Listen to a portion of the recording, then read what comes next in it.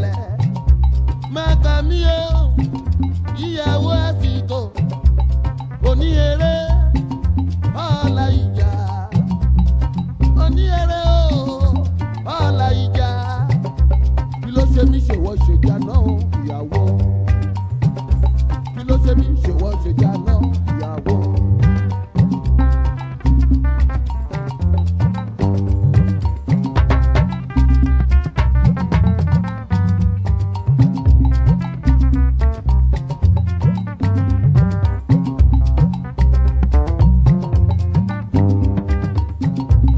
Abu bàbá ọkọ, abu màmá ọkọ. Bó bá ń bá kan sọ̀rọ̀, awú bí búrẹ́dì omi. Amọ́kọ lójú tẹ́yìn, bẹ́ẹ̀ni kọ́kọ́ ò jẹ́ nkọ́kọ́. Bọ́kọ bá ń bá sọ̀rọ̀ ẹ̀dùn lọ́wọ́ àníbọ̀dá ìpanumọ́. Bọ́kọ bá ń bá sọ̀rọ̀ ẹ̀dùn lọ́wọ́ àníbọ̀dá ìpanudé.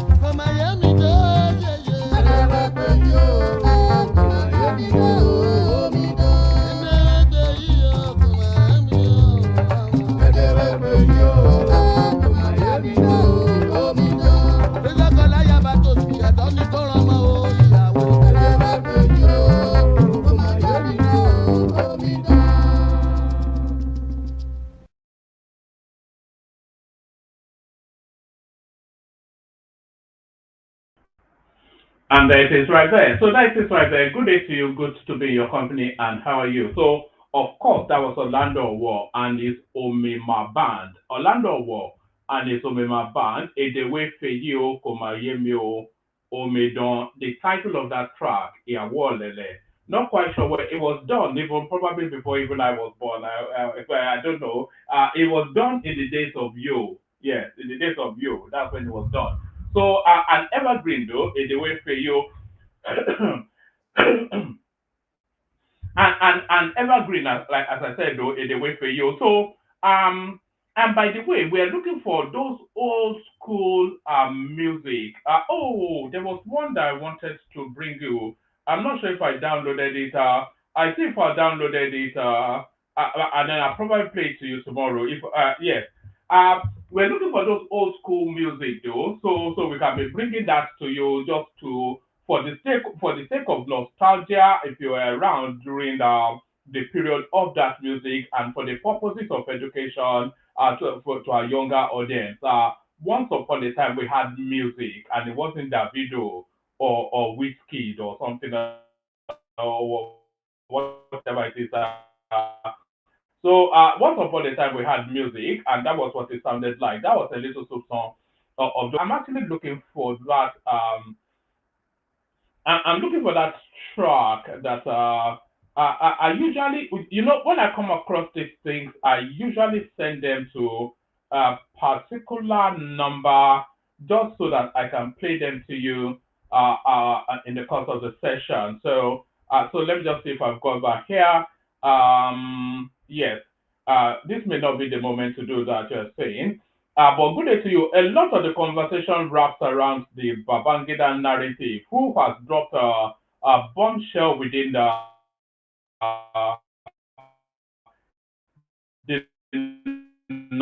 Nigerian paradigm, in fact, and the facts of history are known. So we shall be revisiting and repointing a lot of the narratives that Babangida has been trying to sell. Let me say, I probably have to look for it tomorrow. This may not be the time to look for it. But it's the same music to Village Headmaster that I found it just by chance, and I just thought, oh, in terms of nostalgia, it doesn't get more nostalgic than that. But I will find it again.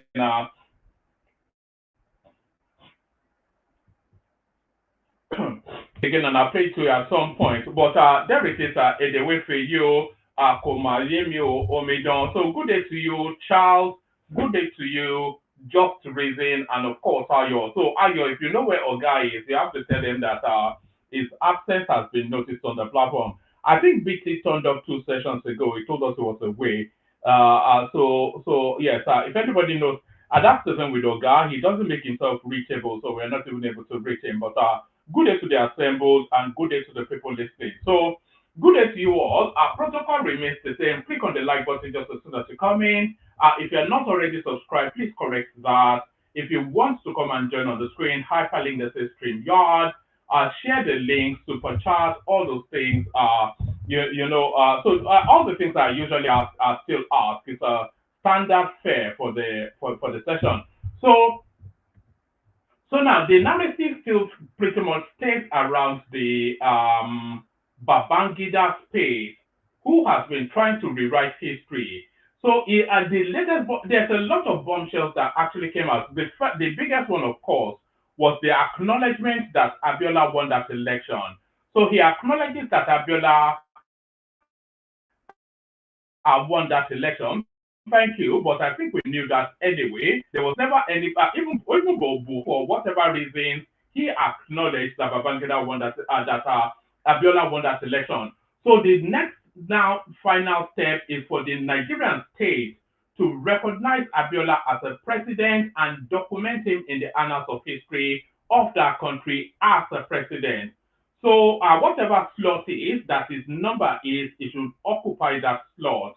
Maybe Abacha's name should be expunged and substituted with Abiola's name. So that was the first thing he dropped. But then he dropped a whole series of stuff as well. He also dropped that it was Abacha that truncated the elections, not him. So posthumously now is slandering somebody, that is not now alive to defend himself. So he may not be alive, but his children Gumshu or Gumsu Abacha, is it Gumsu or Gumshu? I think his first daughter, at least the best known one. I was on a Twitter space just earlier on in the day, and she's just fuming the way her father was thrown under the bus. As are all the Abacha children, they are all on social media fuming at the treachery and betrayal that by their perception of their father. So there's that space.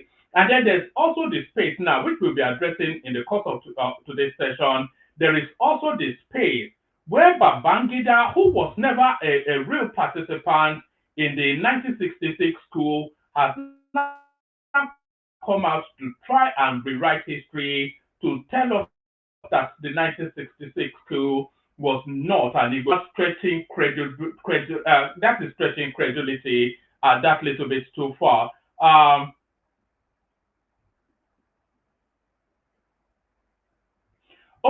Send that to me. I can't pick it up from there. Can I pick it up from there? Let me see. Let me see if I can pick it up from there. So let me see if I can pick that link up. I can't. Yeah. Let me see if I can. All right. Okay. So we add that to the list. So yes. A lot of the narrative wraps around this now attempts to rewrite history by telling us what was an Igbo coup was indeed not an Igbo coup. So the 1966 coup was without equivocation an Igbo coup. It wasn't anything other than that, and that is all it was. The 1966 coup was an Igbo coup.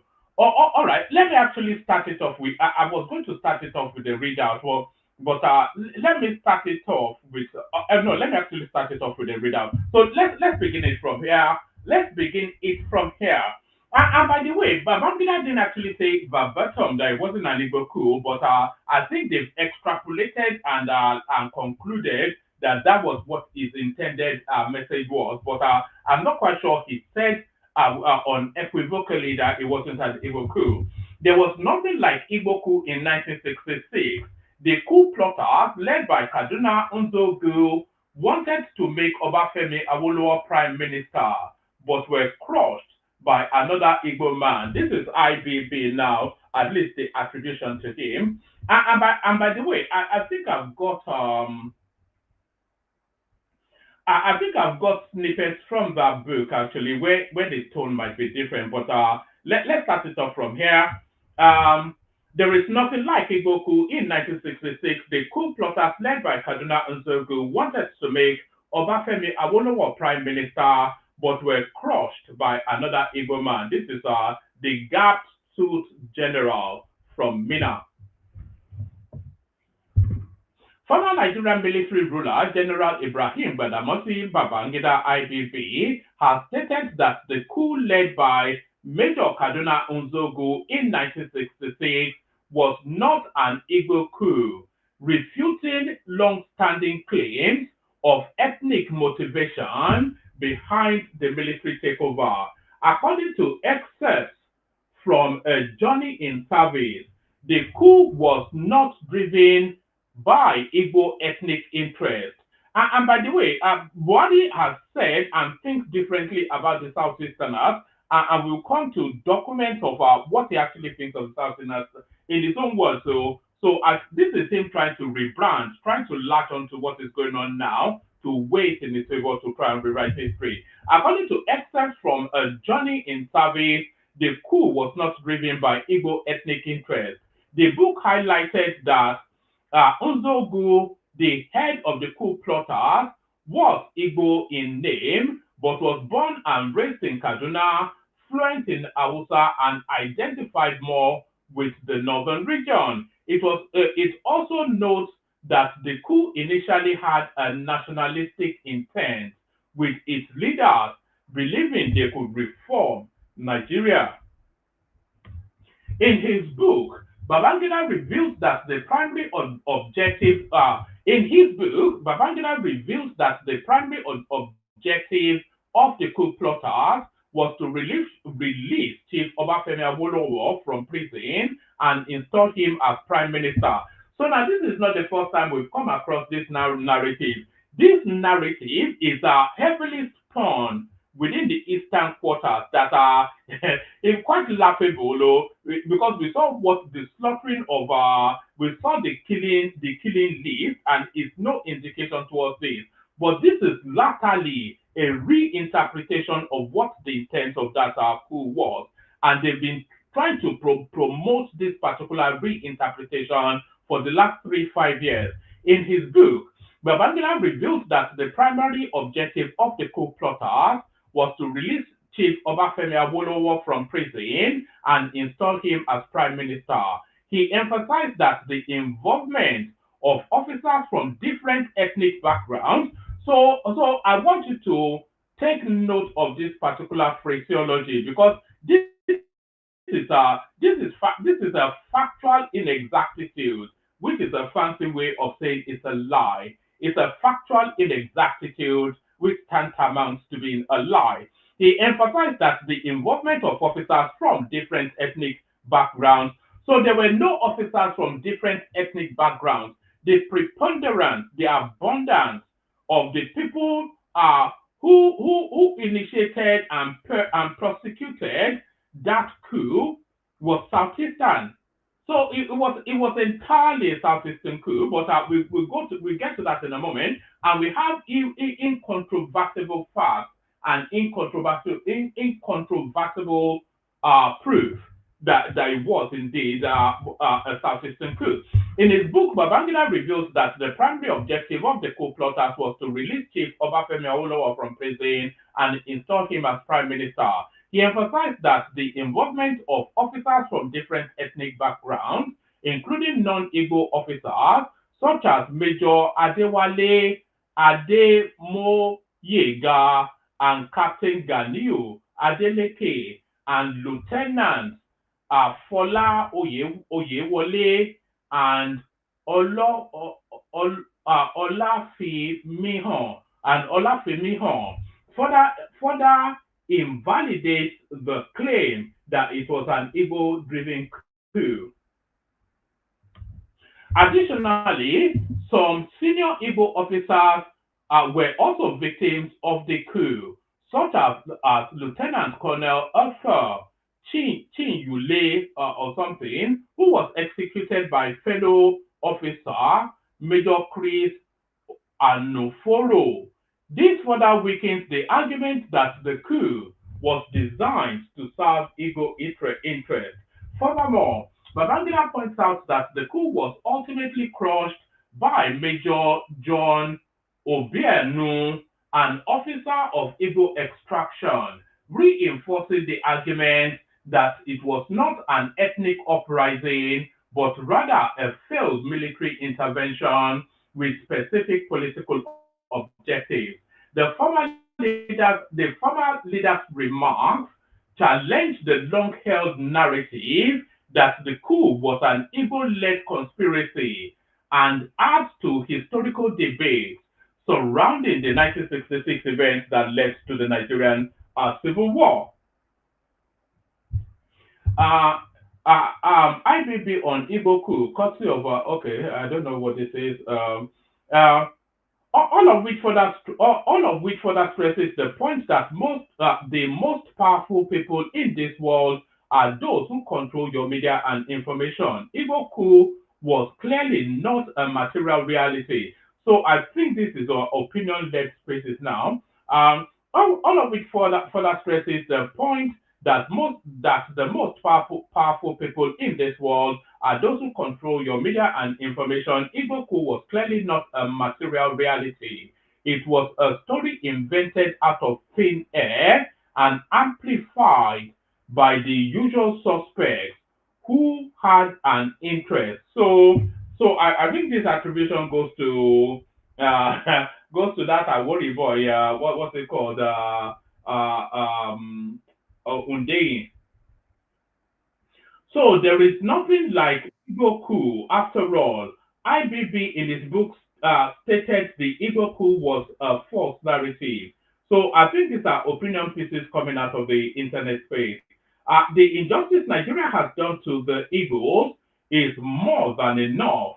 And up until today, they prevent an Igbo man from being president based on lies. Enough is enough. This is from Sarah Ibrahim. So these are reactions then to what they purport and allege that Abuadi said. With all these revelations, there is no point engaging people who are not ready to repent from their hate on Igbos. Chinua Achebe said it in his book, There Was a Country. Ojukwu said it. Now IBB in his book is saying the same thing. It was never an Igbo coup. And this is from Beke Chiwendu. So this is from Beke Chiwendu. So it was never an Igbo coup. So they've latched on now. It's quite funny actually. Some of these people, one of their most hated antagonists, anytime that they say anything that slightly leans in their favor, it becomes their number one champion. So let's go from that to establish if it was or not an Igbo coup. So let's go to establish if it was or not an Igbo coup. So on the screen right there is the list. I hope it's visible enough. On the screen right there is the list of the people that actually prosecuted that coup. So this is from way back then. This is training and regional slash tribal origin of officers detained for alleged complicity in the coup. So a federal list. So let me see. Can I expand this? Oh, come and expand this silly thing. Yes. Oh, okay. So let's go through the names. Training. These are factual documentary things of history. And we don't quite know what game babangida is playing, but I think we do know the game that is playing. But we'll go on to debunk that with facts.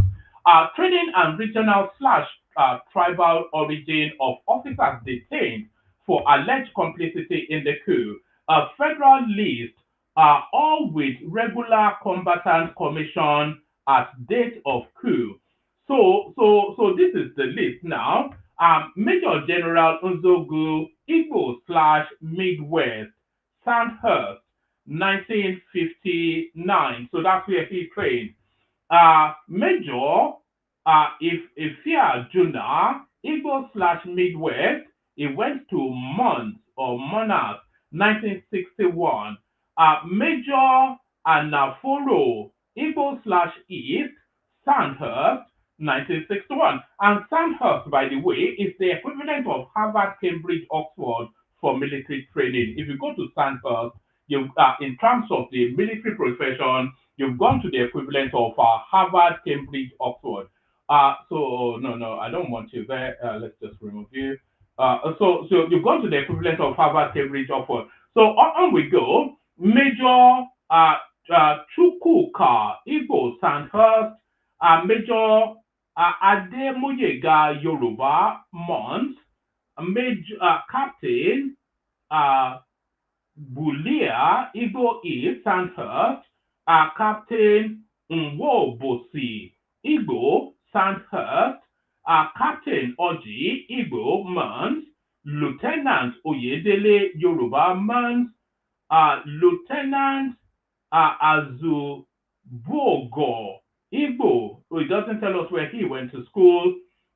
Lieutenant Unwokocha, Igbo, Mons. Lieutenant Ojuku, Igbo slash Midwest, Canada. So those are the arrowheads of that coup. Now, go through that list again and tell me it's not an Igbo coup. Of course, without equivocation, an Igbo coup. Yeah, it's 95% Igbo propelled, and the people that they savaged and ravaged, they were essentially northerners with an additional soupçon of Yoruba people, and that was the kill list. Of course, it was an Igbo coup. Major General Nzogu, Igbo Midwest. Major Ifeajuna, Igbo Midwest.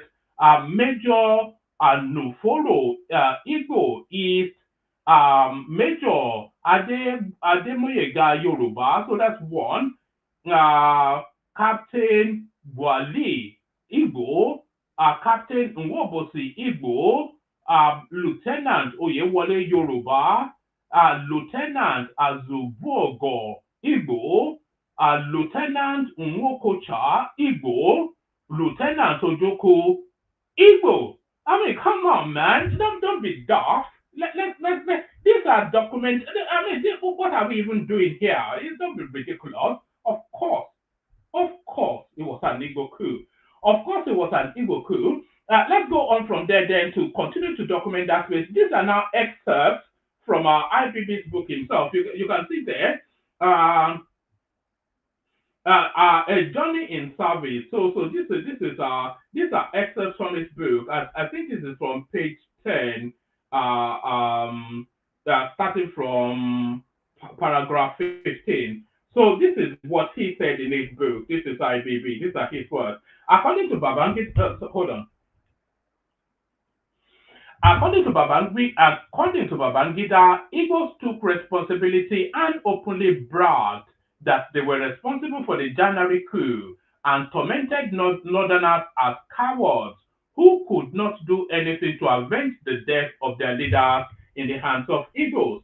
If your fathers admitted they were responsible for the coup, why are we having all the revisionists today cover up?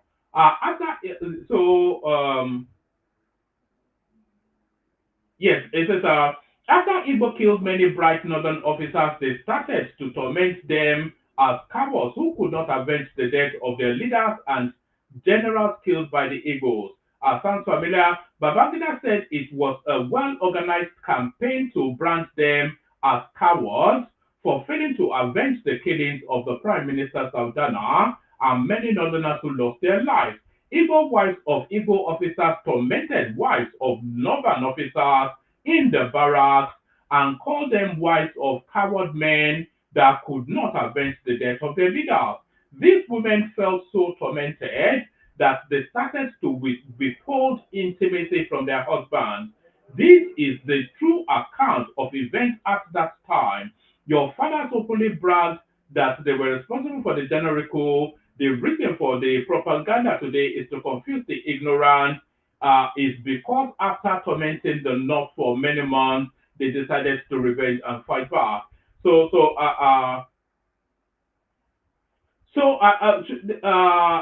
actually take. I think that's the opinion of whoever put this up.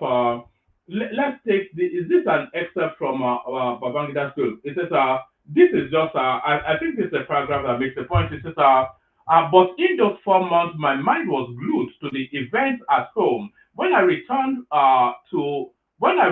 to my reconnaissance unit in Kaduna, I saw and felt the tension in the air. The tension in the barracks was so palpable that you could touch it. It was clear that northern officers were pointed for a fight to retaliate against the killing of January the 15th. The tension was compounded by the fact that there was a well-organized campaign to brand us, the so-called northern officers, as cowards for failing to avenge the killing of the Prime Minister, the Saldana, and other northern officers who lost their lives." So look at the title right here, "A Journey in Service." These are excerpts from Babangida's book, page 40, the last paragraph. Go read it there. Don't take my word for anything.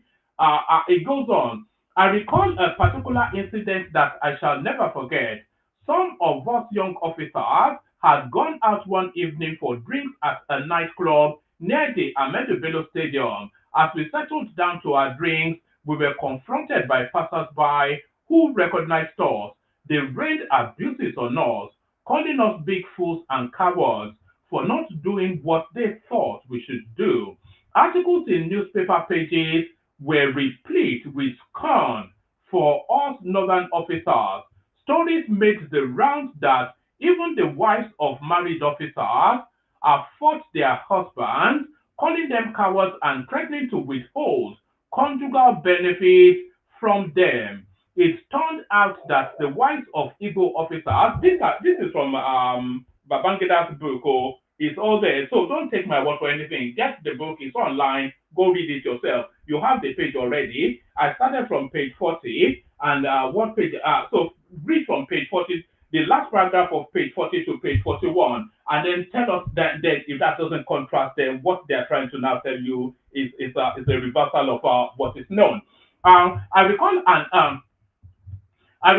I recall a particular incident that I shall never forget. Some of us young officers had gone out one evening for drinks at a nightclub near the Ahmedu Bello Stadium. As we settled down to our drinks, we were confronted by passers-by who recognized us. They rained abuses on us, calling us big fools and cowards for not doing what they thought we should do. Articles in newspaper pages were replete with scorn for us northern officers. Stories made the rounds that even the wives of married officers fought their husbands, calling them cowards and threatening to withhold conjugal benefits from them. It turned out that the wives of Igbo officers, quite insensitively, had been taunting the wives of northern officers about what had occurred to officers of northern extraction. Meanwhile, the rumor mills went into overdrive with conspiracy theories. There were rumors that officers of Igbo extraction were planning a second coup to kill more northern officers. Unfortunately, in the absence of an official federal government announcement about the fate of the officers killed during the January coup, rumors were rife as to whether they were dead or alive. For instance, there was the story of a riot that broke out at the Second Brigade headquarters in Lagos when an attempt was made to remove Brigadier Miamalari's nameplate because many low-ranking officers believed that Miamalari was so in invulnerable. What does that mean? Was so invulnerable that he could not have died, and that since he was still alive, any attempt to remove his nameplate was a continuation of the plot against northern officers. There was also a rumored plan to swap the 1st and 4th battalions and rotate the military governors of different regions. These rumors were amplified by stories of some Igbos gloating over the January killing. So this is a guy that is telling us it's not an Igbo coup, but this is an account from his own biography, telling us of direct experiences that narrates essentially contrary to what is now. It's just nonsense. Of course, it was an Igbo coup. There was also a rumored plan to swap the 1st and 4th battalions and rotate military governors of different regions. These rumors were amplified by stories of some Igbos gloating over the January killings. Contrary to a promise given after the coup was quashed that the coup plotters will be tried, none was ever brought to trial, although some were detained. On the contrary, a few of the coup plotters were promoted. This confirmed rumors that an Igbo domination of national affairs was in the works. This is Babangida. This is from his autobiography. It's just a nonsense. Get lost. Of course, he is even narrating to us essentially without equivocation, backed by eyewitness, first-hand witness accounts that it was an Igbo coup. I mean, don't be daft.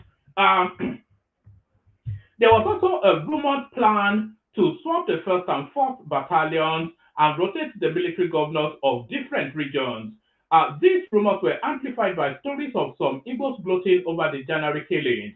Contrary to a promise given after the coup was quashed that the coup plotters would be tried, none were ever brought to trial, although some were detained. On the contrary, a few of the coup plotters were promoted. This confirmed rumors that an Igbo domination of national affairs was in the works.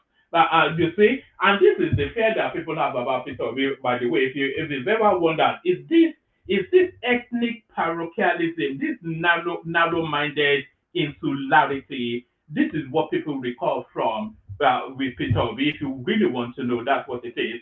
Meanwhile, the role of disgruntled northern civilian propagandists and politicians picked up more steam.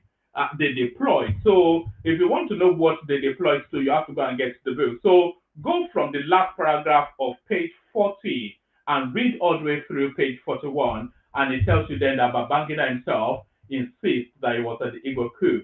So Babangida himself insists, but it was an Igbo coup. But as I said, the usual raw meat eaters, they've latched on to that, and they are doing the Palongo dance already. First off, the number one raw meat eater, Kenneth Okonkwo, of course, I said it was a military coup, not Igbo coup. Apologize to Indigo. This is the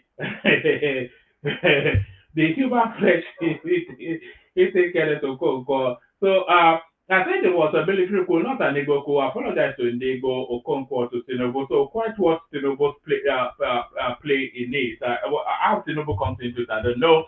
Nollywood legend Kenneth Okonkwo called on President Bola Tinubu to apologize to Indigo on behalf of the federal government for atrocities against them. So on behalf of the federal government. So I think that's where it's coming from.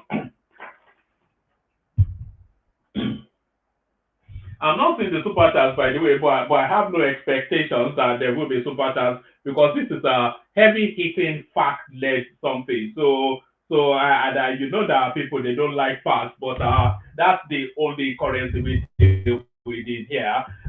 Nollywood legend Kenneth Okonkwo called on President Bola Tinubu to apologize to Indigo on behalf of the federal government for atrocities against them. Correspondent reports that Okonkwo said he had made it clear that tagging the 1966 coup as an Igbo coup was wrong and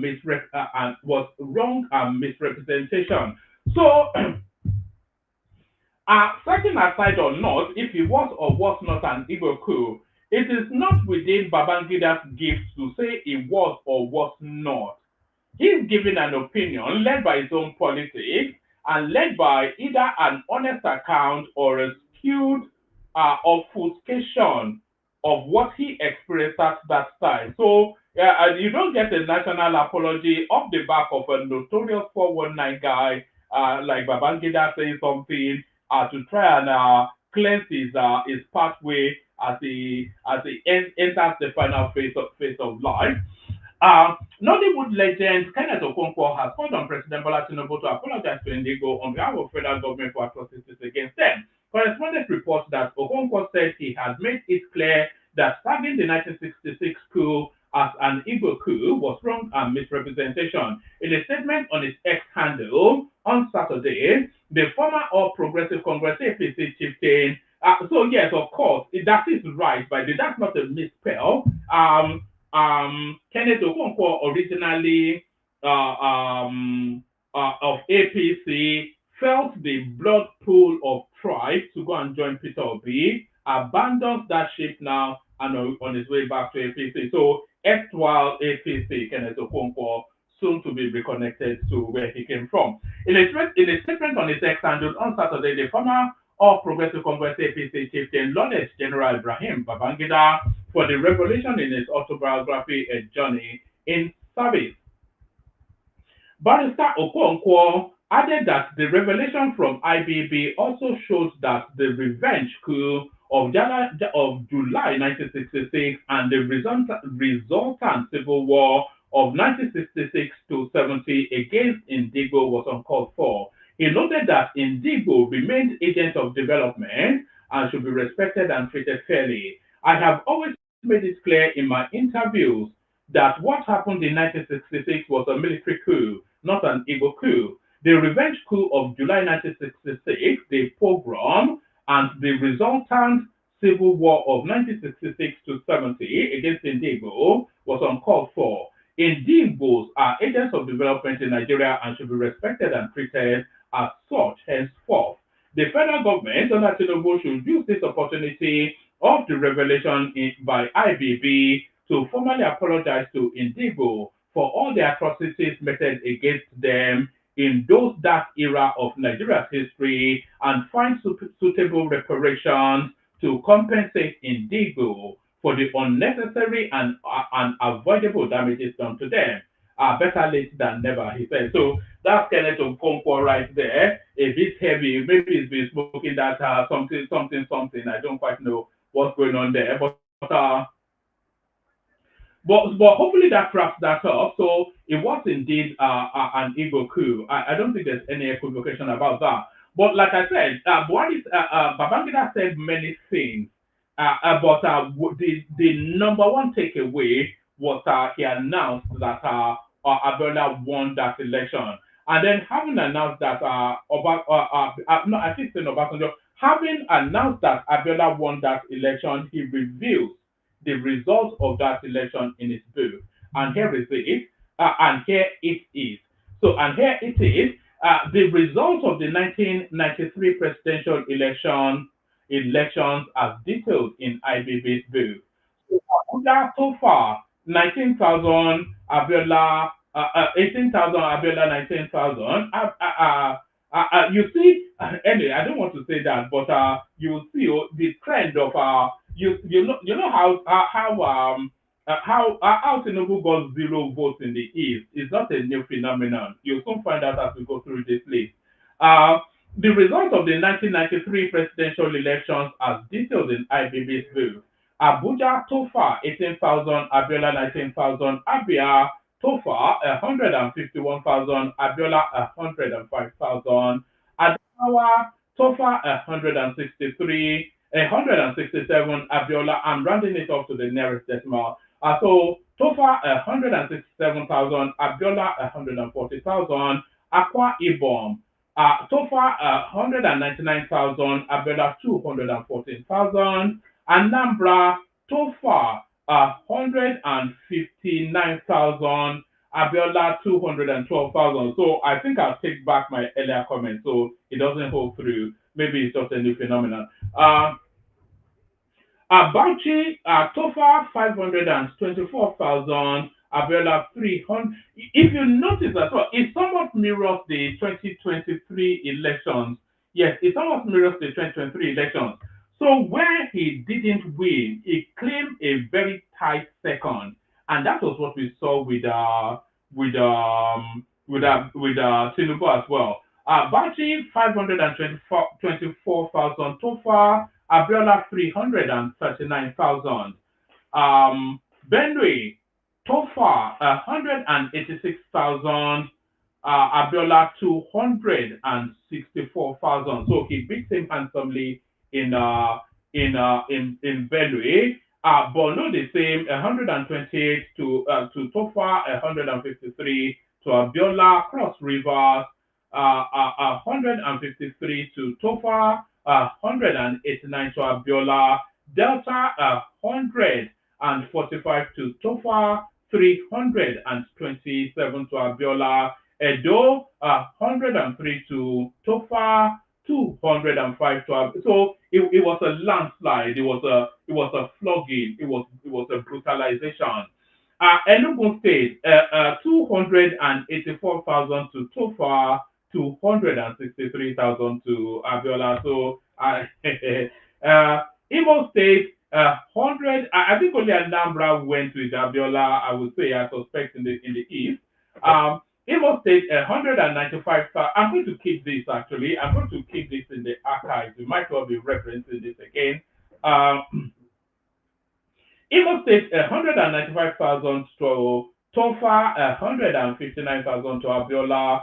Jigawa, 89,000 to Tofa, 100. The North has always been sophisticated. They're the most sophisticated voters in Nigeria without the singlest of equivocation, the most civilized when it comes to elections. Jigawa, Tofa, 89,000, Abiola, 138,000. Kaduna, Tofa 356,000, Abiola 389,000. Kano, and I think I think Tofa is from Kano, if I'm not mistaken. Tofa, 154,000. Abiola, 169,000. Katsina, yes, 271,000 to Tofa, 171,000 to Abiola. Kebbi, 144,000 to Tofa, 70,000 to Abiola. Kogi State, 265,000 Tofa, 222 Abiola. Kwara, 80,000 Tofa, 272 Abiola. Lagos, 149,000 Tofa, 883,000 Abiola. Niger State, 221,000 Tofa, 36,000 Abiola. So that is to tell you then that IBB, IBB, of course, are from Niger State. So that's the first indication that he doesn't want him to win. Ogun State, 59,000 Tofa, 424,000 Abiola. Ondo State, 162,000 Tofa, 883,000 Abiola. So how come Abiola was scoring 883,000 back in 93, but they cannot even get 30,000 votes as the culmination of any elections in Ondo State now? 883,000. Osun State, 72,000 Tofa, 365,000 Abiola. Oyo, 105 to Abiola's 536. Plateau, 259 to Tofa, 417 to Abiola. Rivers, 640 to Tofa, 370 to Abiola. Sokoto, 372 Tofa, 97 Abiola. Taraba, 64,000 Tofa, 101 Abiola. Yobe, 64,000 Tofa, 11,000 Abiola. So, but it was a landslide of a victory. So, a landslide of a victory. So, it must now be declared a president. It must now be declared president. There's no other way other than it must.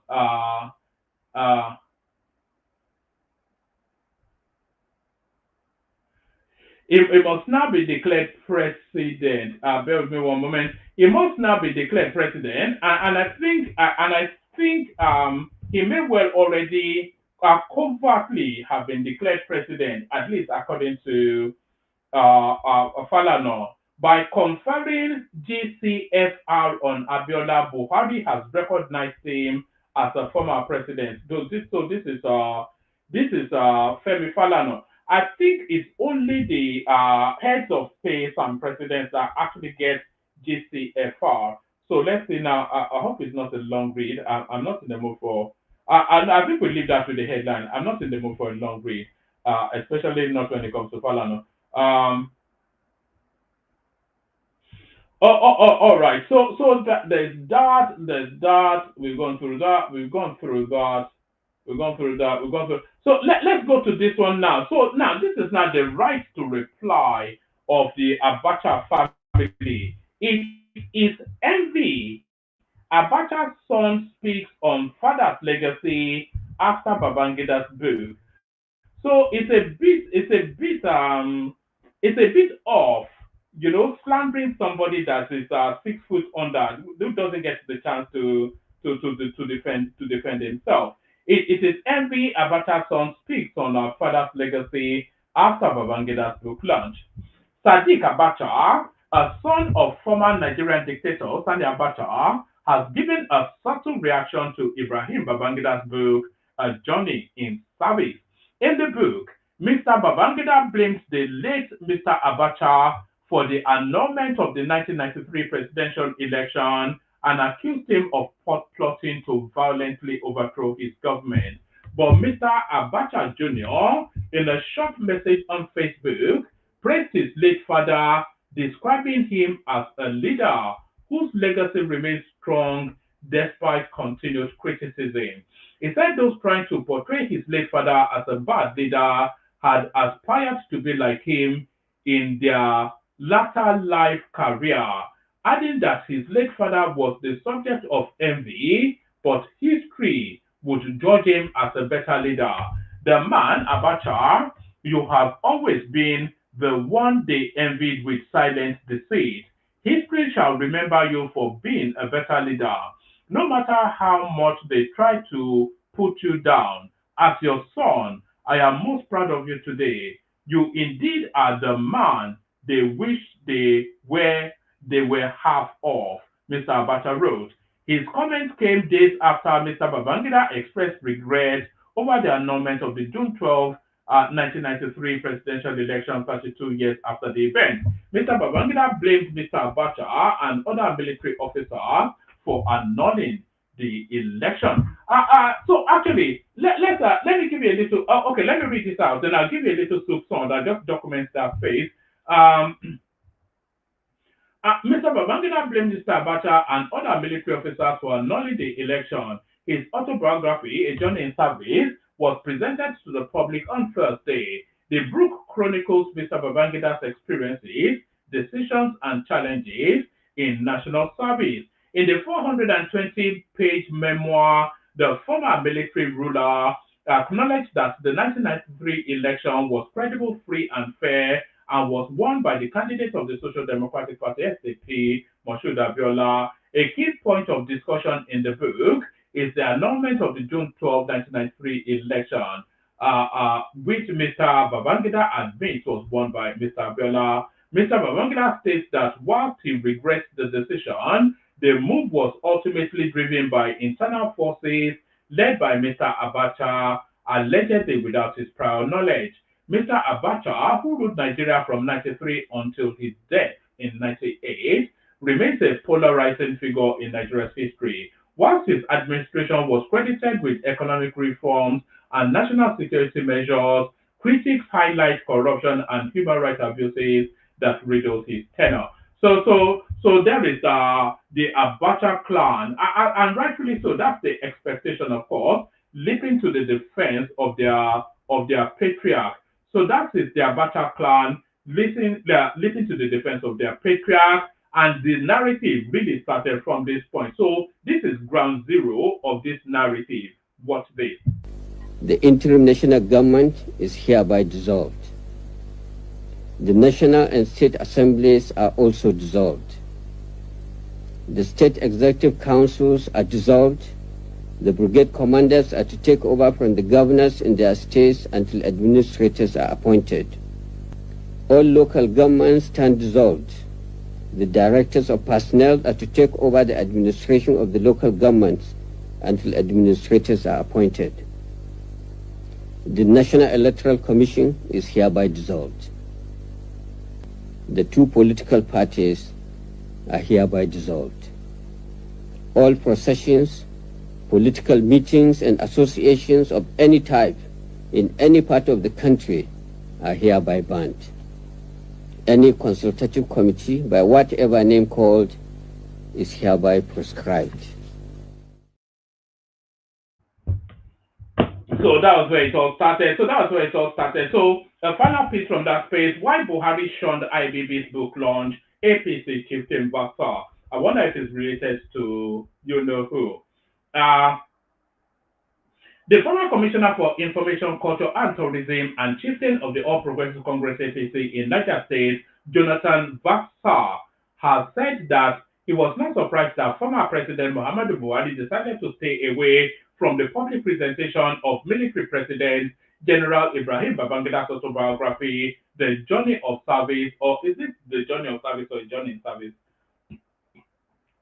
Pardon me, in Abuja on Thursday, saying that the former is yet to let go of the 1985 coup by the latter that removed him from office. Speaking to newsmen in Mina on Saturday on why he will not be in a hurry to comment on the book because he has read it, pointed out that it would have been the ninth wonder of the world if former President Buhari had attended the book launch. Vaxar alleged that the memory of the mother of all betrayals and his subsequent detention by Babangida, denying him the lifetime opportunity to bid his late mother a farewell after her death, was yet to leave him. Recall that the book launch And by the way, it's somewhat of an illiterate that wrote this piece. So it's spelling lunch as lunch, lunch as in mid-afternoon meal. It's done it twice. So the first one I thought was a typo, but I think it's just not quite good enough. Uh, Recall that the book launch had in attendance President Bola Tinubu, former President Obasanjo, Jonathan, former heads of state Gowon Abdul Salami, former Ghana President Akafo Addo, Sierra Leonean Ernest something or the other, Atiku, Yemi Osinbajo, Namadi Sambo, traditional rulers, etc., etc. He however said that he has been vindicated by Buhari's action when he, Babsa, told the whole world that the former President Buhari neglected Niger State during the 8 years of his administration, despite the overwhelming votes given to him during his first and second term in office. According to him, the whole world knows that Niger State was made a scapegoat by former President Buhari because of IBB. For 8 years, he did not pay any serious official visits to the state, and no single federal project was executed in the state. The Boro Port project, which recently generated some political heat in the state, was abandoned by Buhari, including all the federal road projects across the state. So there he is putting his own inflection into that space. Let's move on from there quickly. I may well just be giving you headlines with some of them, unless it really captures the moment. So I'll give you the headline of this one, and then I'll play you a video clip after I've done the readout. So is that Wigwe space? They are fighting over money still within that. It's so crude and crass. We used to call it RAS back in the days, RAS behavior. Sister of late Herbert Wigwe raises alarm over alleged betrayal as assault during his memorial. So there is. I've got a video of us saying it, so I won't label the readout. National Assembly not for content creation.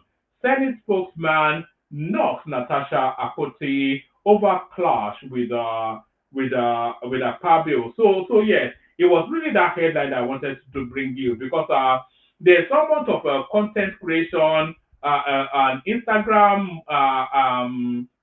streaming, Instagram behavior like in whatever Natasha did there is certainly social media behavior at the hallowed chambers of the Rex chambers. National Assembly not for content creation. Senate spokesperson knocks Natasha Akoti over her clash with a power bill. National Assembly is not for content creation. Senate spokesperson knocks Senate spokesperson Yemi Adaramodu has criticized Senator Natasha Akoti for her confrontation with Senate President Godswill Akpabio over the reassignment of her seat. The dispute arose on Thursday after Akoti, who represents Kogi Central, refused to accept her new seat allocation, citing Order 10 of the Senate sitting rules as she insists on protecting her privileges. The reshuffle follows the defection of some opposition members. Okay, yes. Let's just get to this. Reacting to the incident during an interview on Channel Television Sunrise Daily, Adaramodu dismissed the senator's claims of being marginalized and insisted that the legislature was a place for serious work, not theatrics. What we are saying is that the National Assembly is not for content creation or entertainment. The National Assembly is for serious business, he said. He also argued that Akoti has not been sidelined, highlighting her multiple committee appointments despite being a first-time senator. If she's talking about being bullied or sidelined as a first-timer, she even has 3 committees that she was appointed as chairperson. You are entitled to chair only 1 committee, but she's in charge of foreign affairs and NGOs now. Adaramodu further stated that the Senate would not revisit the altercation as Senator Issa Jubril, also from Kogi, has already apologized on Akoti's behalf. The Senate as a whole has already accepted the tendered apology, so we're not going to revisit. So there it is right there. It's just that line that I wanted to bring out. The National Assembly is not for content creation. It captures so succinctly the essence of it. I'll give you this only as a headline. PDP sweeps all 30 local governments in Osun State. So it looks as though Adeleke gets his way there. I think the APC actually withdrew from contention in that space. Ekiti now has an airline, and airpiece has landed there, apparently, allegedly, and there it is. I'll give you just a few paragraphs. Uh, Airpeace CEO hails Ekiti Airport, declares it amongst the world's best. Chief Executive Officer of Airpeace Limited, Dr. Alan Oyema, when did he become a doctor? Dr. Alan Oyema has commended Ekiti State Agro Allied International Cargo Airport, describing it as one of the best in the world in terms of infrastructure and operational readiness. Dr. Oyema, who arrived at the airport on Saturday at about 10 a.m. aboard a Boeing 737 aircraft, lauded the quality of the apron, runway, and terminal building, stating that they are highly functional and aesthetically outstanding. Speaking to journalists after landing, he emphasized the airport's potential as a strategic asset for domestic and international flights, positioning Ekiti State for significant aviation activities. He further noted that the facility is capable of accommodating larger aircraft, including Boeing 777, and expressed his commitment to partnering with the state as soon as commercial operations commence. This is the first time a Boeing 737 is landing here. And as an aviator, I can categorically say this is one of the best airports in the world. Even the pilot confirmed that this is one of the best runways he has ever seen. It is just a matter of time before Ekiti pilgrims and travelers begin to fly from here. So that's Ekiti State then. I'm not quite sure quite what the need is for an airport in Ekiti State. A vanity project, that's all you can say about the vanity project. And this also still speaks to that, but I think this comes actually with a video clip. Yes, so there is, that's the Ekiti airport right there, best in the world. Look at that. Look at Porta Cabin Airport, best in the world, in the middle of some backwards forest. Look at that. There's some what do they eat? Amala Mountain, whatever. They call it Amala Airport. Really shouldn't they just the ridiculousness of it? But there it is, the ridiculousness of Ekiti State. So that's the reader. Then, if anybody that wants to the conversation hop on, we place a few clips and then we see who turns up. So now, let me.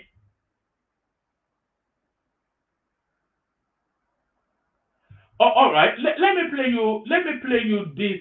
These are human interest one. The first two ones are human interest one. So this one now is the narrative of all of us. A lot of men will associate with this first clip. Sir, you know I pulled you over tonight? Yeah, I got a pretty good idea. Hey, I got a big favor to ask you. Mind if I step out of the car for a minute? Yeah, sure. Go ahead. All right, thanks. Yep. Let's step back here. Okay.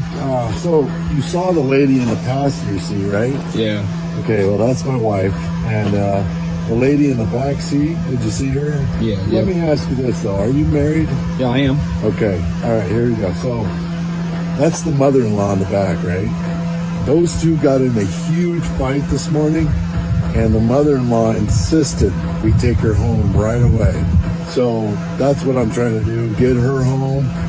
I'm worried they're gonna make up and then, she's gonna live with us another 6 months, right? So I gotta get her home before those two make up, okay? All right, so I'm gonna give you a full police escort. Okay. I'm gonna turn on the sirens, keep the lights on. By the glory of God, we will get you there. Now get in the car. Yep. So that's on a lighter note. I'm sure a lot of men would relate to that. So now, I've said often on this platform that Nigerians are criminal-minded. There's no mind more attuned and astute and acute towards criminality than the Nigerian mind. The criminality is baked into the DNA of the Nigerian person. Every single Nigerian person is a crook. Is a crook. And I can say that, and I'm sure you'll agree with me after watching this. This one left me stunned. This is 419 on Red Bull. 419 Pro Max. Watch this. So I just got fuel at an MRS fuel station, and I noticed that some driver was sent to come and get fuel, and he was videoing or taking pictures of when my tank was being filled. In fact, he took the picture exactly because the attendant stopped for him to take the picture at exactly 30,000 naira. So my guess is that he's been asked to go and fill that tank with 30,000 naira, and he's trying to rob the whoever sent him money. So what he would do is the attendant would swipe the POS at 30,000 and give him a cashback, and of course he will tip the attendant. See, let me tell you something. We are shouting corruption. Corruption is in all of us. If most of us are given the opportunity to be in positions where we would steal, we will steal. Corruption is in all of us, and it's so wicked. Tariffs are high, electricity is high, water is high, everything is high, food is high, everything, and this person is struggling to pay you salary, and you think it is that 5,000 naira or whatever naira that you want to collect from that money to go and get fuel that would solve your problem. You are heaping costs on your head. I pity everybody that is trying to steal from their... Did you hear what that woman said? So she was at the petrol station pumping gas, and then a driver was taking videos and pictures of how much was being recorded on the pumping machine, and then she immediately clued on to what was going on. That driver that person taking the photograph was actually somebody's driver sent to go and buy petrol. So he will buy less than however much was instructed to go and buy, but then he will show that image of her purchase as proof of how much he has purchased. Do you see? It's ingenious and criminal at the same time. Nigerians are criminals. Are you still not convinced? Watch this. This is how they invade my pond. This morning, around 6 a.m. You can see, they condemned that pond for me. They bust it in two places. You can see. You can see the other side there.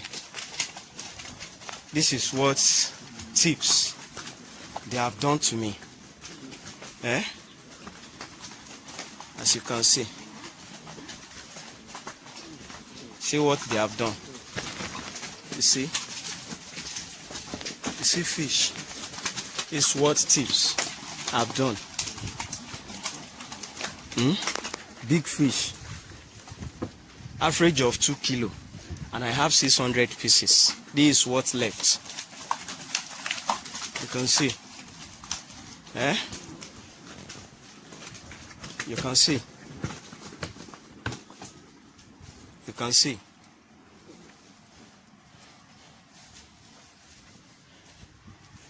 Farmer don't sleep. Please. Your farm business is your life. You have to secure your life. Please. You can see. They did not touch this one because they know that the fish is not yet matured.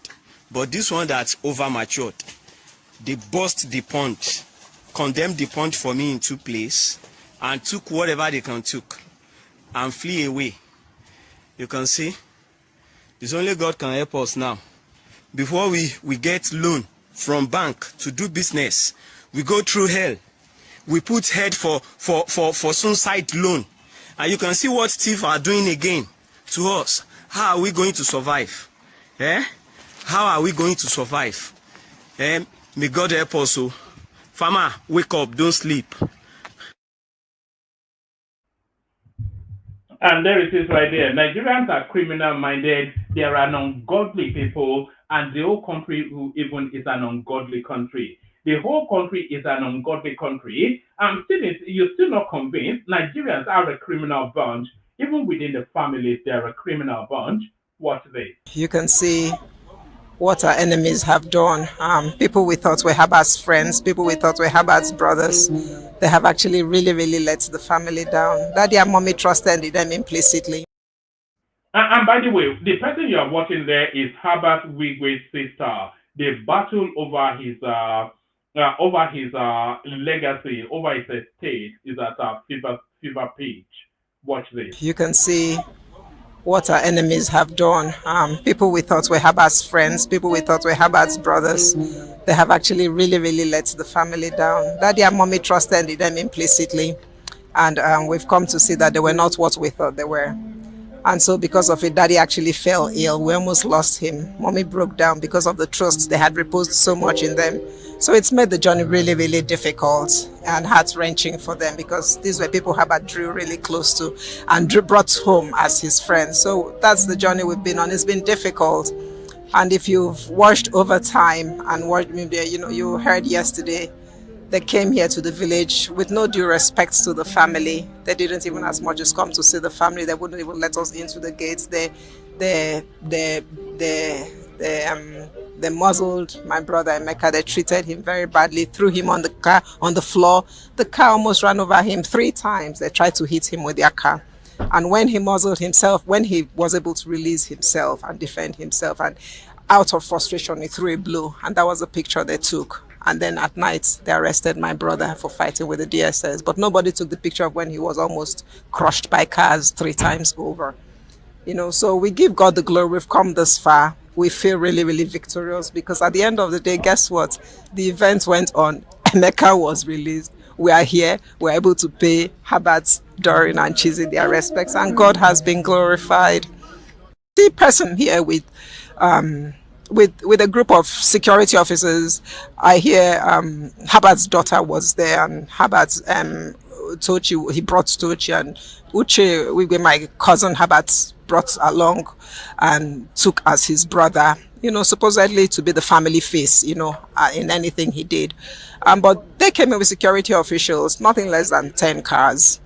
Security of it. We came in here, there were masked armed men, and you begin to wonder if you actually came to drop rates and pay respect. Do you come with up to 10 armored vehicles with security staff with guns, to the family, and not even as much as go and pay the elderly people any form of respect? That wasn't done. So that is really where we found ourselves yesterday. They almost crushed him on the floor. He fell on the floor. The car almost ran. Somebody pulled him out. Then he got out, and then he ran. They got him again, and he fell on the floor on top of the car. They were hit. Somebody pulled him out, and then they muzzled him, and he tried to. Right, the last person that held him was when he hit the person out of frustration, and that was how he was said to be fighting with the DSS. It really has taken a toll on your mom. My mother used to call Herbert her Tony Blair. Herbert was her shining light. So it's been a particularly difficult time for her. This was a child that was most problematic when it came to health. So a mother has had a child that had problem with his health, his legs, all through growing up. So you can imagine, after nurturing this child and paying so much attention, now he's the child that actually stood up and put them on the map and gave them a life they would never have dreamed of. So you can imagine how difficult it is for her and for my father as well, and for all of us as well. It's really, really difficult, because we welcomed everybody with open arms, because Herbert had a very gentle spirit. He was fearless, but he had a gentle spirit. But then we have been let down like never before. It's a new life that we're living now. If the family, or if the friends we thought Herbert had stood closer, I think my parents would have been better comforted. But they haven't been comforted, because even up to last night, like I said, their son was arrested and taken in by security officers, all because he was trying to defend himself and almost got crushed by them 3 times. So you can imagine how they feel. It's been particularly difficult.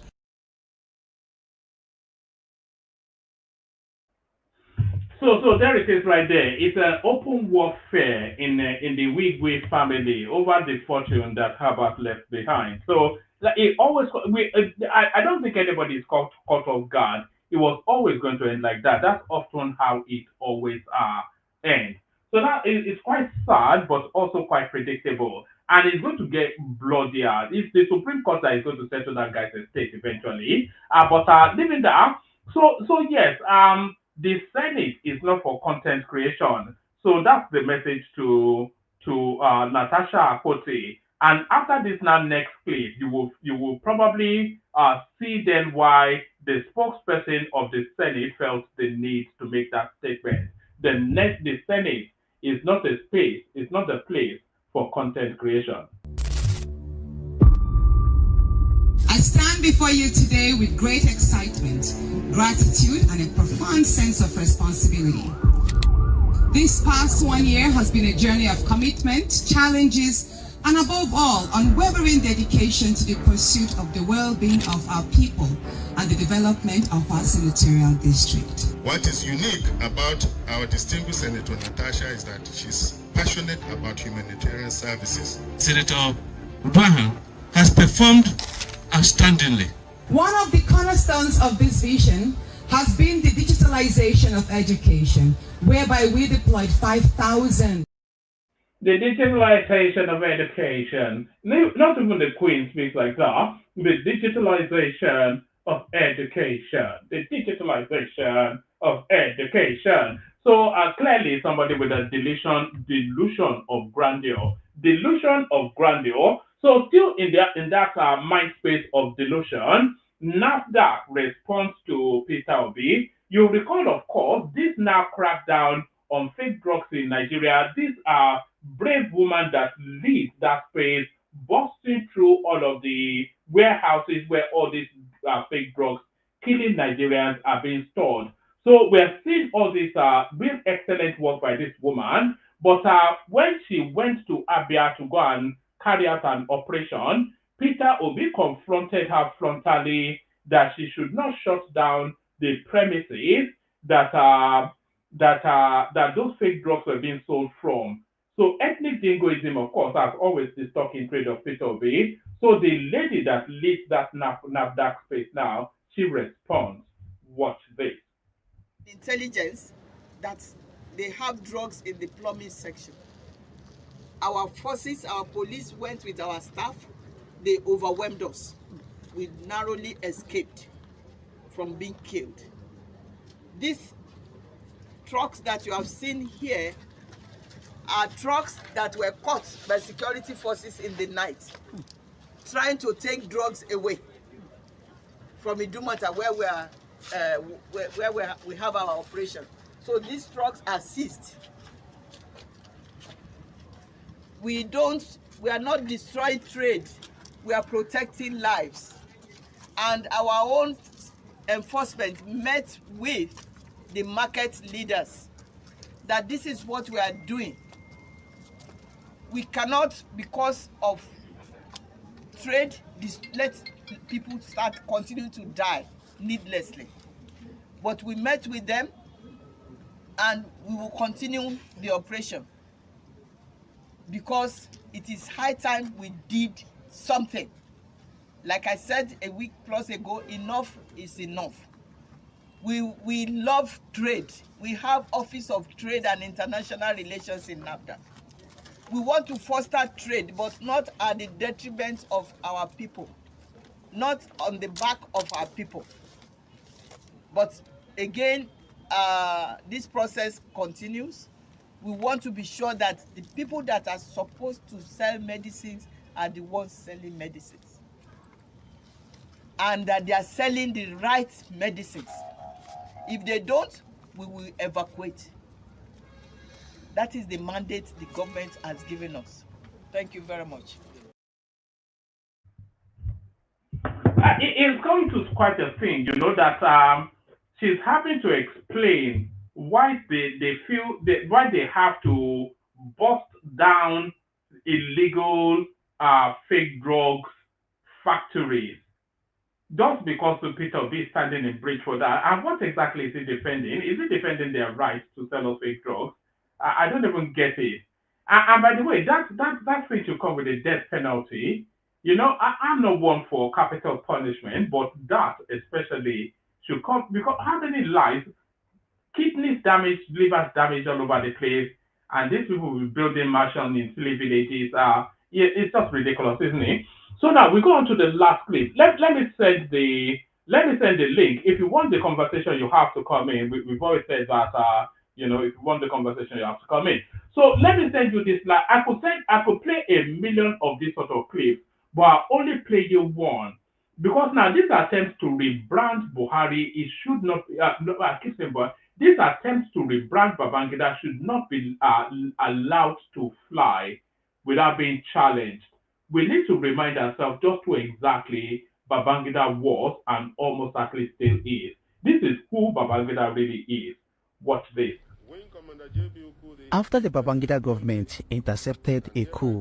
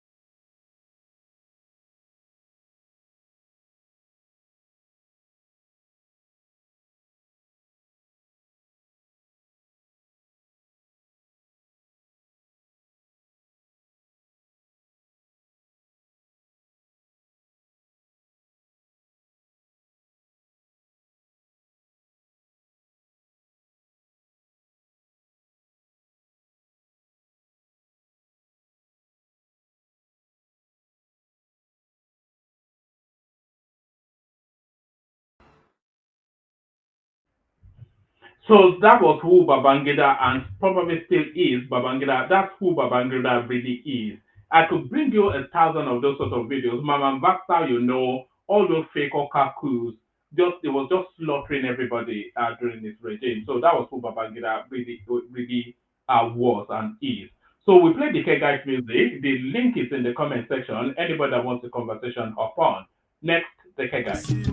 Water, only water, where they see ma. Water, only water, where they see ma.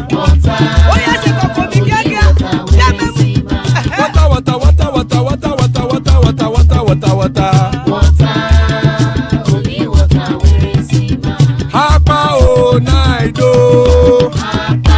Hapa o naido. Hapa you don't come o.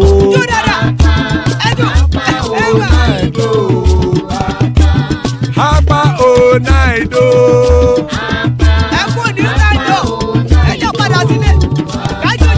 Oro kẹ̀kẹ́ ẹlẹ́mù yé o. Ilé ṣọ́dí kẹ̀kẹ́ ẹlẹ́mù ré o. Bobby master kẹ̀kẹ́ ẹlẹ́mù ré o. Chief Wáìlà tí kẹ̀kẹ́ ẹlẹ́mù ré o. Eruku lẹ̀lẹ̀ ẹlẹ́mù dé.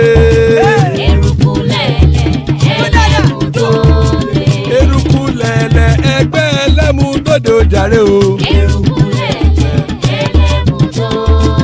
Eruku lẹ̀lẹ̀ Ghana ti dé ẹgbẹ́ bọ́dì o. Ọmọ ẹlẹ́yẹ ẹyẹ o ó dilé o. Olúyẹ̀lá ẹyẹ o ó dilé o. Petrosoname ẹyẹ o ó dilé o. Petrosodunke ẹyẹ rẹ̀ ó dilé o. Ẹlẹ́kọ̀ ọ̀run mú ìní o.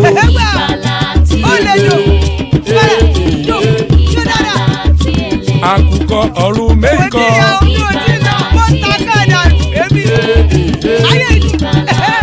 Ikú kò ní ríwà gbéṣe o.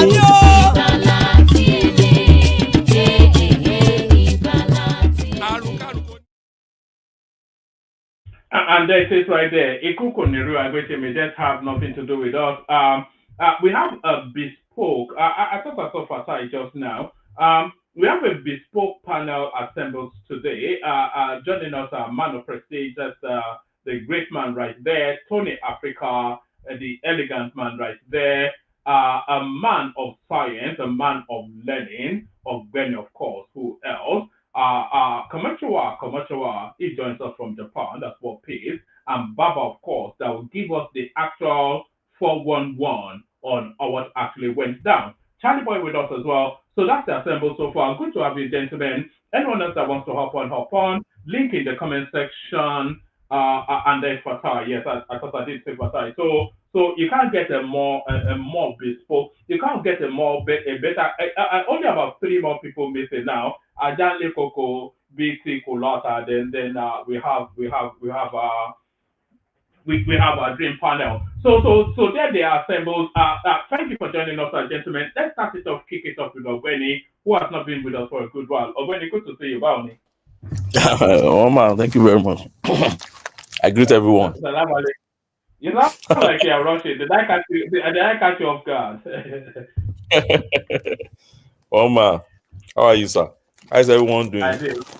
We're all good. Thank you. At this time of the night, huh?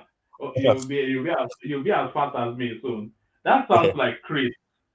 You still eating Chris? Right? So people don't eat. I thought on your daily Chris. No, this one is plantain. Oh yes. I have those as well. Yeah.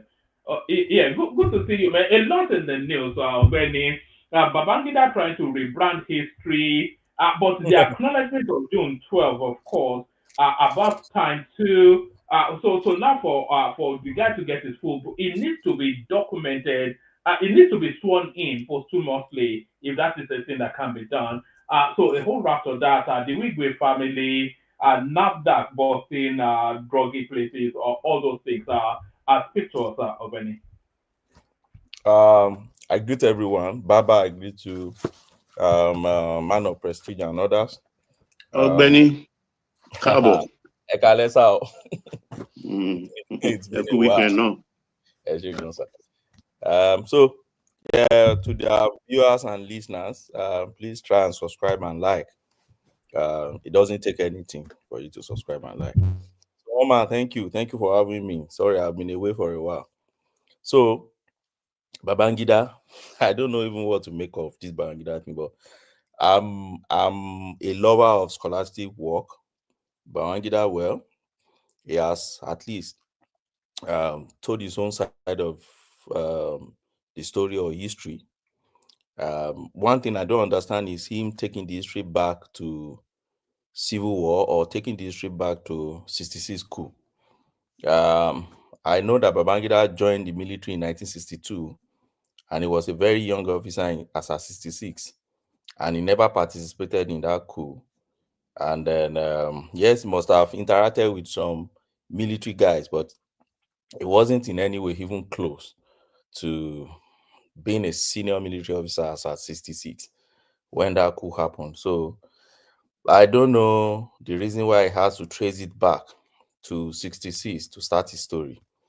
And another thing, woman, I notice is, you see, Nigerians, we kill intellectualism. I don't know.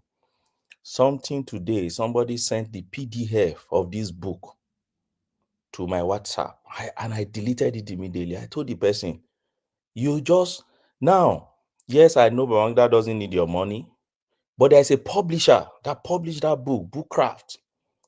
That publisher should be expected to make something from the intellectual properties. But we do things in Nigeria and such, I don't know. So we keep blaming our leaders, but things we do sometimes doesn't even make us to even look as if we want even a leadership change or a better country for ourselves. And that is what scares me sometimes when I'm writing books and I want to go and publish in our space, or I'm looking for a Nigerian content to write something on. Because before you know it, in less than a few weeks, somebody from somewhere in Ladipo or Aba or somewhere will just start producing your book, and you find it in the market. You won't even make anything from it. That's just by the way anyway, but it's just something I noticed today. And I want the person to stop doing that. Unfortunately, again and ironically, the person is also an academic. He's teaching in one of the universities in Nigeria. Say, boy, you're an academic, you should appreciate intellectual property. So why you're sharing something someone sat for probably, I know Babangida wouldn't have, Babangida would just tell them the story and probably use ghost writers. I know, but even for him to have even sat somewhere to even dictate and tell them things, edit and all those things, then he has put up effort. It's not something that should be, and that was the same thing they did for the was it run against the player Adeniji, that guy after Yaradua left, that guy that wrote a book, he wrote something run against the play or something like that. Before the guy could launch the book, they just PDF, everything was on social media. I think Nigerians should desist from that. It's not a good thing at all. So I'll go back to Babangida. So for me, I don't know why Babangida will start from that. I've not been able to read that book, except the snippets I've been seeing, and I realized that they said that he said he's been pushing everything now on Abacha. So the question that kept ringing in my head is because Abacha has died now, so everything now should be on Abacha. Because who was Abacha as at the time you were the head of state? Yes, Abacha was very close to you, but at the same time, Abacha was not you were Abacha's boss.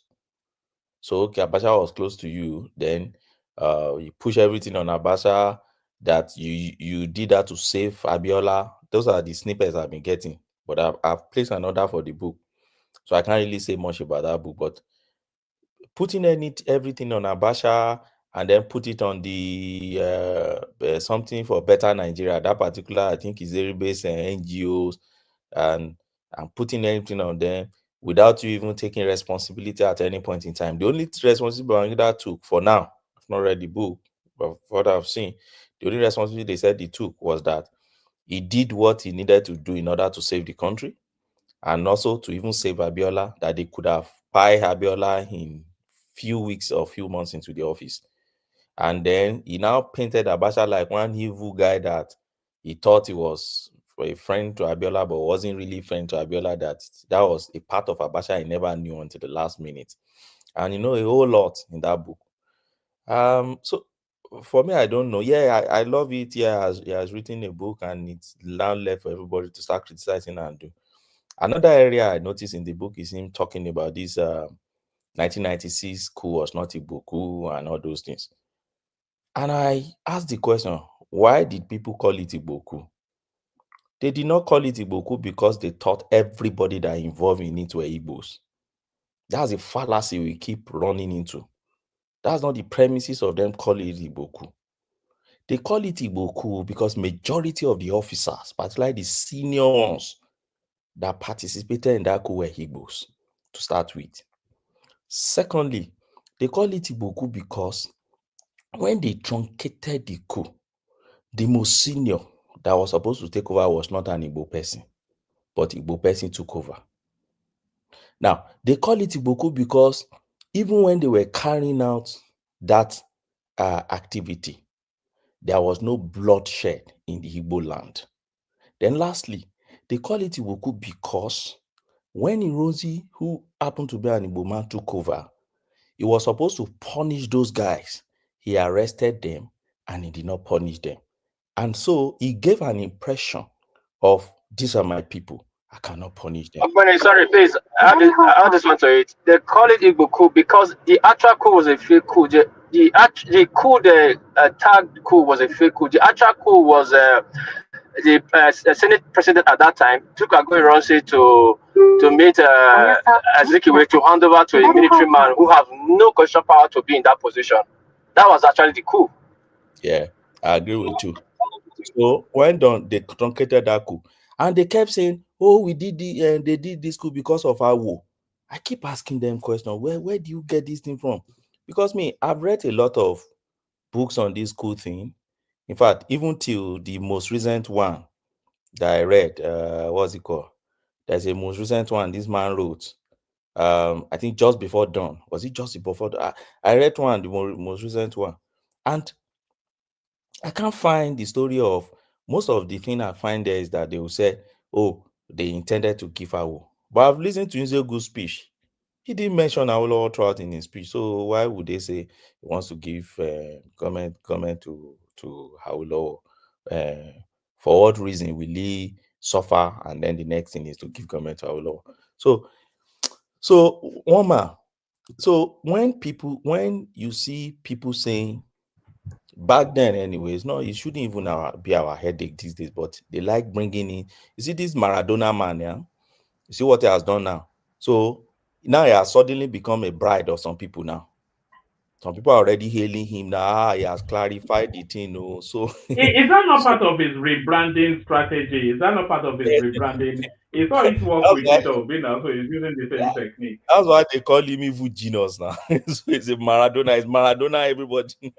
And now, so he has suddenly become some people's pride, just like what Obasanjo did in 2023. I just suddenly become the bride of some people that believe that he killed them during Biafra War, and they were so. But Obeni, he suddenly just. Obeni, I think why he's saying it. So sorry, Karen. Go on, please. You can go on, please. Yeah, I think the North finally made that. And what happened? North finally made that they are finally unlike Igbos in Biafra. They finally made the truth. They finally made the truth that they're unlike Igbos in the Biafra war. Thank God. He finally made it. He made the truth. It wasn't Igbo Coup. It was Nigeria who worked with the birds to unlike Igbos. That's my opinion. That's a fact. Okay. So I've laid down about 4 reasons or 5 reasons why they call it Igbo Coup. It's for everybody to take whatever you want to believe in, but those are facts. The fact that majority of the officers, even the main proponent, I read out the list of when the main guys, it was 90%. We have the list of names now. So I mean, why are we even look at that's the list of names now. Out of about 12-15 names, 13 of them are Southeasterners, are 2 Yorubas. So it's an Igbo Coup now. So let's not. But sorry, carry on. The fallacy they want to push you to is the fallacy to say the only time you should call it Igbo Coup is if they are all Igbo, if they were all Igbos. But that's not true. That's fallacious. The point here is that majority were, and many scholars have testified to that as at then, I know some who try to explain it and say, look, as at then, the qualified ones, the educated ones that could get to a top ranking military officers in Nigeria were those who are educated, and the Igbos actually went into military in those days. So you could actually find that. Yes, it's quite impressive their CV actually. Sandhurst is the equivalent, is the military equivalent of Oxford, Cambridge. Yes. Nzogu went to Sandhurst. Yes. Okafor went to Mount. Onuforo went to Sandhurst. Chukwuka went to Sandhurst. Wali went to Sandhurst. Nwobosi went to Sandhurst. Ojukwu went to Canada. I think it subsequently went to Sandhurst. So they are the topmost, the best training possible they've had. Oma, there was a man that could have changed the narrative back then, or the EU back then. I think it was in Rosie. If Rosie had punished those guys, if he had punished Nzeguna and others to have pied them in accordance with the martial law, all those programs, everything that happened after wouldn't probably had happened. Because if you remember, he kept them, and that was what led to. So most time when they tell these stories, they omit this part of it, and then we just go straight to the civil war. No, it did not lead straight to the civil war. It wasn't the Zegu thing that led straight to the civil war. Some events happened after. Zegu happened, it was truncated. Having truncated it, a man took over the government, and then tension started rising. This man was supposed to give justice and punish those people who carry out that dastardly act, but he did not do that. Instead of that, what did he do? Unification decree. And when he did although Babangida, they said in his book said Erosi was not the one who did that unification decree out of his own will, that it was the decision of the SMC. Fine. So he made that decision. That's a lie, Ogbeni. That was what they said. Who were in his economic team? Don't mind, carry on, Jerry. You know IBB now. He's Maradona. IBB he knows what he's doing now. The man is about to, so he wants to get a very good state burial. IBB. So, but I learned that is what he said in his book, because I have somebody who has read that book now.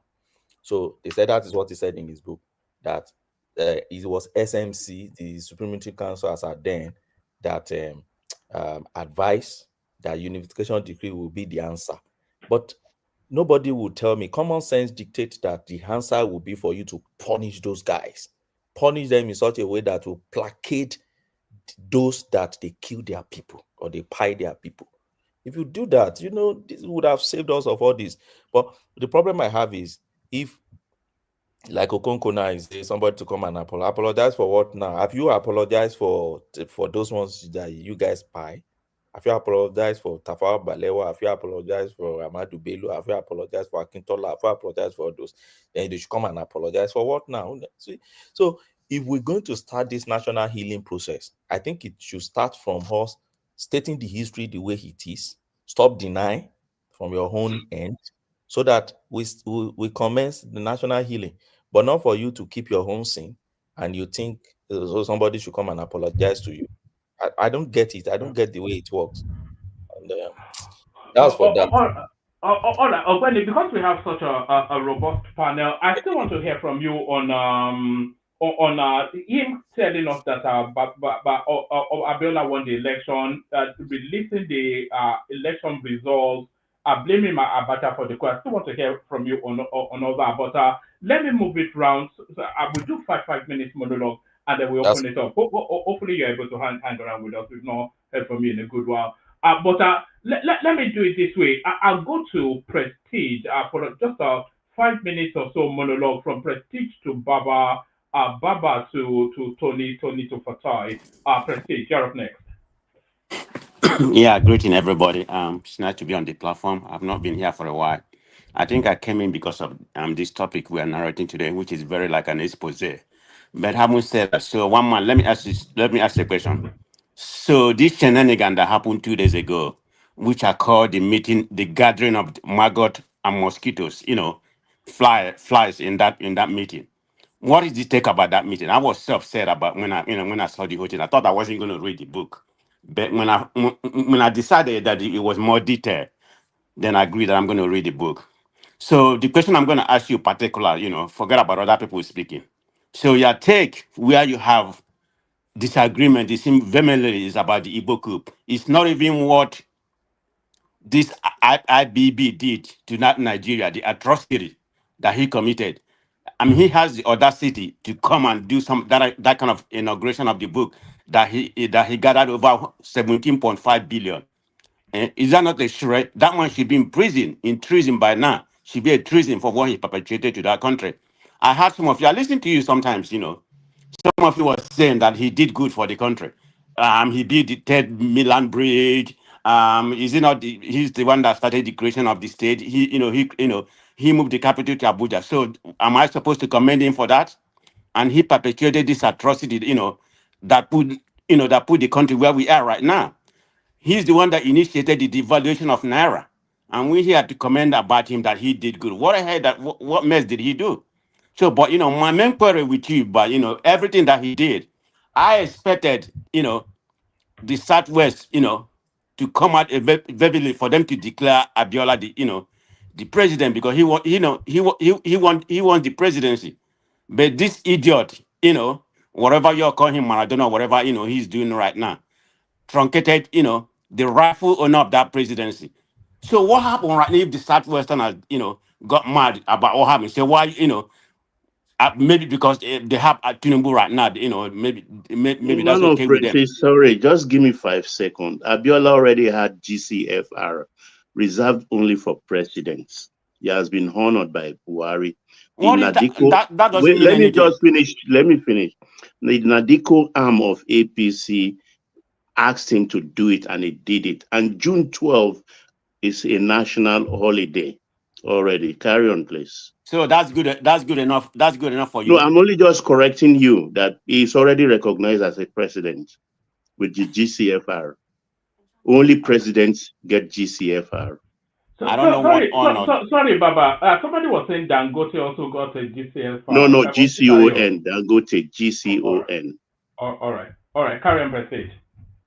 So what I'm trying to say, So it seemed like one man. The only thing you really get on about is about the Igbo coup, not the atrocity that this Babangida perpetuated to that country.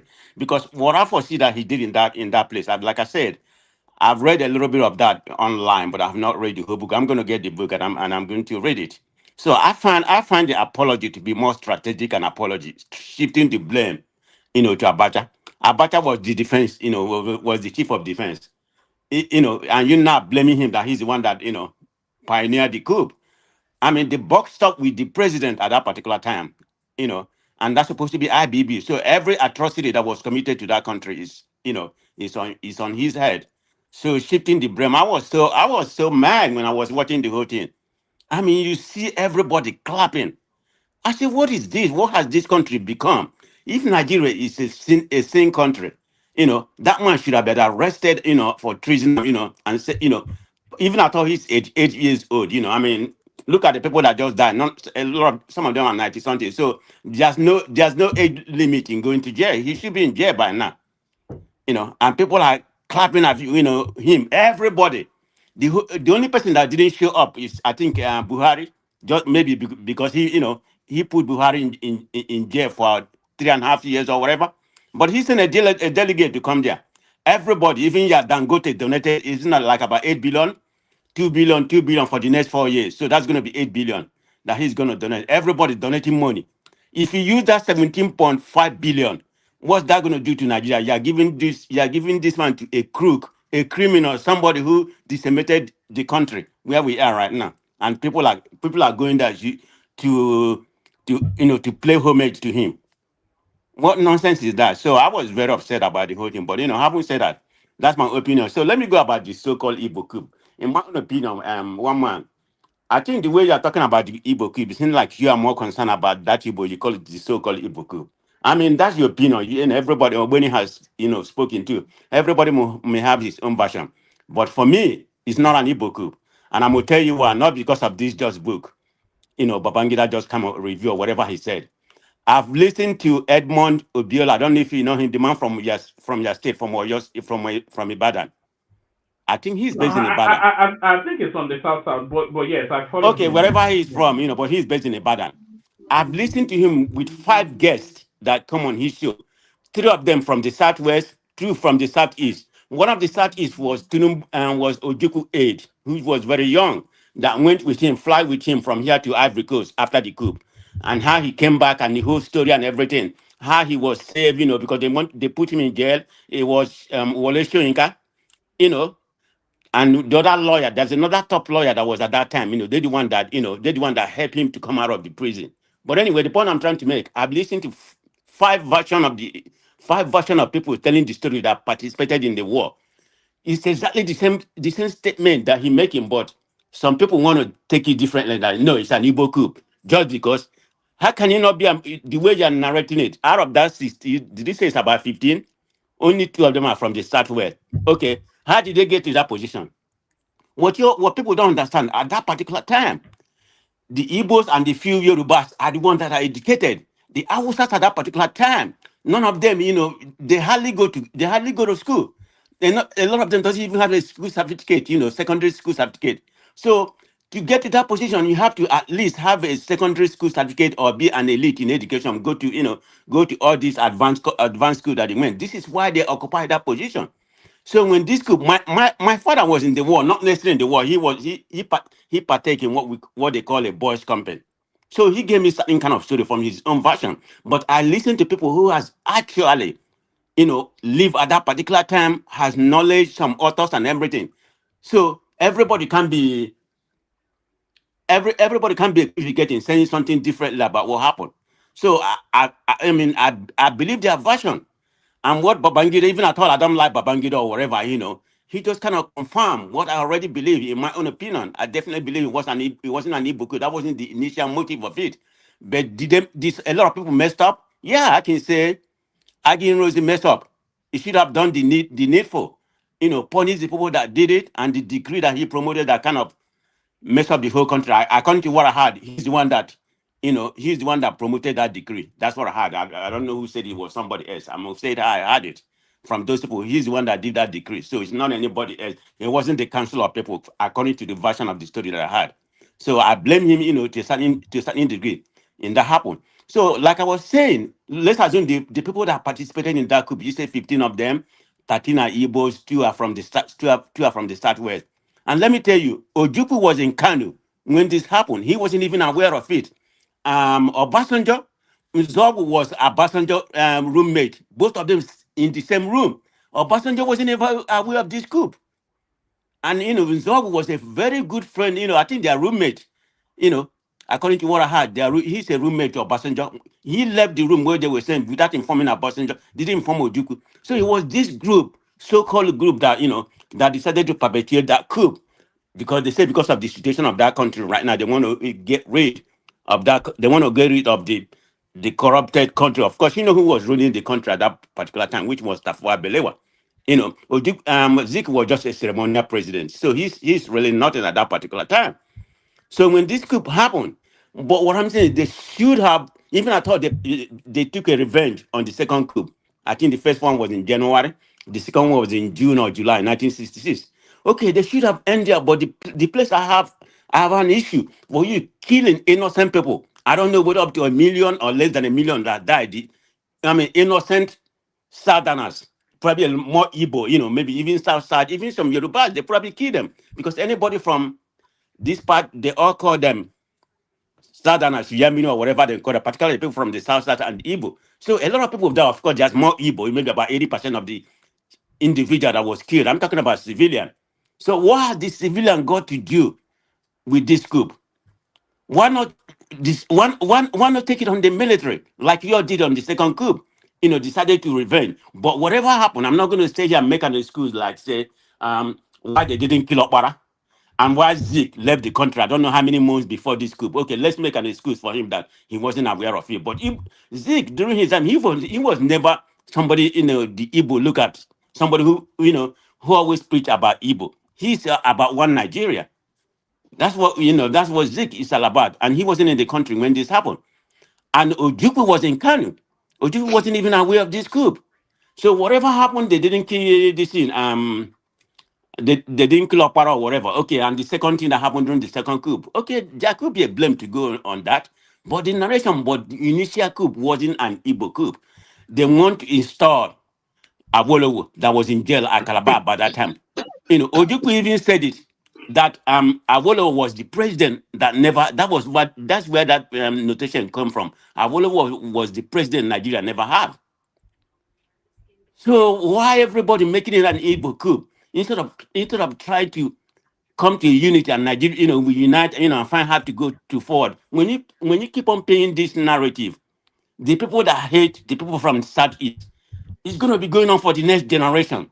It's going to be going on and going on and going. Everyone say Igbo coup. That's why a lot of people in Nigeria, that's true. It's not it's a fact.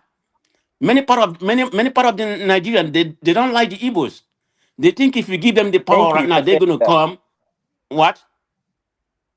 You're white. Who's speaking? You're white. May God bless you for saying that. So they think if they give them the power right now, they're going to usurp everybody and become, dominate the country. But that's not true. Tell me. Prestige, did you hear what Benny said? He said during the broadcast, which was the first opportunity, that was the moment then that their intention would have been stated. They never said anything about anything to do with Awolowo. They spoke about corruption. They spoke about the direction of the country. Wait a minute. Corruption was the main intention. But afterward, who they want to install. It's not about this IBB book.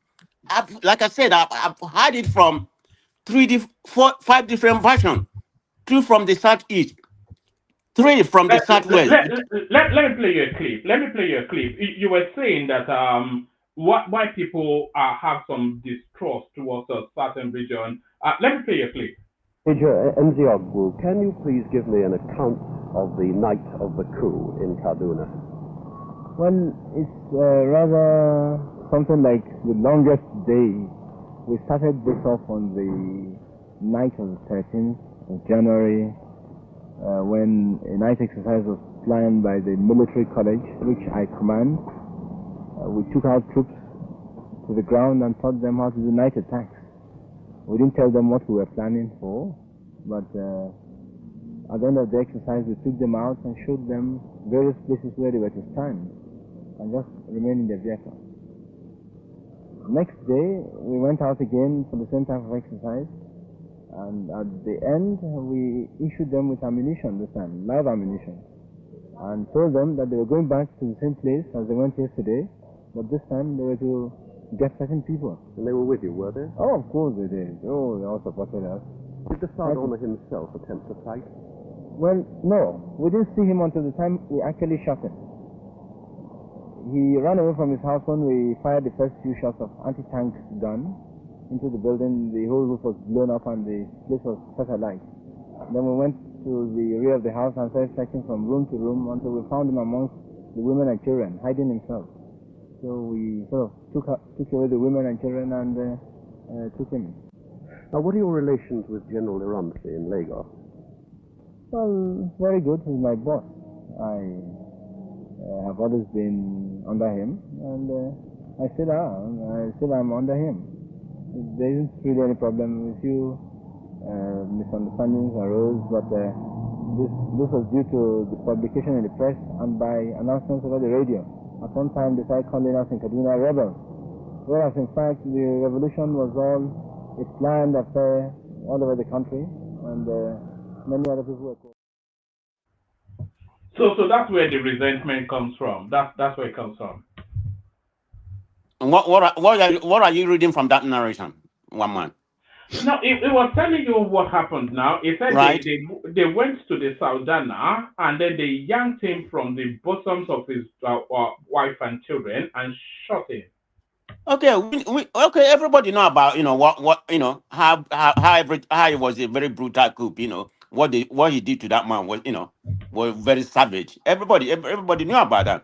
So like you properly stated, the what was narrating, like they said, the people were saying, how come you're not going to fight against the Igbos, that perpetuated it? The people were just configuring the whole thing. That's where everything. So they decided to take take on the second coup. So I don't, in my own opinion, I don't want to make it very long. I think my time is almost expiring now. Right now, I don't consider that as to be an Igbo coup. That's my own opinion. But let me finish I think I have 1 more minute. Yeah. Before you take that minute, take an interjection from Prince Daddy and then respond to that, and then tail it off, and then we go on to Baba. Okay. All right. Prince. All right. Thanks so much. Hello, Prestige. To your submission, Prestige, about it wasn't an Igbo coup. Just like every other tribe in that country can be selfish. They do things for themselves. If it had been a Yoruba group of military people or from the north or wherever, they would have done it for themselves. Okay. The only person that people talk about that's anti his own tribe was Obasanjo because of his selfish and hatred, whatever thing he has going. You don't have to rewrite a history, Prestige, that it was not an Igbo coup. Okay. The other day we were talking, and I made a comment that the truth can be relative, meaning that facts are facts, but although it's a fact, you can call it a truth. It can be interpreted in different ways. But there you are saying that it was not an Igbo coup, and some people are saying that it was an Igbo coup. I'm not sure why an Igbo man or a group of Igbo people would orchestrate a coup for some other tribe. It's unbelievable. Nobody believes that. So you don't have to historize or try to provide revisionism to what happened. And saying that Zik was a one Nigerian person. I do agree with you because Zik was a Nigerian, but nonetheless, it was a selfish man in that regards because he's always looked down on other tribes. Okay, he wanted one Nigeria for his own personal aggrandizement, for his own selfish reason. It could be for the resources or whatever. But that was the only reason why Zik was pursuing a one Nigeria. But in his other utterances and the things he's done and said, shows that it was a man that was more considered about what he wanted to do. So people can have their own perception about maybe hating Igbos rightfully or not, but we should not rewrite history for the purpose of trying to placate some people so they don't hate Igbos. The truth is the truth. Okay. Anyways, thanks. Yeah, thank you for that. So I mean, everybody can come out with their own fight or whatever suit them, you know. But I have to go. I have to go with the version of people who actually was in the war and some other things. So that's where I borrowed I got my narrative from. But having said that, this committee made about how come it wasn't an Igbo coup because it's majority. Do you know the configuration of the upper Charlotte military at that particular time? It was 80% people from the southeast or the midwestern Igbos, which was elite at that particular time. So when you have a configuration where you have about 80% of the elite and you want to draw the group that's going to participate, give by 60% percentage. rather, man of prestige. The officers' corps, 60% of the officers' corps are Eka Igbo / Igbo. No, Carry I on. I mean the just want to officer, put the it. high-ranking officer. They are about 80% of them. You can give and take 70 or 65, whatever you want to call them.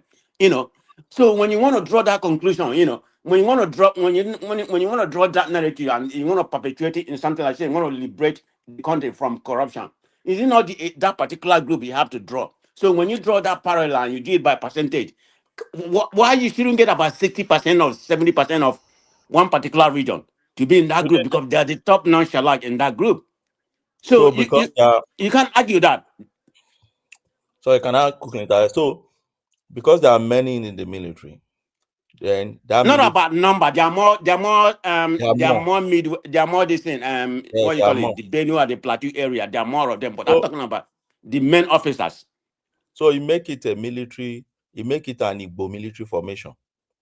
So it doesn't still dispute the fact that the majority of the coupists were Igbos. That's No, the no, there's not. reality There's no we are dispute running about from. that. No, But no, no, that reality. but the narrative some of you are painting like when you call it Igbo coup, you know, why can't you just make it majority military Igbo coup? That would have been more viable. But That's when it. you call Man of hold on, prestige. let me land. When you call it Igbo coup, it looked like the Igbos, even my fathers who wasn't in the military, they all decided to participate in the coup. They all decided to go and quiet all the whole Hausa people. That is the narrative the younger people are buying from this. This is why they hate the Southeasterners because they say they started the denigration of this country, perpetuating in that civil, evil coup. But when you can call it majority of Igbo officer in that place, not Igbo coup. What do you mean by Igbo coup? That means the whole Igbos, without whatever they are, 60 million, 50 million, I don't know what their population at that time, maybe about 10 or 20 million, So you look at the whole Igbo coup participate when the Igbos are the one that was actually massacred, in the north. And you talking about one man, you were talking about the Abiola election. Okay, look at the vote you just portrayed because I've been hearing all this nonsense before.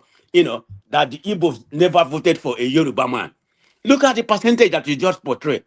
It's only Kanu and Jigawa. That is the only state Abiola won in the northwest and northeast. He won most of this in Benue and Nasarawa and some of the Niger State and Abuja. He won all those places, but he won Anambra. He like 100 and something. I mean, the percentage that he lost in the south is very small. So I think the only place that I think he lost River State very badly. Abiola lost River State very badly. But the point the percentage wasn't that much. So it's not like they didn't vote for Abiola. After all, Abiola didn't win any state. Only Kano that he won. I think Kano or Kaduna, in the Can I say northwest. something? He lost all the whole northwest.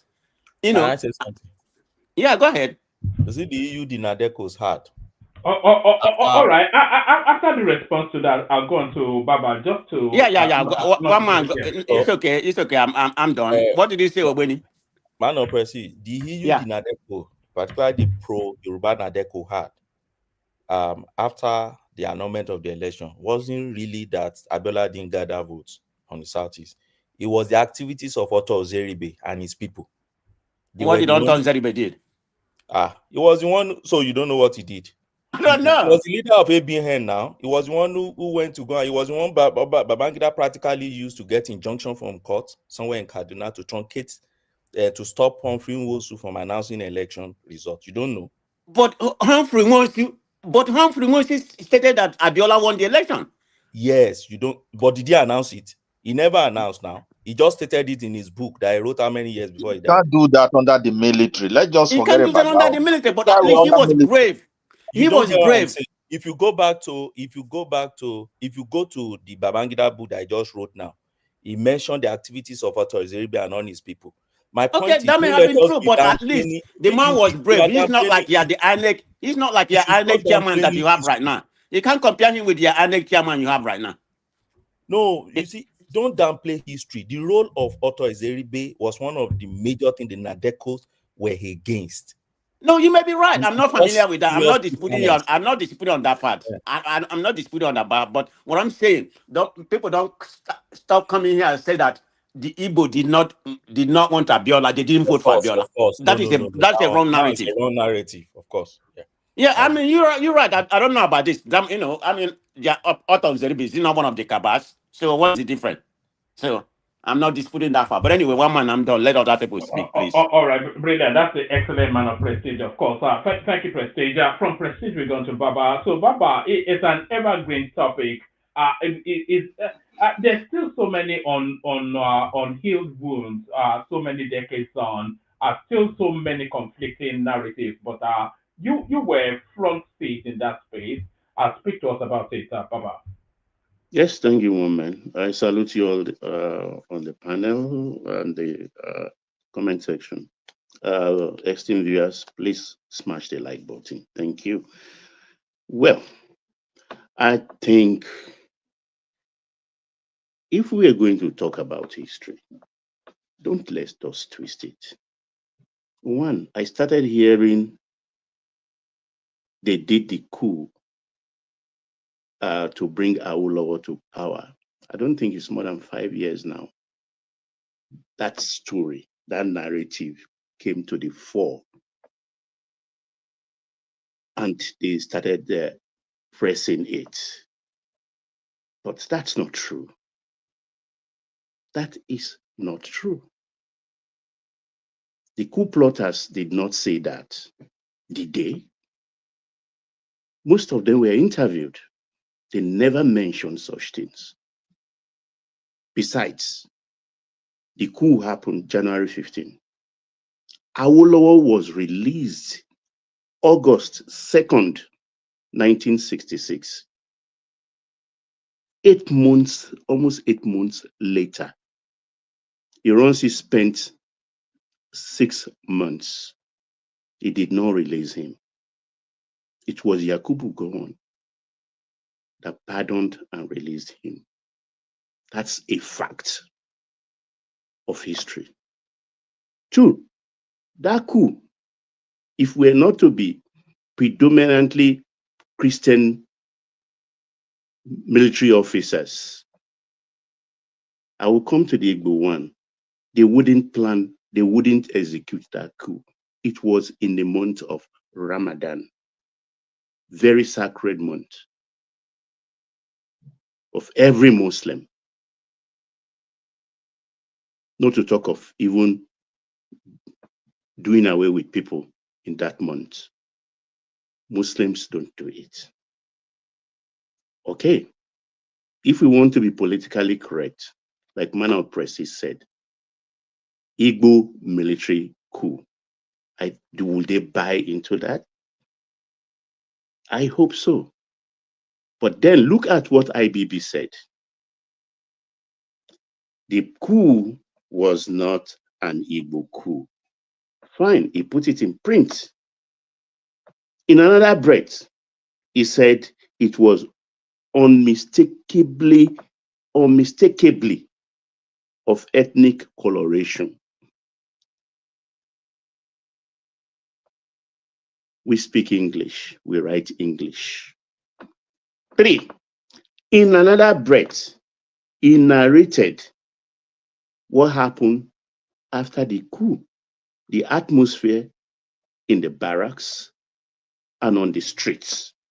In the barracks, he said, wives of Igbo officers were taunting wives of other officers of other ethnic group.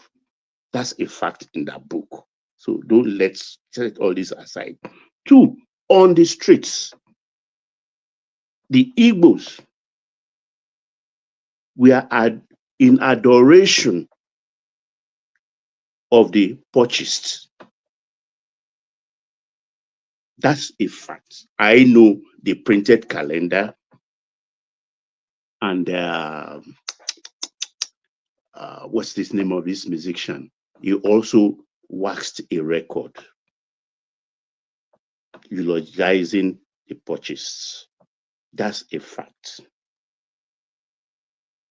So the thing we're talking here, let us not indulge in syllogistic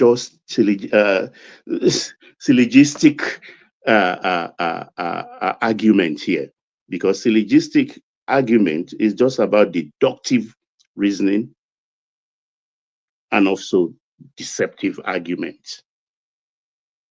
Whether it's Igbo coup, whether it's Igbo military coup, it's the same thing. As far as I'm concerned, because don't let us even go into those who were eliminated during that coup. It was lopsided. If we have to go into syllogistic reasoning, I will sit here as I sit and even tell you that Zik was in the know, Okpara was in the know, as much as Mbadiwe and all the rest of them. How about that? Because they were there for the picking. Even though Ifeanyi Juna was a relative of the president, Nnamdi Azikiwe. And it was said, even IBB in his book pointed to Ifeanyi Juna. Ademoyega pointed to Ifeanyi Juna. And a host of other books, of course, talked about Ifeanyi Juna being the ringleader of the coup. It was a painful period of our history. A lot of bad things happened. But please, look, the Igbos have to let this rest. I don't know why they are revisiting it and rewriting history. No, it's not going to happen. Both local, foreign bodies, they know the true story. They archive them. Newspapers all over the world archive these things. And we have, over time, on this platform, talked about it at length. Facts are facts. You cannot change it. Baba, I'm sorry. Yes, Mind sir. if I come in for 10 seconds real quick? Yes, sir. Okay. Man of Prestige said earlier that majority of the officers in the and also the civil servant, people in the government, the majority of officers were Igbos. He used Zoma to say it, right? And then these people that went to carry out a coup, a lot of military officers were killed. And virtually almost all of them that were killed were from the north and the southwest. So if majority of the officers in the military are Igbos, and it's not an Igbo coup, they're just doing a coup, we expect that the bigger target will be Igbos because they are the majority officers in the army. And somehow they skipped all of them, but they're able to kill the ones that are not as many. So that one alone, they already killed these arguments that you can't. There's no way you can say that coup was not an Igbo coup, man. I mean, that it was clear, you know. And also for that interview where Zongo was talking, it's very obvious that that guy was giving an order. Someone gave him an order. Is that the order come from the Fajuna to him? And this idea that Nziogu's coup, Nziogu wants to take over a country. If person that wants to take over a country through a coup will be in a capital. So after the coup, you just do this and now take over power from there. And thirdly, anybody that knows military ranks, military order, how it works, we know that. Mike, sorry. If Ajuna was in Lagos, he was the one that finished Tafawa Balewa. So, like you said, just to buttress your point. The one in capital city. And then if people even say, me, I believe the coup was the Ronsi's coup. He just orchestrated, he passed down the order down because somehow anybody that knows how military work, you can't be a very a low-ranking officer and trying to take over a country because that means you have to eliminate all your superiors. Because even if you kill all the politicians, you can't go and be giving order to your fellow soldiers that take order from you when they still have generals. So if Zogu or Ivajina are going to take over a country, that means they have to kill all their senior, all their generals to take over a country. So somebody from the very top orchestrated that coup. And usually the way military work, in general, the execution will be done by the junior officers. You understand? They are the few commanders. Even if you look at the Babangida or the other coups, they send the junior officer, the few commanders, to go and carry out the execution, and then they took over. That's the way coup works. So there's no way anybody will tell me that those junior officers are going to organize a coup on their own. It's someone from the very top pass down the order. The military is a chain of command. You pass the order down. The shootings are not going to be done by the general. Generals don't go on the field. They're going to be shooting. You will send a junior officer to go and do the execution, and then come back and he takes over. So to me, it's Ironsi's coup. And if you say it's not Ironsi's coup, then why did Ironsi now make the civilian to hand over to him? When if it's a failed coup, why did you take over? So that means there's the two coups then. So if the first one failed, then you did the second one to overthrow the civilian. So there's two coups. So Ironsi did a coup. Whether it's the first one or the second one, it was a coup. Ironsi did a coup. So the aftermath of the coup is what makes an Igbo coup, because you took over. I mean, the way you carry out the coup, and then even after you took over the country, the policies you were making was Igbo agenda policies, changing constitution, giving everything. I mean, come on, it's an Igbo coup, man. Sorry, go ahead, Baba. Yes. Sorry. So and in the same vein, well, if we call that an Igbo coup, we also the July one, headed by General Danjuma, who was just, I think, a colonel then. Or a lieutenant colonel also then, Danjuma. We'll call that coup also, the one that eliminated Ironsi, an Hausa coup, rather than a counter coup. Yeah, of course. It's a northern coup now. A northern revenge coup. That's now what it's northern retaliatory coup now. Exactly. So and when sorry, Baba, there are many books they've written where they mention that thing that is a northern retaliatory coup. They have never raised. They don't shy from it. They don't shy away from that fact. They justify it. And that's the one thing I want our Igbo brothers to really imbibe, because they don't paint it another color. Yes, sir. Baba, please borrow me. I'm on the highway and one more now allow me to speak. And this okay, quick. Okay, go ahead. I will not be able to speak. Yeah, my set is what I wanted to say. Now, in 2004, when I was studying in Singapore doing my program, is when I got the intelligence report. And what I just said before, it's not like I'm just saying it because I want to take word up. From the intelligence report, the coup that took place during that time in 2000 was 3 coups.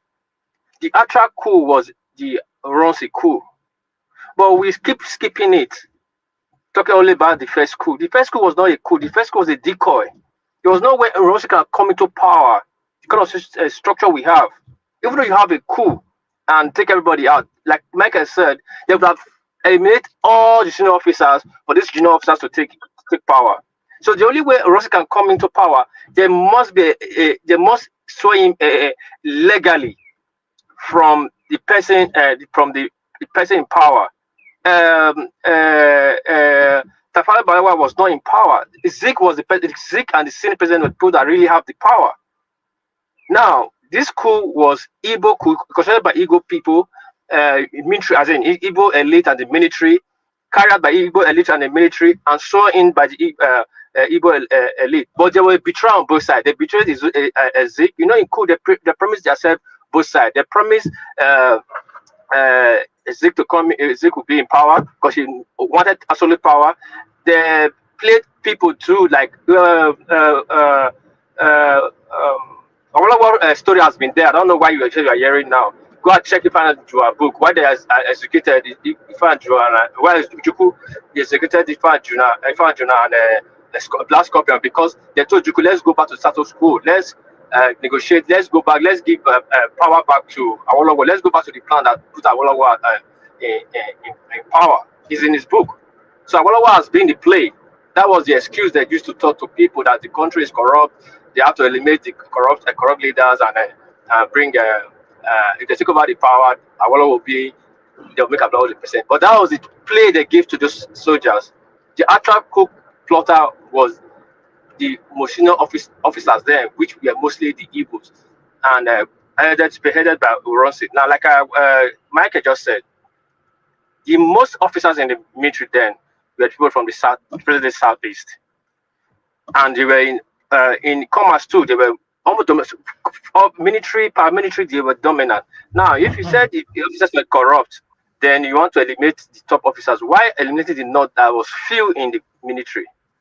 Why eliminating the west that was just average in the military? Why would coming to the south, the then middle who have little? They eliminated the people there too, and you didn't touch one senior officers in the north and the southeast. Not one.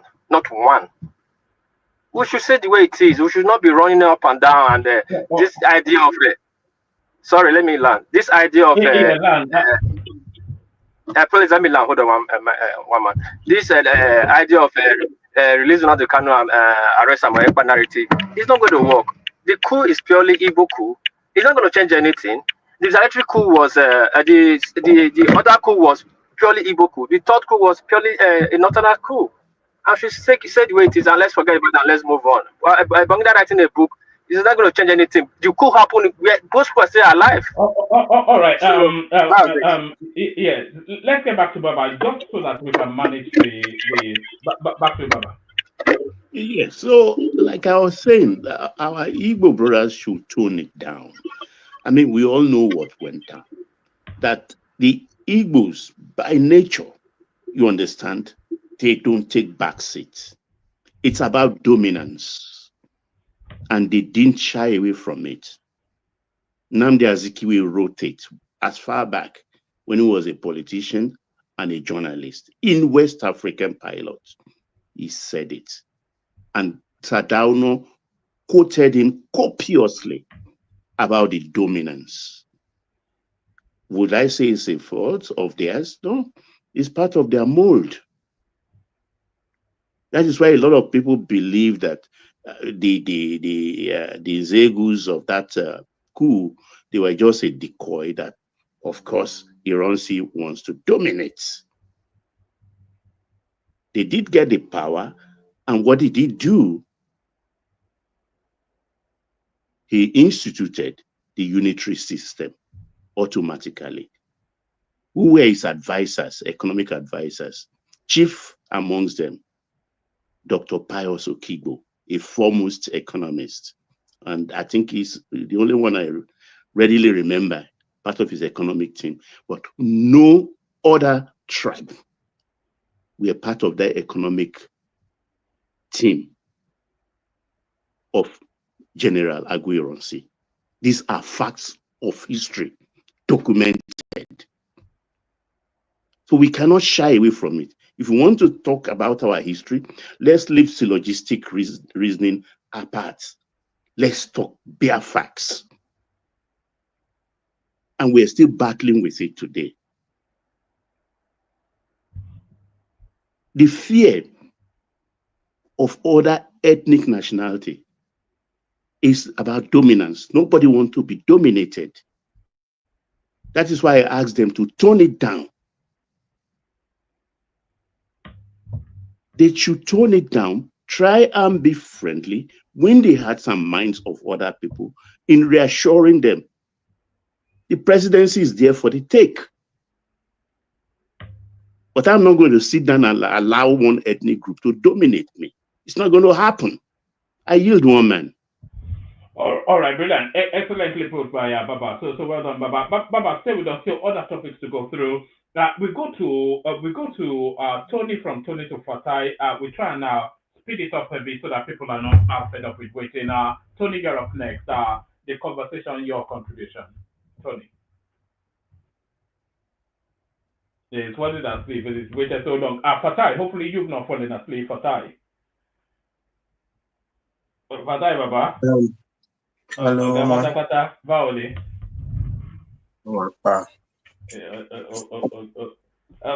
Tí sùn ní wákàtí ọ̀wọ̀ yìí ni mo lóò tí sùn ní wákàtí ọ̀wọ̀ ní this late in the night. Oh God, ó yẹ kí n ti sùn gan wọn. Mo fẹ́ dúró kí n fẹ́ lọ sí everywhere kí n lọ béèrè ọ̀gá, where is Oga of the universe now? Mo fẹ́ béèrè. Yes, where is Oga? We've been missing Oga anywhere. Maybe it's on. You know, BT turned Baba BT turned up in the after hours of the last session, so I think he's away. That's what he said. And he's in good health, right? Yeah, but I wasn't even there. I was just listening back, and then I saw that okay. he joined them later. You know. Okay, thank God for that. Yeah. Thank you. Fatai, yeah. So to the conversation, let's hear from you, Fatai. Yeah. So like I said, most of the things I wanted to say was just to say that I hope Oga of the universe is okay, it's fine. So, but I think AY the ultimate already answered that Lagbolo is all right. So I take that to mean that it's fine. So I'm happy to hear that. The conversation, which there's a lot of conversations.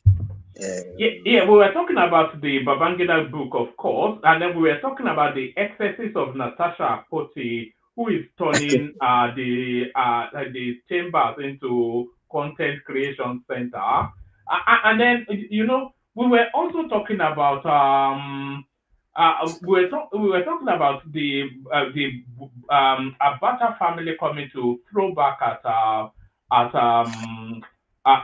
Babangida, and then the Wigwe family. That inevitable fight over that fortune has started with the sister coming out to want the space, and then PDP sweeps all the local governments in Osun State. So Adeleke gets his way. So or those or whatever interests you.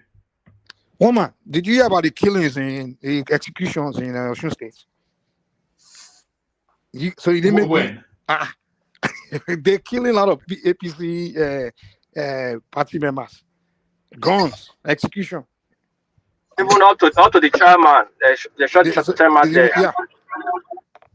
That Osun with PDP and APC is like a war zone, man. I don't know why it doesn't make the news. Because my wife is from there, so I always know what's going on there. APC and PDP has always been war zone for the past 8 years or so.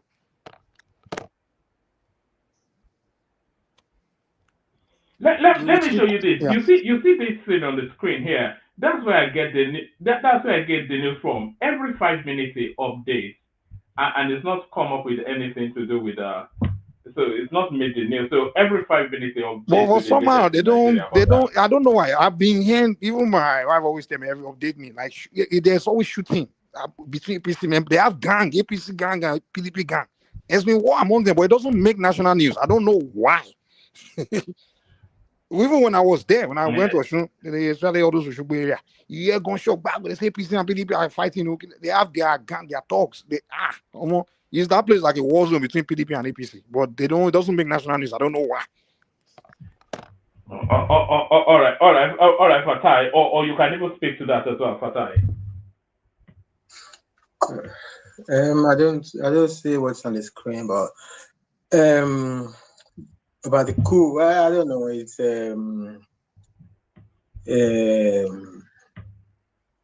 I'm not sure I want to speak about these coup things. I think. Okay, but it came up with so many things. So it is the final admission that Abiola won that election. So is it then to the fact that he has to be sworn in posthumously in order to fully document that he was the president of Nigeria? So there is that, or passing the blame of the truncating of the elections on Abacha, now that the guy cannot argue back. So or any of those?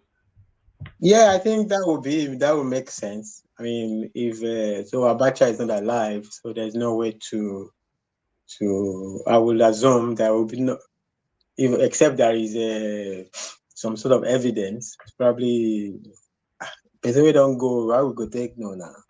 So there's a, but there was a lot. Actually, I was talking with Adam man, and I was like, the only thing that the thing I noticed, I was seeing a lot of billionaires donating billions in this thing, and I think that in my own opinion, it would be very nice if they were celebrating lifting millions and millions of Nigerians out of poverty. That is what China did. That's worth celebrating. China lifted almost 1 billion people out of poverty. But we made a few people billionaires. If 100 million Nigerians are out of poverty or whatever, or almost 200 million out of poverty, Dangote go the right go for the same Elon Musk at the come. I think they say he was Africa richest man, at least on paper, before he got a refinery. Before he said he wanted to build a refinery. By now, after when he starts selling petrol, if I just the talk say, Elon Musk, I'm coming after you. But the people don't have money now, so that is the other downside of if everybody is poor, a few people are rich. But it's all right. We hope it happens. I was you said the Natasha I don't know when I saw that. I think our concern was I was watching Channels Television. This lady, I think I found her name to be something Anike Williams, or it was this lady that was asking Buala if they were getting petrol allowance. So I think her name is Anike something Williams. I'm not sure. I don't remember very well. I think she's a nice presenter. She was with Maokpe. So in that interview, there was a senator there, and they were having. So she was asking the senator, okay, but that even in this Channels Television, which I would assume has smaller budget than the Senate, they would have they have human resources. So if there's going to be any administrative reshuffling, the human resources will notify everybody or something like that. So I think it's a lot of, the cost to the Senate is more than what it would have cost to have proper notification. If you're just coming, I think that when people are a minority, it is like even as you were in the West, people talk about systemic racism. You can say, well, all the blacks have everybody is driving Mercedes Benz, so there's no longer racism. But little things like Is it being discriminated, or is it being discriminated, Fatai, or is she just a hysterical female? She might feel discriminated. Is this not why they don't want women in parliament?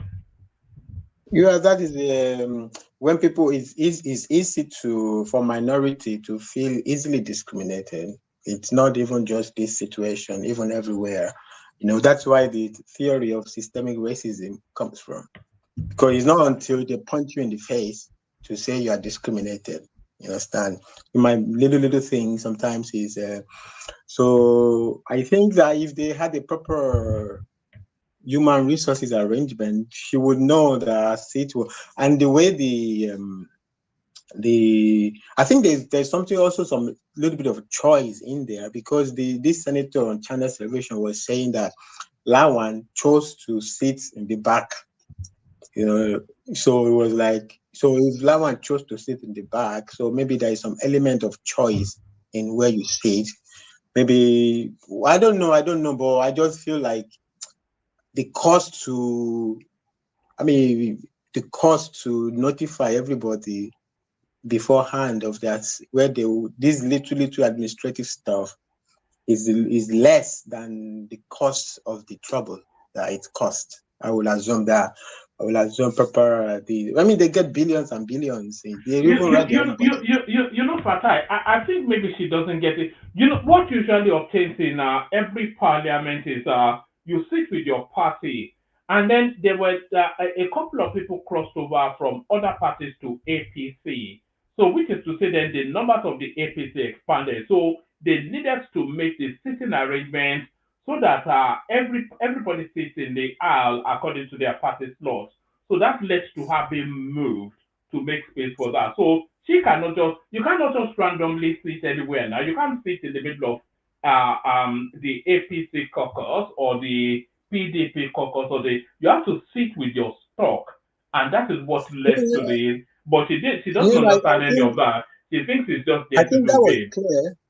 I think that was clear. I don't even think that even she wouldn't understand that. It was very surprising. She didn't understand that. I think she would understand that. As a lot of people also said that she said she wanted to say something. And so we didn't know why she wanted to speak or what is the reason why she wanted to speak. And because when you look at the way the thing was presented, it was not like I don't know what name they call them, maybe the clerk of the Senate or something. It was not like they talk in the ear of Akpabio, or Akpabio realized that she's sitting there and he made administrative decision to say, hey, Senator, go and sit in the proper place. No, it was raised like another senator. I don't know her name. I don't remember. I don't know her name. Know his name. Raised I don't know what they call it. Maybe it's a motion or whatever they call it, to say that she should go and sit. If that's like opening a debate now. So a debate cannot be one-sided. If it was just like Akpabio on his own noticed that she's not properly seated, or the court clerks, the Senate, I don't know what they call them. Let me just call them clerks. I'm sorry, I hope it's not derogatory. The Senate clerks notified Akpabio. That is administrative decision. But it was like a debate now. And she didn't say her own side why she had to be asked to move. It was like a debate. They opened a book and say, according to rules, so and so, you're supposed to sit here. So if you open up a debate and I have an objection, so it sounds fair to let me speak my own objection. If it's like a debate rather than just straight administrative stuff. If it's straight administrative stuff, like, okay, that's easy. But if it's opened up like a debate where somebody say this is the rule, and I say, oh, okay, I have an objection, it will be fair. I will think it's fair to raise your objection. If it's put like a debate. If the senator that raised the debate went to speak in the ears of Akpabio, and Akpabio can't use a elderly man's way to say, like say, you don't know. Say just, I'm seeing that you are sitting there, you're not supposed to sit there, you're supposed to. I think it will be more fair. But if it's opened up as a debate, so my own fundamental thing, I think the cost to this whole thing, this is not supposed to be what we should be discussing as a problem of the country. This is we have so much problems, we have so much problem. This is something you could, if you can't take care of where everybody sit down, when are we going to build a nuclear weapon? When are we going to build electricity if we cannot, without itches, fix where everybody sits down? That sounds like a basic problem. That's just what I see there. I don't know. Somebody want to say something? There is actually an issue. There is something that actually I wanted to, like, just one point. I don't know if I'm already over time. I just told you that is chief whip. The name of the office. All right. The no, it was just telling you that is chief whip. Okay. That was Senator Monguno. Yeah. I think that's the name. Yeah. I think if he could tell, just my opinion, like if you kind of notified the Senate president, like, okay, the sitting arrangement is a little bit strange, and the Senate president say, I don't know what, Senator, can you please move to your proper place. That would sound like administrative arrangement. But if it's like a debate, I mean, the way I saw it, he opened up the Senate book and was raising the point, rules so okay, but that is now a debate. If I come here now and you start to read me rules, I'm like, okay, one man, what's going on now?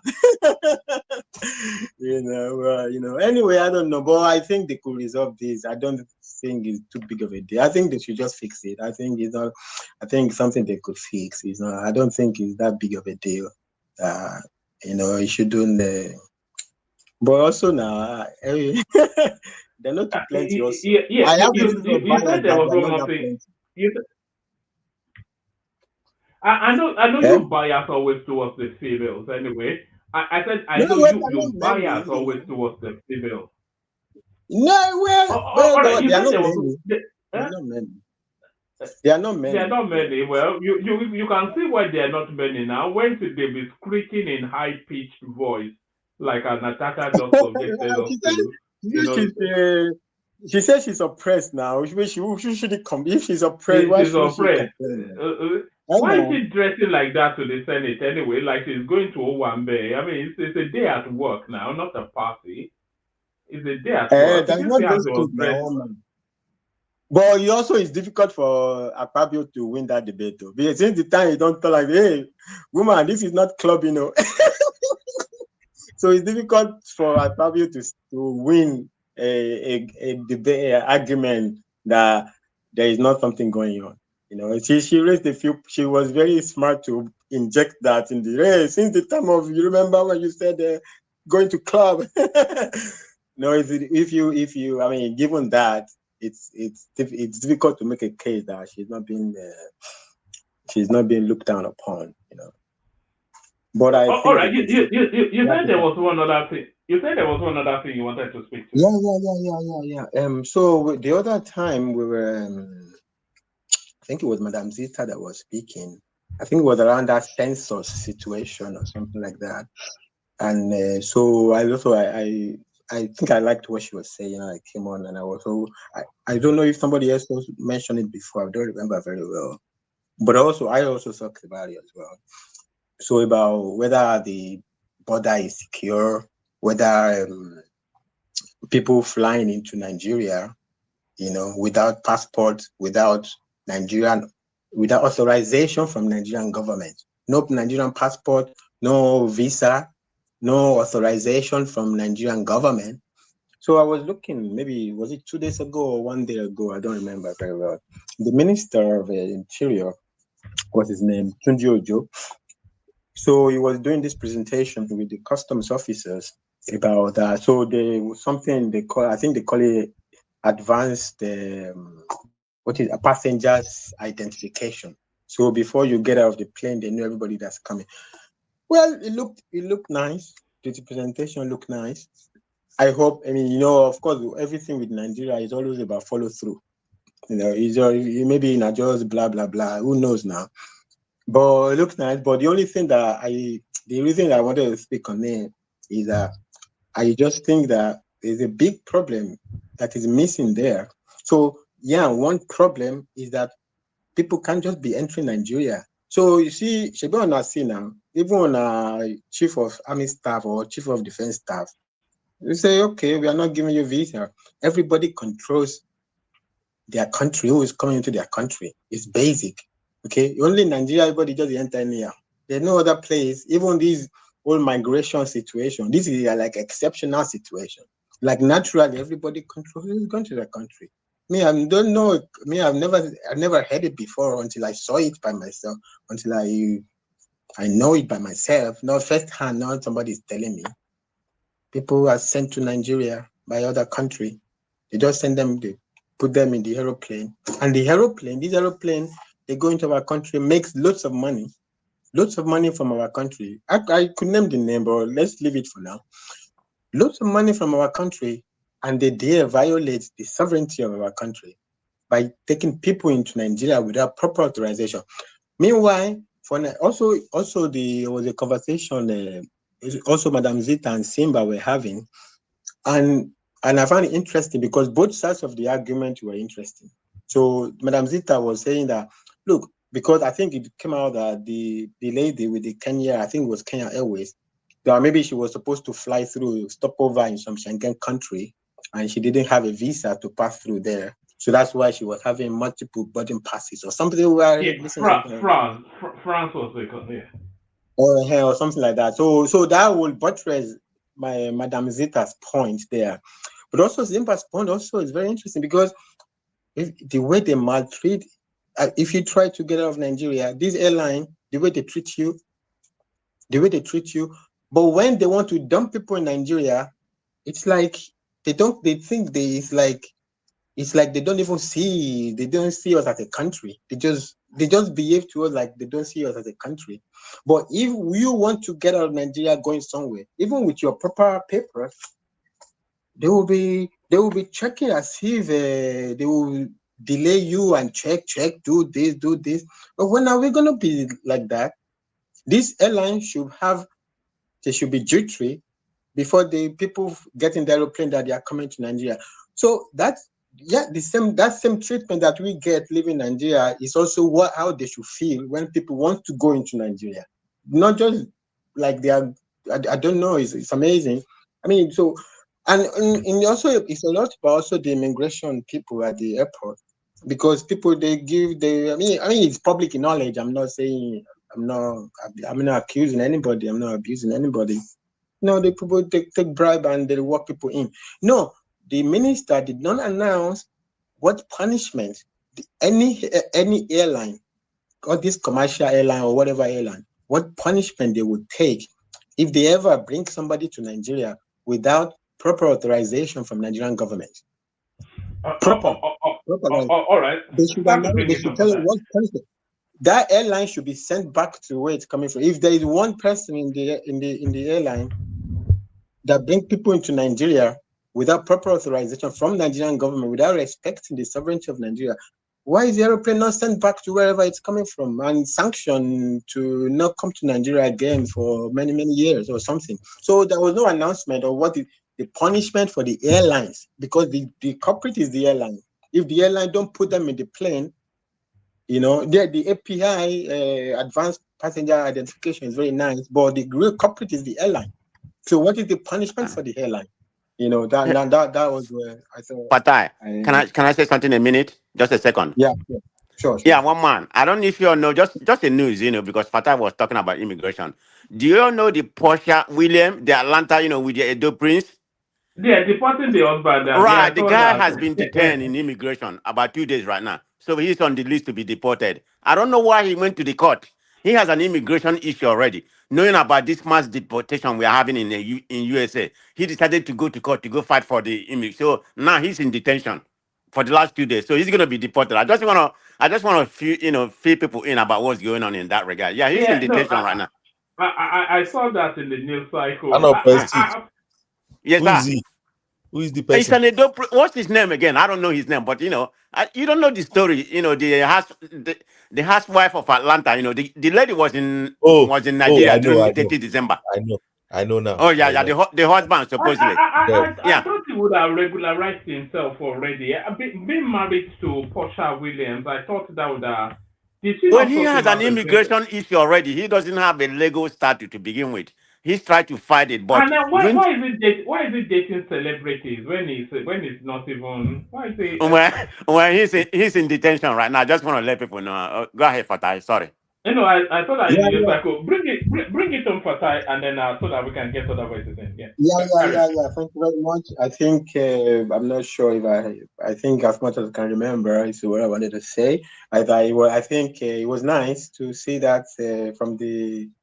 I mean that is beyond issuing people passports. So it would be a nice step if it's a follow through step, if they are talking about strong border protection, that would be very nice.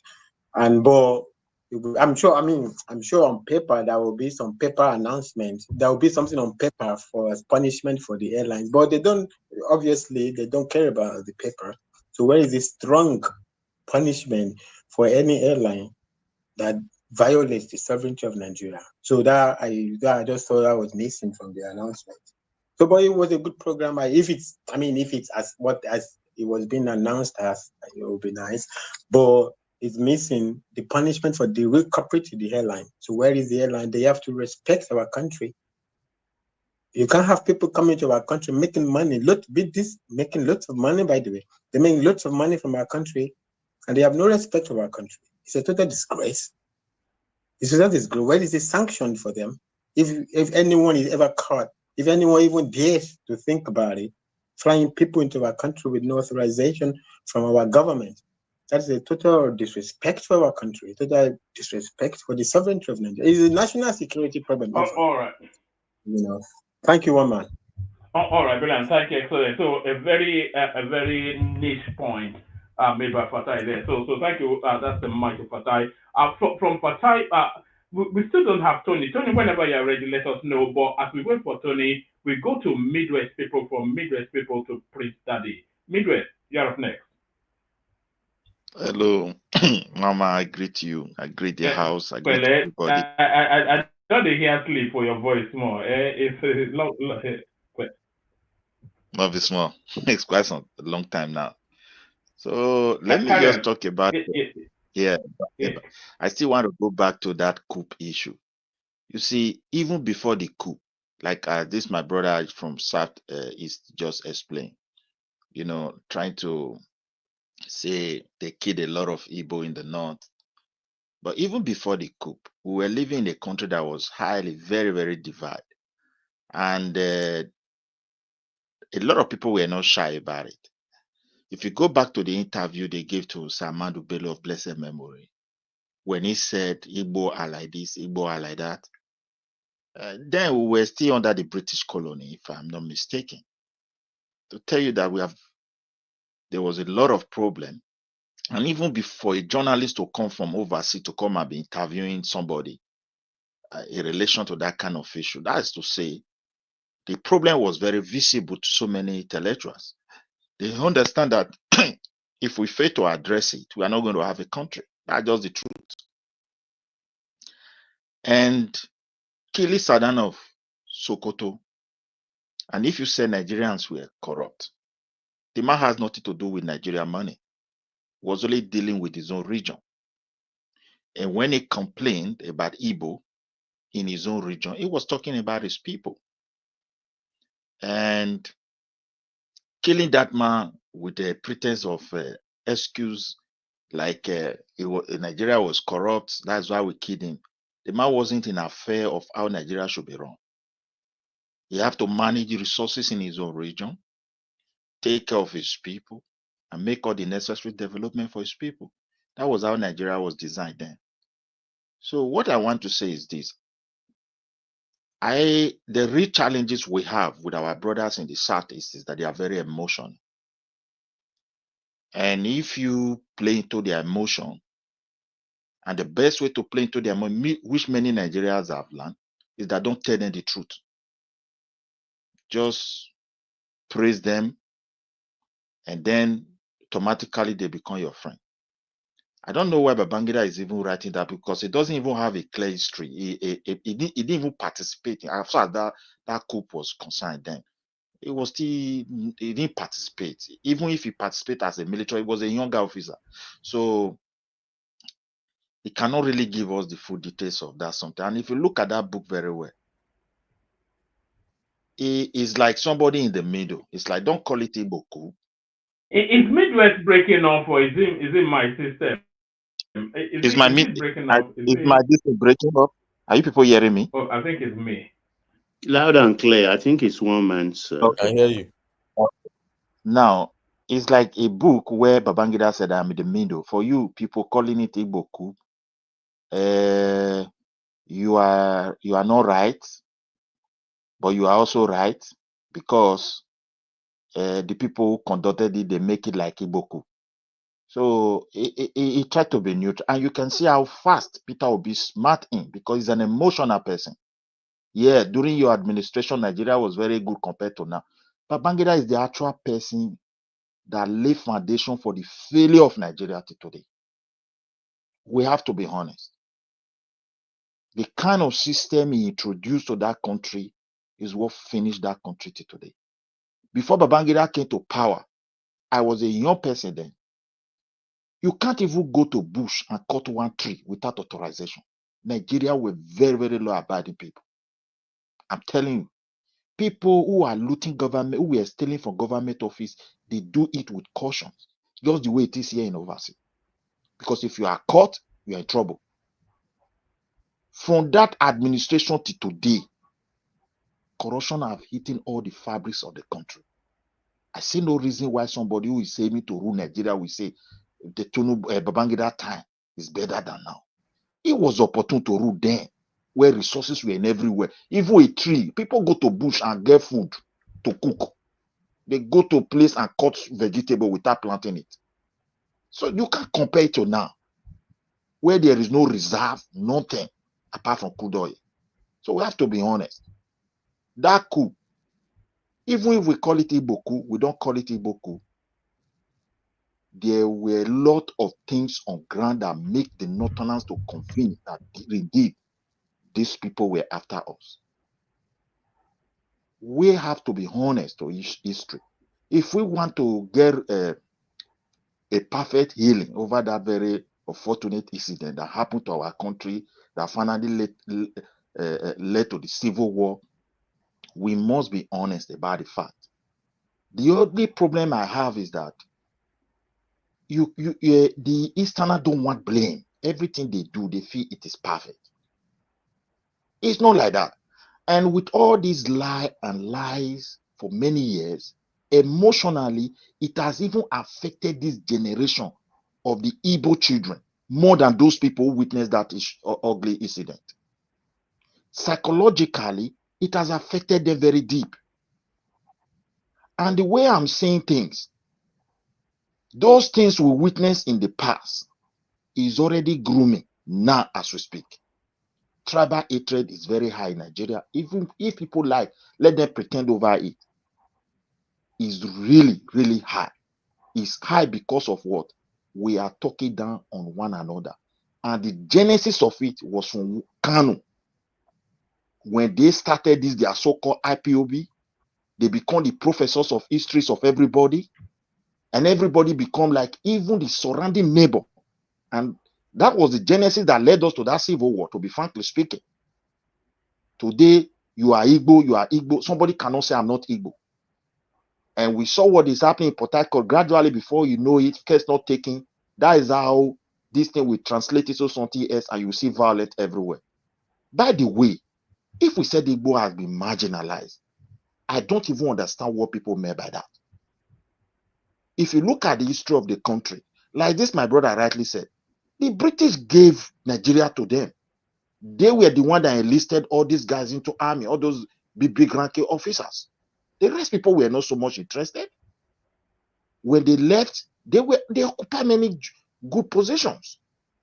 Now, even after the Civil War, when you look at that 5 states they create in Southeast, that place is not as big as Midwest region. That is favor. Ojukwu, who caused that war, came back. He received national honor, national burial. What happened to the second man was the second in command and his family? Do they pay them anything? Do they give him state burial? Even that is the man that hand over Southeast to Nigeria. So every time they cry so much, and they That was put this thing, Philip Effiong. Philip Effiong, and they cry so much to a point where they not really feel that people, are against them. Everybody hate Igbo, everybody hate Igbo. My brother, can you even define hatred? If somebody hates you, you can't stay in their land. Have that one in your mind. You can't stay. The way they are protecting it. And when you go to Nigeria, everybody married. Igbos are in everywhere. They do their normal business. Nobody attack them on the basis of tribe, except they start pushing for something that people are telling them, look, we don't want this in our land. And they will say, no, this is how we do it in our place. And then they start having problem with people. Nobody hates Igbo. I'm not convinced. It's just that they want to be at the aim of their affair. They have lost a position. It's like they can no longer get it back. So that is just the point. We have to be honest about this fact. that those guys who like Ozogo, I don't think they were really convinced that they want to do Igbo coup. But there was already a tribal hatred against the northern part. Ozogo was raised in the north. It was even, according to history, I think they gave birth to him from that very place. I stand to be corrected. So he speaks Hausa perfectly. He was in the north when Ahmadu Bello was saying, no, I don't want it. Even when we want to go for this independent, the Northerners were saying, we don't want. They see themselves as a different people. Let us be honest. So look at the situation we have today. We are still deceiving ourselves, whereas something worse than that is already cooking. Few years ago, like 20 years ago, 10 years ago, 15, let me just say like before 1999 or early stage of this 99 democracy, we were more united compared to where we are today. There is no unity in our country. Everybody is crying for marginalization. Nobody is addressing it. Everybody is crying for dissatisfaction. Nobody is addressing it. We are pretending we are one. Whereas, when we talk to one another, we understand that these people, they don't even love themselves. And that's just my submission tonight. Let's learn from the past. Let us be honest about the past. Because those coup plotters, they know what they were doing. They were after a man that spoke against them. The man that was trying to resist them. It wasn't a coup to even develop. By the way, those guys, they care. How many of them were millionaires? Where are their wealth? They have nothing. When they check their bank account, nothing was there. So what are you talking about? It was just a coup of power and dominance. And when Agui picked power, if you look at the blunder he made, these are the things he was already having in his mind. To seize Nigeria, to rule over it, to control it with the people from Southeast. Those coup plotters were never tried. They were all receiving money. They said they locked them up. And during that administration, Adakaboro from the South, which was part of Southeast then, declared a republic. They went there, they raided him, they picked him up, they have time to try him, sentenced by hanging. So the tribal issue is real. It is better we sit down and address it the way we are cooking it. Nigeria is very vulnerable. All those bad guys across the globe now understand they can come into our country even without paper, do whatever they want to do. But the only thing that is left, what I'm thinking about, why they didn't, the international community, they don't want that country to explode more than this, is that they are afraid of refugee. And after all, with the bad governance system that is on ground, that they created through Babangida administration, is enabling them to come in and take our resources without any single accountability. So therefore, the whole thing is still flowing. So there's no need to take that burden of refugee. The country is vulnerable. Anybody, any group of people outside it, as international bad guys can just light it up. We hate ourselves. We talk down on ourselves. They can easily form a group somewhere and sponsor them. And they go back again and create another group forward. May God help us. So this is just my submission. Let our Easterner brother, let them really think properly. Do Nigerians hate them?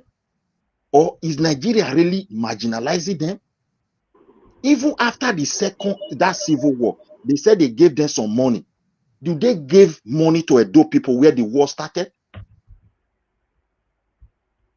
So we need to be honest about fact. Not just telling people we were innocent, we want to go. They said no. No. Midwest, you know they looted Midwest Bank, but they didn't give you guys the money back. Nobody talk about that. Even you can't ask any standard. Sorry, Mike. Mike, check the private chat. Midwest, bring it home, and then we're going to press that. Okay.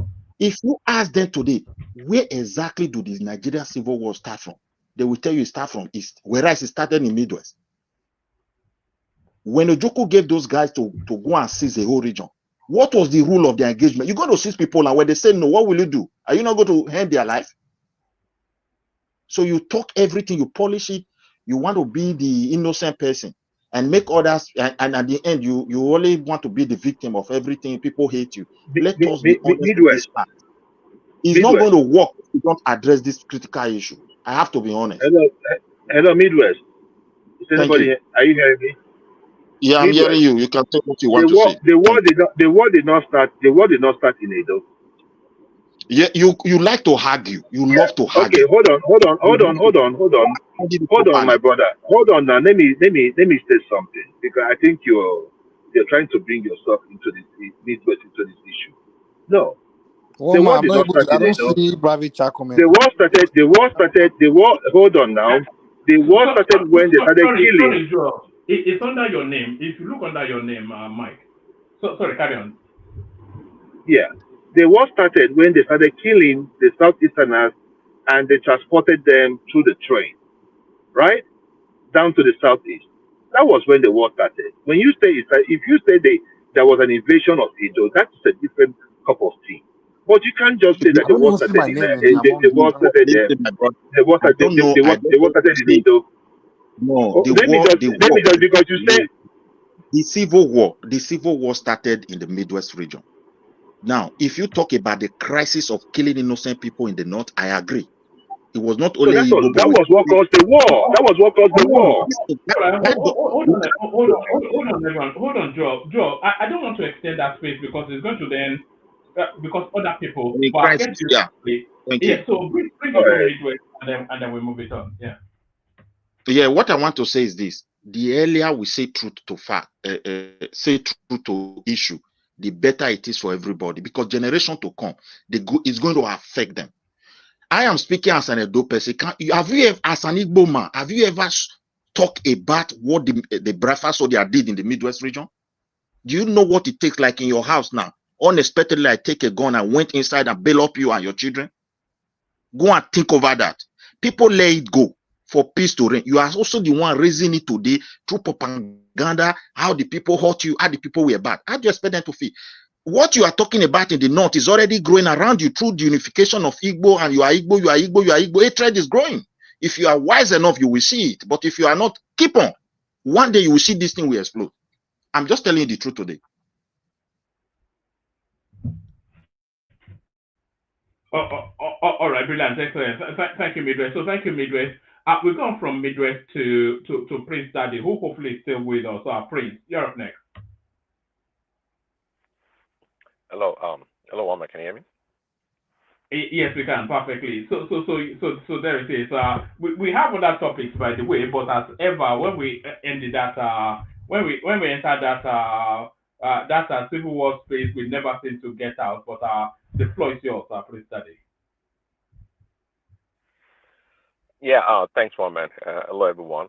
Like, share, and subscribe. I'm not sure the other topics that you read out. I just came into the show when Prestige was talking about the Igbo coup or not. So let me touch on that briefly, I guess. Babangida, right? He wrote a book, and Yes. you know, he said it was not an Igbo coup, but I haven't read the book. But listening to Baba, he sounded like then he kind of maybe contradicted himself by stating some other things that didn't support that premise of that statement. But nonetheless, I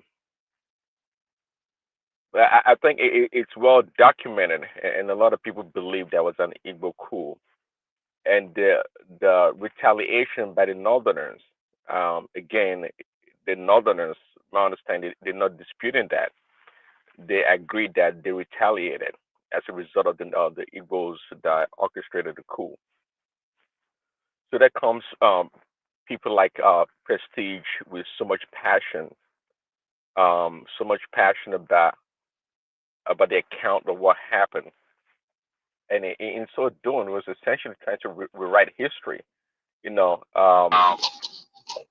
to,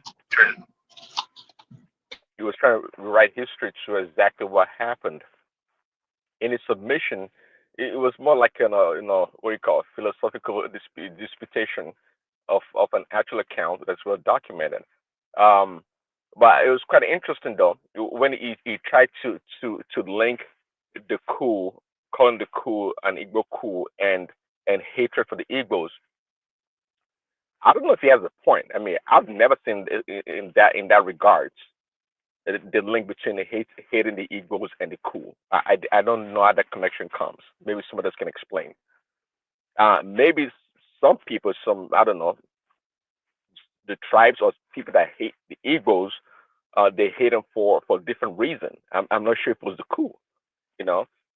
Uh, but again, he spoke with so much passion, but his submission was not accurate. Now, just like I said, maybe his own opinion, but that's one dangerous thing about opinion. Simply offering your opinion has to be opinion has to be be within a reasonable range or scope. You can't just say it's an opinion that this and this happened. And just like Baba submitted, and if if it walks like a duck, quacks like a duck, it is a duck. So, but because she's trying to call it something else, a cat or something. No, it was an Igbo coup, and as a result, I don't think it's really engenders hatred towards Igbos as a result of that. It's not good to have a revisionism when it comes to history. We just lay out what happened, and we can find a way around it and move forward as a people. Trying to deny something now, hide, and try to twist things, it doesn't help anybody. Prince Daddy. The Igbos are an integral part of Nigeria. I mean, it's undeniable. Their footprint is everywhere. They are the building block of Nigeria. No one tribe is perfect. Not Yoruba, nor the Northerners. We all have our own faults. So I mean, I said, if you're gonna keep this same one Nigeria, we have to move forward and acknowledge things that need to be acknowledged, and don't try to gaslight us and tell us some anachronistic accounts of what did not really occur. Prince Daddy.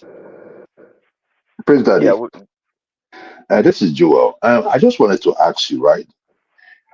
What made it an Igbo coup? That's my only thing. If you did not believe the account of someone that actually engaged in a war, there was an interview I would have sent to one man on Ojukwu making same statements.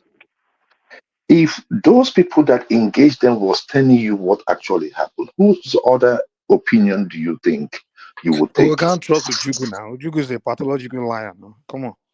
And in fact, who's going to trust Ujugu? Come on. So you don't also trust IBB?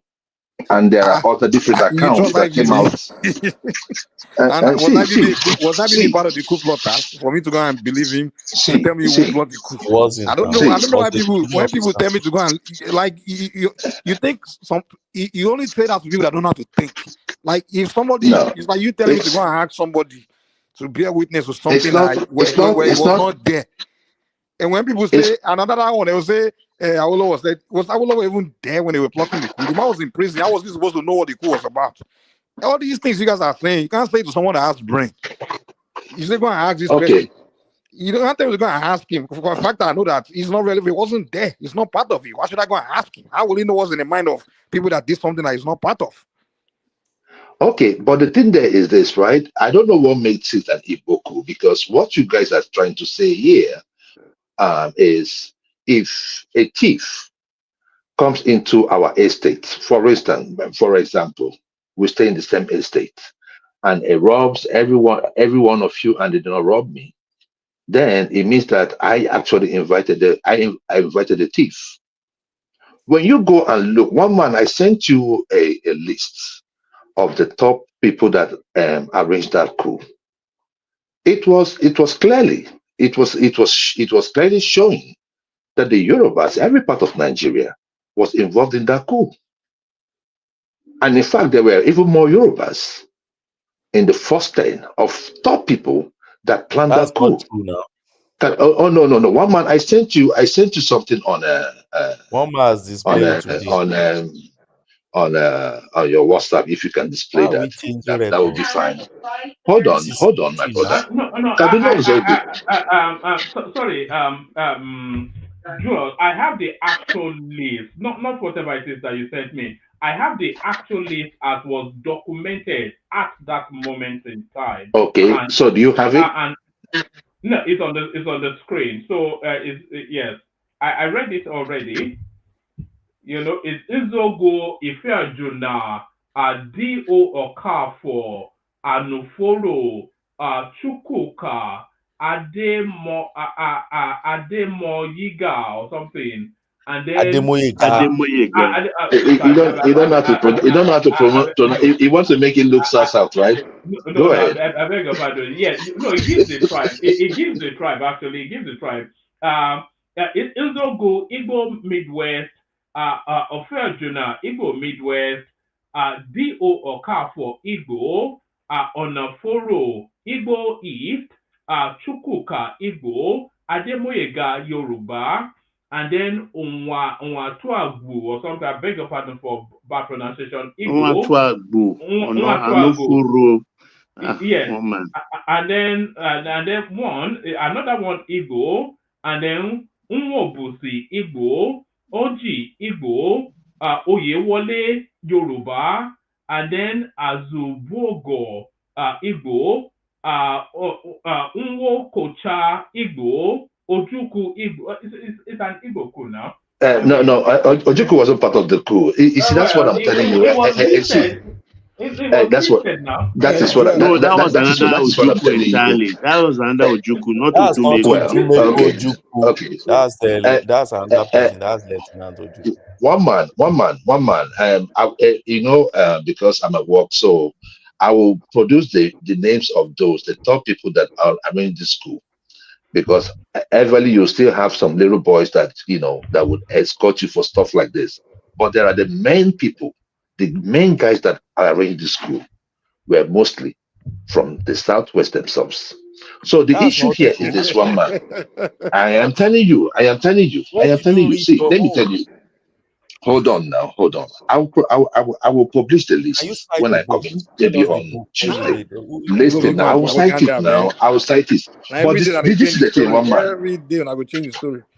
One man, this is the thing, right?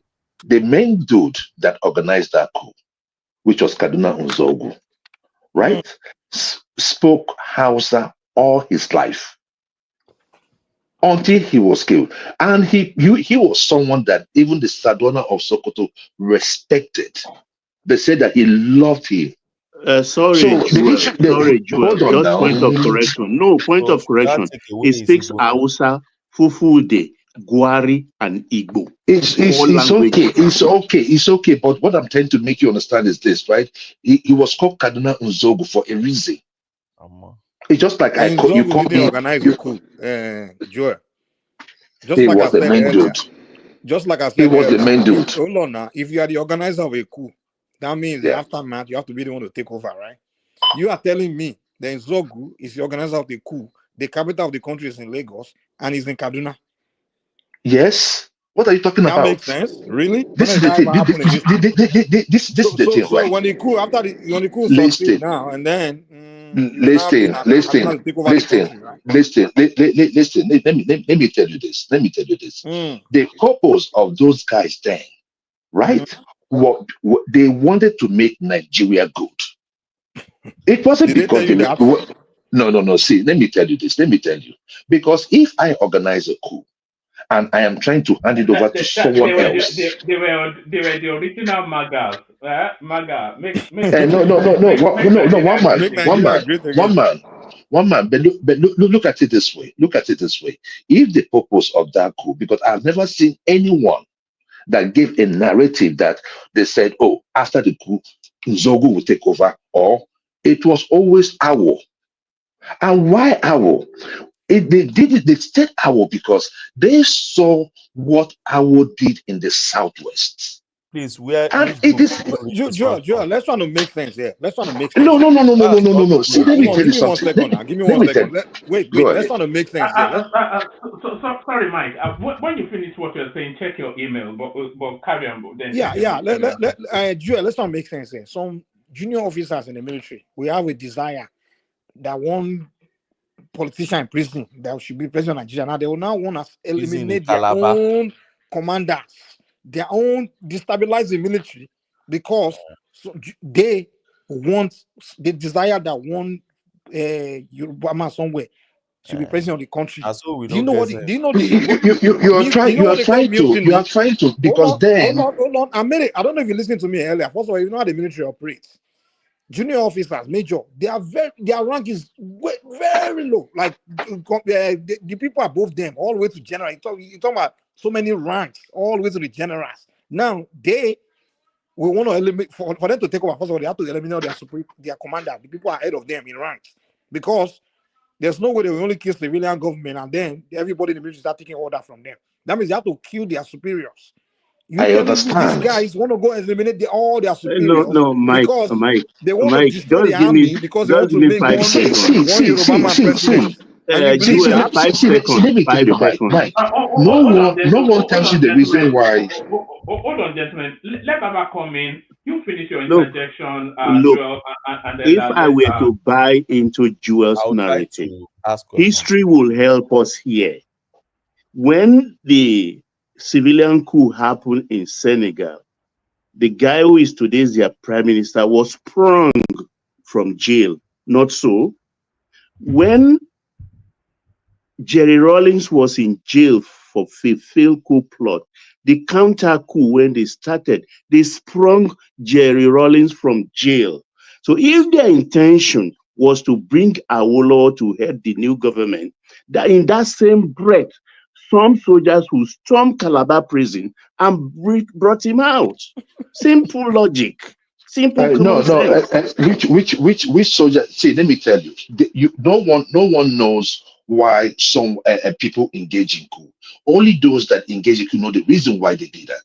And So from why are you what I telling am us what they seeing, did if we don't know? no. But what I'm saying is this, right? People must have said things to people, and based on the accounts, everyone I have seen talk has said that they believe that Awo was going to take over government Can I say if that coup something? was successful. And the issue there is this: you can make it. You see, please. The issue there is this: I do not think it's an Igbo coup, and I think that IBB's take on it was apt. Can I say Right? something? Because this truth, that's the part of the truth we're talking about. We have to get these things off our chest. We must, none of you here were in that war. And if people that were close to that war or people that were in the military are coming out to tell you this is what happened, and you're saying no, you want to believe the one you want to believe. It's okay. Please, can I But say if something? in the process of healing, the truth must We believe what be he told told. us now. He told us what Let happened. me ask you a question. Can I ask you some question, brother? Can I say Let something? Let me put say it something. this way. What? Let me just ask him this question. If you look at the people that died because of that coup, why didn't they kill anybody from the southeast that was holding any key position then?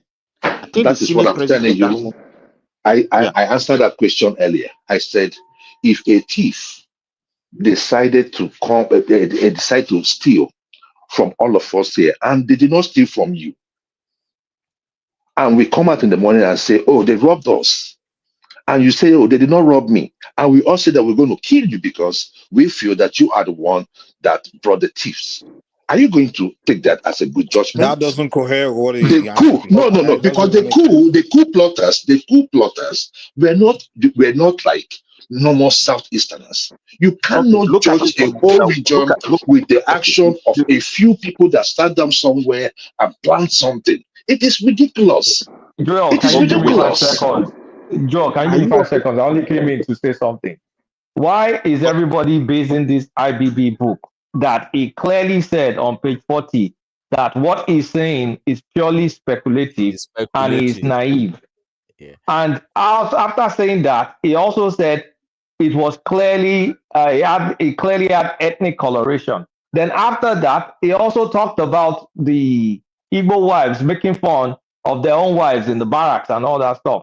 It didn't just say ethnic coloration, unmistakably ethnic Unmistakably coloration. ethnic coloration is the same book. So why are you putting so much premium on some junior officer that just got out of training around the time they did the coup? He wasn't involved. No. He may have Let said. me land. I just came to drop this. The people that Okay. were involved and wrote books about it, they didn't write this shit. Everybody could see the aftermath. The Igbo-ness of the coup was mainly the aftermath. Because if you say, okay, you have 2 Yoruba or 1 sprinkled in there based on the original list, then you can say, okay, at least once everybody is not Igbo or of Igbo origin, then yeah, you have 1 or 2 Yoruba people. But look at the victims of the coup. Each region, apart from one region, that's no mistake. They even hit the South there. Then after that, what did they do to the soldiers? Nothing. Nothing. And after that, what was the first thing? What was the immediate thing that No, this no, guy did? no, hold on. No, they didn't. You can't say they did nothing now. They promoted them. That's what they did. They were paying them their So salaries. they didn't know. How can you do a coup that you kill? You fight Sardauna, fight Akintola, fight what's the Zio Kotebo, fight all these people, and no reprimand. Let me land, brother. I'm going to go out. I'm going to go out now. I'm going to go out now. Just give me a second. Give me a second. So it's not the actual coup. It's the victims of the coup with clear colorations, and it was the what's it called? The victim, and it was the aftermath of the coup with the way they treated the whole thing. Agui Rossi, I don't know whether it was intentional, and also the very convenient absence of Nnamdi Ajikwe and the other guy. I mean, did they murder or para or what's his name? Nobody touched it. So that's why it is deemed an Igbo coup, and I think it's a futile effort to kind of like put any sort of currency on what IBB clearly said: speculation, naivety, and in the other hand, is also talking about mistakenly ethnic. I really don't know why we do these things. Kulata, are you leaving? You leaving already? I just wanted to say something to you. Yeah, I'm bouncing. I'm working. I'm working. Can I okay. address Okay. just one very, very narrow area of this handing over to our lower part? You know, first and foremost, none of the coupists said this. Secondly, Nzeogu, and I've mentioned it before, Nzeogu in his speech did not say it. Thirdly, when Nzeogu was incarcerated by Rosie, Obasanjo wrote in his book titled Nzeogu, the correspondence they kept exchanging. He was sending letter to OBJ was sending letter because they were friends. None of those letters did Nzeogu ever mentioned his intention of who he wanted to, and he opened up to Obasanjo on what they did, begging for not telling him or things like that, but he never for once mentioned. And that is why this we want to hand over to our lower thing came later after. It was an afterthought. And it didn't even come that year. It was later after that, in order to pet this thing, they tried to now bring into the law. Lastly, last one I want to make on that, to debunk all those things, is when you look at the coup, and I thank Baba for bringing this up. When you look at the coup that happened, the chains of coup that happened in Africa that led to the Izegu's own, because they were actually influenced by coups around in Africa that led to Izegu's own. You only see one where they will go and bring one civilian somewhere who was a regional head somewhere, not even a national man, a regional head somewhere, to come and become the leader. Those military officers in Africa back then would take over. They killed whoever there, they buy whoever there, and they would take over. Egypt, 1952, they deposed that. It was King Farouk, or what do you call now? Yeah, Sudan, King Farouk by Abdel Nasser. Sudan 58, Ibrahim Abol took over. Togo 63, Nicolas, what do you call that one, took over. And Olympio. That guy, yes, took over. Central African Republic, Jimbeden Bokassa, all of them. Benin Republic led to Nigeria. So the coup in Nigeria did not happen in isolation of events around us. So in all the events around us that influenced them, and they all went to sawdust together, all these guys. So the events that motivated them, there was never one that you see they will now go for one factional leader or one sectional leader somewhere to come and become. So we should forget this narrative we like peddling and speaking into the mind of the coupists that we didn't even meet alive, or any of them wrote about this. Thank you.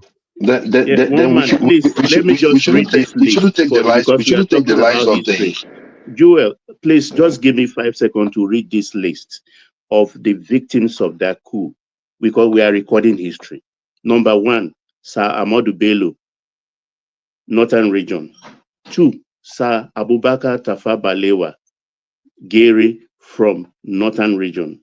3, Samuel Ladoke Akitola, Yoruba from Western Region. 4, Chief Festus Okotiebo from Midwestern region. 5. Afsatu Bello, wife of Sadauno Abadu Bello, Fulani from Northern region. 6.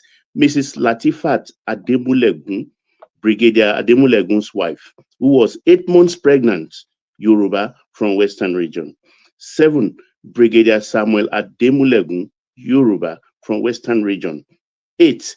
Brigadier Zakaria Mamalari Kanuri from Northern region. 9.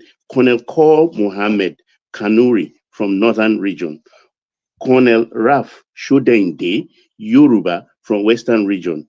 11. Lieutenant Colonel Abogo Lagema Margi from Northern region. Lieutenant Colonel James Pam Jos, native from Northern region. Lieutenant Colonel Ato Unegbe Igbo from Eastern region. 14. Sergeant Daramola, Sergeant Constable, all those are other lower ranks that died. So I record that for history. Thank you, Jewel of Nazareth. Look, let me tell you why I hold on, please, hold on. Let me respond to this particular one. Why I acknowledge that the death of anyone is really, really distasteful. I am not going to look at what you presented here as this is history. You made no damn history by reading out names. You just read out what you feel in your mind. In the actual sense, you Those names are not true. No, I did not say they are not. I did not say they are not true. All I'm saying is that the intention behind. No, hold on. Reading it out was just being theoretical. What was the meaning? I'm making history. I thought to read out the names. So I mean, come on now. Without past this level. Look, let me tell you something. I read it on this platform. Please. I know your intention. So you don't care about those people that died? I know you. Nobody said I do not care. We are talking about what happened during the war or during the post-coup. And you're here reading down the names. Is that not part of what happened? The name of the people that get killed. Look, let me tell you. We know that the people that were killed, the people that were killed around Nigeria, most of them were from outside the region of Southeast. I understand that. But you don't have to come here and say you're making history. You want to read out the name. Who cares? I say I don't care. I don't care about you making your history. Me all you want. That's you want to record. You record. You want to tackle me. Oh yeah, abuse me. And me, I don't wash my mouth too. So this is the issue. This is the issue. Let me just make this point. Let me just make this point so that Prince Daddy will take back his floor. The issue is this. None of us here was involved in the war. And I believe that in order for us to really settle what is going on in Nigeria, because we have so much tribal hate, most of us refuse to read. I hate everybody in the Southeast, man. No, everybody else don't move. It's a lie. It's a lie. It's a lie. It's a lie. Because we still see the marginalization, right? In the Southeast. So, and we are talking about it, just like this year's budget, where you have rail infrastructure, road infrastructure, not one captured in the Southeast. We also had the issue of the gas issue where there's no pressure pipeline in the Southeast, but we have some in Kaduna and places that don't even have gas. So what I'm trying to tell you is this: they don't have one in the Southeast. That's what about the Northeast? I'm trying to make you understand. I don't care where they have any other place. Exactly. But I believe that if I produce it, at least I should have. There should be priority. What do you when produce? Such I produce the much in that country. I produce a lot more than you. I produce a lot more than you. What do you produce more than who? I produce a lot more than you. If you don't know not the mic, you ask. Most of the gas you want to bring out your head. Most of the gas deposit and the I want to talk about production. I produce more than you. Are you talking about No, the gas deposit. We're talking about gas production. They're all in the Southeast. About 60% of the gas deposit in the country is from the Southeast. Are you going to do a period of time when I'm not listening? Something that I'm talking about is telling me that what do we produce? What do you don't produce more than us? What do you produce? That's not the argument. Use all this your don't shift the argument. Let's talk about federal power, and you think that people are going to shut up. We're not going to shut up. We're going to talk the truth and see. Can Joy, wait, I wait. interject, Joy, please? no, more Can than I wait. Make I interject? say this one. No, please. All right. Sorry, gentlemen. Let's do it this way. Let man of prestige Please interject, and then let me just uh, ask him this question a little bit. I beg, one man. Please. I just beg for it. all right, carry on. Okay. Joy. Let's agree that their intention was to give the power to Awolowo. Then tell us would be the fate. Tell us what would have been the fate of the coup plotters if they were to do that. Let's be I do rational not think here. that was yeah. There, see, this is the thing, right? This is the thing. What killing anybody? I have said it. Killing anybody is distasteful for any reason. And I want to remind some of us here too that after that war, after that coup, we've had about 3-4 coups. Just answer And the man's people, question. That's not what they ask you. man, bro. I don't think you understand my question. I agree. Let's say we agree the intention was to bring Awolowo in. What would have been the fate of the coup plotters? The coup plotters. I wouldn't know. I'm not military. Listen now. Listen. Let me say something. You asked me a question now. Let me answer. See. Hold on. Let me answer a question. You asked me a question. You said if they handed over the power to Awolowo, what would have been the fate? I wouldn't know. I'm not Awolowo. You have an idea. How would I know? No. You said I have an idea. How even you? What if Awolowo goes in there and say, what do you think would happen? Use your common sense. Okay. If you want me to think as a Nigerian, somebody came out and did a coup and gave me power. I have the power. Why do you think I will kill those people? Or why do you think I will jail them? I might pardon them. The military, because they've committed treason. See. They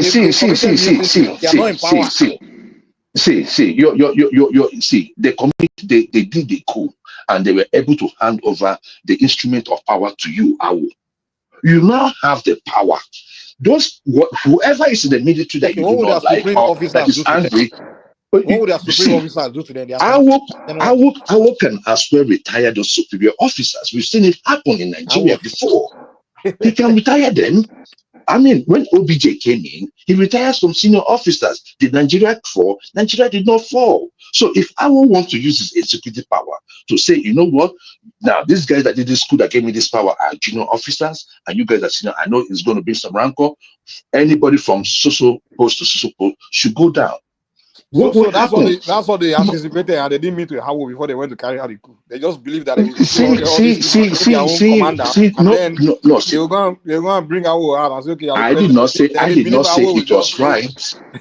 I did not say it was right. Come in, please? Sorry, can I say something? I did not say it was right either.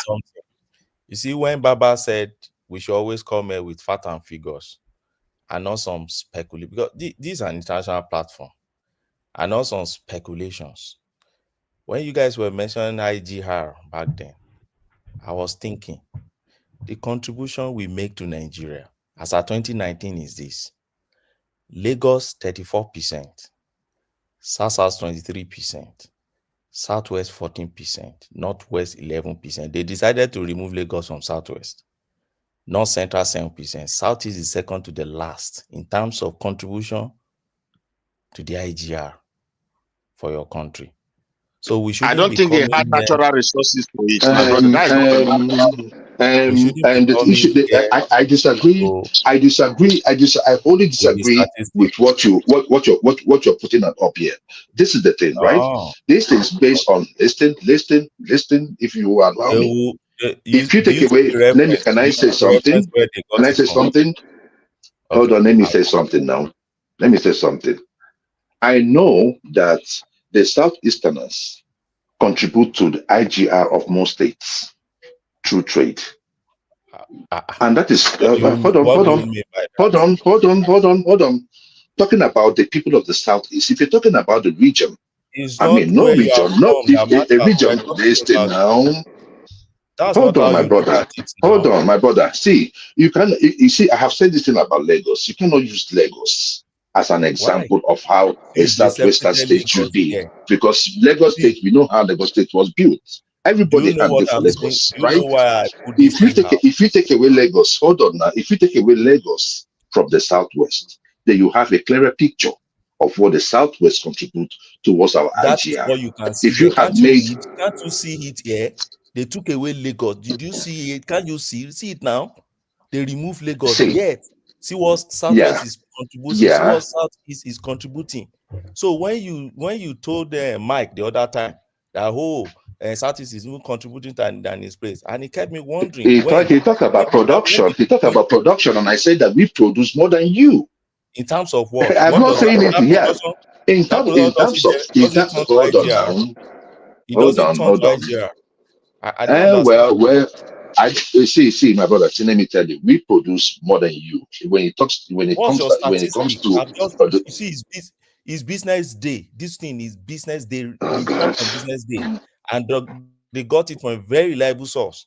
So sometimes when we come and we use verbal argument to contradict documentary evidence, I you can wonder. make your arguments, It's but not I have just argument. told you. See statistic. Don't you see See, the project here?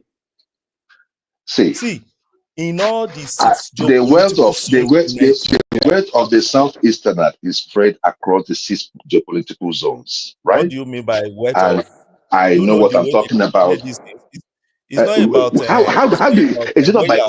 Where you are is that doing. not by activities, business activities that happen within your environment? It happened in that place, not that. Not that about who That's what is I'm doing telling it. you. My That brother, this Yes. first of all, if you're please talking about if you're talking about good, let's not go there, what please. is Come on, called please. All right, system? all right. We want, Can I come But in? you don't be bringing some facts that are some statistics that are wrong there. we must try and get back to Prince Daddy unless he's yielded the floor. One man, Prestige has been very quiet, please. I beg.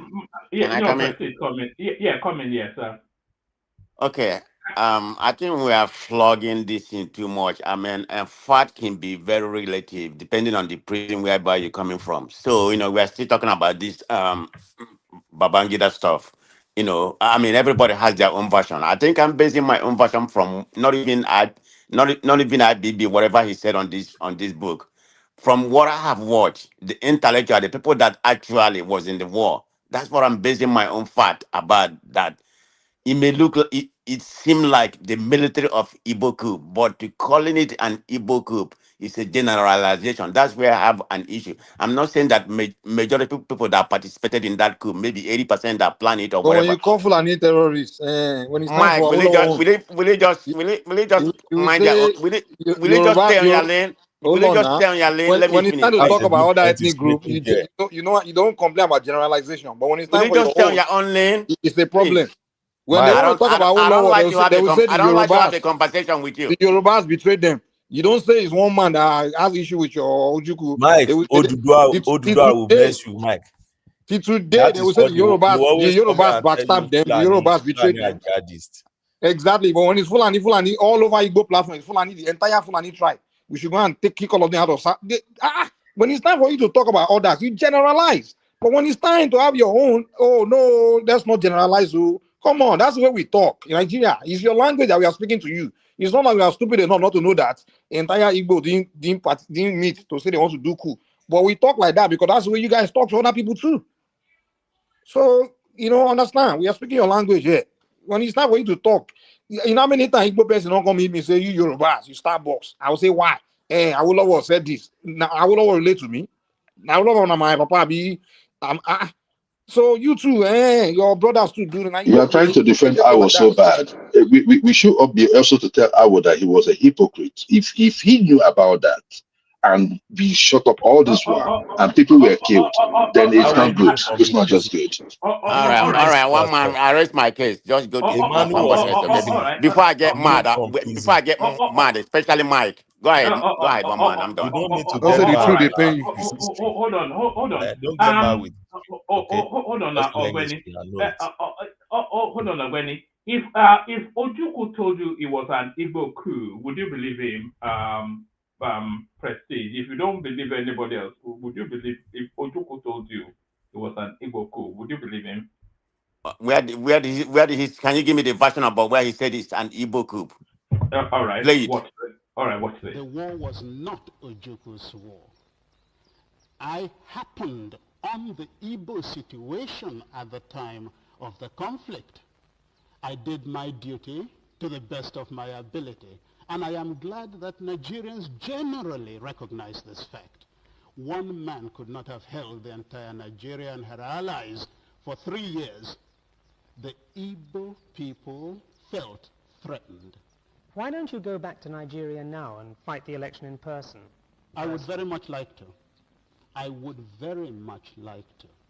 But I have already mentioned the obstacles. I'm not seeking government office just to represent my people 10 years after the end of the war. Obstacles are being put. Even people who just signed my papers are being imprisoned. It would be foolhardy for me at this stage to step into Nigeria. But I will go back. In the long term, That was an interview in Cote d'Ivoire. One man. That's a distortion, you know. This is aftermath. Why are you playing that? You mean like... Hold on. It still carries on. the notion of Biafra will persist till the end of time. That is an achievement.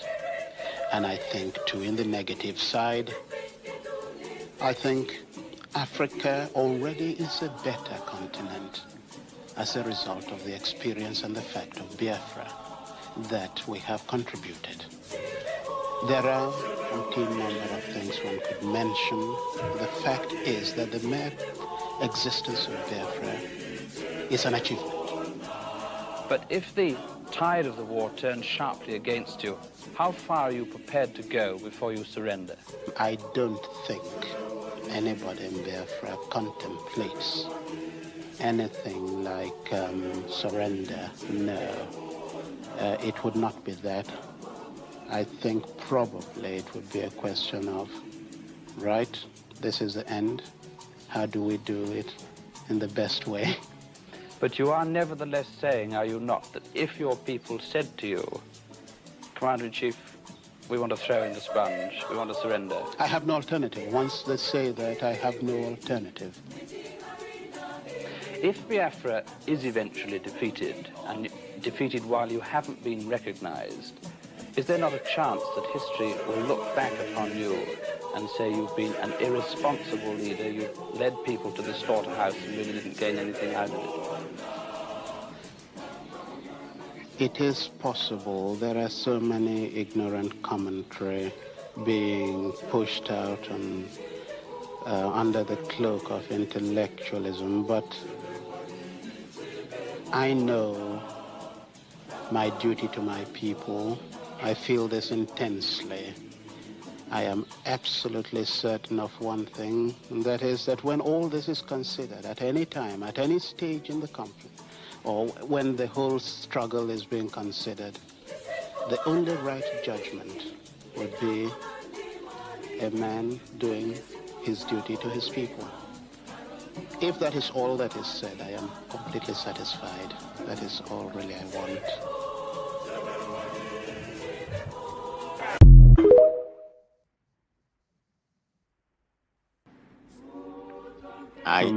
Well, hold on. Battalions, ill-equipped,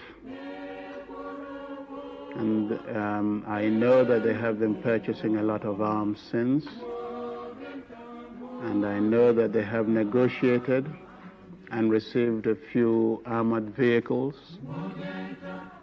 Prior to that, they had some scout cars. I know they have tried to get planes. I am not sure they have got them there. But on our side, we too have not been sitting quietly. There has been quite a lot of build-up. And I think what I have here is sufficient to maintain the integrity of Biafra.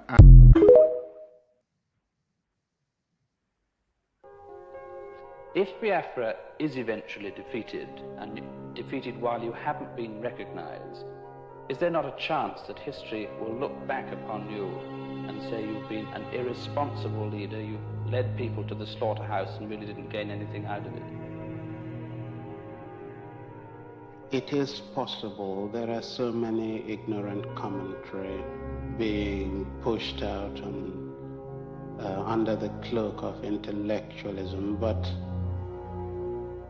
I know my duty to my people. I feel this intensely.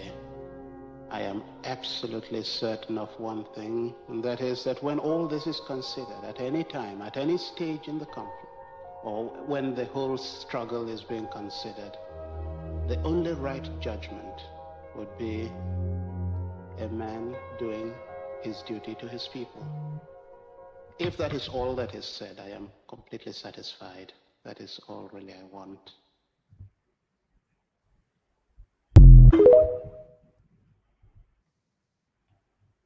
Before you, proud to be a servant of such a heroic people.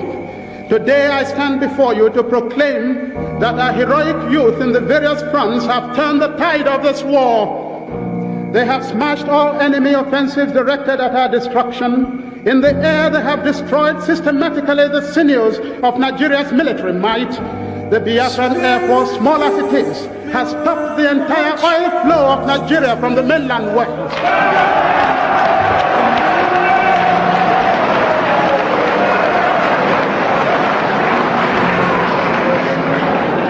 All protestations to the contrary by the British Broadcasting Corporation and Harold Wilson are mere wishful thinking. Our gallant boys are men tempered of steel. They have wrested the initiative from the Gawan enemy, and the Nigerian hordes are in trepidation and on the point of rout. The confusion of the enemy in the battlefields is only matched by the confusion in his home. Fight on, brave boys, fight on, heroes of our fatherland. Pursue the enemy, harass him, destroy the invader. March on, brave boys, now that victory is in sight. March on and hasten the disintegration of the enemy already set in motion. March on, young men. We have tried to live. All right, carry on. That was actually the wrong sequence of videos. We have found it difficult to live in that Nigeria. We have fought a civil war, killed so many people, and still we have the same problems reoccurring. Perhaps the time has come to revisit the very foundations of Nigeria.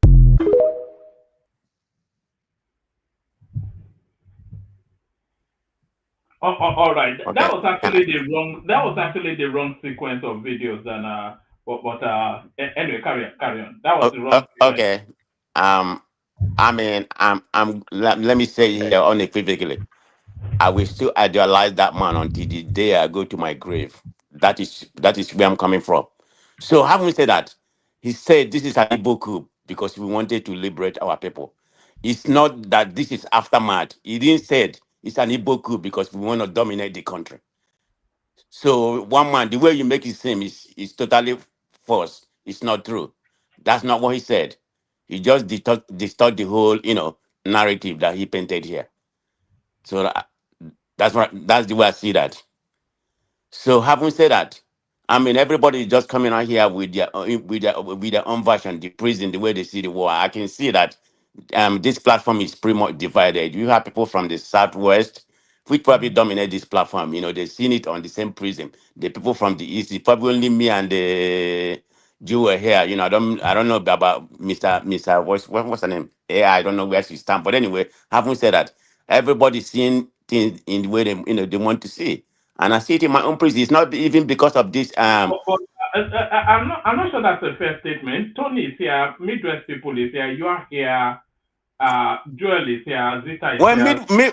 the person they call Midwest, I don't even know who he is, but neither he's from Midwest or whatever. He's seeing it in his own prison. So, that's what I'm saying. He thinks it's an Igbo coup, but I don't see it that way. And there's nothing anybody's going to tell me to convince me. Midwest Everybody is has not their own version. wherever now. But We I know respect everybody's version because I didn't even come to the conclusion because of this book. Man of I've come to prestige. the yes. Man of prestige. Midwestern part of Nigeria is not whatever. It's a place we all know where it is. That is his own prison. That's what I'm saying. But the major resources of Nigeria that they use to feed everyone resides. So don't say what? What does that mean? Anywhere. What does that mean? Your oil and gas. Your oil and gas in Nigeria. Who cares about that? I don't care about that. I mean, Nigeria doesn't feed me. So I don't give a damn about when that. your governor go to get allocation every month from Abuja, is that money they Uh, share? we contribute as well. So you know the people you're donating to. So Do stop you know? making it You like know? you're giving it to me. You see, I've told you everybody before. just I come have here told you painting their own there's no narrative.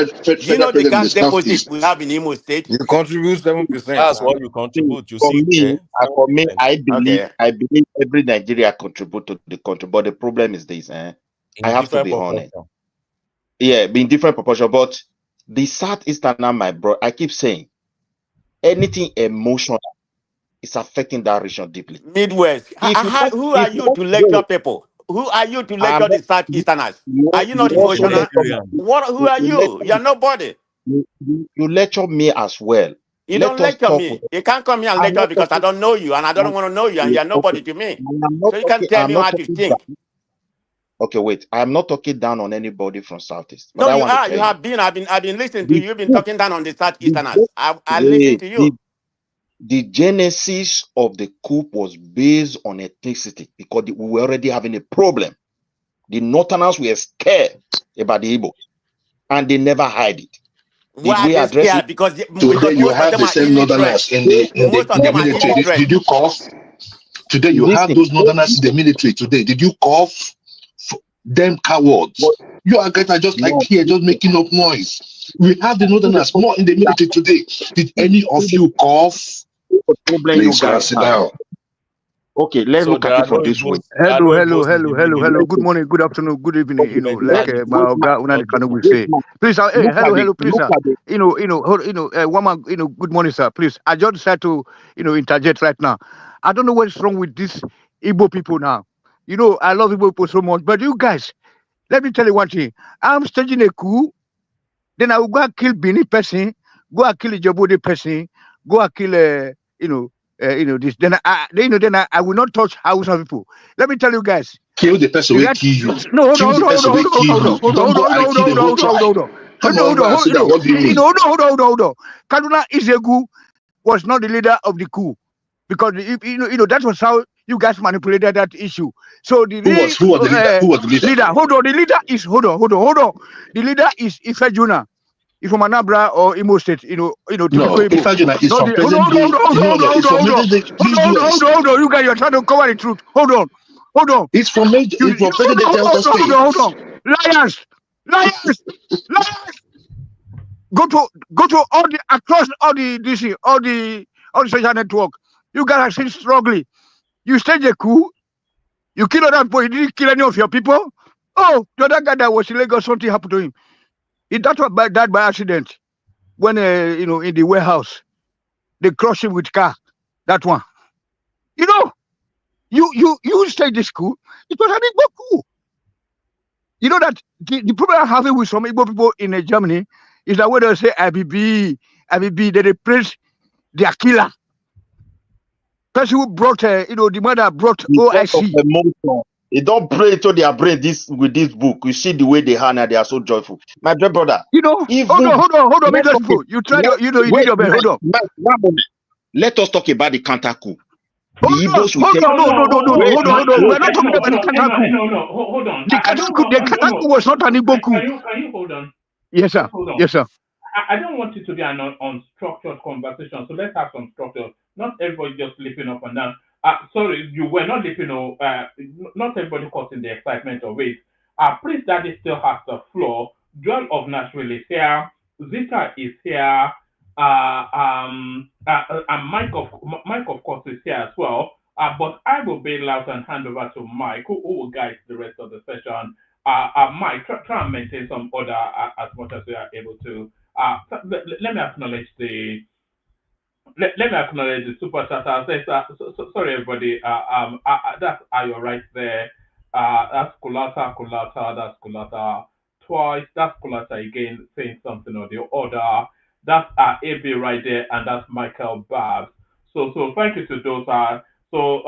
Still people can continue super chatting if you wish. That's always a good thing. Thank you everyone. See you tomorrow. Good to see you, Benny and Joel, especially. We've not seen you both in a while. But of course, good to see everybody as well. Thank you, everyone. See you tomorrow. Yeah, thank you, Mr. Mike. So make una know they cause trouble here. Where you stage a coup, Okay, okay. you kill other Let me people. wrap Hold on, up you so kill I other can people. Hold move on, on. sir. Sorry, my brother, please. You kill people. Hold on, you kill people, and then and then you didn't kill your own. That already signifies who actually did it. So, and this is very, very important because people have been claiming that Kaduna is Zegu, the Benin man, the Edo man, who is from Midwest, the Benin people. Then okay, these are the Westerners there. No, they was not. He was not Ifajuna is from Delta State, present day no, Delta State. Ifejuna is from Anambra State. An Igbo man. Stop using data. Yeah, original one. Ifajuna. But Kaduna Zegu is is a Benin man, is a dope person from Midwest. So across the Niger, after the Niger is where the Fejuna, So who the real kills leader, Adona? Who kills Adona, please? Who kills Adona?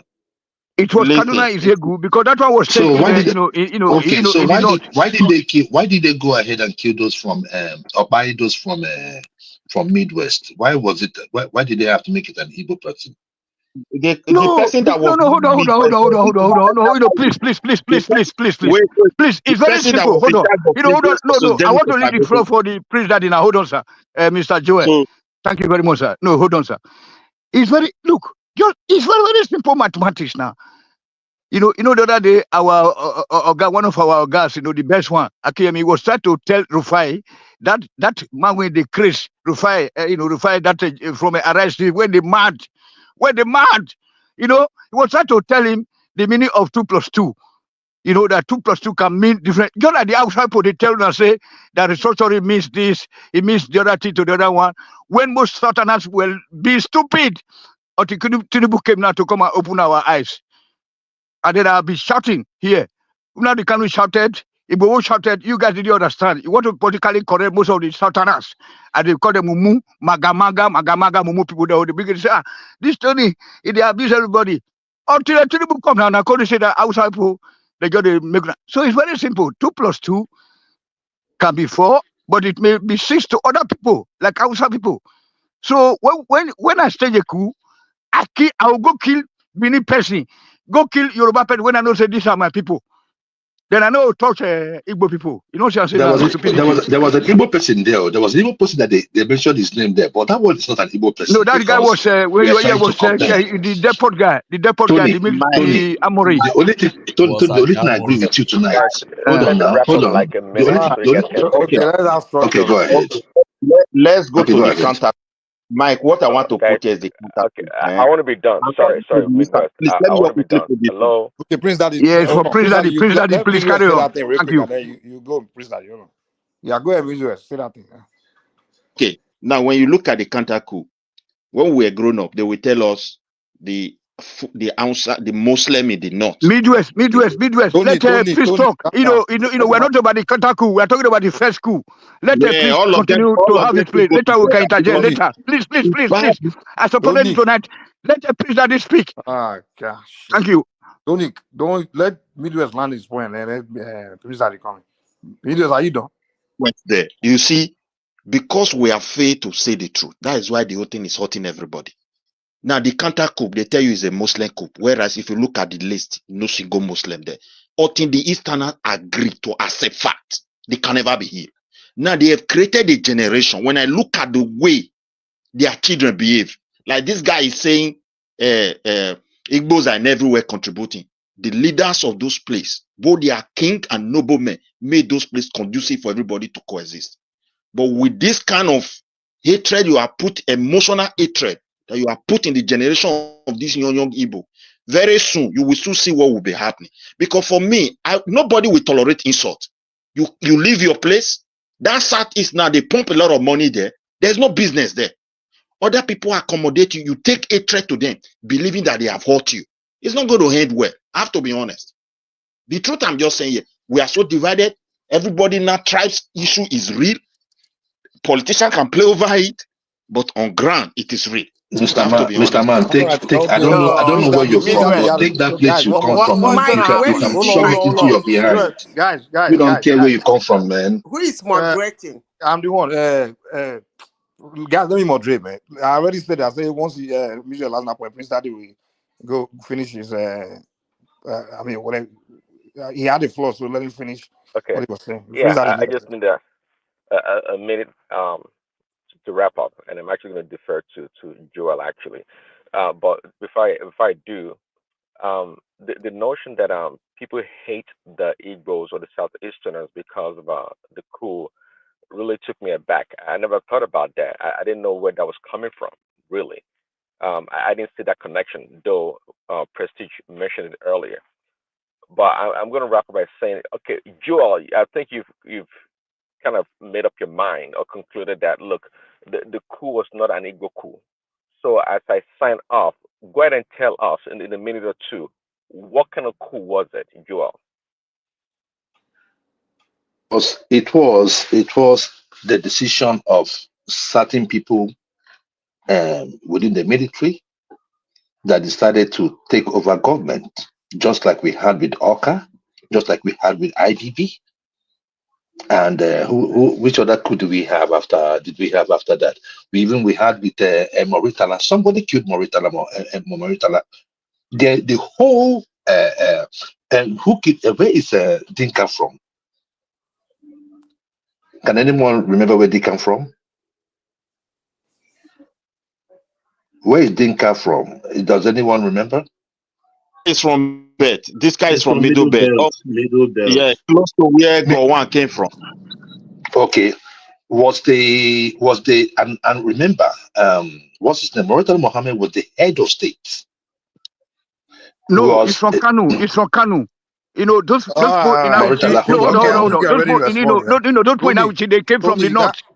Like Adamu Aluyu, Shomole, it's a northern household. So they are not a proper Edo people. Okay, we get the point, man. We get the point. Okay, we get the point. But the same thing. The logic. My logic is this. Can I answer, please, My logic. that question he posed, please? Can I come in and answer, Peter? Man of Prestige, let me just, he asked me a question. Let me just answer. I'm just trying to get back to him. When Dinka killed, what's his name again? Dinka killed Moritala Mohammed, right? Nobody went to the middle belt to kill all the people. They went for Dinka and they silenced him. That is the way I thought the coup would have gone. I don't care who did the coup, but if you feel that those people need to be silenced, you go for the people that actually did it. But going after the whole region was a stretch. And that is where I'm looking at it from. Because now, what we are seeing now, none of us is sure. Joel Nasri, did you hear about Southeasterners mocking, I'm talking about Southeastern civilians, mocking Northerners about what happened? Yeah, even babangida wrote his book about Igbo officer wives, mocking the Northern officer wives. I mean, you had extra things coming from the population that led to retaliate against the population. So okay, in other fine. people's school, their people didn't, their tribe member didn't go around mocking people. So there was more to it. So you need to understand. Mike, if you think, Mike, if you say that this thing will be only one-sided, okay, what if do you think about it has been one-sided, right? I think it takes two to tango. Can you listen a little bit? Let me land. Can I just land? It takes two to tango.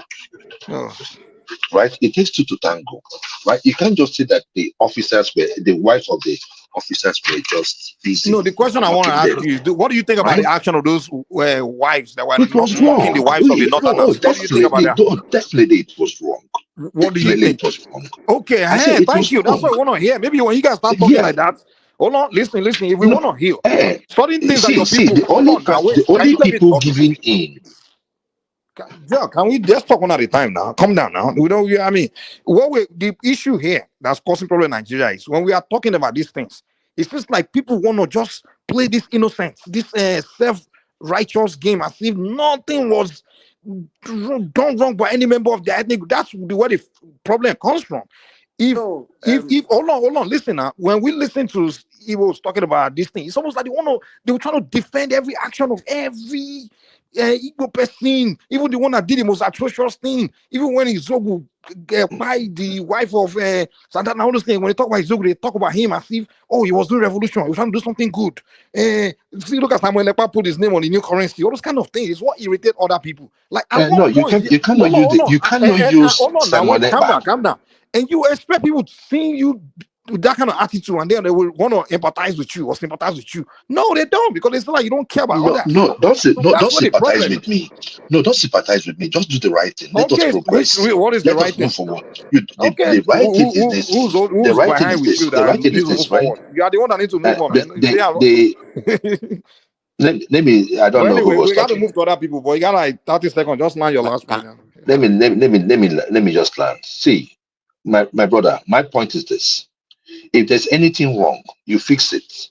If someone did something, you fix it. But you don't fix it by destroying a region or trying to Okay, fight let's a move war on, man. with No a one region. destroying any region. That is That's wrong. not the conversation here. That's the wrong. They are giving you money every month. They That's are very saying they're wrong. destroying you.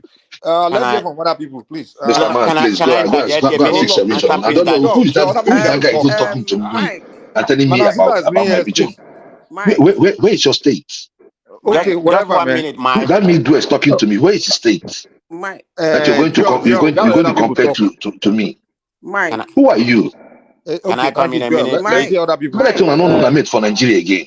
Joel, let me answer Prince Daddy that question, there please. is a fundamental question Prince Daddy just asked. Right. But I don't think that question was well addressed. You see, when you come to Q, more especially in African countries, the undertone of why the coup is being done, they never say. The coup was done based on corruption. That was the reason they gave Nigerians. In every book I have read, which I know that most of them were lies, in every book I read, one thing was fundamental. The people that did the coup said it was based on corruption. The who did it were corrupt. And that was why they did the coup. Now, when they said it was an Igbo agenda or an Igbo coup, I don't really think that is actually the right way to say things like that. That coup was conducted by people from other tribes, but the key people in it were the Igbos. And that was what brought the suspicion. And until people say things the way they are, this narrative that they push, they keep pushing it, we keep harming the younger ones who doesn't read, who doesn't ask questions. The coup was not done by Igbos alone. Key coup plotters, the high-ranking military men, among them, the key of them are Igbos. That was what brought the suspicion. But for somebody to come and say that it's the Igbos that did the coup, that is not actually right. That is not right. So what do you think about the outcome? To continue no, the reason is that they killed other people. They did not kill any Igbo man. Hold on now. Hold on, that's Tony, what Mike. we're talking about. Please. Mike, can I come in, please? Just a minute. Yeah. You have been speaking since my brother. My brother. Right. Thank you very let me much. just land. Now Igbo coup. Okay. Okay, So Mike. you kill other people. Tony. Hold on. No. You didn't kill any Igbo man. And then you tell Azikwe to run away. They killed one Igbo, but now they say it's an armored. No. That man was just just by accident. That man was in the armory department. Please. He was trying to lock the door. So that was not Igbo man now. It's not an Igbo man. Sorry, Tony and Joe. Let Madam President come in, please. All right, thank you very much. I mean, I probably don't have that much to say. I mean, I think Madam Zita just said 100% about what I was going to say. So I don't even know how to narrate it. I think what I was going to say was, I was going to phrase it in a different way, but I completely agree with exactly what Madam Zita said, 100%. But the way I was going to phrase this was, it was a military coup, predominant with Igbo, you know, Igbo origin. That was that was how that coup took place. It wasn't necessarily an Igbo coup. Say, okay, we're gonna come and kill Sadiana, so could kill Tafawa Balewa and some other people in order to install an Igbo president and dominate. That wasn't their prison when they did that. It was exactly the way Madam Zita said. So I can't even contribute that more. Madam Zita has said it the best Man of way. Prestige, That let me tell you something about Mike. Madam Zita, give me 1 second, please. Let me tell you something about the way life works. Okay. If you enter somewhere and you end up taking something that doesn't belong to you, that's stealing, right? Now, whether it was your intention to steal or not, when you enter the court of law, if they prove that you stole, that's the accusation. So what I'm trying to say is the outcome of an event is what people judge, not the intention of the event. Maybe the intent. Hold on. Wait now. Wait. Maybe the intention. No. Maybe the intention of those guys that did the coup was one thing. Whatever. No one cares because whatever the intention is only in their mind. No one there can read anyone's mind. What people judge is the aftermath and also how the event took place. And when people keep telling you that the reason they are saying is an Igbo coup is because one, they give you many reasons. One, the people you were killing, it was so one-sided. Your ethnic coloration was clear. Mike. Have you read the configuration of the high-ranking military at that time? We don't need to read the book. We don't need to read the book. We saw the outcome is the result. Mike is talking to you guys. Grammar. Hold on. The result. What? Mike. Thank you, Madam Zita. Mike, you see, if you read most of the books on this Nigerian Biafran war, and then those that want to be fair, because nobody was there when they were planning their shenanigans. It's what they told Nigerians and the propaganda and the lies they came out to say in their different versions. That's what most people are holding on to write. But I know that they are not saying the truth. But let me tell you why it is being seen as ethnically motivated is the targeted killers. That's why up to today it's very difficult for you to convince a Northerner or an average Nigerian that is not ethnically motivated because of the people they targeted to kill. That was why. You get the point. Exactly, and that's the whole point I've been trying to make. So, like, no one cares what they were thinking before they did it, but the way they did it is just what people are going to judge. Okay. Let me explain. I want to be fair, but let me explain. Being very fair.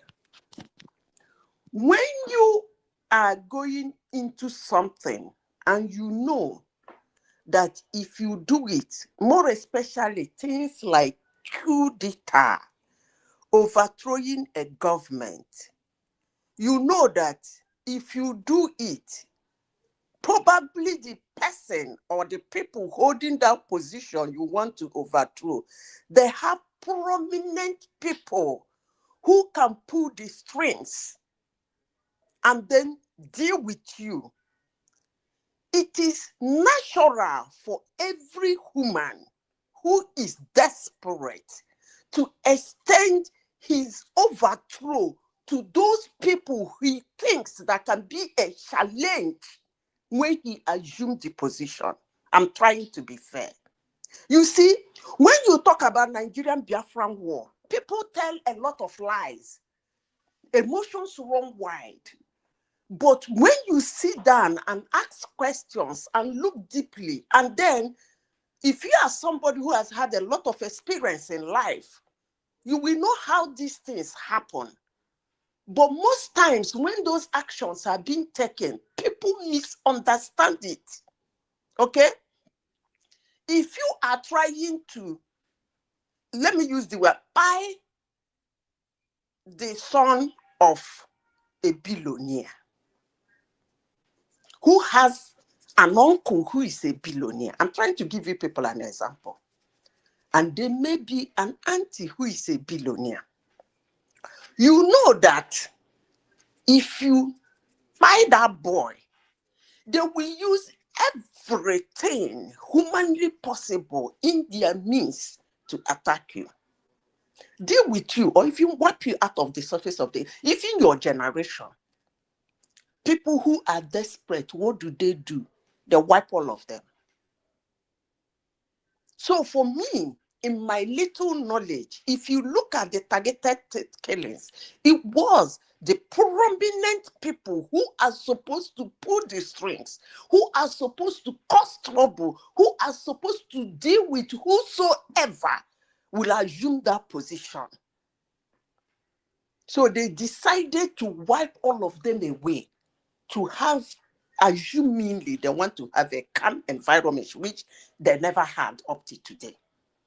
So I wouldn't say because it was some group of people were targeted. I don't even know if Igbos have such people like Tafawa Balewa and Sadwana of Sokoto and Bla or whatnot. I don't think the Igbo people have such people there. The only person they have was Zik of Africa, who from the one says it has nothing to do with this shenanigan. So who is going to fight for you if you don't deal with the other side decisively? But any shallow thinking human will say it was targeted ethnically. I wouldn't see it that way because I think. Madazita, So, can I put something? Go ahead. Okay, look at it very well. We were living in a country that was so divided. And even the Sultan of Sokoto has complained about the ethnicity of Igbo people around them. Now, in other words, the distrust was very clear on ethnic basis. So, I didn't hear and your again, last statement. Sorry. okay, the ethnic hatred or ethnic distrust was very visible. The Northerners were not comfortable. We have to be honest here. Now, the guys who were complaining, Have they ever been comfortable? Even today, wait, have they ever been comfortable? I'm going somewhere. Let us not be arguing here. Because when something is not good, address the fundamental role. Because Igbo were having the power to address that issue at that very particular time. They did not do until that coup happened. Now, that same man was so bold enough. A foreign journalist came from all overseas to come and interview that man. That is to tell you the problem was so visible based on ethnicity now. Now, when they staged a coup, that man was the first target. And up to today, the coup leaders has failed to tell us exactly who they plan to replace the Tafawa Balewa that they want to buy. They never. And by the way, would they be so stupid to give that power to somebody that will come and persecute them? The answer is no. They have a clear plan. But the truth of the matter is that Ozogu they always mention in the north, I will tell you, if he betrayed, he complained that his own brothers in the south forced his hand. That was not what they planned. Among them, there were those who already had that ethnicity plan among them. We have to be honest.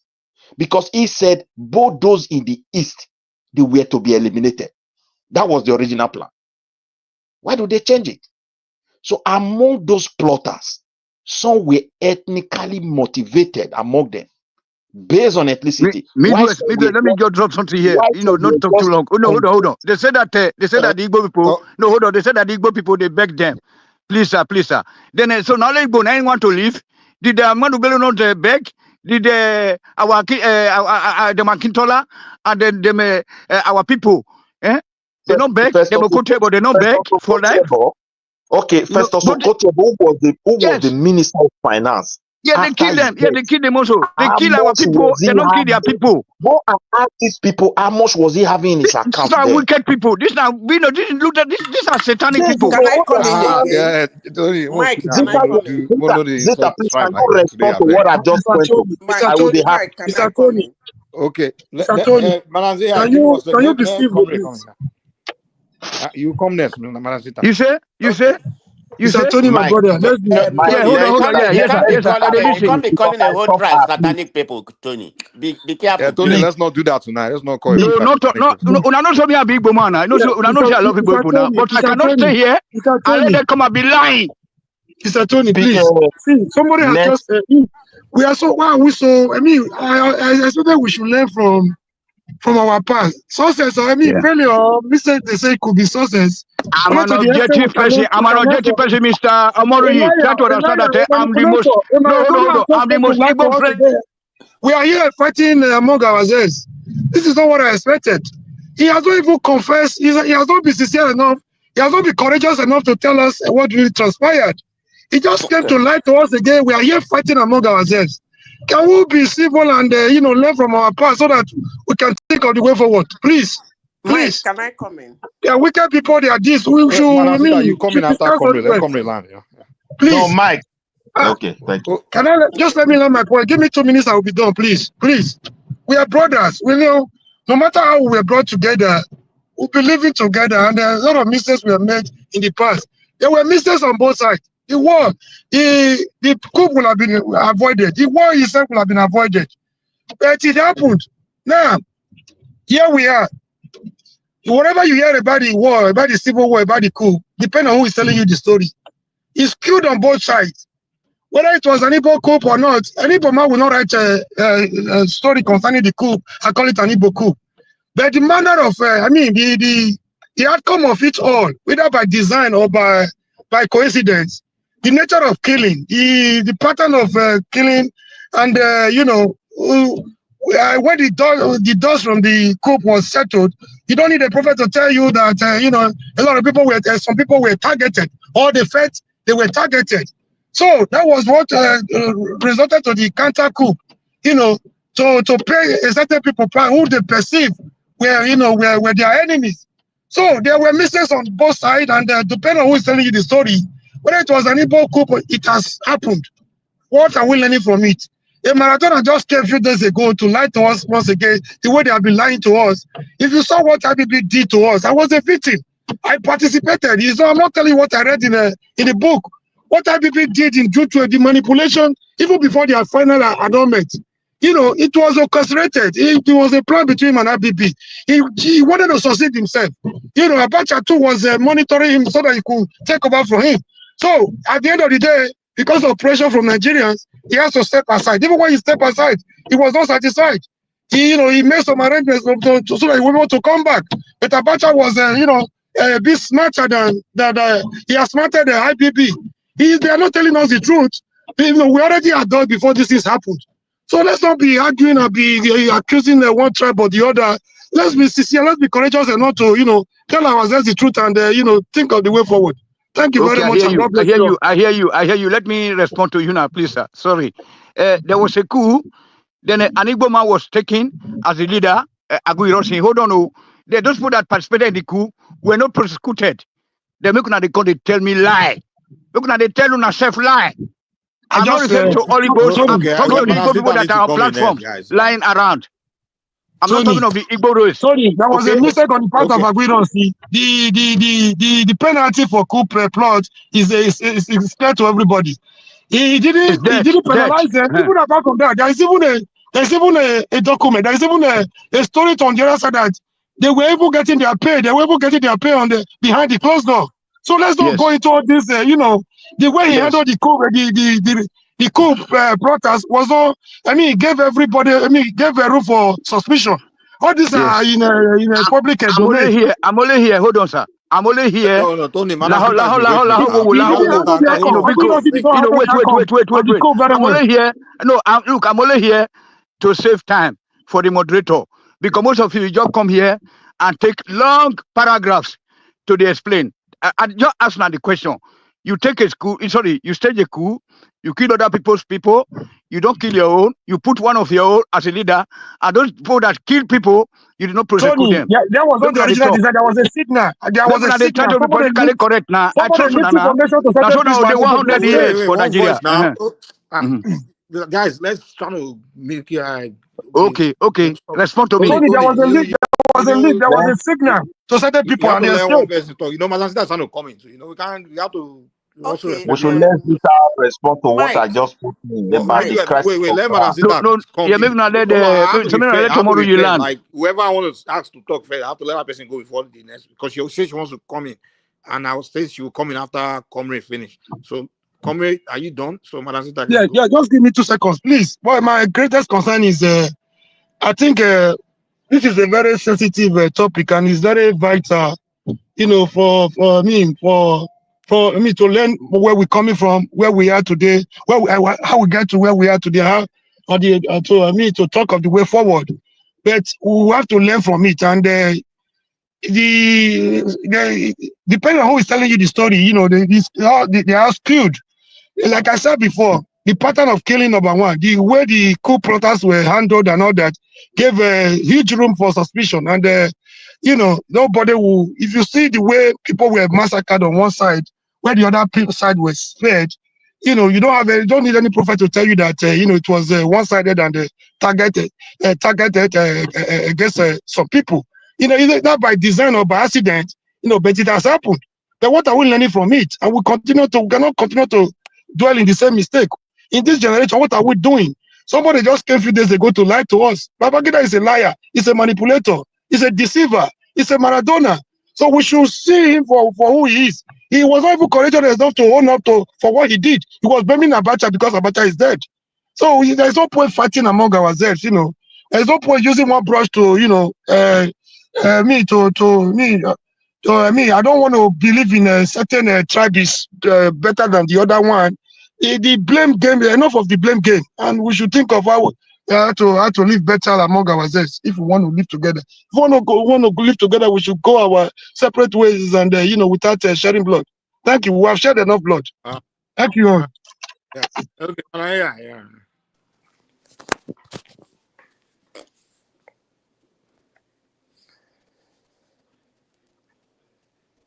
Okay. Now I Madam don't Zita, reason not this with year, Madam Oh, Zita. Madam Zita talk. I Okay. bet she not dead. Okay. You see, I am one person that is me, that never liked this idea that when we are discussing Nigerian Biafran war, people usually use the word, it is a sensitive discussion. And when they use that word, that discussion is being abandoned. I don't like it because I really want to engage a lot of people in that issue so that a lot of things will be cleared. Get angry, argue, debate, but let us debate it. And at the end of the day, we come to a conclusion. As I said before, and I will keep saying this. Why am I saying this? I have been in a position where chess board, you know, chess. I don't know if, I know most of you play chess. Life is like a chessboard. I have been in a position where they play chess.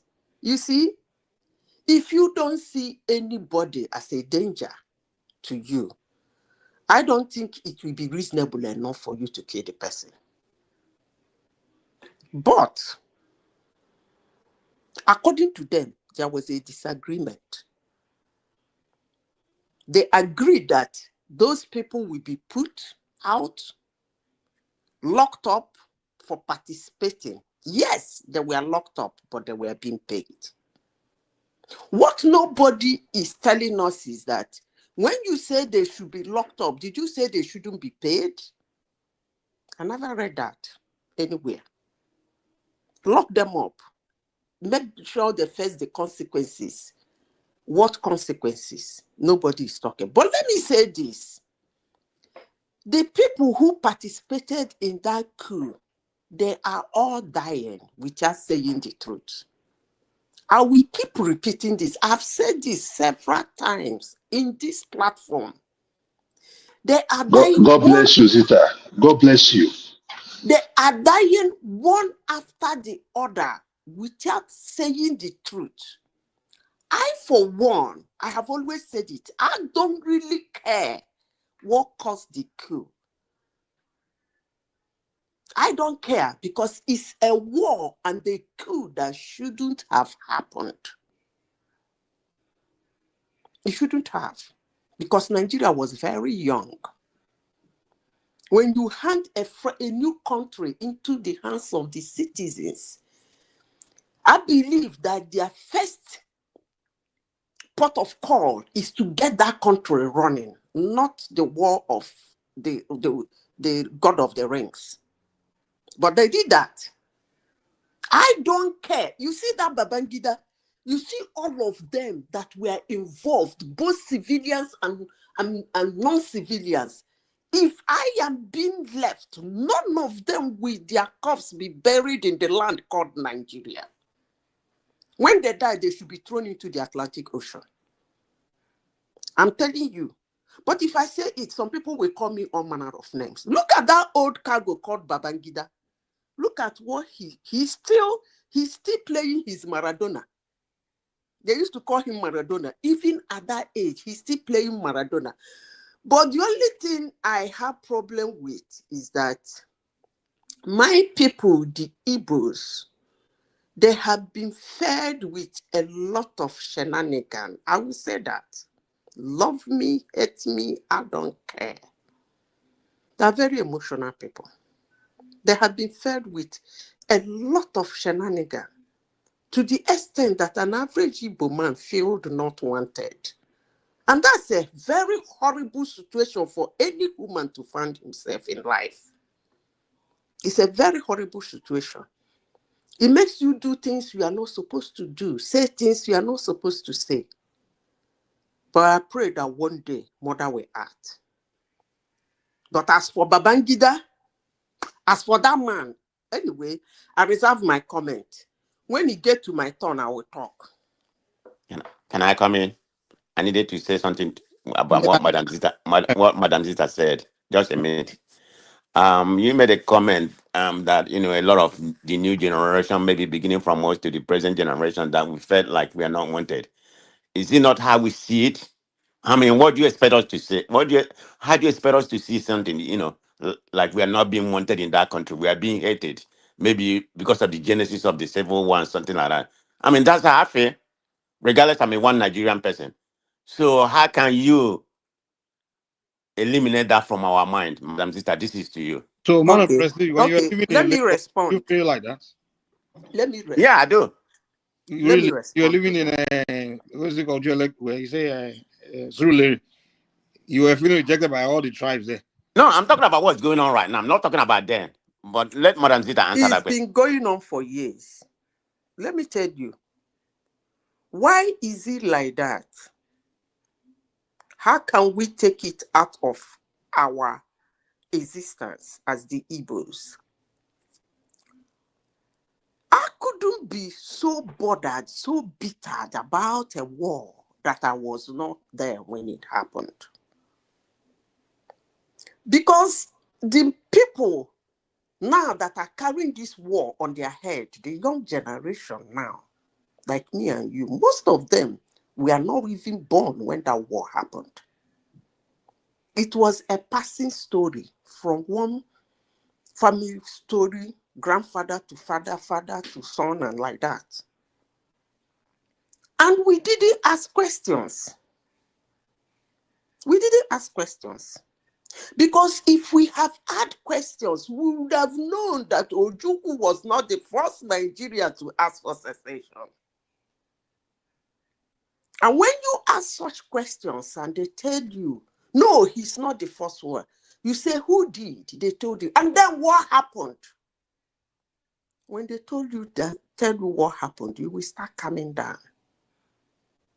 So because most of them don't ask questions, I wouldn't use the word brainwash, but let me use the words they absorb everything that we are being told. But I thank God today that most of them are asking questions. Because that story is not complete. If you ask me this question, Go to your village. Anytime you travel to Nigeria, take your time to visit your uncles, the elderly ones. Visit this one, ask him question about Nigerian Biafra war. He will tell you one beautiful story. Go to the next one. The story will get another Kele. Go to the next one. But one thing is fundamental, you have to ask them. Is Ojukwu the first Nigerian to ask for secession? If they say no, you ask them who did. They will tell you. And then what happened? When he was asked not to try it, they fought him. They told him, you dare not. What did he do? Did he go into war? The answer is no. So that's a war that shouldn't have happened. I mean, that was the most brainless. Can I come in now, Mike? Yeah. And again, let her finish. Go ahead, the coup too was filled of suspicion.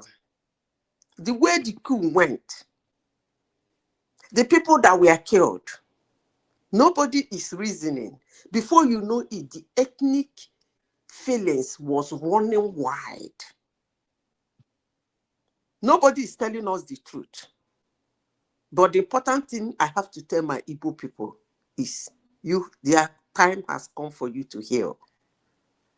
It's not worth it. That's all I can say. You have to heal. I'm giving you one question every Igbo person should ask. You say, how do we get out of it? Ask one question. Is Ojukwu the first Nigerian to ask for secession? No. Who did? What happened? Then you start getting your healing.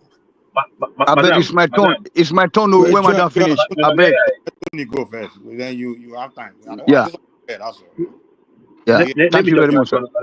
Madam, a question. But let Tony go first. But Mike, it would have been Thank you very much. for someone from eastern part of Nigeria to respond to Zita, not Tony. Less people from Yeah, I South. get that, but I have to be fair. No, I'm not responding to Zita, okay? I'm not responding to Zita, Mr. Midwest. No, you are trying to be politically correct here. Hold on. Tony, I'm responding. hold on, before you go. Tony, if Zita tonight, me and you go fight too. Okay. Don't even go there at all. Don't even throw any insult. You know, if you go to talk, think before you talk. Okay. Yeah, thank you very much, sir. Yeah, Motigbo, my brother. So, the 20 day be say, like as I said earlier on, that I'm here to save time. I just drop them as it they hot, you know. So the 20 day be say, you know, I know if it coming to this our platform now, assuming that it is not, virtual. Like say live now, I will come there, kill all the Yoruba point they here, kill all the whole Benin point they here, then kill all the Hausa. Then I know we touch the Igbo people. You know, you saw me. Then you come tell me say that I not get any motive. Then after arresting this, look, the wages of coup is dead. Okay, so you cannot tell me that you go keep them for prison, begin to pay them, so you not kill them. No, the wages of coup plotting is dead. You know, any other anything other than that is motive. Now you send them. You saw me. So it look. It is an Igbo coup. Let Igbo people come out to say they are sorry. Then for misunderstanding them, or misconstruing them, or misunderstanding them. No. Yeah, for killing other people without touching any one of their own. I'm not apologizing for anything. But there were other coups after that one. Never apologize for that.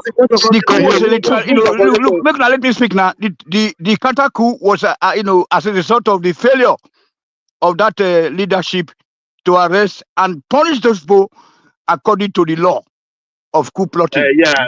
So you let the people that did the coup and you killed the president, a sitting president, and you say, "Oh, that's not."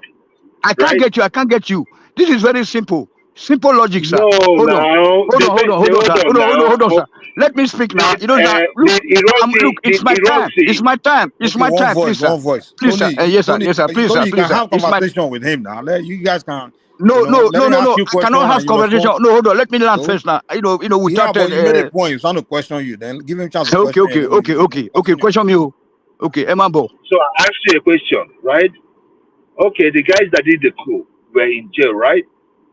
Ironsi was the president. and you arrange and you kill the president, right? Because that's what it is, right? And you took over power. Now, when we had other coups that happened down the lane, right? We did not go about killing tribes. We made sure we caught the perpetrators of the coup and got them jailed. So because if I look at the people Oka, because Oka was almost I think it was Gideon. Gideon was almost successful. Right? But can I respond now? Can I respond now? The question, you see, the question shouldn't take that longer time. Give me a chance to respond. Let me respond. So this is the first time now that I'm hearing that those people were in jail. They were not jailed. It's the Igbo people now that are trying to put that narrative, say that those people, they were in jail. They were enjoying their lives. At most, they were on probably under house arrest. With bringing women to them to enjoy their life, because the current president that time was happy that because it is an Igbo coup, they want to eliminate other people. They didn't eliminate any one of their own. They even told Azikiwe to run away. I'm to say I'm lucky to say that Awolowo was jailed by Azikiwe. Now Azikiwe not jail Awolowo if I don't know. And they and the Nahuru. That's why I will never forgive them. Okay. Tony, hold on, Tony. Yes. Can I come in? Tony, where Yes. are you? Where are you getting all this your version story from? It's about reading more books now, more good books, and then listen to the principal, some of the principal actors. You see, these people, they know how to blackmail people. Awolowo was the actual person that Nigeria has ever betrayed when they come to a national statement. Yes. Now, my papa, and they betray him, they turn it around. No, he is the betrayer. Awolowo missed the opportunity to even serve at the federal level. Yes. To replicate. Hold on. To replicate. Oh, what? No, hold on. Look, I get you. To replicate. No, hold on. To replicate all those developments. All those developmental strides. Giant stride. No, hold on. It's my time. Hold on. Let me land. So they didn't. Hold on. They didn't allow Awolowo to come and develop the country at large for us. Huh? You say? Are you on colors? Take it easy. You're not fighting. You know that guy, my brother. Kuyo. Tony, let me land this point. Wait, my brother. You see, be very quick. Be quick, okay? Kia. They all gang up to betray Awolowo. They gang up to the Northerners and they throw him out. No space for him to serve at the national level. Then the guy went back to the West, believing that his people love him. And when he was coming back, Akintola have grown some weight in politics. And that guy never gave chance. That thing led to a very big crisis in the western part of Nigeria. Yeah. And up to today, we thought this for Osadebe and the Ike Clark and the Ike Clark. Yes. Allow him to finish. Now, Moku learn what did happen now. My brother. At the end, that same man, that same Awolowo, suffer for nothing.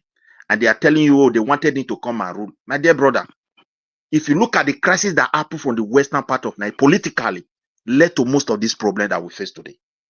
Yes. And they are trying to turn it around that the man was the one. Yes. Yoruba prayer, Awolowo was set free to go and declare Doduwa. How can a civilian? No, madam. We know his value. Yeah. They were having the president of the country and none of them could go and challenge Ojuku. Then you expect a common civilian now to go to Yoruba land with all those generals there, the elders and the kings and all, and with the political crisis on ground, to go and say, I'm hereby declaring the country, how will it work? These people, they always narrate things one way. That is why you have this generation that's coming. I will start speaking. I'm proud to be on my hand. Let me tell you, like my brother who is here, he was a political activist. He just spoke, not this guy that is here now. Amoru, you mean? We the Benin, we are not the victim of this so-called devilish Wazobia that these people created. The aim and objective of Wazobia was then they call us minority. But for some group of people to be ruling. And Igbo, who initiated it, they become the victim. So they always start things. Look, This Zita even talk of Adakaboro just now. Is it Ojuku that was the first one to declare republic? Under Aguironsi, under Ojuku, Adakaboro, fed marginalized. They declare Niger Delta Republic. Go and look at what happened to those guys. So you will understand the genesis of our problem. And not till today, you always cry as a victim. You went to Finland now, Edo Godo Godo. You think those people will see those things and be happy with you? The day we translate to violence, then you will say these people are bad. My brother, those ones are not. Look, let me tell you something. You know This what? is my problem with Midwest, you. hold on, This is my Joel. problem. Midwest, When it comes you know what? to You Igbo, are very, we very don't tribalistic, narrative. we All don't your say narrative, we don't say One all voice, the Yorubas, one at a time. right? We don't say all the Yorubas when it comes to Igbo.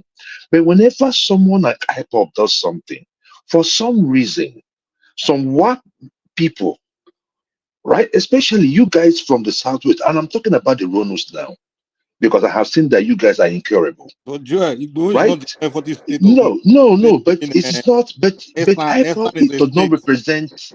IPOP does not represent the whole Igbos. That is the point. Not everybody in Igbo land supports Nnamdi Kanu.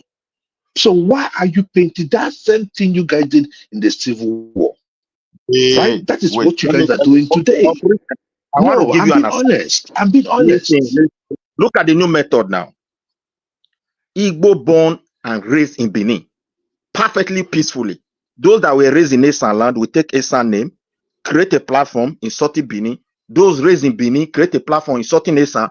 They are doing it. Your leaders are aware. Your hand is there. Everybody's quiet. Go to their platform. I don't care what you guys. I don't care what you guys do there. I mean, that is not my business. Is annoyed That with is me. your. That is. If I He's ask just you, if I pulling ask you to xenophobia. provide, He's just pulling if I ask you to xenophobia here. provide 5 names, Hey, will you be able okay, to one give at me a time now. One at a Midwest? time.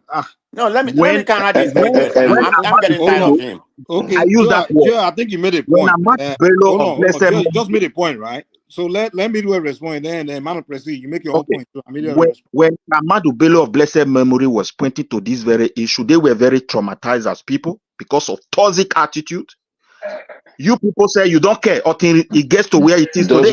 Those were insecurities of his, and I cannot apologize for that. Joe, let him at least make You his don't point. have time. You always see all your neighbor as your enemy. Voice is talking at the same time. How can you go and create a province, try to create an ethnic tension in a place where they don't have it?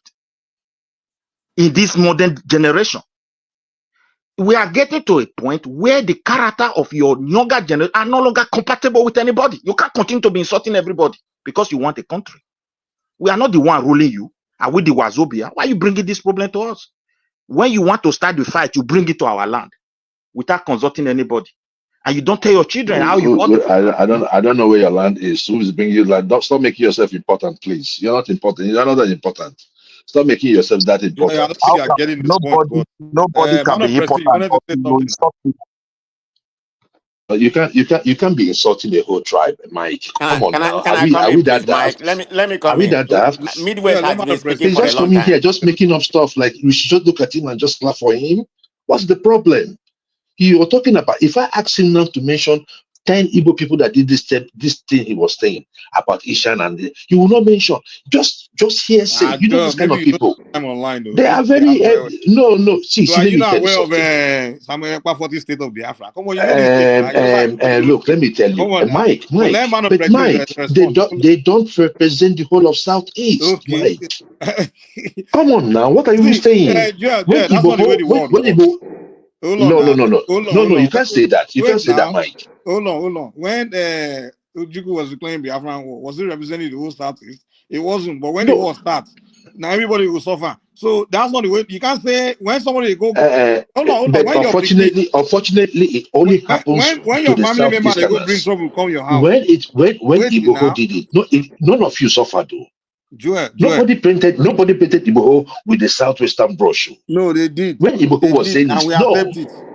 No, don't say that. Don't say that. Don't say that, please. Hold on now. If you supported him, wait. even You on have to this allow show, people to respond to you now. Whatever Igbo does against that trampling on other Nigerians, I see it as the guy representing staining our tribe. if he go when I've been insulting Igbo so many times here because the way he insult the Northerners or talk about, and I'm like, guy, whatever you are doing can affect my people. When you start saying they should be attacking Northerners in the Southwest, they was because I see danger that Yorubas are living in the North, they will start attacking them too. So I can't say if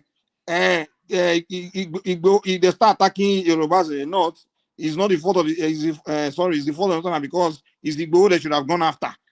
No, you would have blamed that's not the way the world Igbo works. if the attack Yoruba did not.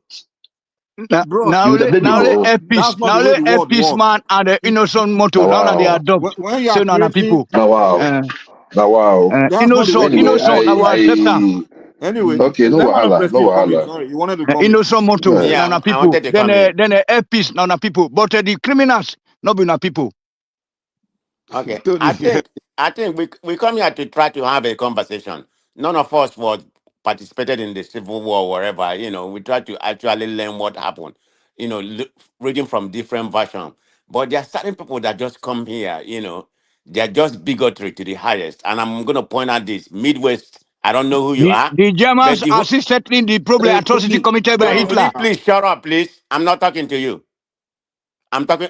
This my reference. You will shut up first for lying here. You gotta come on now. We have to have function. You can't do this now. You gotta just calm down. Control your I mean, everybody has their own version about how the war happened or whatever. I mean, like Madam Sister said, you can never definitely know exactly what happened. I'm not basing my narrative based on this Maradona guy or whatever. I detest what happened in that day. Like I said, whatever people that congregated there like maggot and flies, it doesn't mean anything to me about his book or whatever.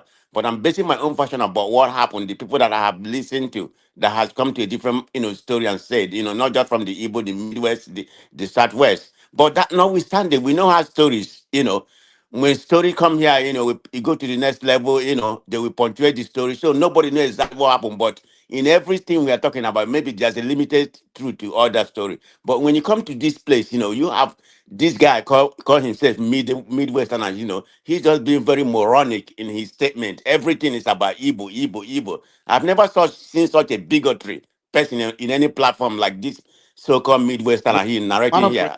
You got to specify what he said exactly that you are. Look at exactly what he's saying. He has never said anything that makes sense. It's all bigotry languages, that he's perpetuating. Everything is about Igbo this, Igbo this, Igbo this. Listen, my brother. Like what? Who are you supposed to be? I started you can't tell with people what to do. But I'm glad it's not all the Edo people that think like you. Because you have a lot of Edo that think differently. Yeah, that's why I'm glad. There's more reasonable people with sense, more rational people.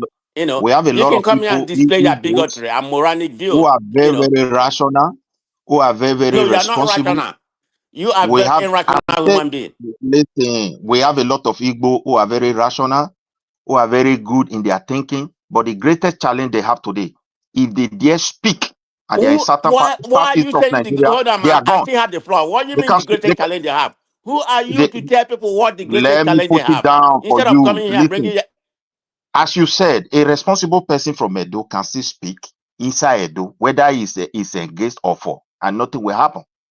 But anybody from who are very rational, good in their thinking, if they stand in any of the 5 eastern states today and make any broadcast and condemn the bad behavior even in this platform, they will hate you for life. Of what is going on in the southeast, the family, the brother, everything their life is at stake already. So I want to tell you, my brother, what happened in the past has gone. But what you people are grooming today is even far worse than that.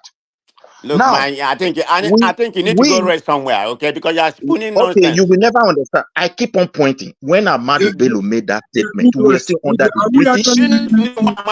Do you know the genesis of Ahmadu Bello's statement? No, did you know that the Northerners didn't want one Nigeria to begin with? You know that, right? Okay. Yeah, they don't want. It is Igbo that said they should come in. Azikiwe reached an agreement with them on behalf of other people. That's where the betrayals come from. Go and read your history. I know my history, so you can't just come here and lecture me and spoon half truth that doesn't make any sense. I have a question. Don't you think sometimes you've been even the man said, look, you are I am a Muslim, you are a Christian, you are this. Why can't we sit down and discuss these differences so that we recognize them? The man was very open so that we can lay proper foundation, that we address the worries of everybody. But there was no chance for him. I think he died that coward death for nothing. Okay, now let's come back to our own generation today. When you look at what is going on, the politicians have destabilized the entire country. We can't come together. Even a few years ago, we even fought better than this. We don't talk down on us. Until IPOB came in, IPOB, you call them, telling people history, insulting everybody. They keep on doing it. They brainwash a whole complete generation of your own people that the rational ones, the responsible ones can never put their feet in their region and say truth again. And these are What reality. do you mean? What are you talking about? What are you talking about? Is What their region better are than you talking Southeast? about? What the hell are you talking about? Where is this man from? Let's forget about that one. Let's forget about it. Who are you? Who are you? You are nobody. Are we actually learning anything at all? Why are we Because fighting Midwesterners is ourselves? talking nonsense. Based on the acrimony, division created by oppressors, instead of us or even team up, we are all victims of a society that has been doomed to fail. Why are we fighting ourselves for division, acrimony, and bitterness created in the past? Are we learning anything at all? Look at IBB. IBB was there lying. People were busy donating money for him, applauding him, and we are here fighting among ourselves. I mean, is this the Nigeria of our dreams? Is this the Nigeria we fought for? Is this the Nigeria we took bullet for? Is this the Nigeria we were incarcerated for? Is this the Nigeria we lost our friends, our co-students for? This is a shame, it's a show of shame. I'm disappointed, my brother. This is not what we should be doing, man. If there were mistakes in the past, what are we learning from the mistakes of the past? We are creating more division among ourselves. We are creating more acrimony. We are fighting one another for something we were not part and parcel of. I mean, what generation are we? Eh? My brother, let us be honest. The lives of other people will always have their way so long as we continue like this. When they create division, when they lie for us like this, we are fighting over their lives. They will be busy clapping. Let me ask you, what do you think about laughing at us? Let us not see, Mike, where you want to go is a different thing. But what I want to say is this, the greatest challenge we have, particularly we from the Bender area or maybe Midwest area, we believe that this country will work fantastically for everybody. I want this, my brother, who have suffered so much for this country, just speaking, to understand that with these so-called Wazobia people, nothing good can happen in that country. They are just after power, not for development. Just get this philosophy clear. Because when you tell them truth about their wrongdoing, they will turn it around and quickly. All they want is what Babangida did today. Play into their emotion, you will see they automatically become your friend. Even Obi that we were crying for, we're now praising Babangida time is better than this man time. What kind of statement? Midwest, I agree with you, man. Is it not better? He just played. They just hammer their emotion, they carry the weight. As I'm here today, if I start praising them, they are innocent. Nigeria is always against them. They are being marginalized. They will be praising me. If you want to talk of marginalization, I have them. Because he said Nigeria will give you 5 states from that very small place that is not up to Bender. Even if population are up, you think they don't want to favor you? Babangida that killed my you see that's the problem. You see, guy, and let me tell you something. You see, sometimes you seek out your ignorance, right? I know that's the problem. You seek out your ignorance, and you just make noise. As big as Bender is, as your Bender is, how much are you contributing? See, guys, and let me tell you something. See, I listened to Amadou Bello when he made that statement to a white person, right? I know for some of you, what did right? He said something like, if there was a contract that was to come to start, if they were going to give out a contract, that they were going to look for an expatriate, if they can't find an expatriate, if they look for someone that they can't do it, they can. Like he was just trying to say that the Igbos are going to be the last people to ever get the contract. Do you know we're still under the British colony? But Midwest is saying it referring to all of us now, like all of us in the side. It's not like he was targeting. He said he'll give it to a northerner. Okay, of course we're practicing regionalism. No. Go back to that interview, my brother. He was so No, specific. he was specific. He mentioned the Igbos. He said it is not Midwest, like he was against all Southerners. He said, go to Lagos, they are using outside as laborers. Go to Igbo, they use outside as laborers. They say that they don't want any Southerner. They don't want Yoruba. They don't want Igbo. They don't want Benin by extension. That he will rather give the work to white people like himself. That was when he now said part of the when he said he doesn't need it it's an defended, evil why one. didn't It's he an allow evil him one. to go? Midwest region, don't go there. These Northerners are wicked. I know, I don't my think that brother. was wickedness. I mean, You to see, me, when they did that interview, we were still under the colony exactly. of Even the Britain, colonial, it was before 1960. and There they was knew no, it we that were we not have a Nigeria serious back then. problem, Remember, there was no. and they saw it they can exploit that problem, and that is exactly what they did. And at the beginning, when we asked for independence, these same guys they gang up. They said, "No, we don't want independence. Go and do your own." And that would have been a moment for we to really sit down and be honest. You know, They went there, like back then, you know, like people take that interview and trying to run with it and trying to use it, like trying to project it on today's reality kind of thing. But that interview was done before 1960, before Nigeria was a country where independent country, understand? Because the colonialists were dealing with us as separate people. You know what I'm saying? Separate region. And those people were more, from that interview alone, it tells me that they were not interested in Nigeria, you know, the North. So to me, I don't see anything wrong with that because we should have been, to be honest. Like, I'm not saying Nigeria there's no advantage of this big one Nigeria because, of course, big market, everything.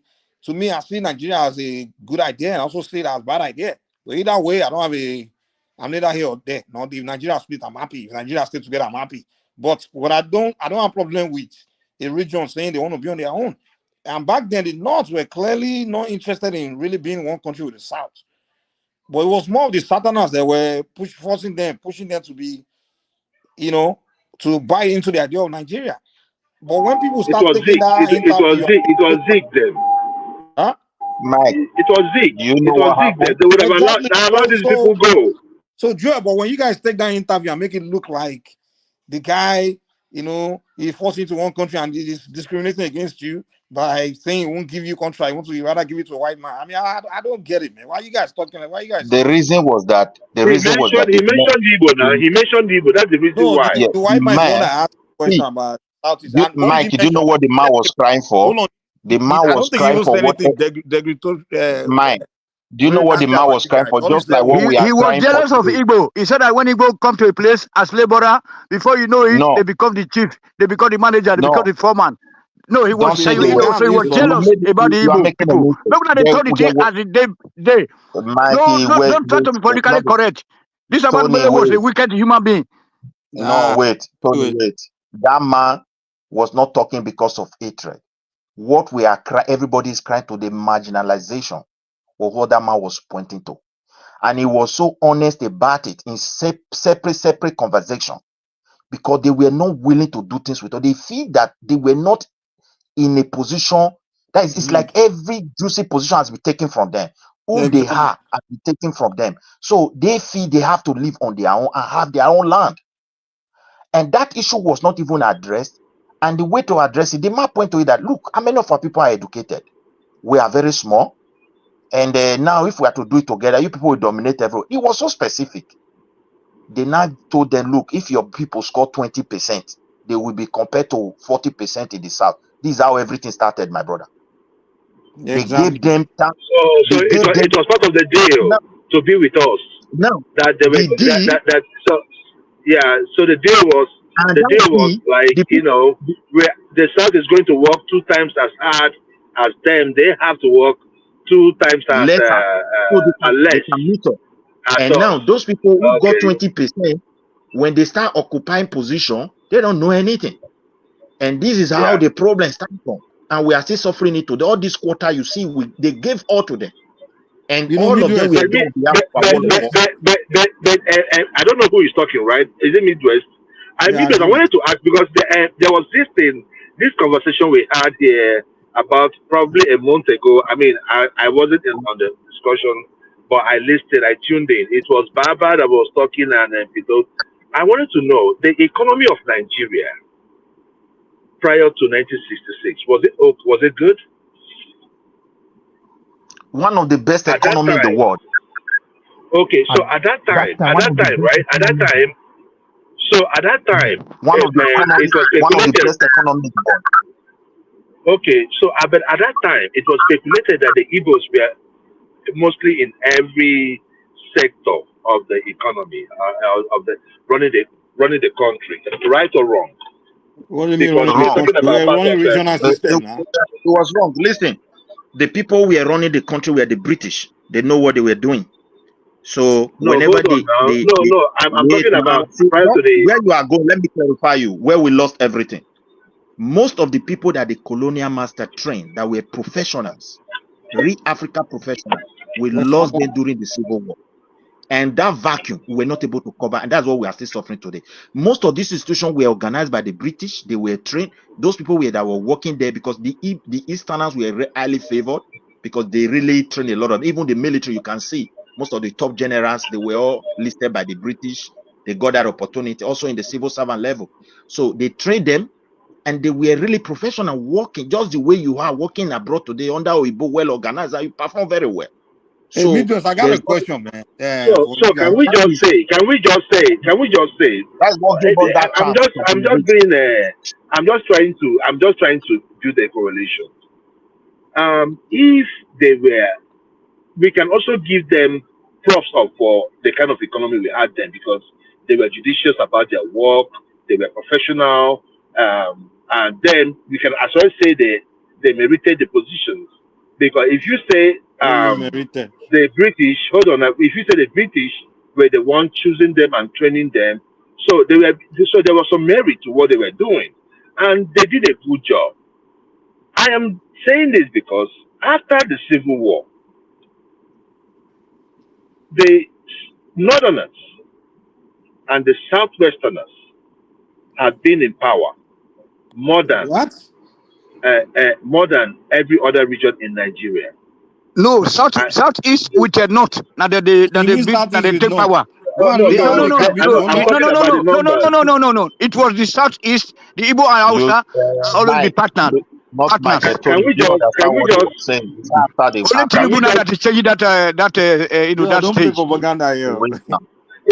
See, my brother, I'm just asking a question. If you go and look at the cabinet when the Northerners were ruling, they always have Igbo people running. No. Exactly. Amadou Bello versus see with Zik, then Zik with Shagari, then Ike Wachiku. Right. You see this people that want to do slide. Don't try to play this game. Try to play Joe. Hold on now. Don't try to play this game. Don't say the Northern and the Southwestern are running Nigeria.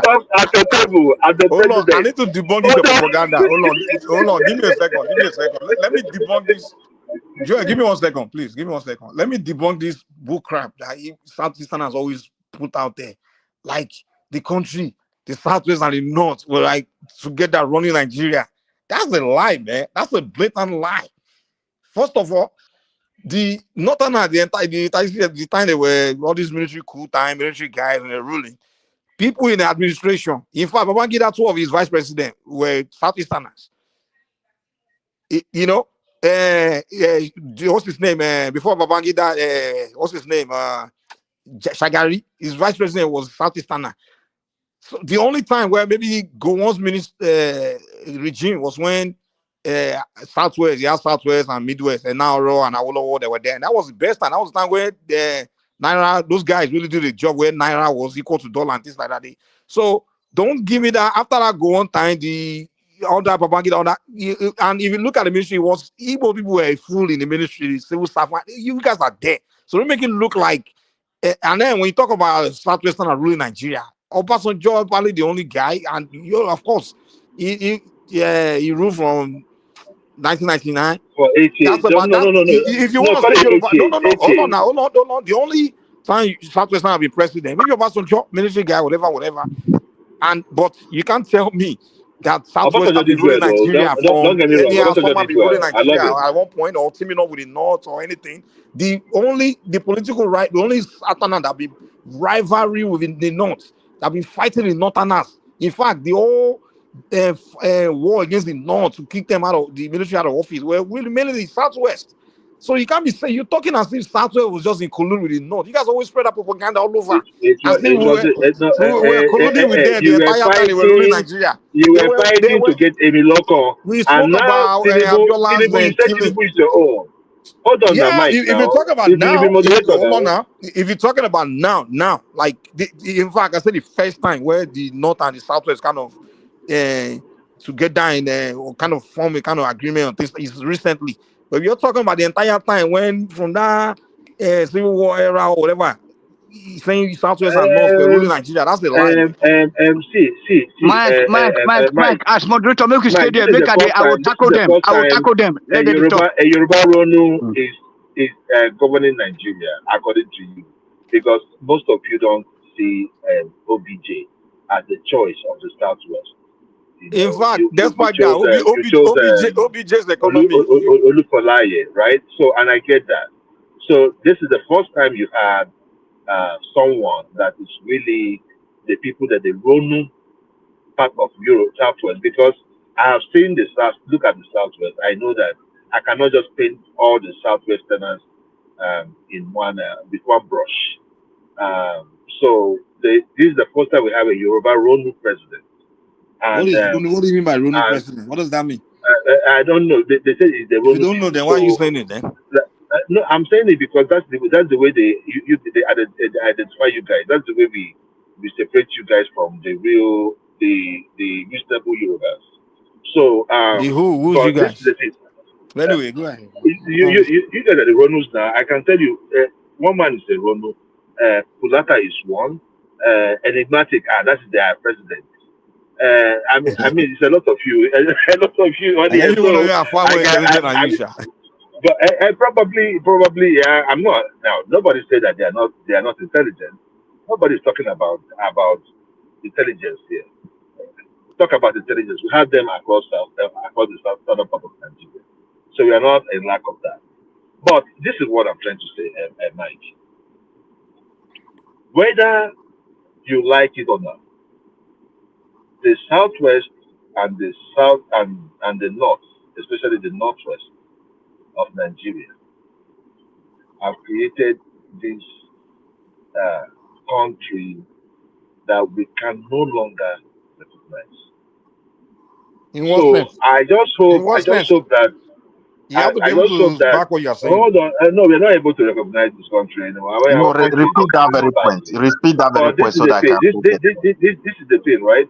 Please, can you just repeat that point? I just hope that your guy, T-Pay, will be able to clean it up within his time. I don't know when he's going to be there. I don't know what's going to happen in 2027.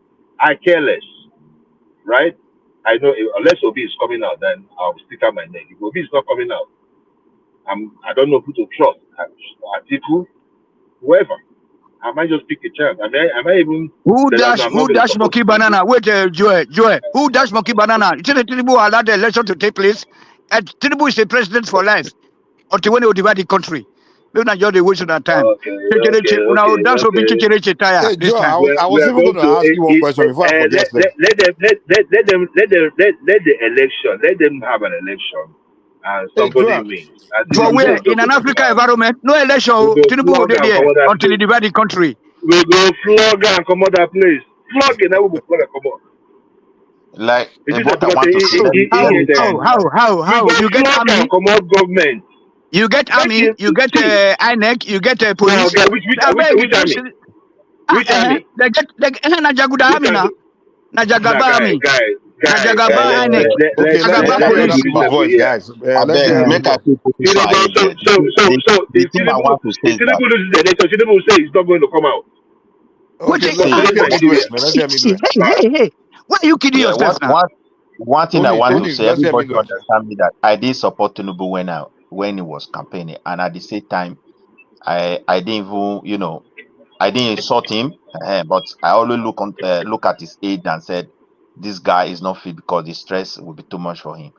But the truth of the matter is this: whatever we are suffering today, the actual person that laid that foundation is Babangida, and anybody who fail to admit that fact is not fit to be a leader of that country. It's a lie. It's a lie. It wasn't Buhari. It wasn't the IBB. And I will tell Okay. you this. And I will tell Okay, you this. let me land my Hold point. on. You can also... If you no. We always want to, we always want to make things like, oh, it was because of this person. No, it could have been Abacha. It could have been IB. It could have been OBJ. It could have been anybody. What makes you a country, or what makes you a thriving country? It's not your downfall.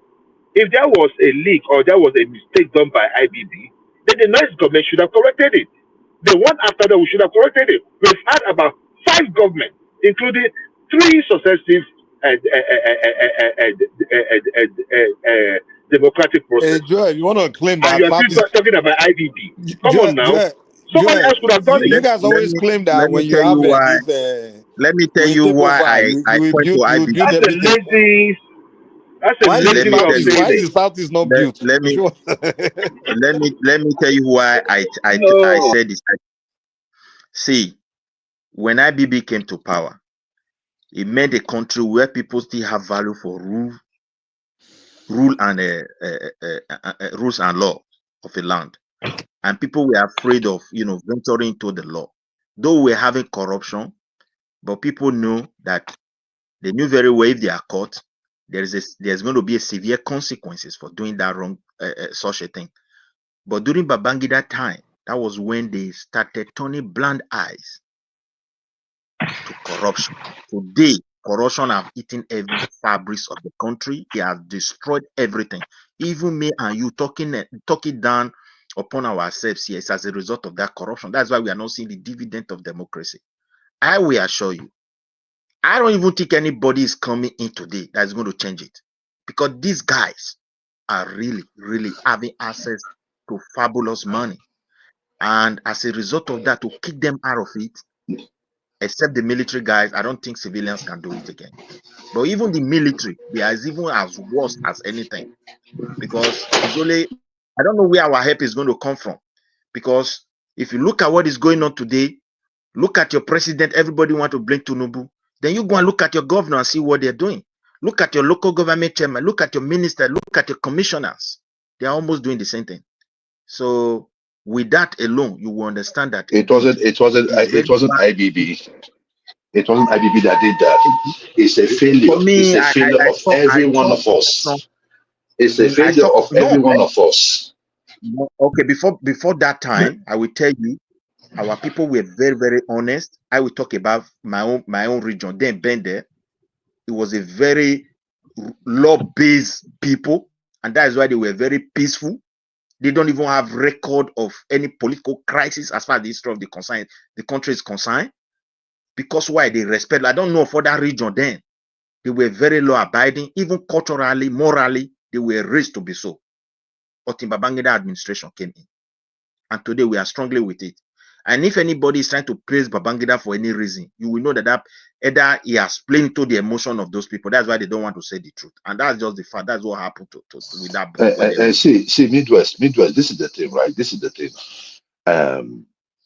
You see, if you have a culture, we've always had that culture. I can as well tell you that when it was Festac 77, and the way we spent money in Festac 77, every government had that.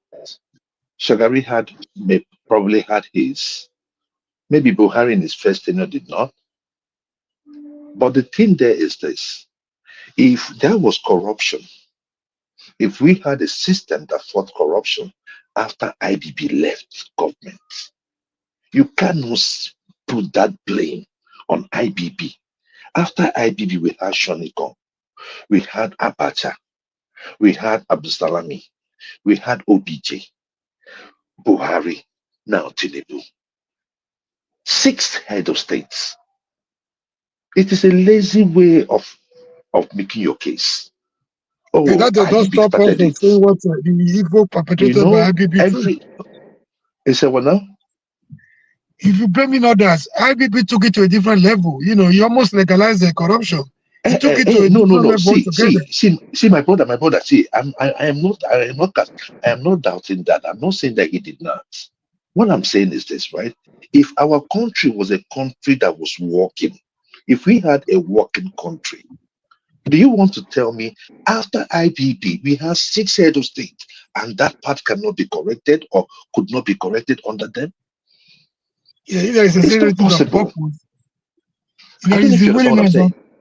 Yeah, there is the willingness to do it. We can fix it, but nobody is willing to do it because of Nobody's ready to do it. a corrupt foundation that has been laid. Everybody is coming to take their share and go away. That is what they're doing. Yeah. So everybody. So at every point in time in our national history, we've had these people come and go, and they come, they leave with money, and nothing happens.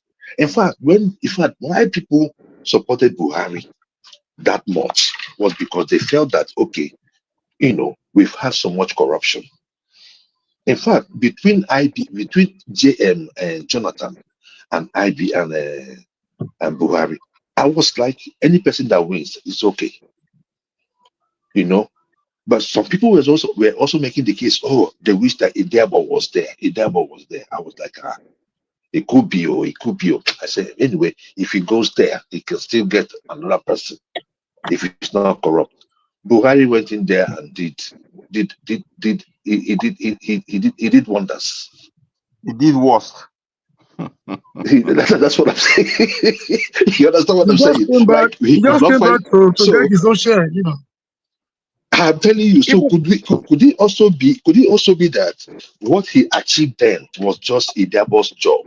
He was just that boss. But Joy of Nazareth, I've been announced with. This guy asks you, he asks you some questions. You still refuse to furnish all the answer. Since when has the Southwest and the North been working together? And then since when did the Igbos and the Hausa work together? I'm not talking about who work. I'm not talking about who work with who. We need to know. I am talking about who has led. Mike asked you that question. Who has been in power more than every other region? Of what benefit in the is it to the nation? In the south, it is the southwest. In the north, right, we have the northwest. So that's the point I'm trying to make. Azikiwe with Amadou Bello. Azikiwe with Amadou Bello. Azikiwe with Shehu Shagari. Even Azikiwe was a ceremonial president. He wasn't even a because that's what he wanted now. He said make they give power to the north. That made they give a medal, made they give a uniform. Joe, let me ask you. Joe, you said something just now. You said in the south, says the southwest. So what makes the southwest more? I'm assuming you're saying the southwest is more powerful than the southeast politically in the south. So no, the thing that what made them more powerful than you?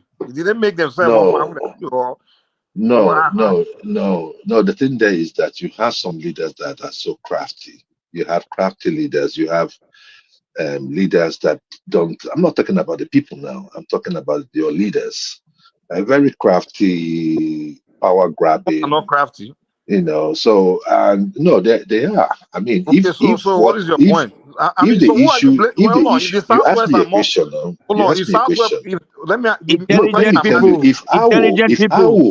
If I will, for any reason, knew that this power was going to be given to him after the coup was over, then, and he did not talk about it till he died, then Awo is a hypocrite. I'm being honest with you. Okay, anyway, see, that's not what I'm asking you. What I'm asking you. No, but I'm just being honest with you. Now you be hypocrite when they try to detect properly. I said I want to put there. Now you be the hypocrite. I'm not shouting, Tony. I'm just being honest with you. No, I know, but you cannot abuse our own leader. If he knew, you are the hypocrite. If he knew about it, then that's bad. You guys are. It's a new narrative you guys are painting right now that you wanted to install a world, which is blatant lie. I said if I use the word if. Can you listen to my question, please? I want to ask. Wait.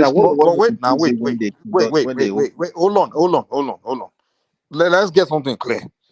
I don't think the Southwest ever traveled to Southeast to go and do anything to hold your region back or hold your hands in doing what you need to do, or somehow in Nigeria took power and start to block you or hold your hands. Oh no, wait. No, but Let me land. Tinubu is doing it now. Tinubu is doing it now. Let me land. So when you say the Southwest in the South are the one with power or whatever, I mean, how you did, what's making them dominate you or do better than you? I mean, I don't get it. Is it that they're holding your hands from doing for yourself? No, what happened was that what happened was this, right? It's not because there are circumstances that led to it. Like, for instance, we had the issue of Abiola, right? 1999 election, presidential election was like a settlement for MKO, and that was the reason why every region stepped down so that so that the Yorubas will produce that, because you guys were in the media, and the media is based in Lagos, so So did the the Yoruba pressure force was you to too step much. down? So According what to I'm you? just saying, no. See, hold on. So that was how the Southwest got into power in 1999. The whole country stepped down for you guys to be in power. Now coming down, there was a nobody power said that they shift. paid the price. They paid the ultimate price Hold for on it. now. There was a power shift, and this is where it gets interesting, because we have a Tinubu that supported Buhari to be in power. And I asked myself, did Tinubu actually know, or did he know who Buhari actually was before he put him in charge of Bro, that's not what we Nigeria? are talking about, man. I'm And what asking did you, he do? how No, is I'm the just being Southwest honest stopping the with you. Southeast from being prosperous politically? And that's why I said it's the How are they circumstances. holding your hand Circumstances made it. from being successful politically? Circumstances led to it. So it's not Led the to support that. of the Southwest then? No, circumstances led to that, and it's very, very okay. My own Okay, thing you're is just unlucky, this: or you just don't know how to play politics. if no, it's not because we didn't. We did. Mike, we fought a war, right? We fought a war, and it came with a lot of drawbacks. But it has not. It Okay, has whose not. fault is that? It Is has it the not. fault of the Southwest? No, it's not. I mean, you guys benefited from it. You guys were the biggest benefactor of the war, right? And Can it's I still come Are you in? okay. kidding me? Or you mean the North? Okay, Remy, come in here. No. You guys were Let the biggest me benefactor of Oh, the war, really? because you guys were going to school, right? During the war, your schools were You guys are not open, going to right? school? I So let beg. me when we weren't going to school, there was war in our place, and they killed a lot of people. no. It's And not when the war was over, the people that took over were people that were alive, right or wrong. Okay, whose fault let is So I me it? don't Whose know why fault is we are it? talking about like let me this. come in here. Well, anyway, let's Let hear me from Trying to other make people, Joel, man. Your someone can. conversation with you, so it doesn't okay. ever hold No, any. because you don't have any point to prove when I'm saying what I'm saying. You don't talk Because to anything they're asking. You start talking no, I'm ignorant, just saying what just I talking. said. You The asked way me you a ask you one question is and I'm not talking answering, something but different. Doesn't make sense. Anyway, Good morning, because everyone. it's so easy. It's so easy to reply to you whose guys, fault because is I it? mean it's not it's No. not. The thing is, you can't blame Southwest for your region's problem. Everything that happens to you or Did whatever, I you tell draw it you? to yourself. Did I tell you I blame Southwest for That's my what you problem? do You're all just the making time. up stuff. You have issue with the Nobody Southwest. Then blames. Don't I stop making always yourself ask look too important. Stop the making yourself look Southwest too Southerners don't important. go to the I Southeast to never go and blame the hold your hand. Southwest. Okay, I Or, never Mike blame the and Southwest. Joe, nice The to know. difference is this. anyway, Let me let's tell hear you from why. other people, man. Okay. Okay, good morning, Let's hear everyone. Remy coming. Yeah. I'll just quickly make my own analysis from 1960 up to date, and I'll be like, just my own opinion. I think before 1960, you can see that the amalgamation of Nigeria, some parts were not ready, but I think maybe the South, especially through Azikwe, that persuaded the North to join the rest of Nigeria to become a one nation. And after independence, I think we are lucky. The country was separated into three major regions. And then later, they also covered Midwest from the Western region. That make it four regions. And those regions, they have their own leaders. And everybody work up to their own optimal level. And from this work, we can see that there is no agitation from anywhere, especially in the region. But the problem we are having that time is from the national politics. And because of the national politics, that is why, in fact, if we don't have that coup that time, maybe this country will have prospered or developed more than what we have today, because there is no agitation that you are taking everything from a region to the central and then distribute to the rest of the country. So it is because of that first coup that bring all this wahala, to be frank, to say the truth. And after the coup, unless we are just missing our word, everybody knows that the arrowhead of the coup came predominantly from the southeastern part of the country. All other stories that people are banding together, especially from Babangida, who is a liar. Everybody knows the truth. You can't tell me that you plan a coup for somebody, and then when you are successful, why don't you bring that person and let the person be the prime minister? Why do you go ahead and be the leader, Even the head of? person was in prison, remember? Yes, just like the way you took Obasanjo from prison and make him a president. Why don't you go and take him from that prison and make him your prime minister or the president at that particular moment? You didn't do that. Babangida is a chronic liar. Nobody should listen to him. He's a chronic liar. He's a deceiver. No, you didn't do that, and then you have your head of state.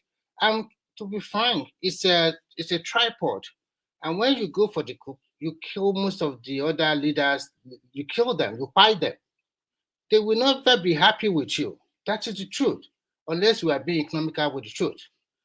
But events continue, and then led us to the civil war.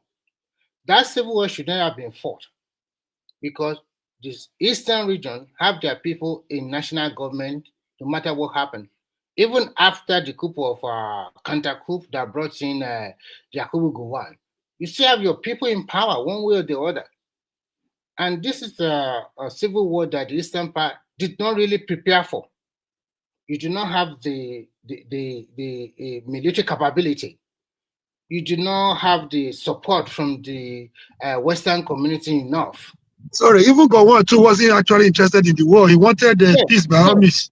You could see the way Ojukwu rubbish him in Aburi. You could see the insult he received in Aburi. He was ready to bear. Most Nigerians at that particular moment, we can say we are still honest to some level. They don't want to fight their own brothers, because no matter how you see it, Nigerians, if you look at each region. Why would you say that Gowon is not interested in the war? Why did he disobey the Aburi code? Can I just finish my own, and then when it comes, it's not. I will tell you when he's done. I will tell you why he disobeyed when he's done.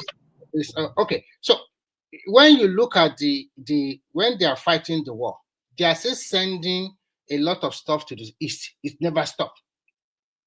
But when you get to some stage that is like, we see it as play, but these people is moving closer to Lagos, or because at that time they have overrun Benin City, and they are moving close to Ore. That is now when it dawned on them that this is real. So, and this guy that is also proclaiming that we want to go away from the rest of Nigeria. Why are you coming to Ore? For what reason? It's a civil war. You said you want to take your people away. So they don't understand it. And that is when they now take the guy seriously. And that is when they now started fighting seriously to flush him out. If he has stayed in the confine of the eastern part of Nigeria, and unfortunately, there are some part in the south, or especially in the south, that they don't want to go with Ojukwu. And now Ojukwu thinking that the eastern region, including rivers and the rest, and even, is what is going to take along. Some of them supported him. Some they don't want to go away. Benin City, be a Midwestern region, they are not interested.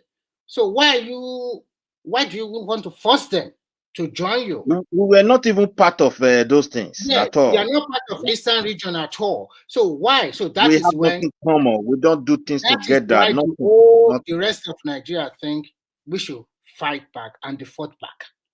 And when they fought back, of course, in war there will be casualty. That's the truth. Because a war you do not prepare for, there will be casualty on both sides.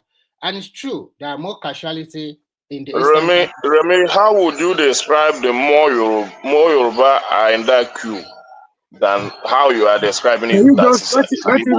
There are more Yoruba military men in that queue. How would you describe it?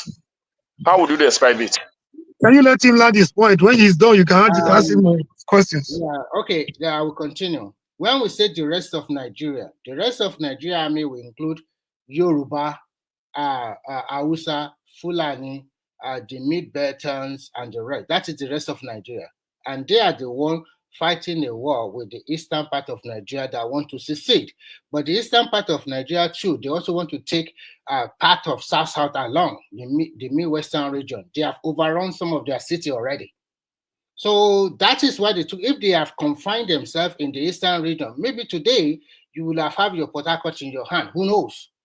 But once you continue to spread, of course, what do you expect the rest to do? And the rest of Nigeria will include Yoruba in the army, the Hausa in the army, and the rest of them in the army. They have to fight back, and that's what they did. And of course, there will be casualty. So when you are talking about casualty, I think the Eastern people will have more casualty because they did not prepare the war and they don't have the firepower to confront the rest of Nigeria. No, Remy, what I want to understand from you, explain to me why more Yoruba in that queue than the Igbo that you guys, the many Nigerians are wanting to paint that Igbo. Why more Yoruba soldiers? Why more Yoruba soldiers in that queue? If what IBB, even Ojukwu, I had a video of Ojukwu, the same thing that almost the same thing that IBB wrote in that his book. I had the video, the same thing when Ojukwu answered the same question, almost the same thing. IBB, wait now, both IBB and Ojukwu, they were not part of the coup, so they were just like. So why more Yoruba in that queue? Not even only IBB. I had another video of. I had another video of. Brother, there were no more Yoruba that were very few. Let's talk with one voice. Let me answer him.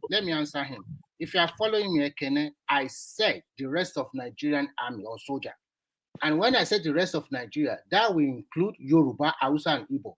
And when you talk about the Nigerian civil war, those ones that are leaders or army leaders that fought you guys, you mentioned Babangida, you mentioned Buhari, you mentioned Obasanjo. You also mentioned other Yoruba like General Rotimi, Dagun from Ekiti, Scorpion. The Black Scorpion.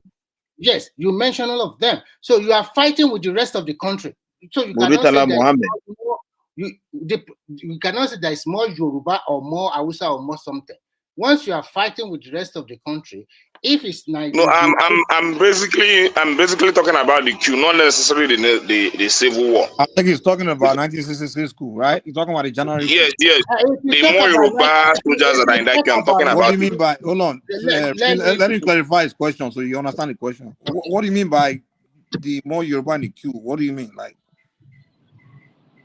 Yeah, can I? As in looking at the number of the army that was listed in that book, I saw more Yoruba armies in that queue than even Igbo. I think it's only Igbo, one Igbo. Yeah. You said the coup plotters. Can I answer him? Can I have 1 minute to answer him? Okay, go ahead, comrade. Yeah, by composition, it wasn't purely an Igbo coup. It was neither an Igbo coup nor a Yoruba coup. By composition. Like I said before, either by design or by accident or a coincidence, the pattern of killing, the resultant effect of the coup, and the way the coup was handled, the coup plotters were handled, they give a room for suspicion, for mutual suspicion. You know, in whatever you are getting, Igbo coup, Hausa counter coup, Banota elements, or whatever they're writing, depends on who is giving you the narrative, depends on who you are listening to. Depends on who is making the story. By composition, it wasn't purely a Yoruba affair. I'll give you an example. If, Dia was involved in a coup, if his aide-de-camp was an Igbo man, for example, he didn't tell his aide-de-camp, although that guy was a Yoruba guy, until at the 11th hour, he got wind of what was going on. Because of his loyalty to Dia, whether he was interested or not, he didn't want to go against his master. So he has to play along. So if that guy was an Igbo guy, by extension, he was involved in the coup. Whether he was a Yoruba man or Igbo man, it didn't matter anymore. So by composition, it wasn't purely an Igbo affair. But the way things played out, number one, the number of, if you look at the number of people that were, there was even a leak. Somebody leaked the coup to certain political elements and they escaped. They were not where they were supposed to be because of the information they got. So, at the end of the day, the pattern of killing in the north especially, the brutality that, you know, made some certain region of the country to feel it was targeted against them. If you hear the name Igbo Coup, that was where it was coined from. And again, Agui didn't help matters. The way he handled the affairs of the coup plotters. Some version have it that either instead of dealing with them the way it's supposed to be, they were under house arrest. I don't know what has it that they were even getting their benefits. That is where the Igbo name Okay, is okay, coming let me from. come again. Okay, let me come again. Let me come again. Let me come again. And you come after me. Let me quickly finish, and then you come, so we don't waste time here.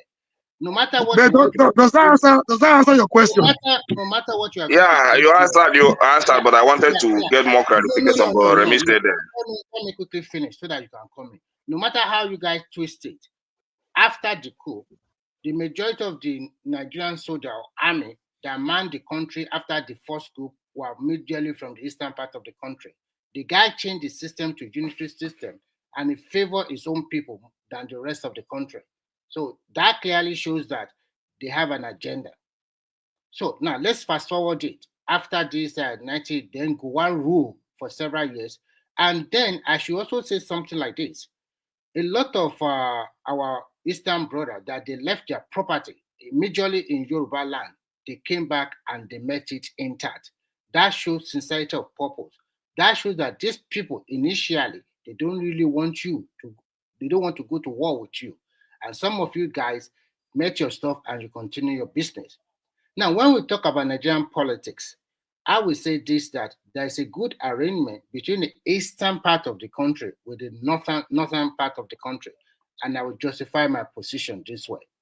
When you look at Tafawa Balewa and with Zik, they are more cooperative and with the Southern than the western part. And that's one of the reasons that Awolowo was sent to jail.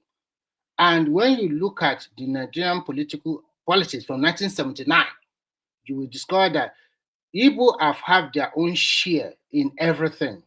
They have been the first vice president, Alex Ekweme.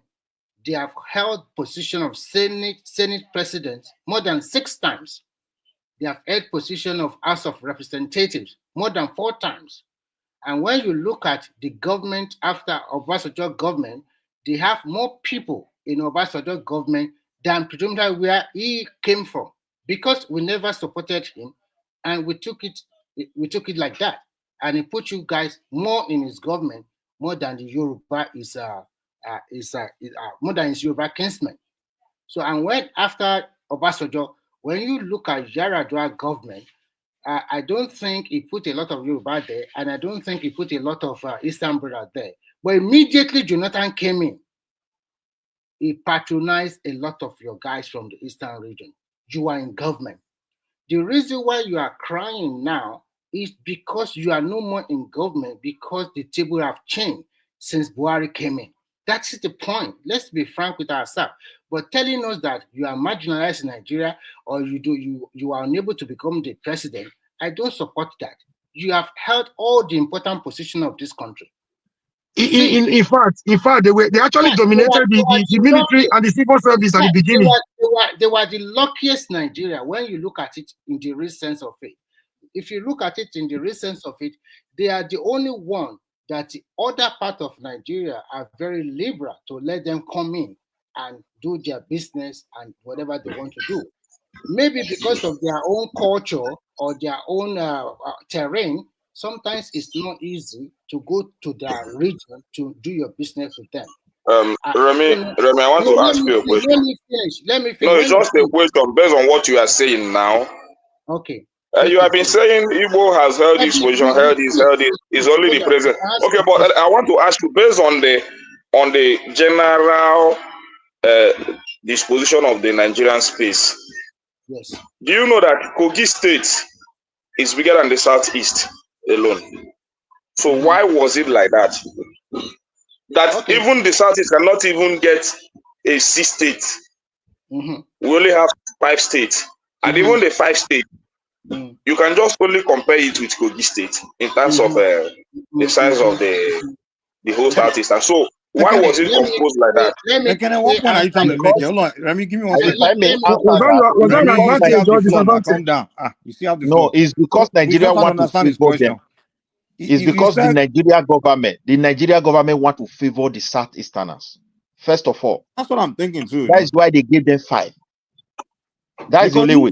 he said Kogi State is way bigger than the whole 5 Eastern states. Yeah, they want to why they favor I them. don't understand. That's supposed to be a big advantage. Ekene, is that not to your advantage? How is it in my advantage? How? Explain it now. Why is it my advantage? Okay, the first advantage is this.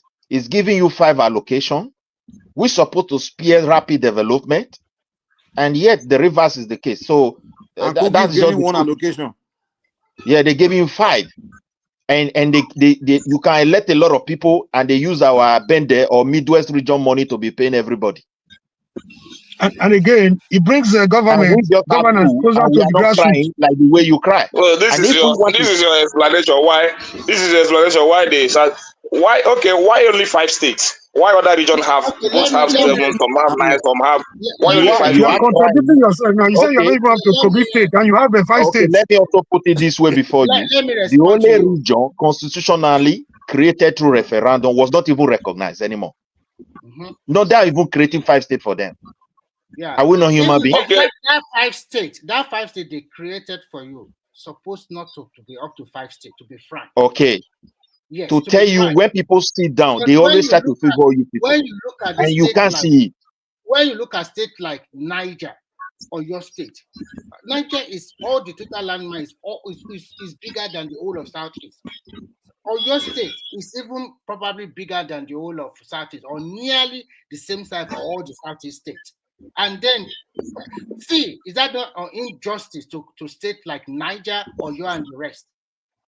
How is it an injustice? What are you explaining? Yeah, it's injustice. Okay, why not give the Southeast? Why not give the Southeast the bigger landscape than what you other states has getting? How is this an injustice? Even in the Senate, the Southeast has the lowest number in the Senate that they cannot even make. Okay, the last bill that was passed in the for the rail project, the Southeast was excluded.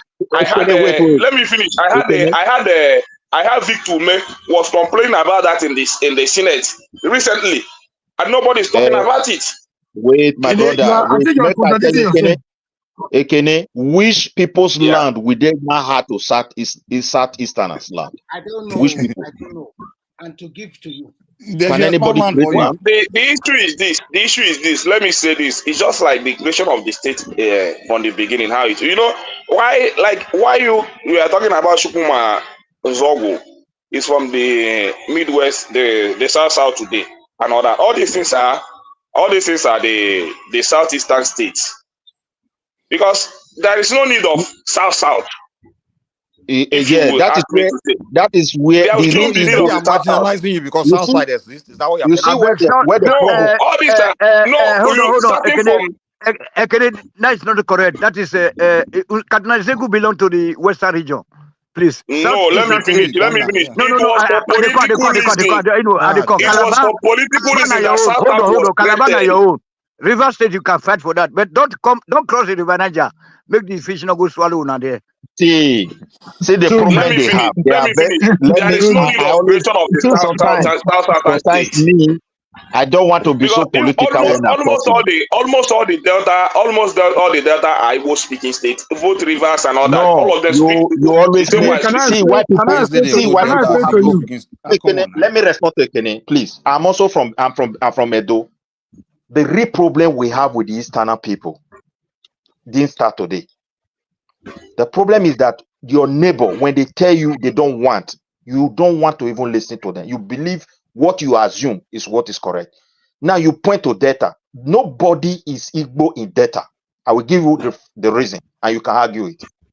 When Midwest was created from the western part of Nigeria, they only recognized 12 tribes, and your own person was the Senate president of that country then. And someone from Southeast was also the ceremonial president. No tribe they called Igbo among the people that make up that composition. I'm talking about pure history here now. Now, again, the Anioma you are claiming to make your southeastern place You know how many tribes that is there?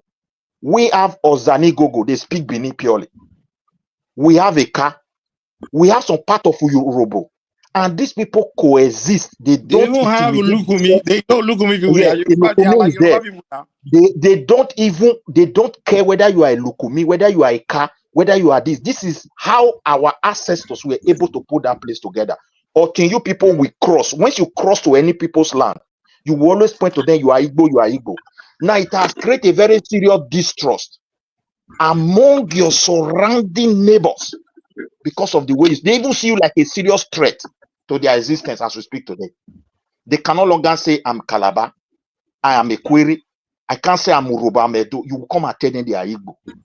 You are just creating problem, and that's why Okay, why? politically. You know, from the today, the head of Ohanese today.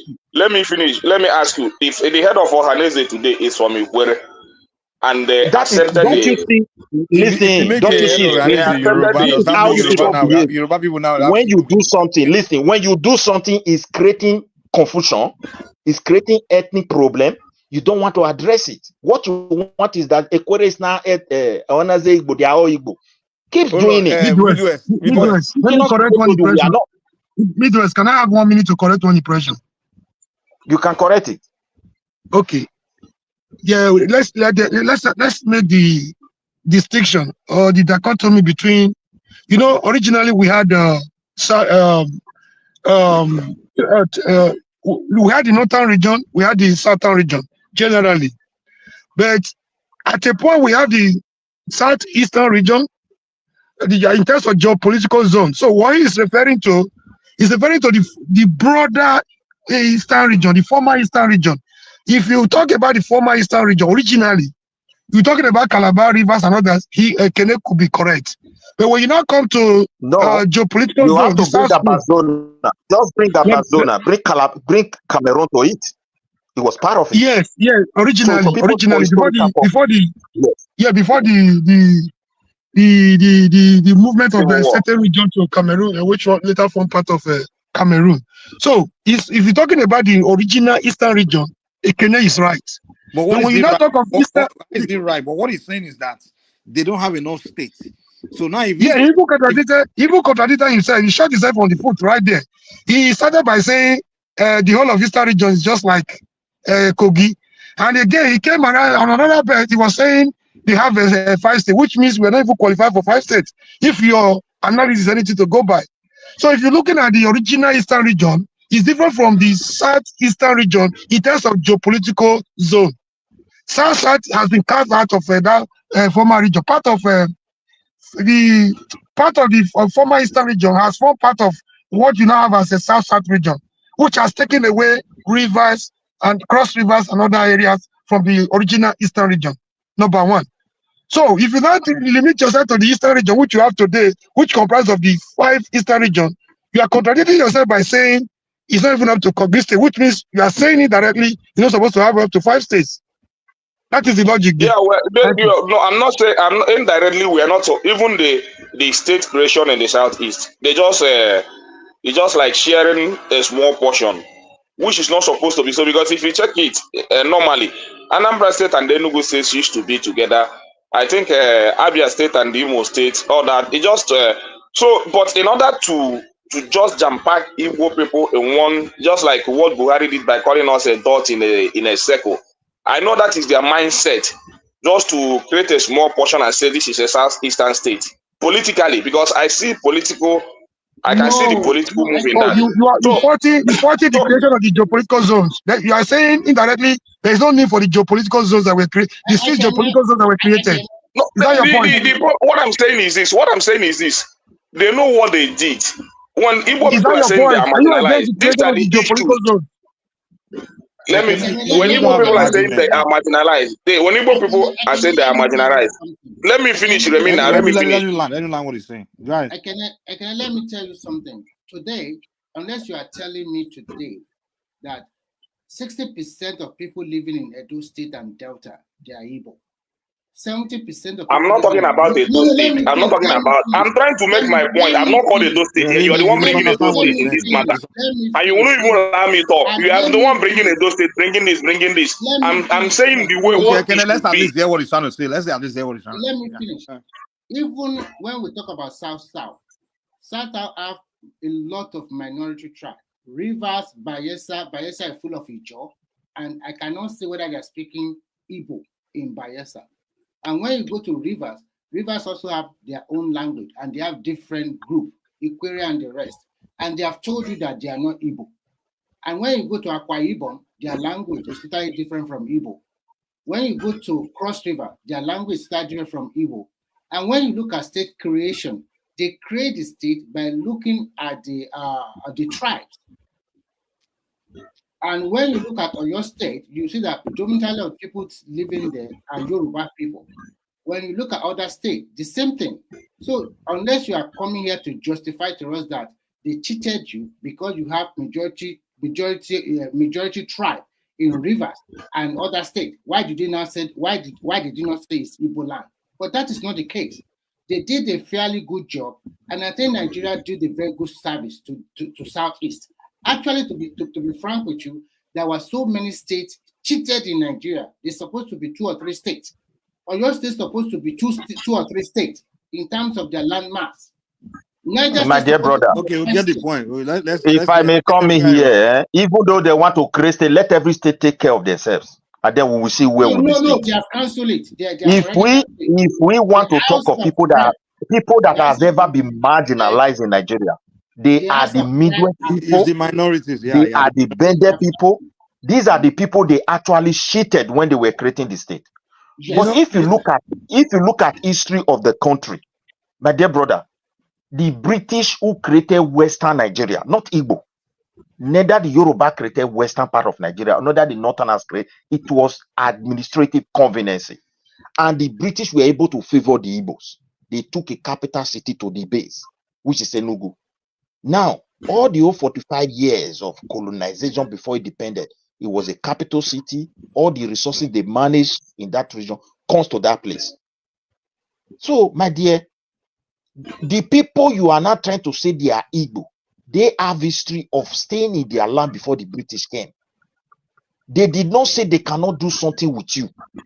But when you start saying they are Igbo, you spoil everything. And here we are today, and you want to blame Fulani for everything. Everything now wisdom that they use. Yeah, Midwest. What you guys are doing, you must be Igbo, you are Igbo. I will tell you, it's going to lead to something you never expected. We don't pray for that anymore. Midwest. We have not recovered for the one we fought before. Let me add to what Kene is trying to say. Kene, the best arrangement was even the regional arrangement. But the abolishment of the regional arrangement was even done by Aguironsi. We abolished the regions and made it a unitary system because of selfish interests and personal aggrandizement, which was very wrong. That was the genesis of what you complain about. I think you know why he did it. He didn't do it because of Nigeria. Immediately, selfish interest. They thought it would be there forever. The concentration of power, everything at the center, instead of regions. The immediately go on came in. Yes, wanted to change it right that statement, as he made that decree, Adakaboro was bold enough from the same southeast. They feel marginalized. That's why Bazona left. They declared their own republic immediately. They were the first secessionists, not Ojuku. Then there was enough time to arrest him, to persecute him, to even they sentenced him. There was enough laws to do that. But those who did the one that brought him to power, they were receiving money. Can you see the ethnicity there? So there were a lot of things that made people to convince that they are in trouble. Look at Babangida book. He said in the barrack, the Igbo wife of the army were mocking the wife of the Northerners. So you can imagine the psychological pain that was being afflicted to these people at that very particular time. So my dear brother, these are errors of the past. Today we are still making this worst part of it. I never see people in Port Harcourt saying they will not do something with Igbo or Calabar people or even the Edo or even the Yoruba. But the idea you are Igbo that they have been pushing, I tell you, it has even made those people.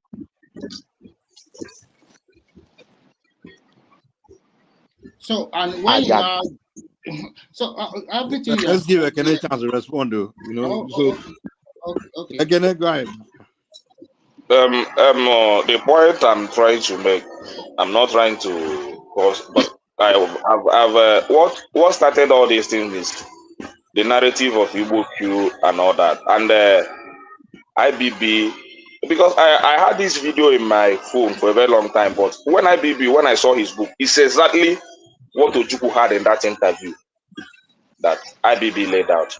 So, and what is that? many that is not an Igbo Coup. The purpose of the coup was to make Awolowo, it's even to make Awolowo a prime minister and all that, this and all that. And when I look at the do you believe that? Do you really believe that?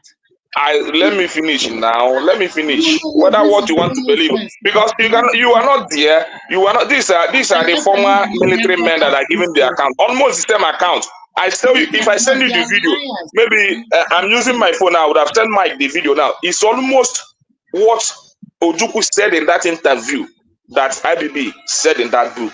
As in Okay, I have a exactly. question for you. Okay, what happened between January 1966 to June, July? But if you say, let me finish. If you say that both of them are liars, if you say that both of them are liars, let it be. I can even send you another video of when they were in the court, when somebody was trying to label it an Igbo Coup and all that.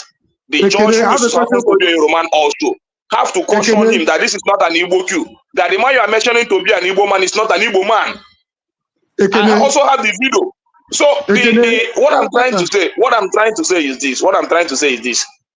Why the whole thing Igbo Coup, when you know that necessarily, even when you say it's not an Igbo Coup, it's not a Yoruba Coup, it's not an Hausa Coup, it's not a Fulani Coup, why label it an Igbo Coup for many years? Ekene, I have a question for you. Can you answer my question? Ekene, can you answer my question? What's your question? Okay, very simple. If the idea was to make Awolowo the president, between January 15, 1966, when the first military coup took place, and about July, when they took Aguironsi out, why was Awolowo not released? Why was he not installed? What happened between that period for 7 months? I think that coup was not successful because there was a stop to that coup, which was even by an Igbo man also. Which coup was not successful? The first one was not successful, right? It was not successful. But at the end of the day, it was not necessary. They didn't get the agenda. The agenda was not succecessful, and that was why I think Olo was not released. How did Aguironsi become president, head of state? So what I'm trying to say is this. I'm trying to say is this. How did he become president? Explain to us now. Is it through election or what? I think it's by appointment also. By election. Then what would be the fate of the guys who committed that crime? So somebody will go that don't let me escape this one. I'm heading to somewhere. Una no let Ekene answer the question when Omoruyi ask him. He said, why Awolowo stay in prison for 6 months? Why they not go release him? Because na military order now, after they take over the government and they change, why they not go to prison straight ahead to bring Awolowo out? Okay. Or at least Ekene, how did Ironsi become head of state? Is it through constitutional means, which will be through election, or because any other way will be a coup? So how did he become head of state? All those things was a coup. It was coup because those ways they don't do election. It was maybe if any military man feel that this thing that he is satisfied, he just go and plot a coup. Even Buhari, all of them they did that. So Ironsi did a coup then? So there was a lot of coup during that period. No, so but that 1967 coup, I think was the major. That was the major coup that led to the civil war, which why it was the talk of the town.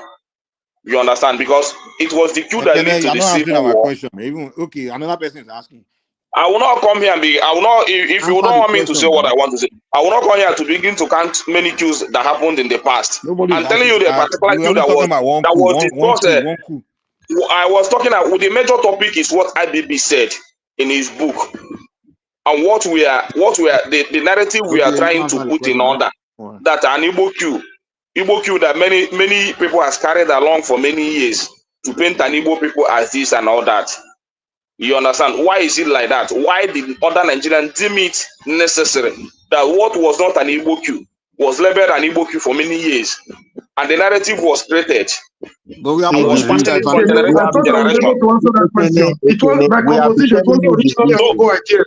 We have been But telling it you was dominated. why. It was So, but dominated by the Igbo. point, another thing is this. Another thing is this. Many people are still saying that IBB is lying, Ojukwu is lying. Other people that says many heroes past, they are lying and all that. It is we now, the new So generation, IBB is your hero that can now. now tell their story more than them. You understand? The new generation, many people here in this platform now will now tell the story of the hero past more than them. I thank you, people. We know But their I don't history think. more than them. Why those heroes? Why those heroes not release a I don't think war? I did. You never see I answer don't think that I did. question. Hold on, people. You say the purpose of the coup was to release Awolowo and make him the president or prime minister. Why was that action not carried out? Why did an Igbo man kill people, another Igbo man took over the government, and then an Igbo man did not bring Awolowo out? Instead, he started to disrupt all the whole regional system that was on ground, the structure on the ground, because he favored his people. Answer that question. Why Awolowo was not released, at least, or made the president? Thank you, For sir. let's say close to 7 months. Yeah, can you answer the question? But I think that coup was not successful, according to what happened, because How there did he was go an over the annulment of government of that state? by. But nobody Yeah, countered the erosion. the Hold on. purpose of Nobody that coup countered. was not achieved. Hold on. It was successful because erosion became the president and sat down in the state house, enjoying all the jollies, all the goodies of that office. But he forgot to release Awolowo, if not say, now the purpose, the main purpose. And those people that committed the atrocities were not punished by death. Aguironsi made a lot of blunders. He made a lot of mistakes. There were a lot of mistakes on the part of Aguironsi. Thank you. That's why it is an Igbo coup. Anybody they call it talk about no be Igbo coup. I don't You know which guys I will know call Ironsi didn't even give all those people that died. Some people don't run away now. Some people don't run away from the discussion. Tony, He didn't if you look at it at the other round, It wasn't necessarily an Igbo coup. Let the people talk to me. Tony, are they listening? If you look at it at the other round, when you say it's an Igbo coup, I still ask why more Yoruba, why more Yoruba armies in that queue than Igbo? Because I can only see one Igbo man in that. Stop lying, Ekene. If there is more There were Yoruba, no more Yoruba. the There were names of more Igbo. the soldiers Anyway, were listed. hold on. Tinubu is the I president thought now. I answered you before at the beginning. I don't know. Maybe my answer wasn't You enough. answered me, but you are still asking me why Awolowo was not made this, why Awolowo was not made that. But you said an Igbo coup, The major coup, this thing that you guys which is Chukwuma Nzogwu, is from the Midwest. I mean, Kaduna Nzogwu is from the Midwest. Grown in the he grew up in the Kaduna. Nobody even knew him in the East. We agree with you. But the main leader, the ring leader. Beginning, Ekene was telling us that we claim Anyama people as Igbos, and then when it comes to good conversation, they are no longer Igbo. To be honest with you, it wasn't originally an Igbo coup by composition, but the aftermath of the coup shows the way the whole thing ended shows as if it was organized by a certain region against another region. The resultant effect of the coup in no ramification. All those guys. How was it arranged? My point is this: you said a certain region arranged the queue. The major queue plotter in that queue was Chukwuma Nzogwu, who was mentioned. Queuing up in the Kaduna from the Midwest. Then the major armies in that queue from the Yoruba. So how was the queue arranged by the my point? Please, Ekene should name the five. Just name the five major in that coup. Their name. I'm not here to mention. The major coup plotter. The major coup plotter who was Chukwuma Nzogwu. live in the Kaduna, Owanswego, grew up in the Ghana from the Midwest. Then other majority No, the military five men in that major, the was five from the major. Yoruba. So how was it an Igbo coup? That's my point. Originally, it wasn't an Igbo coup by composition. If I say composition, I mean the people that were involved. But the way the whole thing ended makes it look like an Igbo coup. You know, the pattern of killing and the way it was handled by Omoruyi, it was an Igbo coup because... No, originally it wasn't. Hold on, please. Hold on, please. Because they planned this coup. Hold on. They asked, hold on. They asked Okpara, hold on. They asked Okpara and Azikwe to go and hide. You know what the hell are you guys talking about? Somebody leaked information to them and they ran away. You know the Igbo people that are planning it, that planned it. Those that were sent to take them out in some instances gave them information beforehand. So this Yes, you allocate. Hold on. So you allocate Igbo to go and kill Igbo. Then you allocate Igbo to go and kill Hausa. Then you allocate Igbo to go and kill Benin man. Prime Minister, the great Prime Minister. You guys should just stop this. So it was an Igbo coup. 100%. It was an Igbo coup with the Yoruba soldiers. Can we take that thing behind us and move forward? Can we think of the way forward? It's an Igbo coup with the Yoruba soldiers. They should have sent an Hausa man to Enugu. They should have sent an Hausa man to. They should have sent Yoruba man or Benin man to Enugu to go and kill those people. Not be say you go send Igbo man to go and kill an Igbo. At the end of the day, they said that it was begging them. That was where the suspicion, acrimony and bitterness emanated from. Do you know why we cannot really easily move forward over this issue? The reason is this. The truth of that coup, nobody actually knows it. And those guys who participated in those coups, every individuals were having different motive. I'm just telling you. But they agree that these guys are corrupt. Let's change power. They agree on that term. But those guys, among those majors, some of them... Yeah, you know, they were very young and they were power conscious too. Most of them were power conscious. They wanted to just... and Nigeria then was a very young nation too. The coup was even too early. At the bottom of their heart, some of them were just... That ethnic hatred was there. Some of them, they also have that feelings of, why will I kill my brother? But they agree on one thing. They want to remove that power. Ozogu, at a point, he complained that his brothers in the south failed his hand. That means original plan against what should happen in the southern region or maybe that Lagos area. That was not what those guys did. You understand me? He complained. So if you look at all of them together, which means if you go by what you are saying, which means the original plan was not carried out, which means it wasn't originally an Igbo coup, like I said before.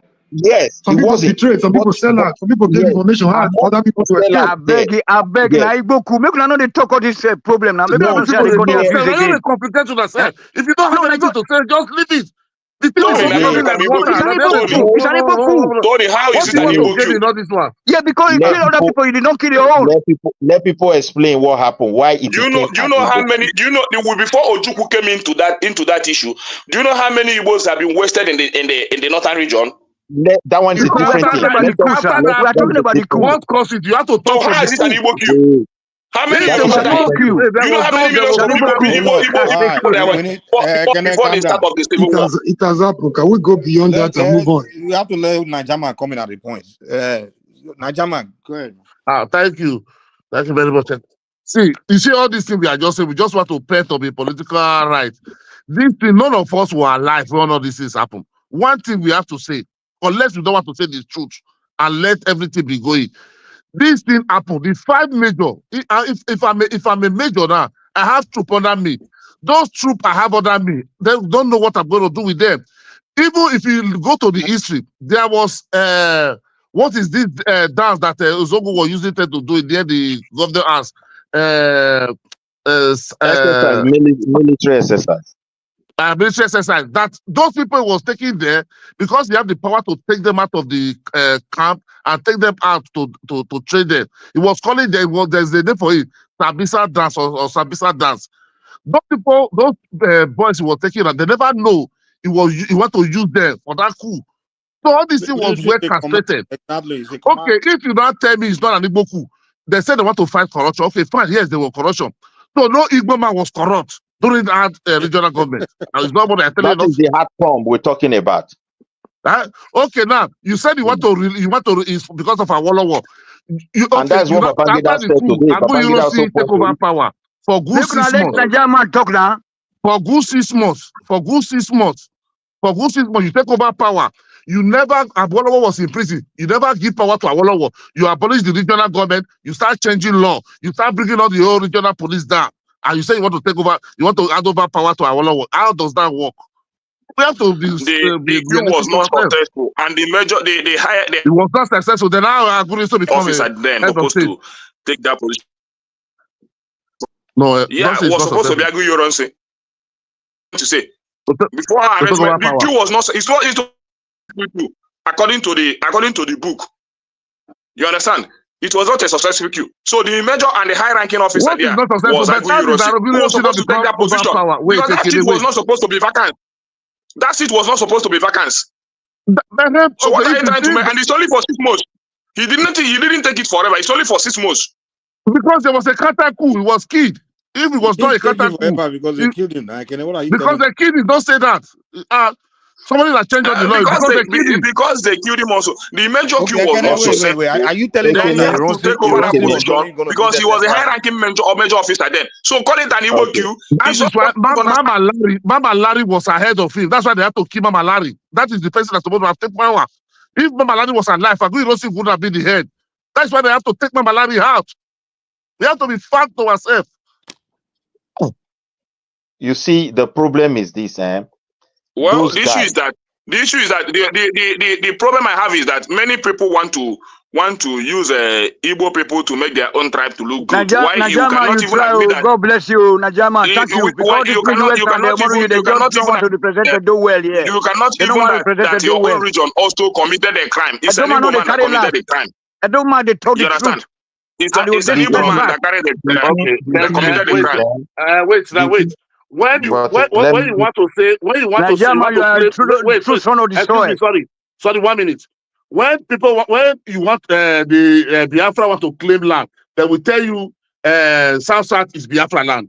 But when something happen at the coup, you are telling us it's not an Igbo, it's not an Igbo man, it's from Edo. Because you have already created that narrative now. So what do you want them to say? What do you want them to say? During the Biafra war, let me answer you. During the Biafra war, it was the war with both the South and the East for the war together, because we don't know what is South before. We only knew what is South when after the Civil War. That state was not not supposed. Let me tell you. Let me tell you anything about Nigeria. There was Midwest. There was 4 regions. There was Midwest. There was Midwest. There is no South. That's what I'm saying. There is no South. But it doesn't mean. Let me tell you. The major reason for South was because of the oil. If you will admit, wait. It's because of the oil. It's okay. Let me tell you something. Before all this, before Southeast, Eastern region was created, Western region was created. First and foremost, we have Southern Protectorate. All was one. And Northern Protectorate. So don't come and be telling me because it was Eastern region, the Oklahoma state is Igbo land. That is a total fallacy and lie. I'm not saying that the whole state is an Igbo land. But why when Igbo people say they're marginalized, this happened. How can a whole Kogi state be bigger than the whole Southeast? And you people are justifying it that it is more better than that because you want the government to be closer to the people. Let me give you the answer now. Okay, when Ekwueme was the person, Ekwueme and BC Onabanjo, those are the people who bring this idea of this geopolitical to divide Nigeria into 6 geopolitical zones. Why don't he tell that an Igbo man? Why does he tell no? The land of Igbo is too small. So you can make majority of people, but you don't read the history. You don't look why this thing happened. You don't want to was only a vice president. How was he the one that championed the cause of? See, you don't even know what you are saying, Nigerman. No, you are there. Now go and Google it. What you said to Google? Ekwueme was only a vice president, and he was even supposed to be the. He was even supposed to be the next president of this country. But in order to favor the Yoruba, they brought in Abacha. Jump from one go to You jump from one go to another one. What I'm saying, leave that one. No, So I'm not how talking was about it? that How was president. he? How did he create when he was a vice president? Hold on, now do you listen to me? Don't leave vice Kwame president. was brought in to be the vice Oh president my of this God, this country. man, wow. So don't say what you don't know. You want to create a narrative you cannot You defend. don't know. I'm telling you now. You don't read. Go and read. Wait. Go and read. It's Go you and that will go and say. read. It's you that will go and read. You don't know what you are saying. You are creating a narrative.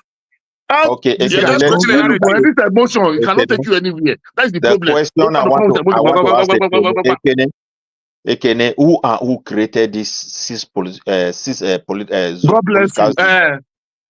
Who and who? Who were present there? Do you know? Answer it yourself now. Nigerian knows the person that created it. Let him answer it. Let him complete it. Let him complete it. No, Ekene. If you said the Kweme did not participate, then you are lying. I don't want about this guy. Then you can go and study more.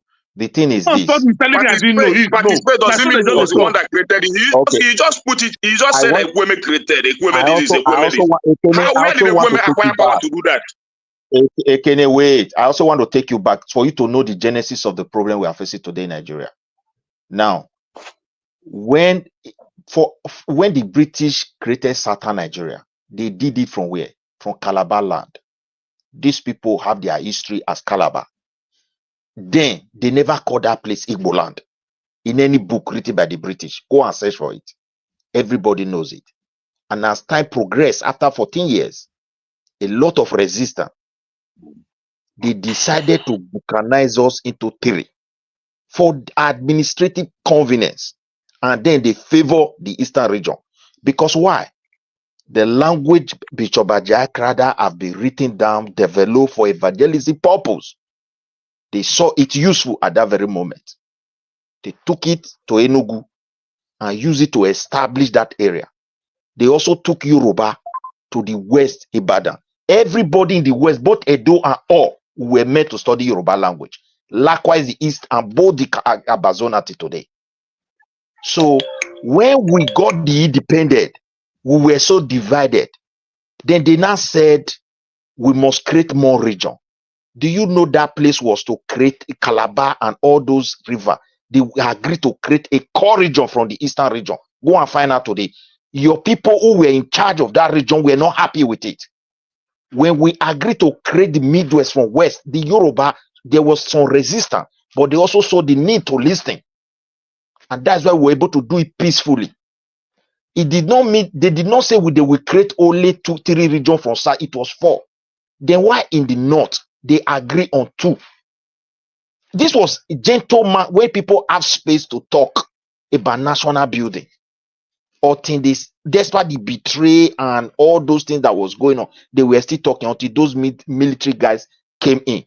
Okay, when Agui picked power, he make a decree. I think the following month, I see one to that same core region, they call Niger Delta.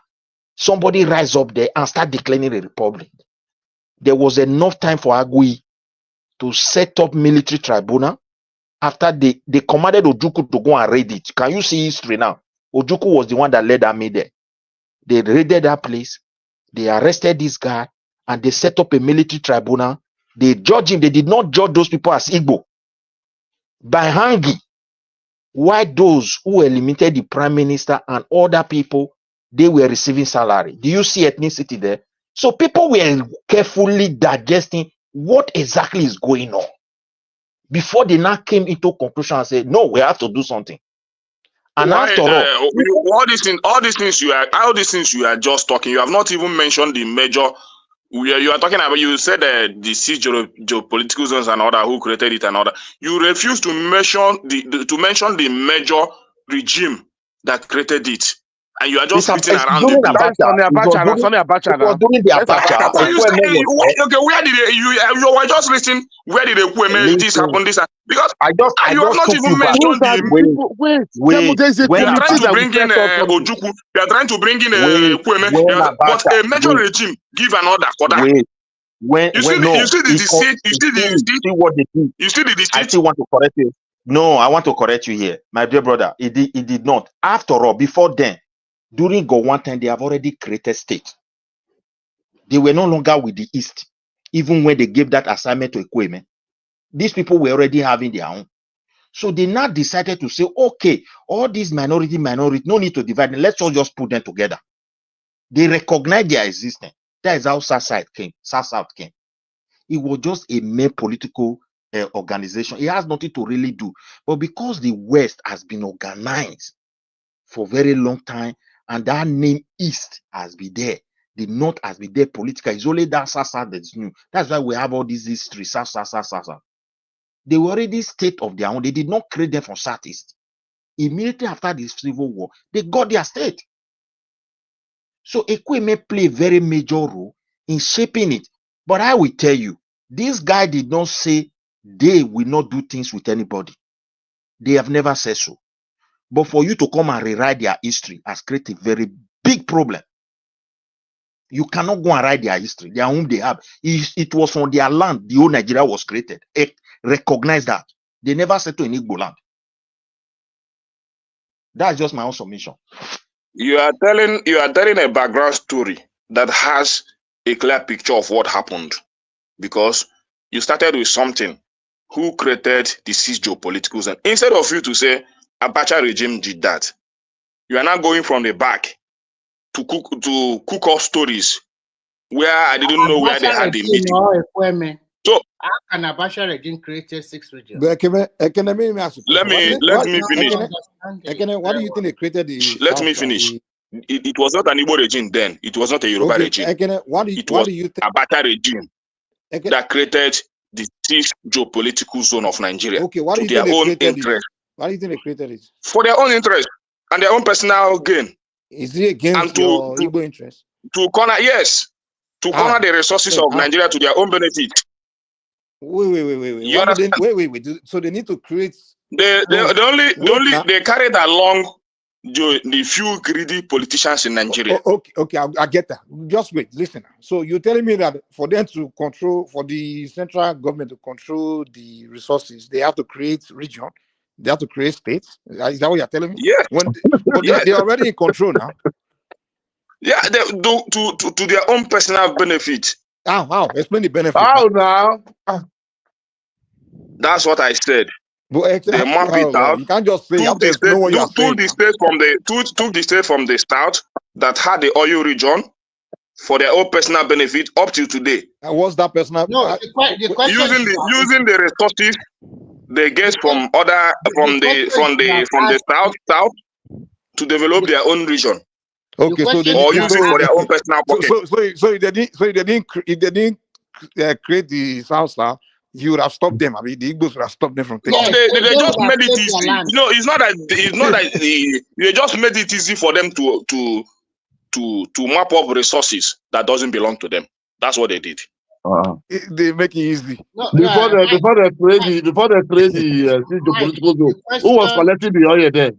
To Niger, the question we should have asked ourselves is this: even when you look at the Middle Belt state, some of these states, somehow their dialect is also not the same thing.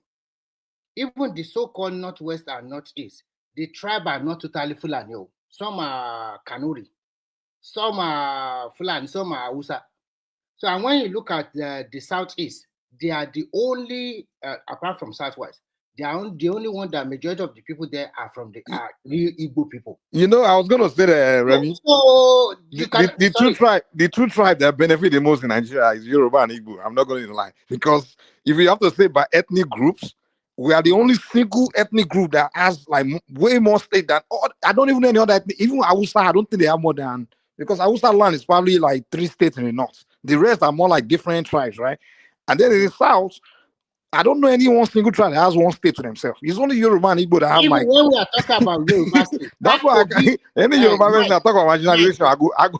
If we're talking about Yoruba state, that part of Kwara and part of Kogi should also have belonged to Yoruba people too, because they speak Yoruba fluently. Yeah, but I'm saying we are one ethnic group. We have like 6 states. Igbos are like one ethnic group, 5 states. But it's not that tribe in Nigeria that has more like that many to themselves. It wasn't like that from the beginning. Why it happened was this. It was regional. But what I'm saying is, Ekenes will be crying as if Their Yeah, tribe is the only one suffering in Nigeria. Like No, everybody else that is not. is what they have sold to. That is what they have. Nnamdi Kanu have sold to majority of the youth. The way That they is cry. that. No matter what you say, that Nnamdi Kanu matter is what they will believe.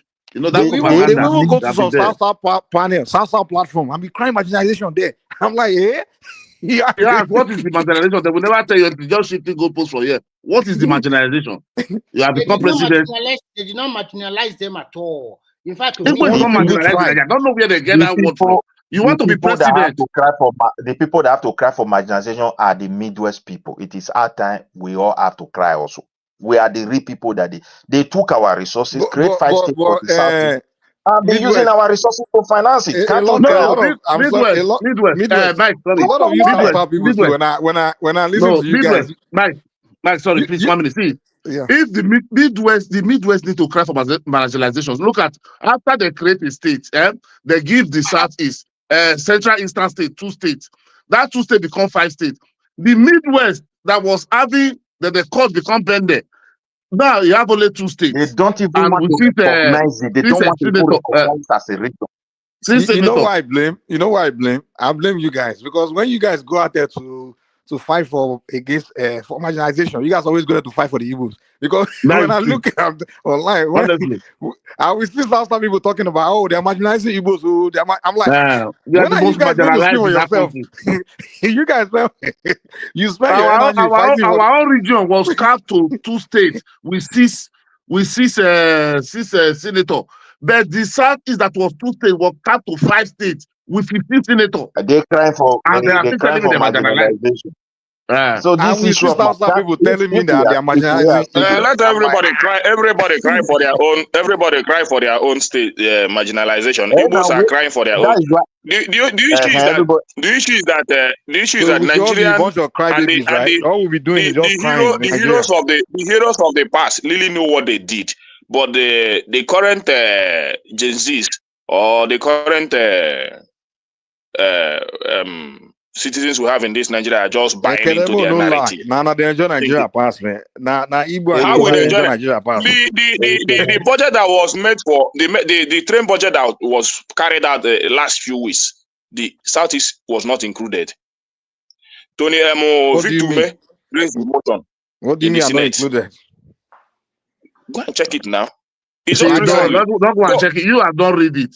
Just say what they could make. You know that Mike, see, you see this thing, the way your politicians, sorry to say, the way your politician in South is they gaslight people, it's too much. He's a senator. He's the one that is there, pass a bill. He didn't fight there, say no, this bill will not go. In the senator, he can't go be doing. If he's not passing it, if he's not crying for it, why was he talking? Why was he talking about it in the Senate? And nobody listened to him. Because you know that APC has the majority. Because APC has the majority, then he has no mouth in the Senate. Don't start. Cool down. And his own contribution was not taken anything. Wait. So he want to tell you now. He not come to camera. This thing that they pass, but after you are there, they pass the bill inside chamber. You didn't fight. You come outside to come and do camera and tell you so that you should put that one in your head. They are marginalizing you. What is the purpose of you? Nigeria, you wouldn't say that you know how. You wouldn't say that you don't know how Nigeria is functioning. Nigerian constitution. Allow me to say something. Nigerian constitution guarantee say every state, there must be one minister from every state. That means Southeast, Igbo people are guaranteed to have at least 5 ministers in every regime. That's the guarantee.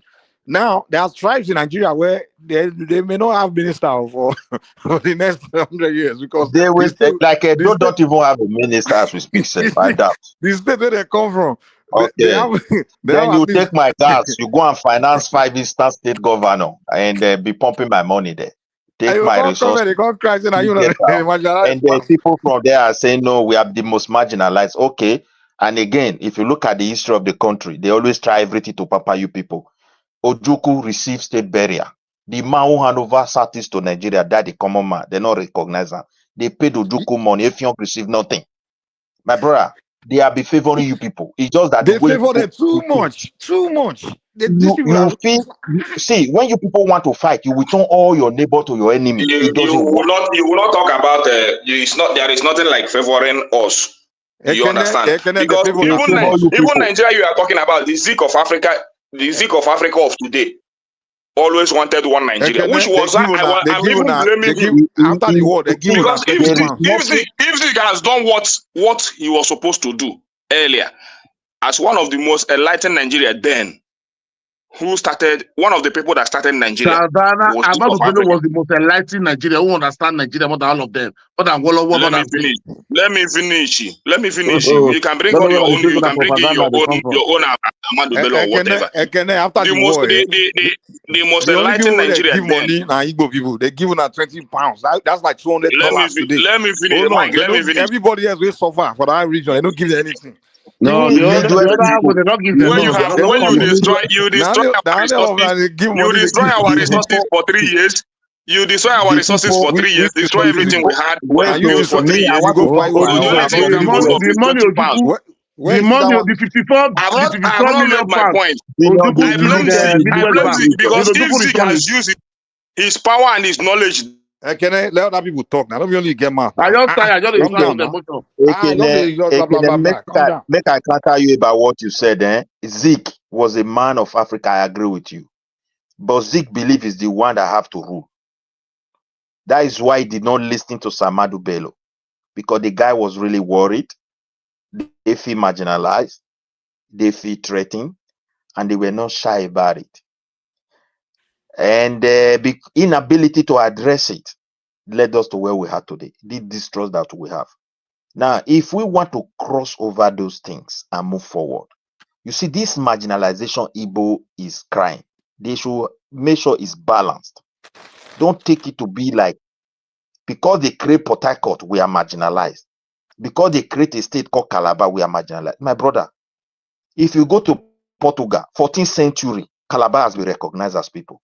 You can't call them Igbo. From the Calabar land, by the British themselves, they formed the whole Nigeria. It's in our history. How can you come and call them Igbo and you expect them not to be offended? So everybody must know their boundary and respect one another. Then we can do things. Nobody is not even Midwest. see any tribe or state. Nobody is not respecting anybody. There is no tribe. The point is this. There's no wait, respect. Wait, respect means differently to different people. I understand. We can't put it in the same space. Because, for example, somebody from Port Harcourt, from Cross River, they did not say they will not do something with Igbo. They've never demonstrated hatred. What they hate, but they are the one leading Ohanese today now. What do you mean they are the one leading? My brother, the banished from their. The man is banished from their. Wait, look at another genesis of a crisis. When you people are creating crisis, you don't recognize it. The guy, his forefather came there. Now they trace his history. He was opportune to become. Now he betrayed the people. And you are happy because it was easy. But Mike, it's very bad that they won't allow them to see Najama to speak. It's very bad. What is happening here? Okay, well, the people are telling you we don't accept this, but you are still forcing it on them. You love to force what you believe on people's throat, and you don't see it like insult. Nothing is wrong. Let the man relinquish the position now if he doesn't like it or is against his people. I see many people from that region who accepted him. Wait. I'm not the one to say that, but I know that you are creating an atmosphere of crisis. I have to be honest. Midwest, hold on. But the people did not tell you can't do something. They've never demonstrated hatred. I've not seen them fighting you people from the history of this country. But when you try to come and tell people what you want, it's just like you want an your man as a Midwest. You're too much. Maybe not let Najama speak. Midwest, there are a lot of places. Hold on, man. We'll let Najama speak less. If you offer me Yoruba man to come and be the head of Ohanese, as long as I go pay me money, I will come and be the head. It doesn't mean now Yoruba people have become Igbos. So because one Equatorial man will not offer a job, I said the job. No me say Equatorial now is now Igbo. Okay, so that's forget the argument saying because one Equatorial man is the head of Ohanese, they offered any position. Even the name you mentioned, Equatorial is an Igbo language. Let's stay for Nigerian man. Then you come and when you go and tell Equatorial have come and they are taking you people to court now. You are in court now. So you want to find out if Equatorial is Igbo or not Igbo. Nigeria chapter 9 of the constitution, it recognized we have 371 tribes and more than 500 language. So all is listed. The people should go and be reading the constitution. I wonder this will not be kind that brainwash the majority of Nigeria today. Is the constitution that they say doesn't exist. That is what is only quote on the court. So I wonder I want to save himself with that same constitution. So sometimes when people talk, because there is something already you believe, you don't want to listen to other. This is the problem. If we want to coexist, we need to listen to each other. They have to tell you that bigotry, I don't want it. That insult, I don't That want it. courageous Kanu now. You Nigerian understand? man, if you want to mention on they can put it courageous Kanu. None of your, not even you cannot do. You cannot. You don't have the balls When you to talk to stand them, against they believe. Nigerian government. This is the problem. Call him courageous dislike. Kanu. Courageous to you. Let me speak. This is Call freedom him. of speech. He's a correct. Can you do what he's doing? Wait, now, why He's do you not a like coward. argument? You are not in the market, guy. You don't Ekene, take for a market. let Nigerian speak. I'm here to defend Nnamdi Kanu at any time. Just you are not strong enough. You were hate Nnamdi Kanu, you yourself, Ekene, previously. You know, you say you know be IPOP, you are from Alaba market. And somebody is talking. No, don't cut balance. This is to you. This is to me. Let me speak. This is freedom of speech, please. I'm courageous to who? It's courageous to you. It's not courageous to me. I don't see it that way. If you see it that way, fine to you. This freedom of speech. Everybody have the right to say whatever he like. Please, I don't. You must not take it, or it must not go well with you. That is my own opinion, please.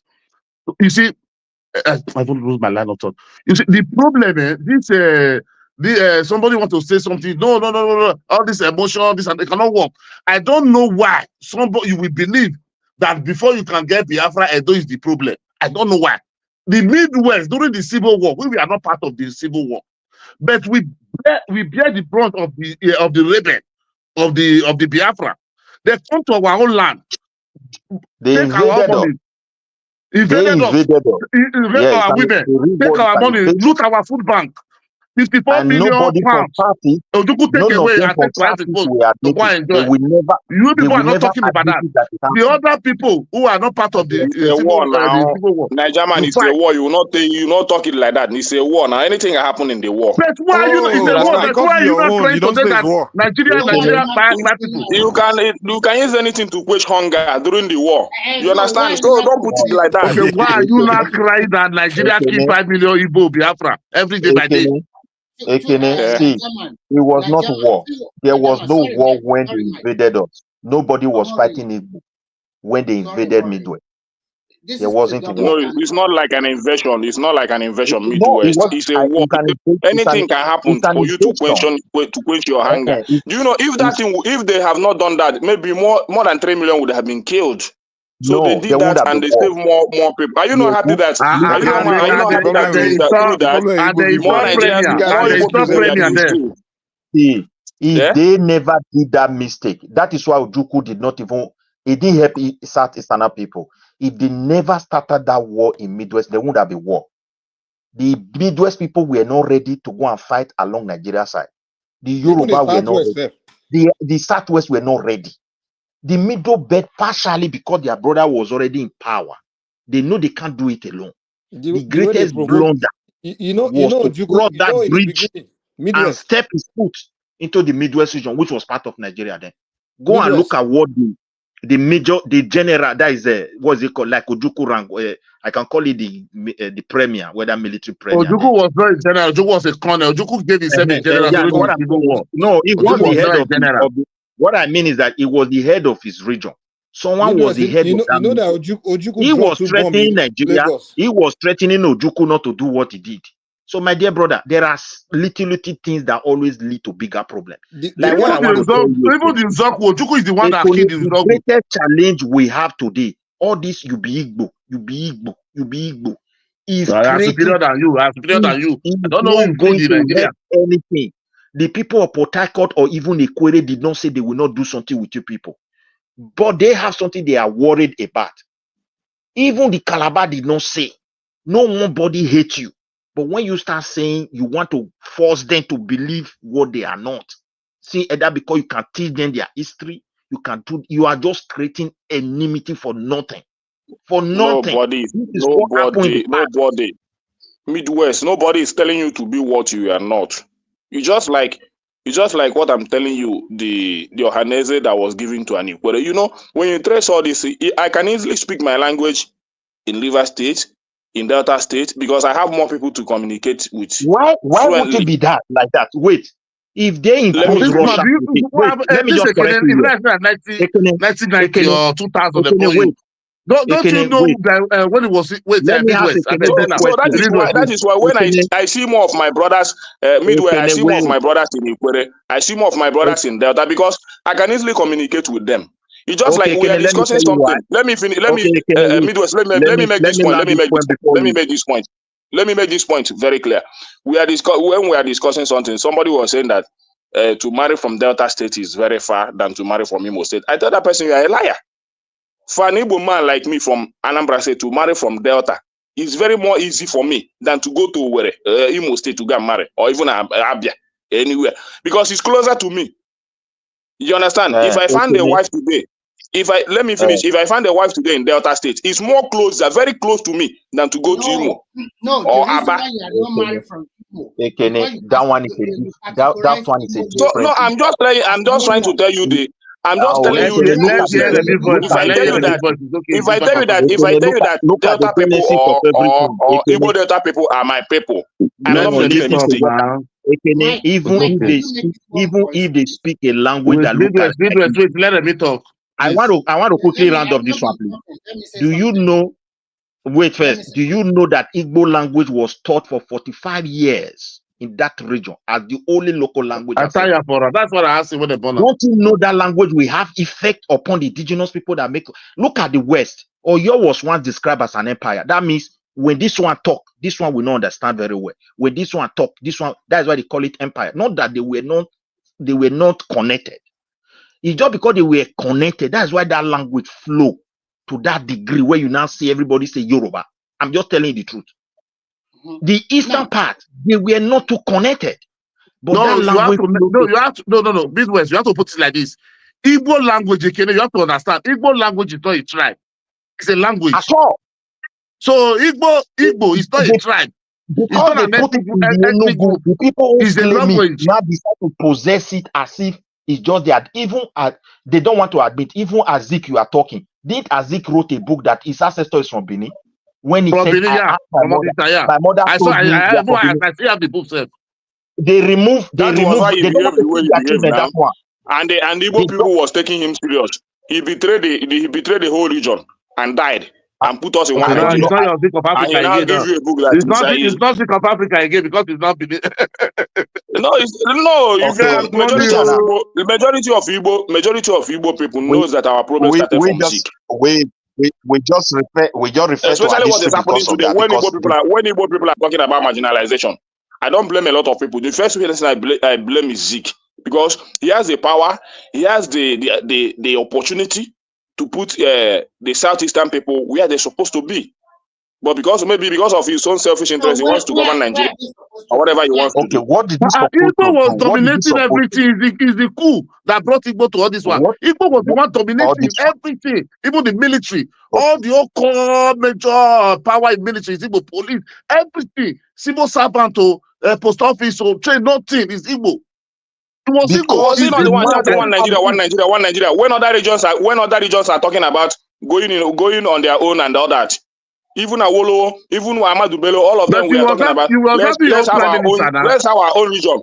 He was there talking about one Nigeria. No, but you was having your wait, you was having your own region. Today now, people are saying that it is Igbo people that hate Nigeria. When the one from the Igbo land was the one shouting one Nigeria. Why other regions were talking about going on their own region? Today now it's an Igbo people. It's Igbo people that hate Nigerians. I don't think in Nigeria hate Igbo or whether Igbo hate Nigeria. There's a misunderstanding based on the Midwest, the way things are going in this country somehow confuse me. Ahmadu Bello agreed for separation. Awolowo also agreed. It was Zik that stood in the middle, shouting one Nigeria.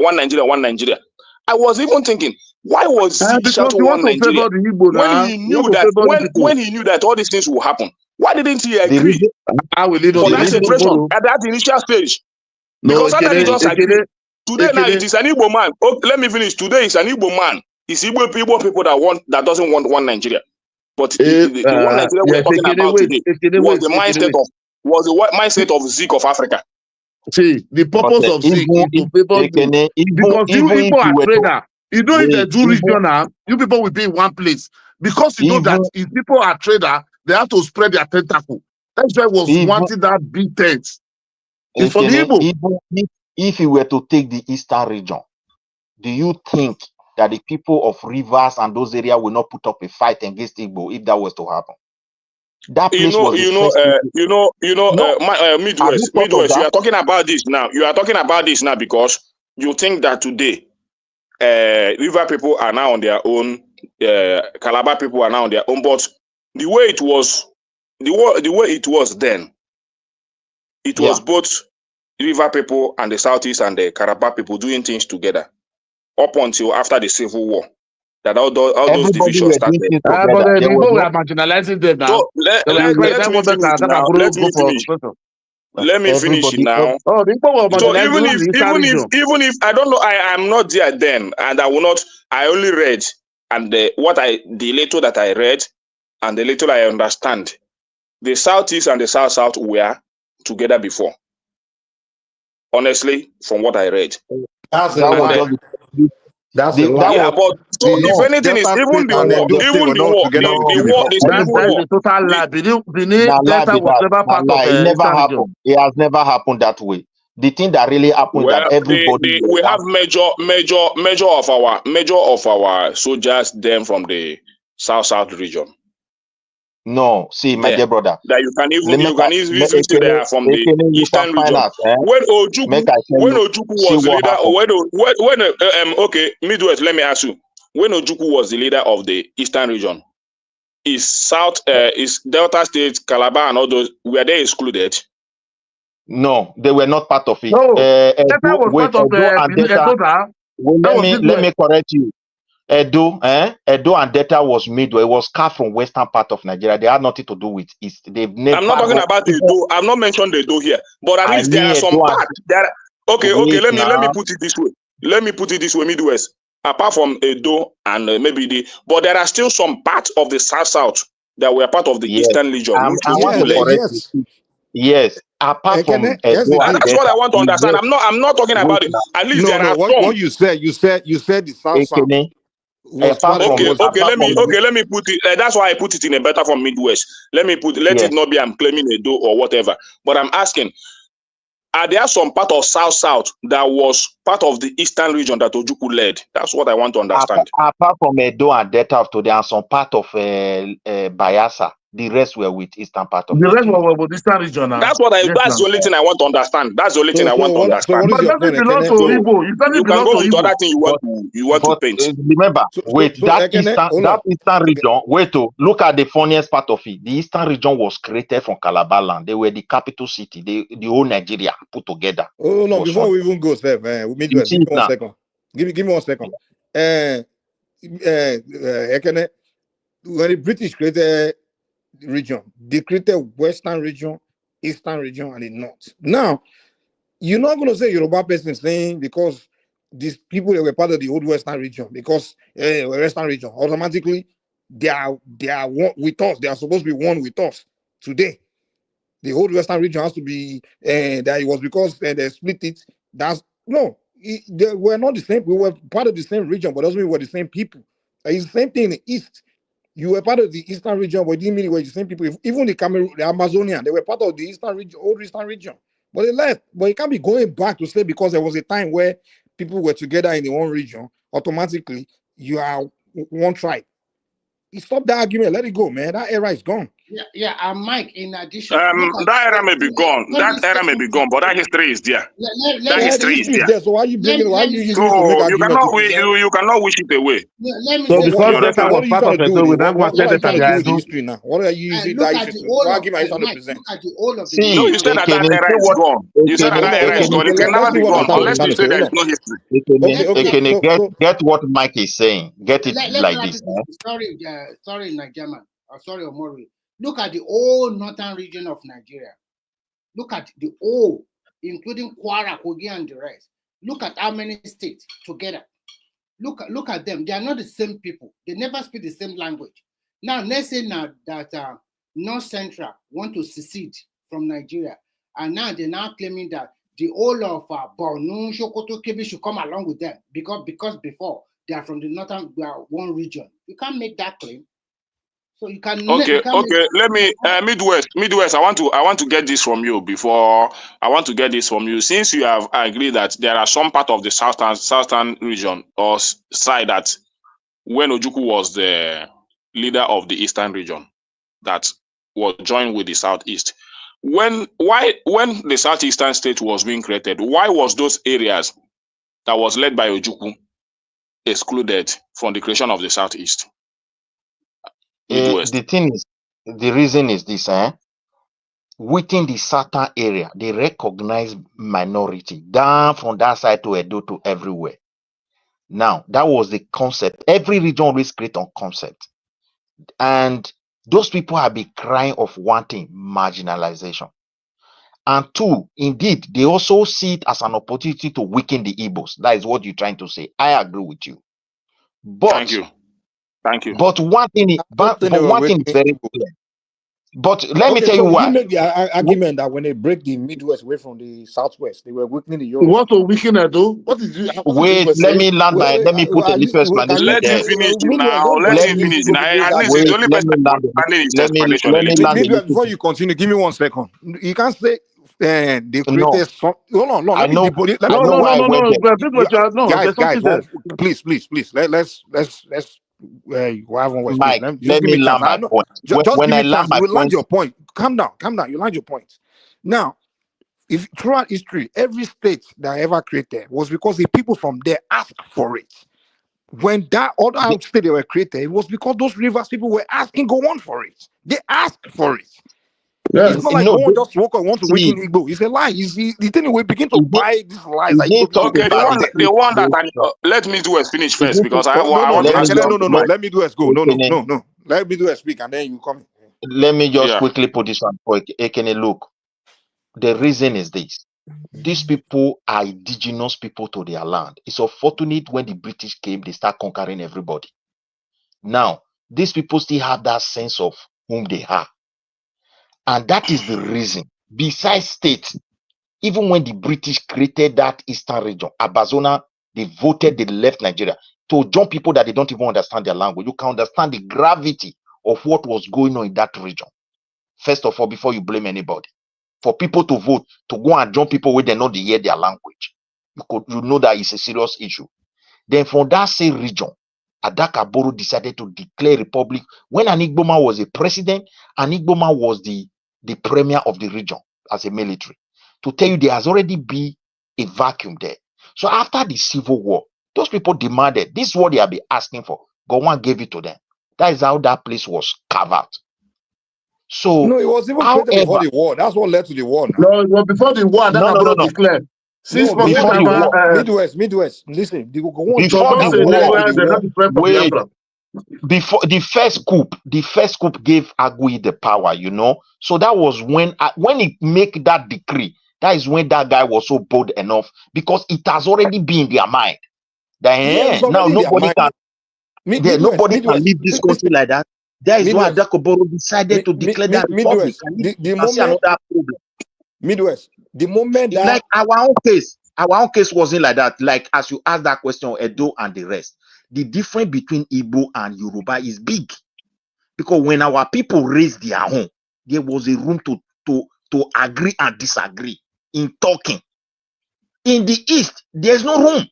They don't give people now dictatorship now. So you can see people.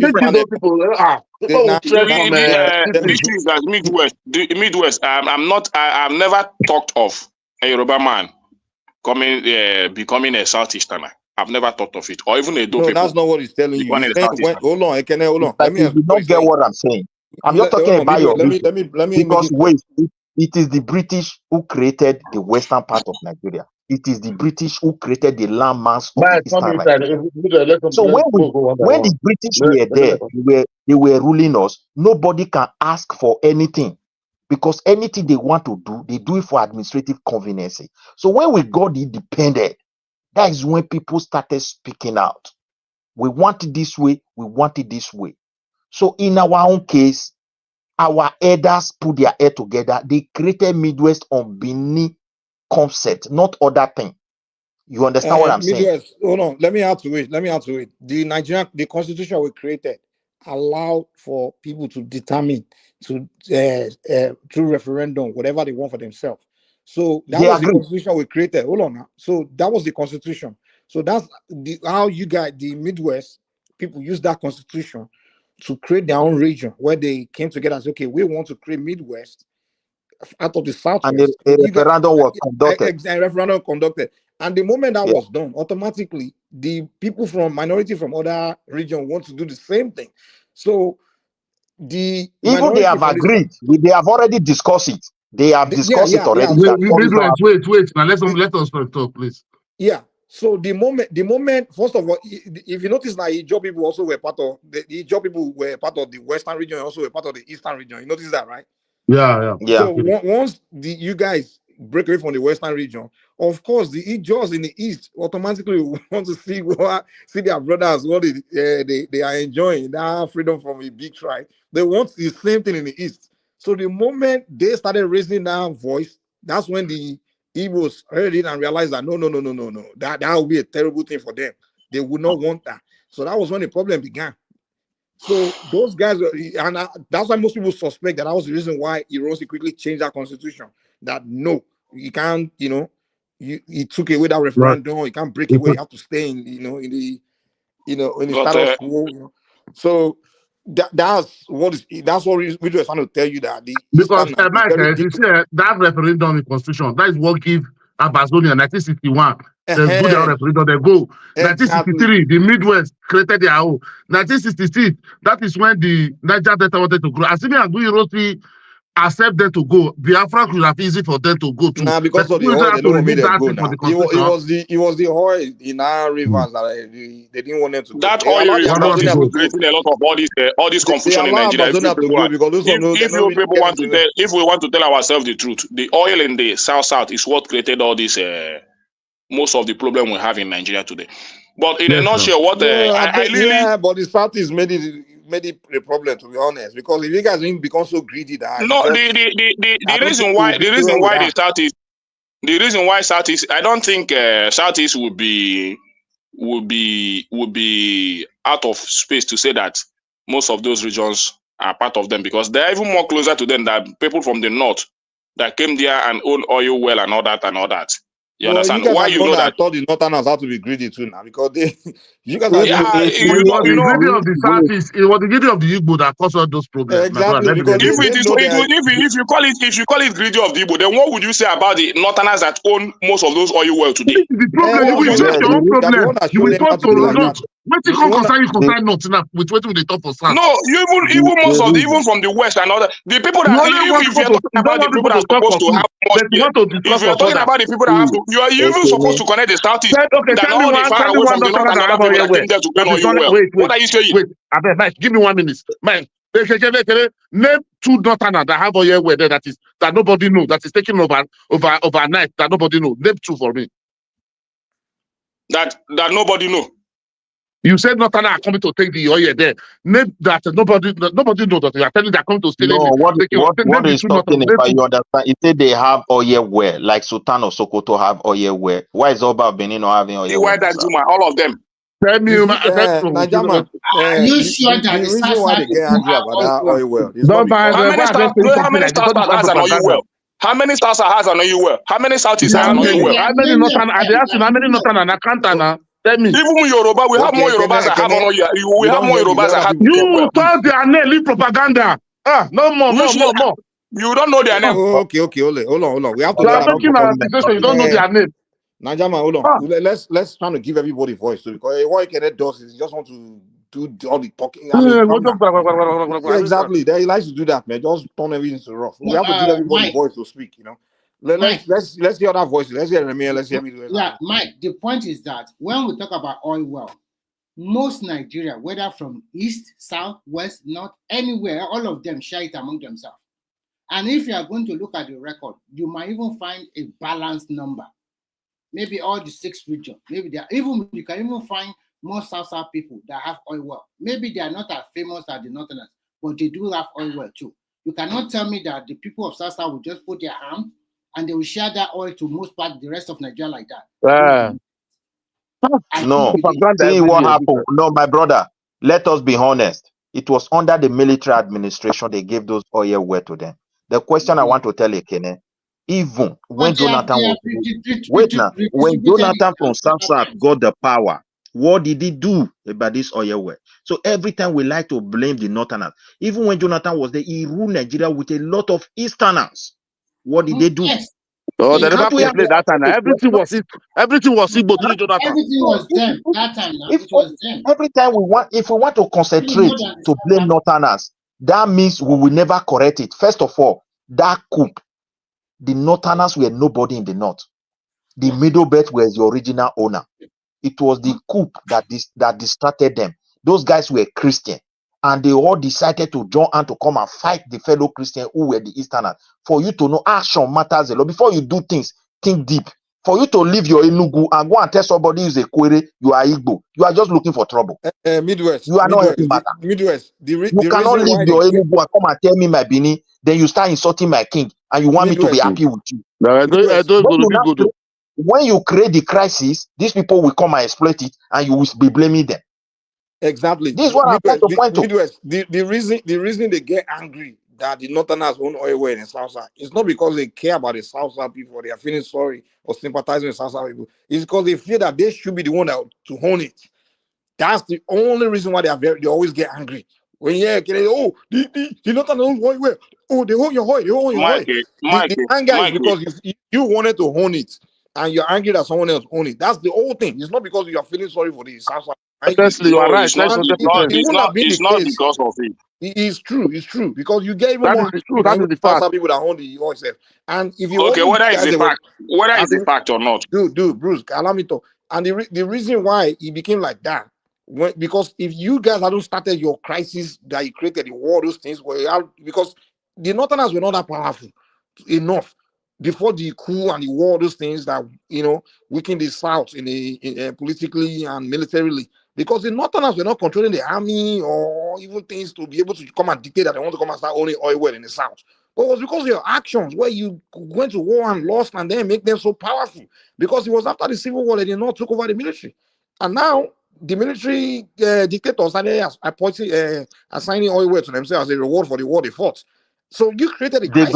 Gowon was different though. It didn't even. It still create an atmosphere. It was after Gowon administration. Yeah, the babangidas and the Abachas. Yeah, from Mauritala Mohammed. That's when they seized Nigeria. Even they betrayed the Middle Belt. They couldn't believe it, and those people are unable to recover today. So the distraction, my brother, we have to limit it. People in Port Harcourt did not say they will not work with Igbo. Nobody in Calabar or whatever crossover. Until you started pushing them as if they don't know whom they are, which is very, very annoying and very insulting. But you will say we are not insulting anybody. I don't understand that. That's why I say insult me differently. Oh, brother, go to Wikipedia. Go and see the way they have distorted it. If you come to Benin now, you go and be insulting the king of Benin. No, Midwest. Can I say something a little bit? I don't think because even as of today, of Nigeria of today, my Igbo people, especially people from my side, has a very big stake in Rivers State today. Most of them live in Rivers State, even as their home. So more or less and any other thing than any other region. But the point I'm trying to say is this: this IBB book revealed a lot of things that I've even myself has kept within me that I don't want to say, because I wouldn't want to use what Ojukwu or a little interview that I had from Ojukwu to begin to come out and say, it's not an Igbo coup. It's not an Igbo coup. But now that I have something to back it up with, which is from IBB, I can boldly stand up and say, it's not an Igbo coup. And that's the point. Because when you read the book, wait, my brother. When you let me finish, Midwest. Let me finish. Also saying that it's Igbo coup. Go and read that book. You will see where he said. Let me finish now. Let me finish. Most of the coup, even in that book, the coup was labeled a failed coup. It was labeled a failed coup, not even a successful coup. And they claiming that Igbo people or Even major officers, according to the book, were killed even in Apapa area. Who killed them? According to the book, Igbo people. major Igbo officers were killed. So Which all this. That was the counter coup now. So let me. Why all this? Making it as to say as it's Igbo people that kill the whole Nigerians. You put it as if Nigerian man always say that the way Nigerian man always explain it with bias. So they read what's the counter. The way Nigerian man was saying it as if the whole Igbo people kill the whole Nigerian people, as if there was no major officers of Igbo men that were lost. No, point of correction. Please, Mike, you are here. Please repeat what I said. Repeat what I said. Okay, please repeat what I said. You said it's an Igbo coup. You even make in your comment that's an Igbo coup. And you are the one emphasizing it as an Igbo coup. So how does that mean the whole Igbo? Now the way you are saying, when you say it's an Igbo coup, it means that it's Igbo people that overthrow the whole Nigerian space. That's what you mean. God. You see what Igbo people has not had their own share of law. Major laws. You are saying Igbo coup. That is what we are saying now. Only the one thing I say now. Say Fulani. No, when they are saying the Fulani, you say some Fulani. When you say something, when you say that someone or a region had a coup, it means overthrow. They want to overthrow a government. Fulani, you understand? You've come here many times. Use Fulani headsmen. So let me ask you: are you saying it's all Fulani that's a headsman? Do you ever see the whole Fulani cannot be a headsman. Hold on, calm down. When we say Igbo Coup, we are talking the same way you say Fulani headsman, you know. So it's Fulani headsman. So you say the people that did that thing, they had Igbo agenda for their Igbos. They did that. There was ethnic coloration in that coup because the way they carried out. And that is what babangida said. Yeah, but the major Igbo officer that crushed the coup was an Igbo man. He didn't crush anything. The person that crushed the coup, according to the book, is an Igbo man. So how was it an Igbo coup then? A major officer from an Igbo side was not the one that crushed the coup. A coup doesn't work like that. You can't come and stop a coup and take over. Never. Yeah. Anybody who stop a coup never take over. The Agui that stopped the coup, he did not kill any single Igbo guys that were involved in the coup. How did he stop it? No, what I'm trying to say is this. There is an Igbo adage that say, Agwo Ofunyefu. Let me say this Midwest. Midwest. Agwo Ofunyefu. Aya. That means there is a snake we call Eke in our land. That snake doesn't bite. It doesn't bite in my place, so you can easily tie it around your neck or whatever. It's a harmless snake.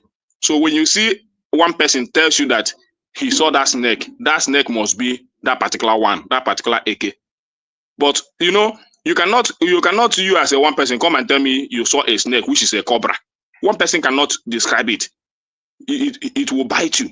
You understand? So when two people have come together and agree on a particular issue, one from the east, a major respected officer from the east, Ojukwu, then now Babangida, who is still living, came. I can send you the video. Exactly what is written here in this book was an interview given by Ojukwu.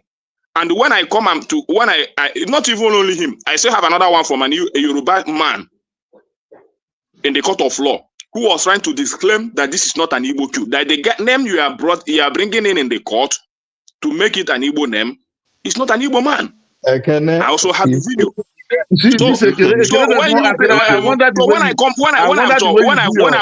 When I've put together this no problem. Leave that one. Nobody wants to say. Let me finish Nigerian now. Let me finish Nigerian. Wait. You are just let me finish. I'm not saying. Let me finish. You would allow me. I will land my point in few seconds. So when I put together all these arguments from these three people from different regions, I've had it in my record, and I say there is no Igbo coup. Okay. I've not said it before. But today I'm Okay, I saying want it to that ask is you not now. Igbo Coup. Okay, no problem. Yeah. Okay, wait, now very good. I like what you said. No, it's not Igbo Coup. Okay, fine to you. Okay, now I want to ask you one question now. If you said it's not an Igbo Coup, this thing happened in 1966. The fight, the civil war in 1970. Since 1970, after 1975, that Igbo may become vice president of Shagari, why is the Igbo say, why they say there is a castrated plan that Igbo man can never be president again since then? So when you let people gaslight you like all this, boldly written, boldly oh, agreed I'm asking by you a question IBB. now. Wait, it's boldly written. Yes, I said what you said. Is your opinion? I said. Yeah. But do you expect a man that fights a civil war or that fights even go and read Benguli, the man that died, the Igbo man that died was the captain in his book. The Yeah, five it major. was That's the first insider. book I read. The five major. You understand? Go and look the name he mentioned there. Go and read that book. It was even that man was even in the Oputa panel. You understand? So when you are that is the book by which particularly the coup. Oh, when you are But the man actually the man never agreed that it was Igbo Coup. He never agreed. I can easily say that there was a plot of an Igbo man not to be president because I had it from Igbo man was the Obasanjo. president from the beginning. Let me finish now. Let me finish. Obasanjo said there is an Igbophobia. Yeah. Even the good Lord Jonathan you are blaming. According to Obasanjo. Well, they can't lie in lie. It's very scary. So that's that's the phobia. Oh, but one of them are just the same thing. Both professor, you go to talk like a kid. Honestly. Yeah, so that Igbophobia is what affecting the Nigerians against the Igbo. And Igbo is not part of Nigeria. And Igbo is not part of Nigeria. Igbo man never open shop. I don't want to read your record. What Nigerian, the reason why I will not easily believe you is that your record doesn't mean a lot to me because you are not there. So I'm leaving the record of the people that were there. Obasanjo, IBB, Ojukwu, many of them that were there. You understand? So your record cannot be more than their own record. So if Obasanjo comes and tell me that there is an Igbophobia, and you Nigerian come and tell me there is an Igbophobia, I can easily believe Obasanjo more than you Nigerian. No, but it must happen. Wait. It must happen to you. You cannot say because I say Ekene look like madman. Back say to look like that automatically Remy will just believe. When it don't it behave that way to Remy. You understand? So if Obasanjo tell you, if Obasanjo really like Igbo, the time he wanted to leave power, when you know that Yar'Adua will not survive it, why don't you put Igbo man as a vice president so that when Yar'Adua will go, Igbo man will be president? If Obasanjo really like Igbo. No. Obasanjo did the right thing with Yar'Adua and Good Luck Jonathan. Because that is what I'm asking you. Now, let me finish. Good Luck is from the minority region. And that region deserves a stake in the government. And that I think that was why Good Luck came into play. And I will not blame Obasanjo for that. It is a region that gave you all the resources used to develop every part of this country. So bringing in Good Luck as a vice is what Nigerians are supposed to applaud Obasanjo for. And at the end of the day, he became the president of this country. Let me finish. So even at the end of the day, Good Luck didn't, maybe to some people that come from his side and the people that mostly supported him, never benefited from this government the most in terms of development and infrastructure. But at the end of the day, his government was a little bit better than what we are seeing today. So I applaud Obasanjo for that. That is a blatant lie. Jonathan was a disaster to Nigeria. He is the one that put us in all these things we are today. Okay, because, I will not go there because it will be a topic of another day. Let me talk. You know, this thing, why they like Jonathan, because all the old juicy appointment was Igbo, everything was Igbo, DSS, chief of officer, finance, everything was Igbo. That is where this Oyebana gets money where you look for like that and they go open this one. That is why you like Jonathan. No problem for that. And that is why you have brilliant economy there because he used people that qualified for that position. Using our reserve, he didn't build anything. Using our reserve to be subsidizing Naira. Nigerian, let me add to it. During the time of Jonathan, we have excess crude account over $20 billion. It met over 50 billion external reserve. The oil was selling at $110 per barrel. People want that. There is much more money. People were just stealing left and right. They were just, and at that particular moment, the reason why the Southeast were happy with him is that they have more people from the Southeast, more than the South people. Yoruba was crying that time for marginalization now. The best Jonathan and the government was successful because good luck Jonathan. Good luck Jonathan did not look beyond.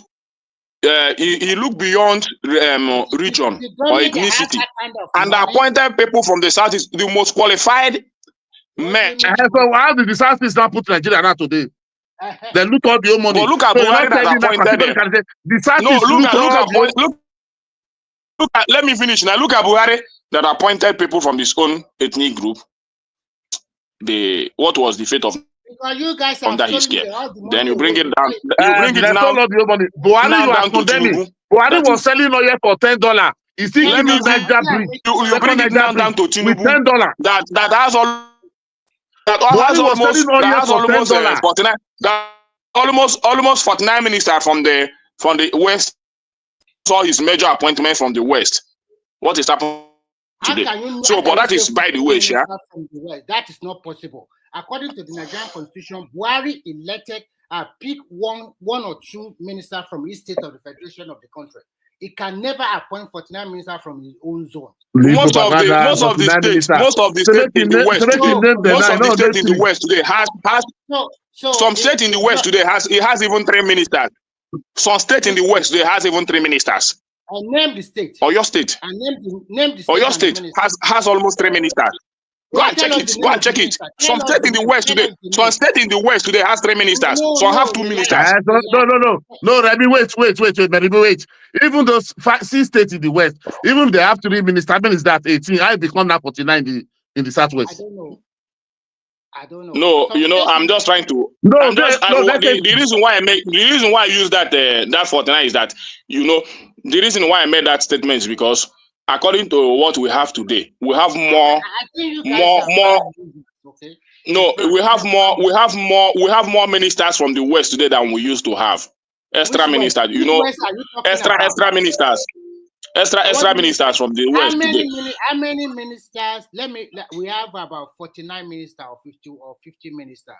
Each of the region have about 2 or 1 each, and then they now pick another one from each region. That means there will be a state in the southeast that will also have 3 ministers. Let's go and see. The point I'm trying to make is this. Analysis for you. No. Before you go on. Let me make this point. I gave you a simple analysis. Okay, then you let us talk now. Okay, no problem. The analysis is fine. Your analysis is fine. Let me finish. We will talk. What I'm trying to tell you is that after he picked 1 or 2 ministers from each state, he also picked 1 minister per region. That means there's a tendency that there's going to be 3 ministers from one of your 5 southeast states as well, too. That's what I'm saying. Go and cross-check it. Okay, I'll go and cross-check it.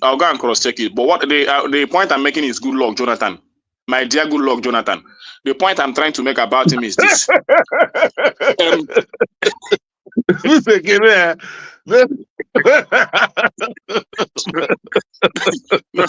I'm not speaking from bias. Why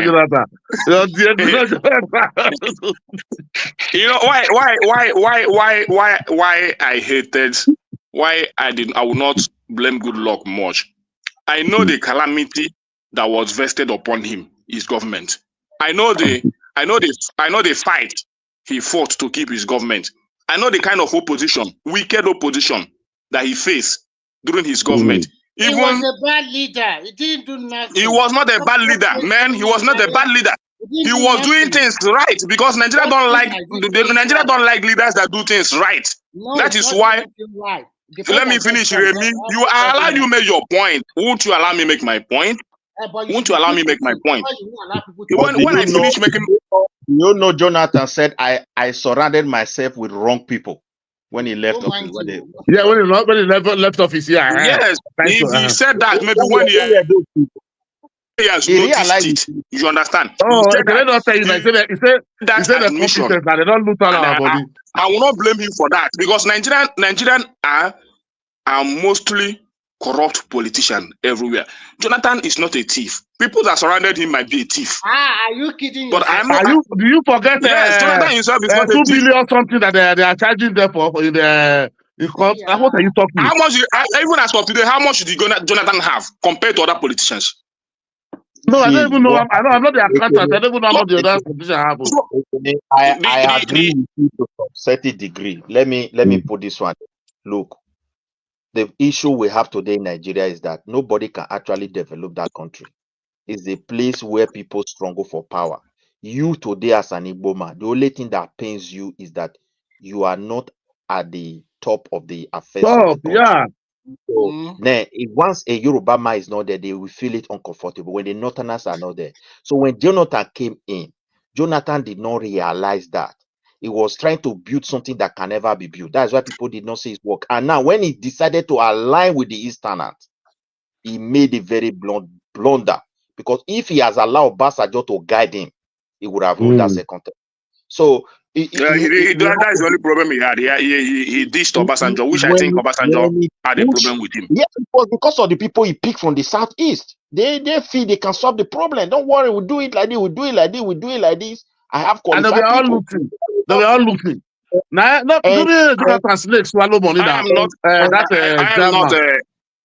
am not really because if you think about the people, the best minister of power, which is Bat Energy, that was brought up by Goodluck Jonathan, was opposed by a lot of other regions.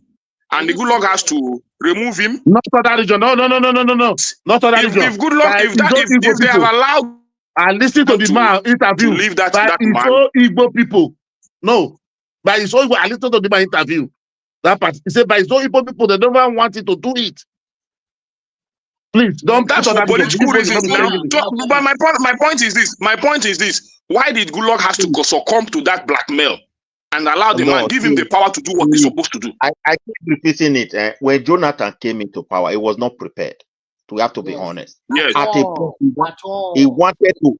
point, he wanted to regret that position. It was his own people, some people that call him, guy, if you don't take it, don't ever come to this house out.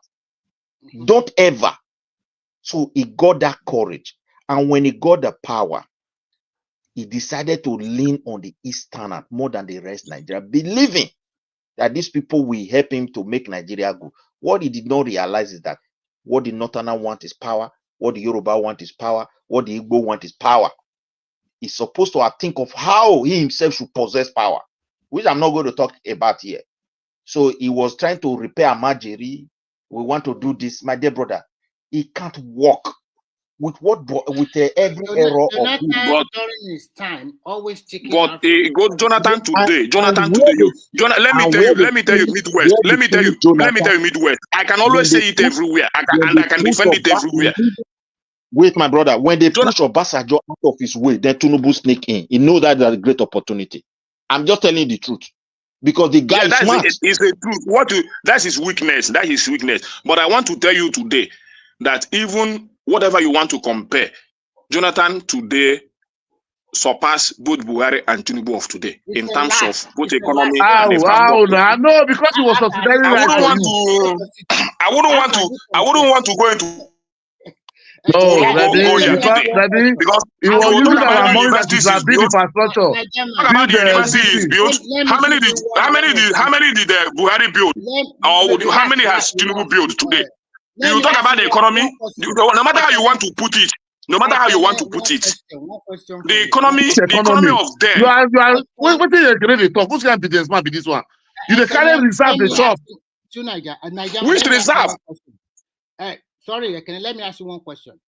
Jonathan spent close to 6 years. He never built your second Niger bridge. Who built it for you? It's not only second Niger bridge. It's not only infrastructure. Oh yeah, was it $10? But it was still building Niger bridge. The Bini Ore Road today, that we see that is under destruction today, that's nowhere to be found. was maintained and built by Goodluck Jonathan regime. Do you know how many kilometers of road that is that? Do you know how many kilometers of road? Abacha era before. Is it only the second Niger bridge that is the only project that is in Nigeria? We are talking about the major project. I'm telling you, when you travel to Benin or today and see the condition of that road, if you know Goodluck Jonathan when he was in government, you will know that Goodluck Jonathan was the best government of this country. We are talking about 1,000 plus 1,400 something federal road in Nigeria. You're giving me Benin to Ore. Even most of other federal roads, most of other road that was done by Buhari was Jonathan legacy. It was just a completion. Mention them, many of them, both railways and other. Let me also come in here. Look, all these our leaders, they are the same. They are operating with the same method. The only difference is this: if you are opportune to rule Nigeria when the oil price is up, then the whole Nigeria will have enough money in circulation, and that is what happened during Obasanjo time. That war between America, Sudan, and all the rest gave us a very great opportunity, and Jonathan was also able to be favored with it. Then there come Buhari. Buhari and the oil went down. This one is still strongly. If you go down more, we will have more problem because we don't even have a proper structured economic system at all. But we are blessed with abundant resources, and that is why we keep on surviving. They all use the same method, whereby you give all the money to one minister, like what Umar is doing at Costa Rica, Minister of Work. My brother is still using the old method where there's no accountability, there is no transparency. Even the contractor, you don't know where they are coming from. They don't report to anybody. All those methods cannot build any country. Those companies supposed to be reporting to the Ministry of Finance on a monthly basis. The number of stones that went there need to be known. What you are talking about, you understand me? What you are talking about, understand? You are talking about resource control and devolution of power. But because the federal system we practice now is not a true federal system like America. We have they are all the same. They're not better. What I'm just trying to say, no one will better part one. If we get lucky, work small, we enjoy. You know, they are the same. No. You cannot even compare Tinubu with them now because you cannot compare 2 years with 6 years, and you cannot compare 2 years with 8 years. Before you can compare Tinubu with the rest of them, let him spend 4 or 8 years. Then you cannot. Tinubu own himself, even with the 2 years itself, is even worse than.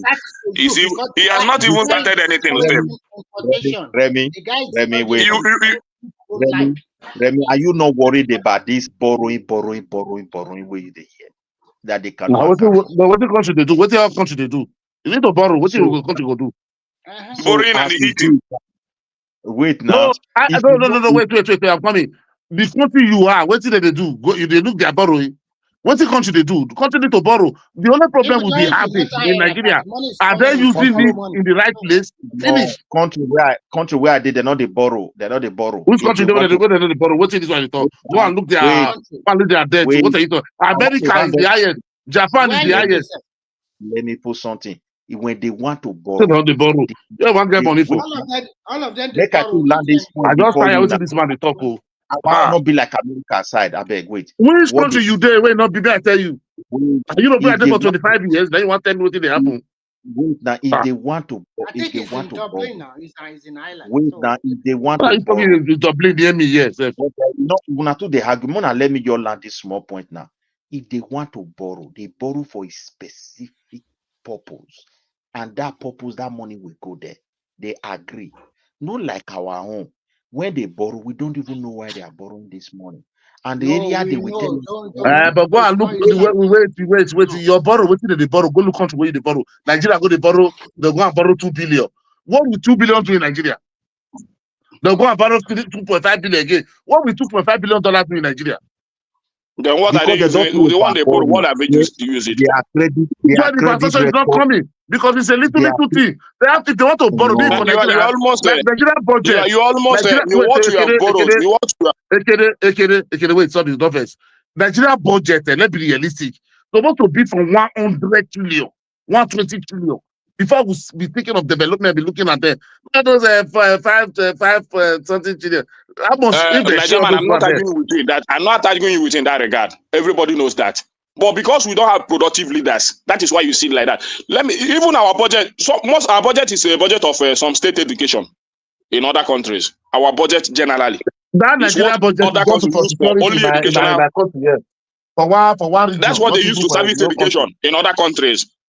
So, but You cannot talk that way because Nigerians are not. Nigerians don't know that. Nigerians knows that. No, I can. You But have to look at we have the resources to. We have the resources to. We have the resources to jack up this our budget. But the problem is that our leaders are selfish. No. They're selfish, and when you think that this one is better, when he comes in, he will do the worst. Okay, let you me understand? Come in here. Let me quickly come in here. First, sorry, Nigerian. You have to look at, do you manage resources of your country very well over years? All those countries you are comparing with Europe. If you want to introduce Europe or American standard in Nigeria will hear when in Nigeria we don't pay tax, we evade tax. And we do not manage our resources for more than 50 years. Nigeria pay tax. You rob Nigeria. No, Nigeria. You cannot say Nigeria don't pay tax. You rob Nigeria. Let me tell you, Remy. Do you know the amount of data today in Nigeria? Data today. Do you know the amount of data today? What is data? You don't know. What is data? You don't know nothing. You are not saying anything. You don't know what you are saying. You don't know if you say Nigeria not paying tax. You don't know. We don't know what. The only thing is that you have thieves from the back door ripping Nigerians from their genuine resources and using for their own selfish interest. Who tell you that Nigeria don't pay tax? Wait. What is the population? Nigeria pay tax on indirectly to thieves. You are not paying the right tax. Sorry, Ekene. That is not the way. You are not paying the right tax. Well, you are saying Nigeria don't pay tax. Let me quickly explain it to you. If you have a business in Nigeria and your business is well registered, your business is totally different from you. The income you make from your business every year, if you look at the company income tax in Nigeria, you say Nigeria don't pay tax, but Dangote told you. Let me just make your point clear. Nigeria and Dangote told you that federal government only contribute 15% of Nigerian revenue. Federal government contribute only 15% of Nigerian revenue, and you say Nigeria don't pay tax. What is this man they talk? Say we get the crap. Everybody. I don't like people saying things the way it is not. We have 230 million. The people that pay tax is not to 10, 20 million. But your budget, government contribute only 15% of it. Other come from private, from businesses and other places. What is this man they talk? What is the million? Tinubu was here when Dangote made that statement. Wait, relax a little bit. What is that? See the problem we have in Nigeria. You can say Nigeria pay tax, Nigeria doesn't pay tax. They both are correct. Because why? Our business are completely informal. We run black market economy. So therefore, we don't even know exactly who to tax. And all these methods we have been using in Nigeria that we call ourselves businessman. If you have a limited company like Remy just said, for example, under capitalism, the format, the business is separated from you automatically. VAT number will be assigned to you. You understand me now? And you will report to the government on monthly basis how you are doing your business. What are you buying? Where are you from? Who's selling to you? The receipt you use to sell to people. Sometimes, like in Scandinavia, they will automatically give you cash machine. And that cash machine is already programmed, linked to the Ministry of Finance. As you are issuing receipt, they are getting their own VAT. They are seeing what is coming to them as VAT. So you can see all these things, they are not in place. So we do black market business. And as a result of that, somebody will come to you. This is Market Women Association. This is the Young Boys Association. This is our ticket. This is the motor guys in the park there. This is the Cleaner Association. Pay this. And this is the local government. This is the state government. All these things are, I don't know what to call that. Indeed, people pay. But under normal second, the wealthy people don't pay anything in Nigeria. I'm telling you. Midwest. I'm not arguing what you guys are saying, but you know what I'm saying is that coming out to put it that Nigerians don't pay tax is what I'm. No, we are talking about the population we have. If we have 20 million out of 200, let me. How many the population you have? How many people are engaged directly? How many? Because you can only talk of tax. You can only let me finish now. The 220 million people you are saying that you have. How many percent of them are engaged properly? Can you wait for 1 minute, please? Do you know that Nigeria is a large economy? Then, with that large economy, we're recognized globally. How much are we getting from tax? Complete. Then you will know we pay nothing. I'm telling Yeah, you. you can't do. You're in abroad. You can't work 1 hour without paying tax for it. But you know how many people are doing informal business in Nigeria? Open store in their front of their house, making money, walking on the street. Because of then back to be the problem of the government because these people we are talking about, they still have market leaders. They still have market leaders that come to them and collect 500 naira every day once they open shop. I see it every day. So if those money are not going into the if those money are not going now, let me finish. That is why I said don't say that Nigerians are not paying tax. Blame your government that are not doing the right thing, collect it. We understand your point. You know, you are in the market, you can explain better. We understand your point, but the way that is exactly what we are still saying. The way people are paying it is not going to the right channel. And the more people, and we have more people who are doing informal and getting more money in Nigeria, but they are not paying, like a fertilizer, mechanic, or dresser, tailoring. These people are not, they don't contribute nothing. You understand? But yeah, assuming Nigeria can able to bring all those people to the tax. Now those one they pay passy. You know how they disturb those people. Man, let me tell you, that is the point I'm trying to disclaim. Those vulcanizers you see every day, once they drop their distance, once they drop their distance, there is a union that comes there and collects either 200 or 300 every blessed day. That is not the way to pay tax. That is not the way to pay tax. Then blame your government, don't blame the people. Blame your government, don't blame the people. That's my point. Listen. That is why they brought out the new tax reform bill. And once they put it into law, everybody that have business will register with the Corporate Affairs Commission. You register your business. Like the guy said, how you make your income, you receive to give to people. Everything go to the Federal Ministry of Finance. By that way, they will be able to know what is your income for the year. And you'll be able to tell us what are your expenses for the year. And according to your business and your age, they will give you a tax number. And then at the end of the year, or maybe by 6 months, they will tell you how much is your tax, or your accountant. You have to have an accountant to help you to make your book very well. Because these are not simple something like Remy, if it is a limited company, you will pay every month. It's only when you are a sole proprietor they will give you like 3 months, 6 months. Yes. Because it's small. So you know? What we are trying to once say it's is that limited, they register you, you start paying. They will checkmate all Maybe those they give you first month or 2 months. 100 anyway. naira or 200 naira from your pocket. If you are making 20 million or 30 million naira income per year, you pay a lot of tax. Go and ask people that live in Europe. It's not a chicken chain. Sometimes tax can be up to 30% or more than that. Let me give you reasons to why these things will be very hard. The reason is this. Nigeria, yes. Let me finish now. Let me make my point now. Let me finish now. Let me make my point. Let me make my point. The reason why these things will be very hard is because the government don't want to do things right. Nigerians are paying tax, which if it's going to the government coffers, you will see a lot of money being generated. Let me give you. Let me. I think I have it. I think I should speak. Can I just come in? Can I just come in briefly? Let me see where you guys are. Let me make this point. Let me make this point. Let me finish this mic.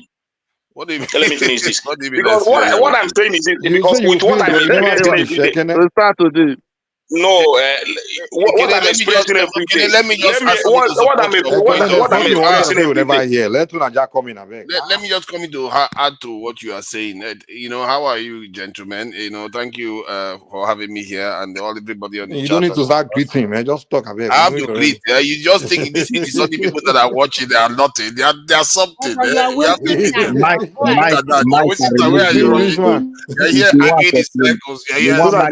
want to change our topic now? Look at that. Okay, so I hear what Kede is saying, because if you go to almost every profession in Nigeria, you always see these close marking tax collectors, like drivers. They always have people that take money from them. Traders, they have people that take money from them. So it's not like the Nigerians are not paying money into somewhere within the system, but it's not organized in such a way that the federal government can leverage it to get more resources and invest in state government or local government, all of them, they are not organized. Yeah. So they are not doing it. And as a matter of fact, apart from that, one of the biggest problems we have too is the fact that we don't produce enough. So, and the whole thing, they are feeding on each other. Because if the federal government was organized in collecting the money, then they can use that to leverage to get more money, to build more infrastructure, and we earn more money out of it. So that one has its consequence. So this is why, the way both of you are correct, the Nigerian state doesn't collect money from the people. But Kede is also very correct that almost every profession you have in Nigeria, there's always this close marking people that come and take money from you. They will always come for you. If you're building a house, they'll come and take money from you. If you are even a booker that runs a small restaurant, they'll come and take money from them all the time. Naija, quick question. All those people you mentioned, can you attribute it to somebody that make income of 20 million? How much is all those people collecting from me? It's not even up to 0.1%. If you are going to tax as the real tax, it's more than that. It's more than how that. much are you paying? How much are you paying? What are you saying? Do you know what it means? Let me tell you, a market woman in this Alaba road drop 500 naira every day. Calculate it in a month. Yes. No. Yeah, they do. Actually, they do. They won't let you rest. What are you telling me? They won't let you rest. For me, Remy, yeah. Remy, the common man paid tax. I agree on that. But the real people making profit, they don't pay anything. This, like, can you go and stand in the front of Igbenedion business and say, come and pay 500, for example? Who are you? To be fair, They don't go. They don't there's some truth there. But that is how it is all over the world, isn't it? Even abroad, you have the big men don't pay tax abroad here. They don't pay kobo. They don't go near their business to go and ask. They'll just bribe people. They'll just bribe people for. Okay, Naija, let me. FIRS. Let me give you this example before you continue. Let me give you this example before you continue to Naija. Every day, as I'm talking to you every day, once it's 8 o'clock in the night, police will stand in every corner of the road, both in Anambra State, both in Lagos State, collecting 200 naira from every bike, every kolobe, every all the state. I did like too much. Police will tell everyone. I'm telling you what at least I'm telling you the two states I'm familiar with. Anambra. Let me finish now. If I'm lying, you can call other Nigerians and ask them, or you even call a keke driver, or Okada driver, ask him how much he's dropping every day. They never tell me. I'm not talking about the ones that I will collect from them in a daily. I'm talking after paying for the day. In the night, police will come out, collect 200 naira. Every Okada, every keke, every kolobe, every danfo that drive every night. 200 naira for them. Check how much they are making. Can I describe one other tax? Let me describe another tax Nigerians pay that many Nigerian businesses don't even know that they are paying. Like in the UK now, or many Western countries, if you are running even like a medium or small business, when you buy anything, you can reclaim about 10-20%, whatever the VAT is, you can reclaim it from the government. But in Nigeria, most businesses can't. So that's another tax that they pay that is hidden. So Nigerian businesses, it's not like they are not paying tax. It's just that the government doesn't leverage it, and they are not using it to leverage more money to go and invest in the country. So we produce more. We are not producing. That's where the problem is. It's not because Nigerians are not paying tax. In reality, let's face it, even businesses that don't know they are paying tax. Even we know about all the other lower level businesses. They don't let them rest. I don't know about the north, but they tax all those people that are held all cows. that thing you are saying is informal way. When we talk about real tax, you have been living in England for a longer time. You know you have to file in your tax every year if you are an individual. Yes. Or maybe your company help you file your tax. But if you are an entrepreneur, you have to have an accountant that filing your tax. If you're a company, you have to find your tax. There's no business that you are doing in a foreign land. I mean, all this Western country, you have to register it. Yeah. According to Nigerian statistics, 68% of Nigeria are entrepreneurs, and they never have any form of registering their business or whatever. So when you talk about those people that are gaining them, of course, we know it's not good. That is why this tax reform bill came into existence. Let's hope they pass it at once and they pass it soon. You see, let me add to what you are saying. The interesting thing about tax in Nigeria, I think Nigeria is almost quite ripe for taxing now, because if you look at almost even people that sell food in markets, they have a cash machine. So almost all their transactions, you can track it, and it goes into their bank account. So Nigeria is quite ripe if they want to implement it. You will not To understand. The if people I will may not come fight in, more for their right. the reason they will never allow it is because of the federal government. They understand this thing. And when you start putting structures in place for we to achieve this, it is going to expose many things. It will block their cheap corruption and corrupt practices within the ministries. For example, all these roads they are building, all these projects, electricity, that means every company they are dealing with, Thank you, Midwest. Thank you, the Midwest. This is the government, point I wanted to make earlier before Nigeria the came. government can You know, listen. Any company they are dealing with, wait no, if they said Mr. Chineze Limited supply 20 transformer, you know it's going to be on in an invoice that can easily Yes, be it traced. will appear now. So they now understand. That is why they are not that they don't know. Even Tinubu now let that is saying me give you an like update of this tax reform you are talking about, they are going it will to also deliberate on it on this week we are coming. they will debate on it. They will pass law, They will pass that and law. with and within the law, the contentious area of it has been resolved, which is the VAT. It's going for public hearing now. I think it's going for public hearing. They will pass it at the end of the day. And once they pass it, that they said it. Even if you don't want a tax number, they will use your BVN to give you a tax number. And if you refuse to get a tax number, they will fine you 50,000 naira. That is in the proposed bill. So the thing is, under normal circumstances, Remy, is not by giving anybody. If you have a business, you have to have that. You must register your If business. you don't, if you don't have, you are running a business straight to prison.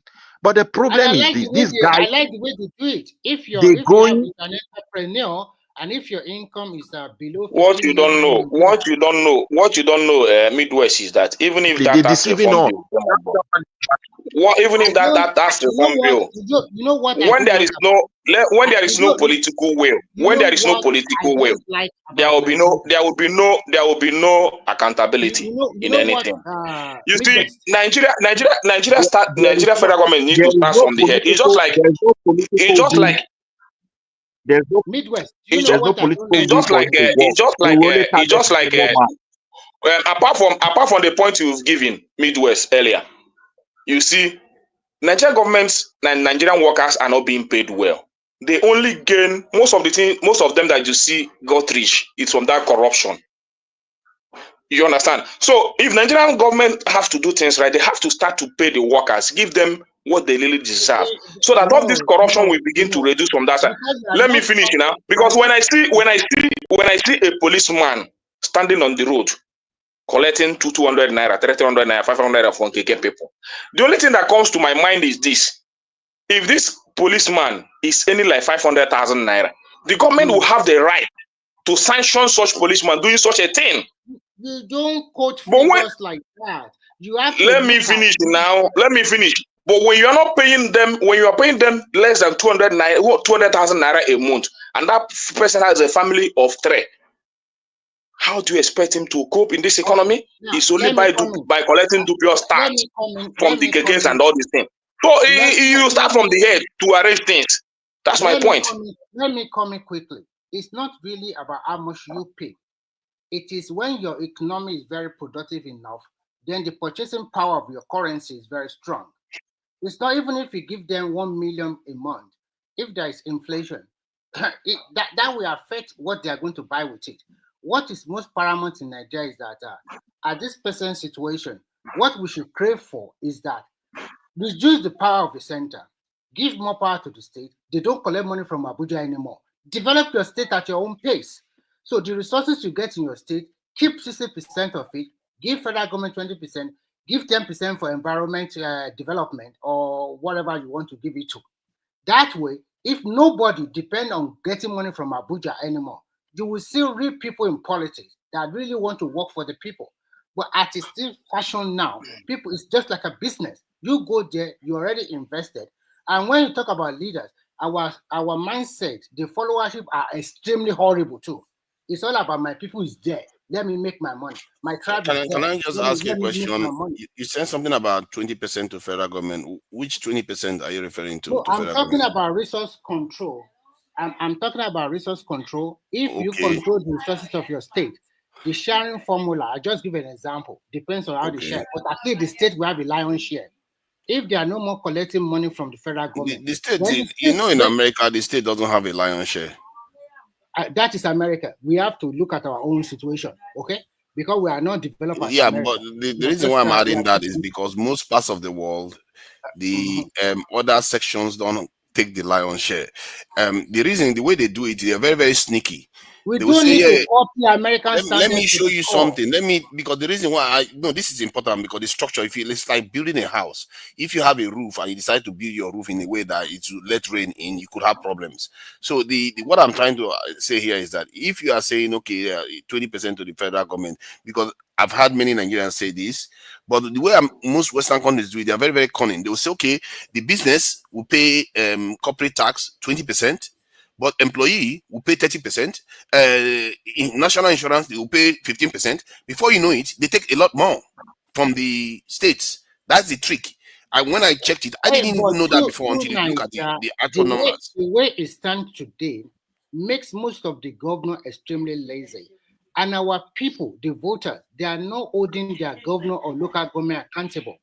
Everything points to the central because people believe that Tinubu is just there just to distribute money or control the government. Hold on, did he make the UK government? Is everything not centered in the center? Even your security, everything is centered in the center. What are you saying? That is not the way. The reason why I'm saying is, just hold on. Let me just every say time you are trying to shift the blame from the central. You are trying to shift the blame from the central. The reason why I'm saying this to you, Remy, is because if the people don't know the right thing to do, they will go and do the wrong thing again. Because look at the UK now. It's highly centralized in many ways. But yet, why are they functional? They conquered half of the world. Why are they functional? Because they know the structure, how the state needs to be for it to be viable based on their realities. You know Nigeria, how divisive we are. You make the center this weak, you're going to have a big problem on your hand. If you make the center weak in Nigeria, so you have to be careful when asking for it, because that's not the reason why we are not productive. The reason why we are productive is because we are not focusing on things that are going to give us more money. How can you have in a country where you are losing $50 billion a year and nobody's plugging that gap? Right, to Nigeria, I will continue to say it. Look, but to Nigeria, let me ask you this. Let me ask you this. Let me say you will come. Let me ask. I want to ask a question. Remy, let me ask you the question. You said Nigerians are not paying tax, but one of the richest man in Africa came out and tell you that government only contribute 15% of the Nigerian revenue. The others come from the businessmen and the private citizens. So how do you just oppose that? Just give me an explanation of that? Because you say Nigerians are not paying tax. That is what Dangote said. But what I want to let you know is this: for the first time in the history of Nigeria, we are generating more money from non-export products. No, you have not. I don't want you to shift it. I don't want you to. Don't say that is just what Dangote said, because sitting there was the president of the country, Bola Ahmed Tinubu, sitting right in front of him, and he has the boldness to make that statement that the Nigerian government only contribute 15% of its revenue. And you are telling me that is just what Dangote said. Let me answer your question. What you do now, I will let you know today. There are not more than 50 companies in Nigeria that they pay their company income tax. If you talk about the 5 biggest ones, you talk about Dangote is number 1 that pay tax a lot, followed by MTI. What we are saying that 60% of Nigeria are entrepreneurs, and out of this 60%, only less than 5% are really paying registered company and paying tax. Majority of the people at the tax you mentioned, you are paying 500 naira every day, and that does not go to the hand of it's not factored in at all. When they are factoring Nigeria economy something, it's not because it's an informal way. So what they are trying to tell you that people like Dangote, Bua, MTN, Airtel, all these big multinationals, they pay a lot of tax, and sometimes the government also tell them that instead of paying tax, go and use it to do this road, go and use it to do that.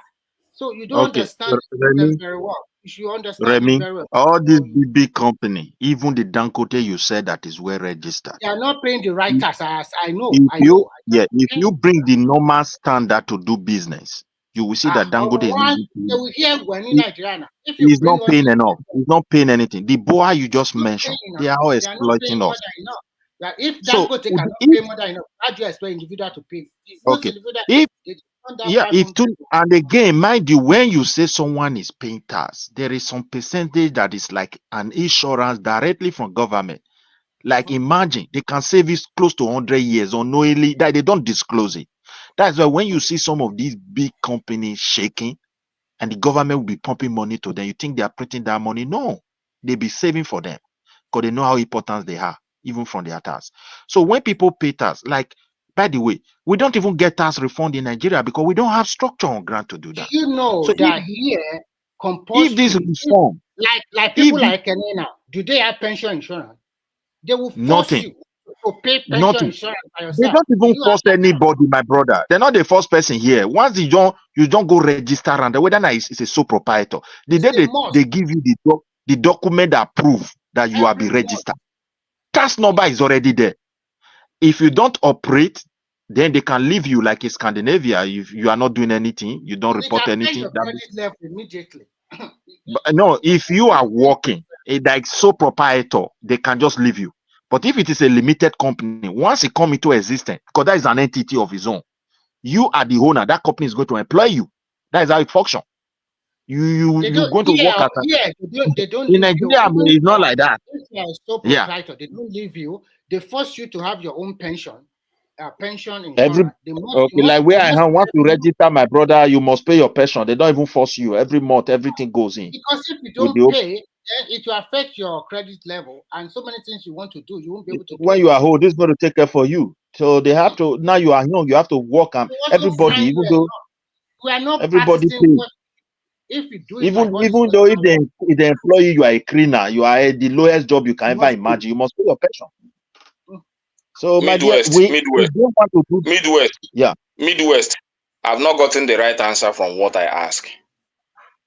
Why is the federal government, Nigerians are not paying tax, but why is the federal government only contributing 15% of the Nigerian revenue? Well, I don't know I still what need is that. wait, Ekene, you Well, cannot after all use this that. conversation, Ekene, you wait, should know that by now. Ekene, you cannot use that to generalize. I don't know the point he was trying to speak to. As we speak, if we want to be honest, as far as Nigeria is concerned, it's the crude oil that is sustaining us. God bless May you. God not allow it to go down. We are in trouble. So if you said it is tax, even the tax, they are not properly even documented. All those 500 or 1,000 collected along roadside, the ticket where they give you expire in your hand, and at one local place they print them, everything ended. At the end, they now give percentage to the whether local government or whosoever they should balance to. That is how it's been run. I don't know whether you understand now. So those things are not properly recorded, they are not properly documented. So as a result of that, I will tell you, when you look at the level of Nigeria economy, globally, everybody have recognized that economy to be one of the largest economy in the world. But if you look at what we are paying, we understand Nigeria don't pay tax. They are just tasking us like what the colonial master did to our ancestors, our forefathers. Bring money, bring whether you eat, you don't eat. Are you that old? You are using that colonial masters. Who says colonial masters? You know, you people are listening to this. You are calling them Like masters. Midwest. Nigeria is not properly explained to us. Even the people at the center of the corridor of power, they have not explained Nigeria very well to us. Do you think Because Tinubu Actually, in a federal system, are you you don't convinced? need Are to you bother convinced that yourself Tinubu about company will be federal paying system. tax or it's family business? If they choose to pay, they pay. If they don't pay, nothing will happen. Do you think Actually, in the Babangida federal system, that is even the problem is even this current administration, the way they structured the economy now, and the way what they are trying to sell Nigerians to be the right economy today, I still wonder why they will be doing that. You know, the last time they came and say they rebased the economy, we are now the inflation is now 24%. Why the price of goods are still where they are, and things are still going up, but they now rebase it and try to sell it to Nigerians. Hold on first. Just hold on. Can you the price of food is Remy, hold on. I need to explain some time for me that I'm not very clear what the true meaning is. What did you mean by rebase? What does that actually mean? I need to fully understand it. I hear it all the time. What is rebasing the economy?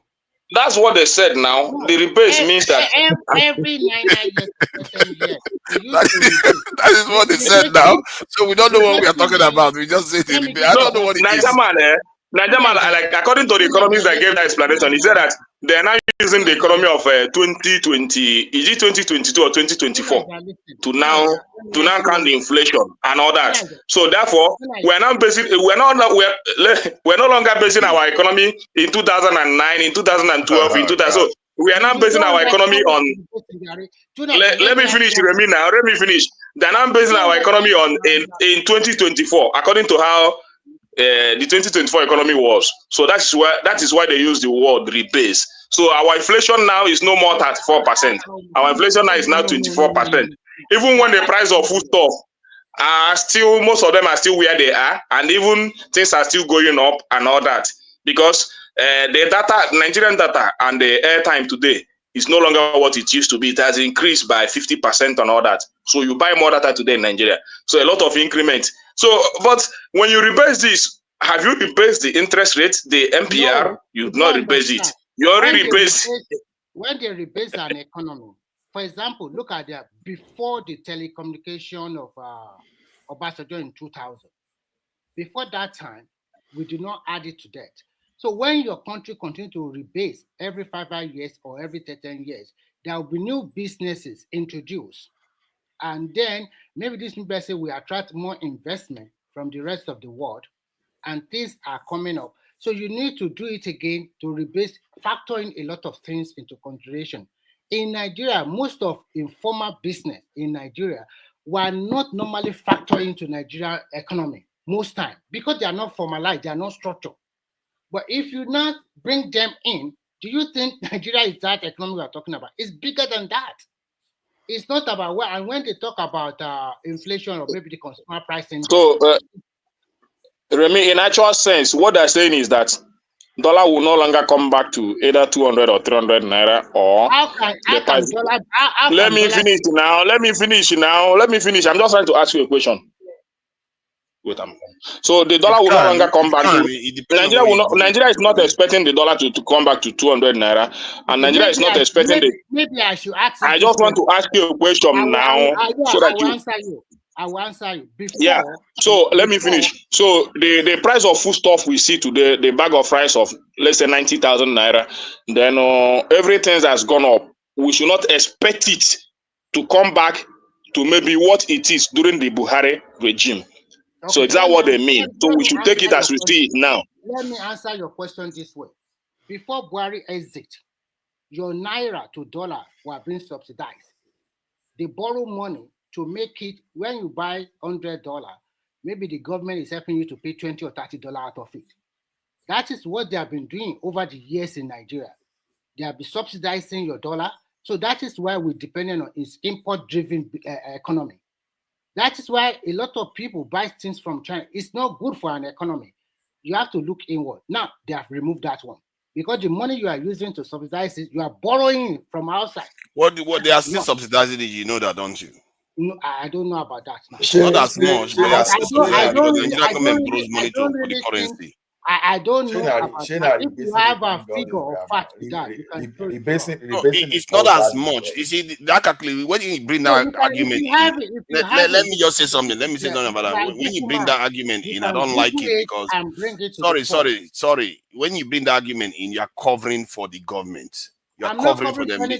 I'm not saying you are not. I don't wonder. Remy, to Nigeria. You know what? I don't. Well, sometimes if I listen to Remy argument, saying that.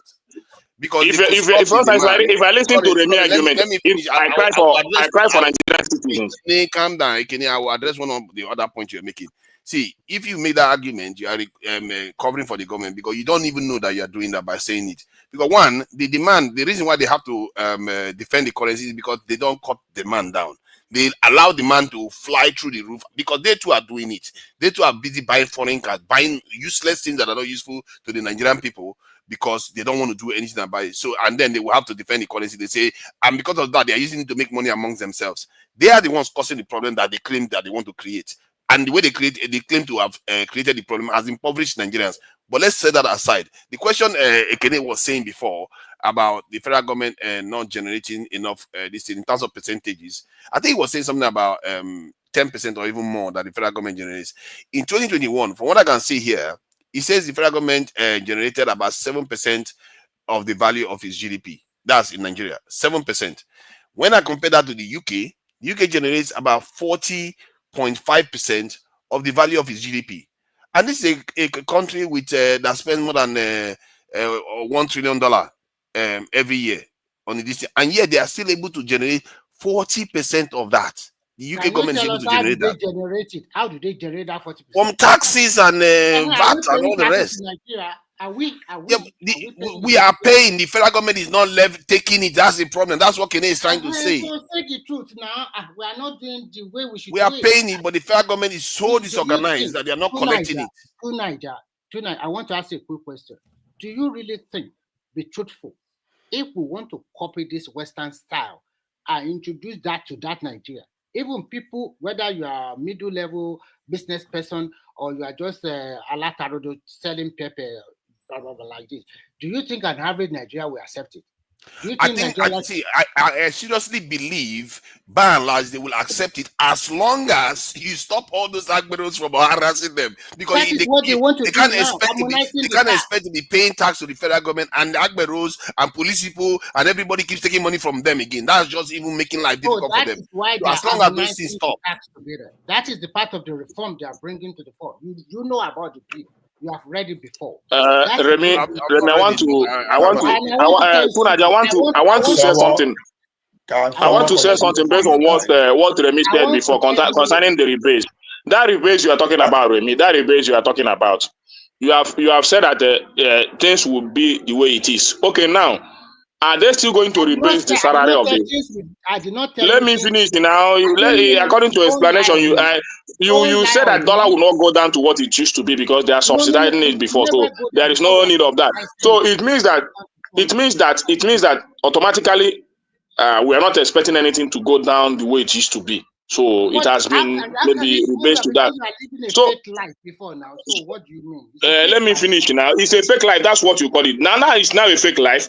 Are you not going to make a reality of Nigerian workers with their minimum wages and all that? Because you cannot say that you rebase and all that. You did not also rebase the salaries of the workers, that you are paying them below what they should be getting to even suit the economy. Because the point is this: the amount you are buying the amount you are buying the dollar or whatever is not the problem. The problem is that the purchasing power of the people is very low, and for you to get for you to bring it up, the minimum wage should not be nothing less than 200 or 150, so that they are takeaway can always get them something, at least to balance the economy. Let me come in, Mr. Remy. Sorry, you come in now. I just want to look at Ekene. Ekene, I think you have some apprentice or people working for you. Yes or no? Because do you have people working for you, Ekene? If you have people working for you, I guess you also pay them salary, right? So can you? I don't have permanent worker. Okay. I just have somebody working for me. Maybe if I need a help, I get somebody to help me. I pay him daily. I don't because I always say it. I want to ask you is this, because you are saying that they should increase the worker salary. I think before you can increase your worker salary, you must also know as an employer what is your income. This is the income I'm taking. How much can I put as salary? It's going to be part of my cost as my expense, in which you are going to factor into your maybe your profit and loss and probably also reflect in your balance sheet. If you think you cannot pay 200,000, how much is your income? To Nigeria, can someone speak? As a country, can someone speak to Nigeria? Okay, yeah, you can speak. I'm necessarily moderating. Sorry about that. All this grammar they argue about rebasing.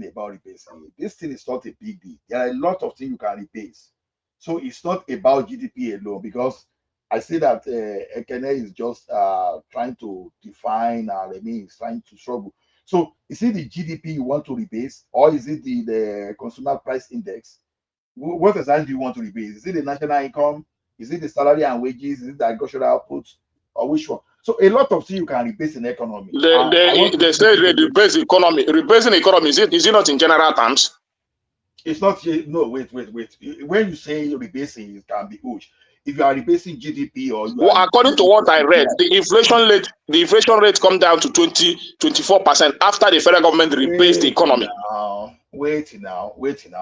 You see, the way economy operates is this. If you have inflation today, if we come to a particular point that the thing will reach a particular point, they call it equilibrium, that okay, at this point too, it cannot really move very far, whether up or down beyond this point. So at that point, it's now telling you the reality that okay, now you used to buy shoes, let's say for 2 naira before, and the shoes now are now 200. Even if the shoes is going to be expensive, maybe if you go to 220 or come down to 180, but we never come back to 2 naira or 20 naira again. You understand? So what the government will normally do is this. You now say, okay, this is the reality. You now put your measurement there. Anything, if the thing shift from 200 now to let's say 220 now, okay, you say, okay, it has increased by 10%. If it come down, you say it has come down by 10%. So that is what rebasing is. And meanwhile, as this thing rebasing we are talking about, as inflation is growing too, so income is growing. It's not true that income is not growing. The income of those people that are not growing are the government workers. But for many people, like traders, like maybe Okada rider, all those people, not be the thing that they buy, they go sell. They increase their own money. So their own income to increase to meet particular inflation you are talking about. So the thing is, when they are rebasing, it's not a big deal. You see, at the end of the day, when you see look at the value eventually, when you try to decimate, it's still almost the same thing you were doing even when the thing was slower. So it's not the point of rebasing we have now, but what's our productivity? I think that is where we should focus more. Rebasing should not even be our problem. But rebasing is just good for those people that just okay, that want to plan. Maybe you want to talk to an investors, or as a country you want to plan around something. So for you that you are just buying a tarudu, you are buying everything. But waiting concern you with rebasing, as long as okay, maybe you are a driver, you were making 10,000 before, now you make 40,000.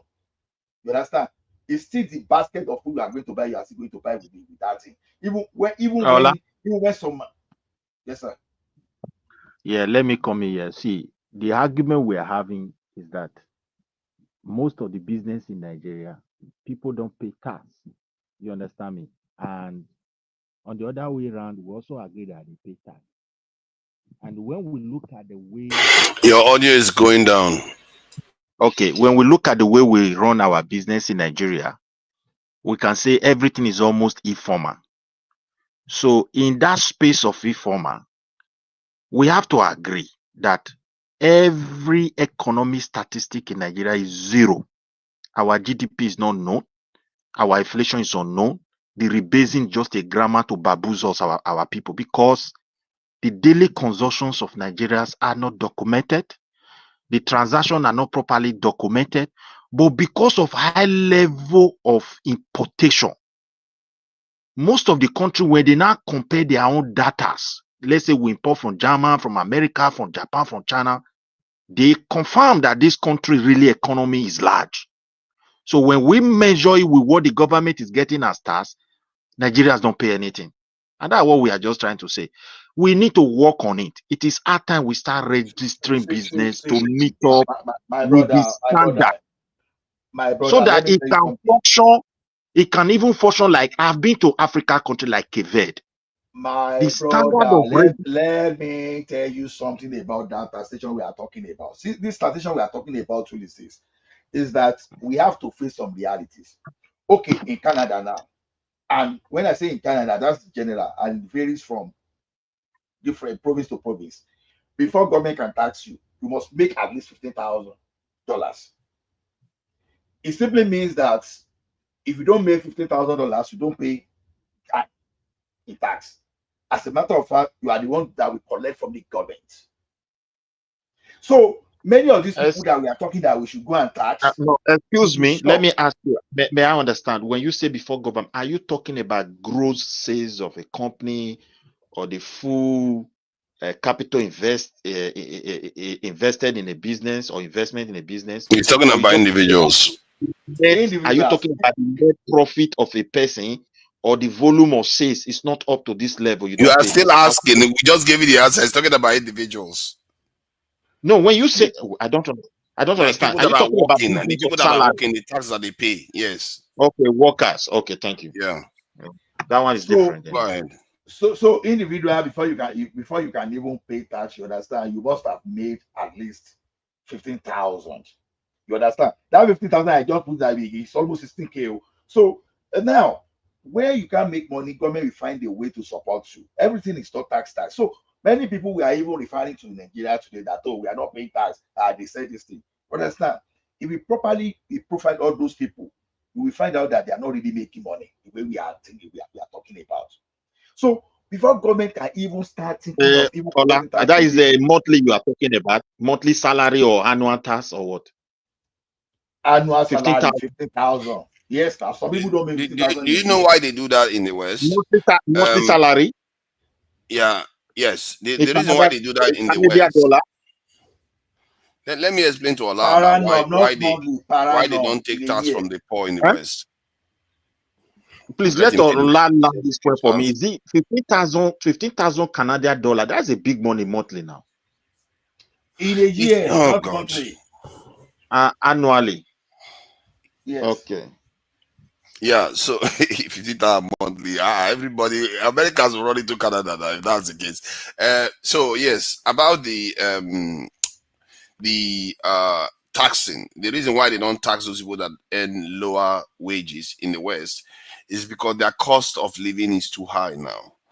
And the reason why their cost of living is too high is because the rich people in the country, there was a time they decided that, you know what we're going to do? We are going to take our manufacturing, instead of giving our people the job so that they can be earning good money like they used to earn in the 60s and 70s and maybe in the early 80s. They took their investment and took it to China to go and get good, cheap products and make a lot of profit out of it. So the rich people and the American state is making a lot of money out of it, but the workers were left out. So their wages haven't increased. As a matter of fact, I'm not sure the wages have increased significantly above inflation since 1970s or so. So because it's not catching up, to forestall civil unrest, they have to start either removing any tax that they tax the poor people and remove, even give them benefits on top of it. So in other words, the government in the West is subsidizing the elites. Because they are generating enough money, that's why it's not showing. They are taking the money that they are earning and giving it to the poor people to survive. If a lot of people work in the UK, but they still get benefits because their money is not enough. The money they earn is not enough to sustain their families, to pay their rent. So that's what they are dealing with. That's how. So the West, they have their own problems. But in the case of Nigeria, everybody, there's no safety net for anybody. And yet almost everybody pays a form of tax that are actually doing business that the tax collectors can see. If you are working from home, yes, they can't catch you. Nobody's going to come into your house and find out whether you are working online or stuff like that. But every other person that they can see, they take tax from. So Nigerians pay tax, which is interesting. If you look at it deeply, Nigerians do pay tax, but the problem is the government don't leverage that tax to do anything with it. So it's just a symptom of everything that we do. Nothing is organized in such a way that it will benefit the people as a whole. So this idea that Nigerians don't pay tax is wrong. I've seen it. They pay tax, especially the poorest ones for that matter. They actually do pay tax. So that's all I can add. So what I'm saying invariably is, before government can say, okay, I want to be collecting tax, government must be investing in people before you take tax. For now, if you're out of job here now, government will do everything to make sure they chase you back to that job. Otherwise, you become liability to the government, because government will find one way or the other to feed you. Even though you contributed to an employment insurance, they will give you some kind of subsidy, they will give you some kind of a carbon tax rebate, all those stuff. So the thing is, we can't just say, okay, government should just go to the market and start collecting money from the people. And people are saying Nigeria that the cost of living in Nigeria is cheap. It's not true. Because our problem sometimes is that we look at dollars. All of a sudden, when we look at dollars, we now say, okay, the cost of living in Nigeria is cheap. Based on what? Based on food alone. You understand? How many people we fall sick in Nigeria that can have access to quality healthcare? You understand? How many people in Nigeria have access to good water, that all those water can cause them sickness, malaria, everything. And people are saying, oh, cost of living in Nigeria. It's not true. In the real economic time, it's not true. So when you now compile people's problem, it's a big thing. What the government should do before you can say you want to be taxing the poor people is to make sure you take them out of poverty. Then when you take them out of poverty, then you will have that big share to say, okay, I want to collect money from Give them jobs. They refuse to even give them jobs. When people get jobs, they pay tax, and that's the easy tax to take because they can't escape payroll tax. We need to be honest here. Look, if we said the government here in abroad is helping people, yes, they are helping people because they were able to document the people. They were able to have a system to also document their income. They have a system to wait now. They say have a Nigerians are system. living big life, so they have to remove every form of subsidy. And Nigeria should Wait now, struggle on my their brother. own. Let me That quickly is the put new this policy. now they in our Western world they are able to document people businesses. They have structure on ground. Okay, do you know if Nigeria is a country that really want to be honest in terms of accounting, since Tinubu came into power, the amount of money Tinubu have pumped into what is called, I don't know whether palliative and others, is very, very robust money. Where are those money today? My governors and their families are now rice sellers. They are not even ashamed. You see them rebagging rice and selling those rice for nothing. So there's no way we can take Nigeria out of poverty without proper documentation of citizens. We miss it during Basajo time, and we are still Buhari time is also like, I don't know, this knee of a thing is very dangerous because this knee most of the data are being stored with private companies. They were not properly organized, and it's dangerous for Nigerians as well.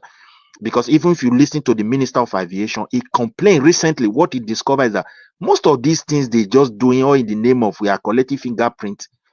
The kind of company they are dealing with, if they want to steal all our data and start using them for crime, it will be so easy for them.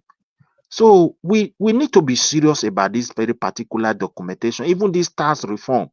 If they do it properly, that will cut our corruption to almost 20 or 30% overnight. I'm telling you. Because why are these people in the Western world where I live? They are also corrupt, but there are levels they can reach. They can't pass there. If they pass it, alarm go blow. There's no way they can escape it. But in our own, I think it's very weird. You are right. I think it's really strange because it's a very, very simple concept that makes them different from us. They understand that the elites understand that they have to agree on certain things. In our own, the only agreement they don't agree. Like this tax reform, if they want to pass this tax reform, you will understand that they have successfully bypassed the one that we have that will help the country. That's why they are going to ally, because it's going to put all of them on check properly. I actually believe that Nigeria is going to improve, and to be fair, I've been predicting it in the last how many years, and it's going to keep improving. You are going to see improvement in Nigeria for the next 3-5 years, not because of our own leaders are doing something spectacular, because of the geopolitical environment. Nigeria is going to improve. Mark my words. But no. You can't just be blank. So see, let me tell you one thing. We have duty to educate the masses. And not just because of that, not because of today, because of tomorrow. Even if you don't like the guy there, we can still acknowledge some things that is doing positively. What do you mean by just because of geo? What geo are you talking about? The reason why I say the forces that were responsible for our lack of development, they are still out there, but right now they are weakened. And if you see, it's like when we got colonized, we sit in Africa thinking that we decide our fate, but because we don't hold power, the people that decide our fate are elsewhere. It's like the weather. My brother. See, let me. I want you to tell me what is done. What is done that will improve the system? Yeah, one of the stuff you can already see it. Let me say it again. I did predict that the Nigerian currency will start appreciating beyond this December thing. People are saying that it's just the December people that are coming back because what Dangote has done. That one man helped Nigeria. As a matter of fact, he may even save Tinubu presidency, because without him right now, I'm telling you, people will be on the street losing their mind for this against this government, because what he's doing is not only supplying Nigeria the petrol, which means we don't spend as much to this in terms of dollars to fuel our country. He also is doing value-added manufacturing and selling it out to other people. Manufacturing that Nigeria hardly does. This guy is the guy that is doing the biggest manufacturing right now in Nigeria and selling it. And he is also the one selling cement. He's doing quite a lot for one man to be responsible for all that.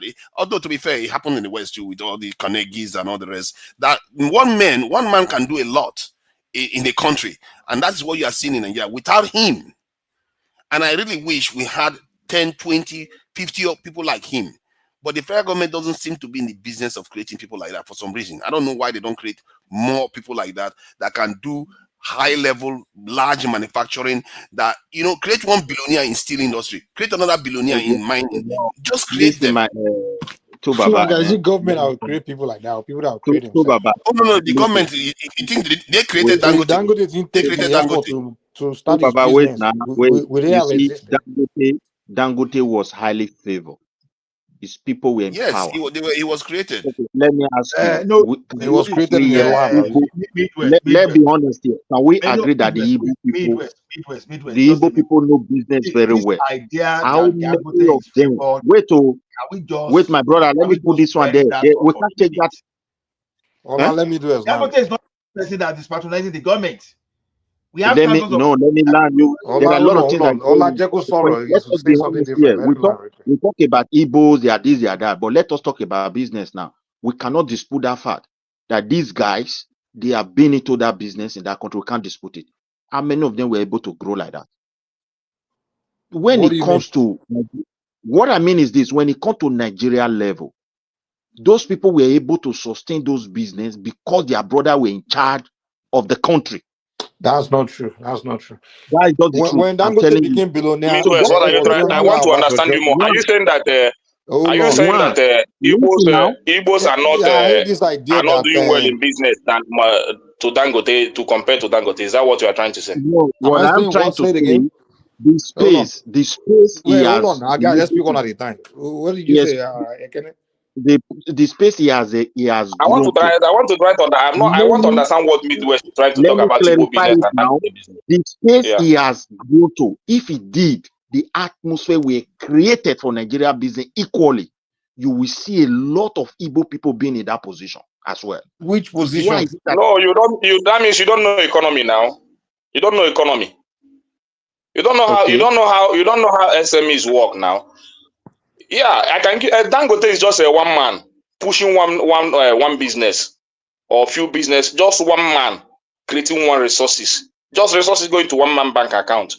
Igbo is a general. Is a business of many tribes, creating many resources for many families and many individuals, and even for the government. We are saying the same thing. You don't even understand what I was saying. We are saying the same thing because what I'm trying to tell you is this. Those guys were highly favored at a point because their people were in the corridor of power, and that is why he was able to grow like that. I don't think it's necessary. Abiola, hold on. Let me just add. Abiola existed. So all these billionaires, what the problem with them is that most of them were not productive.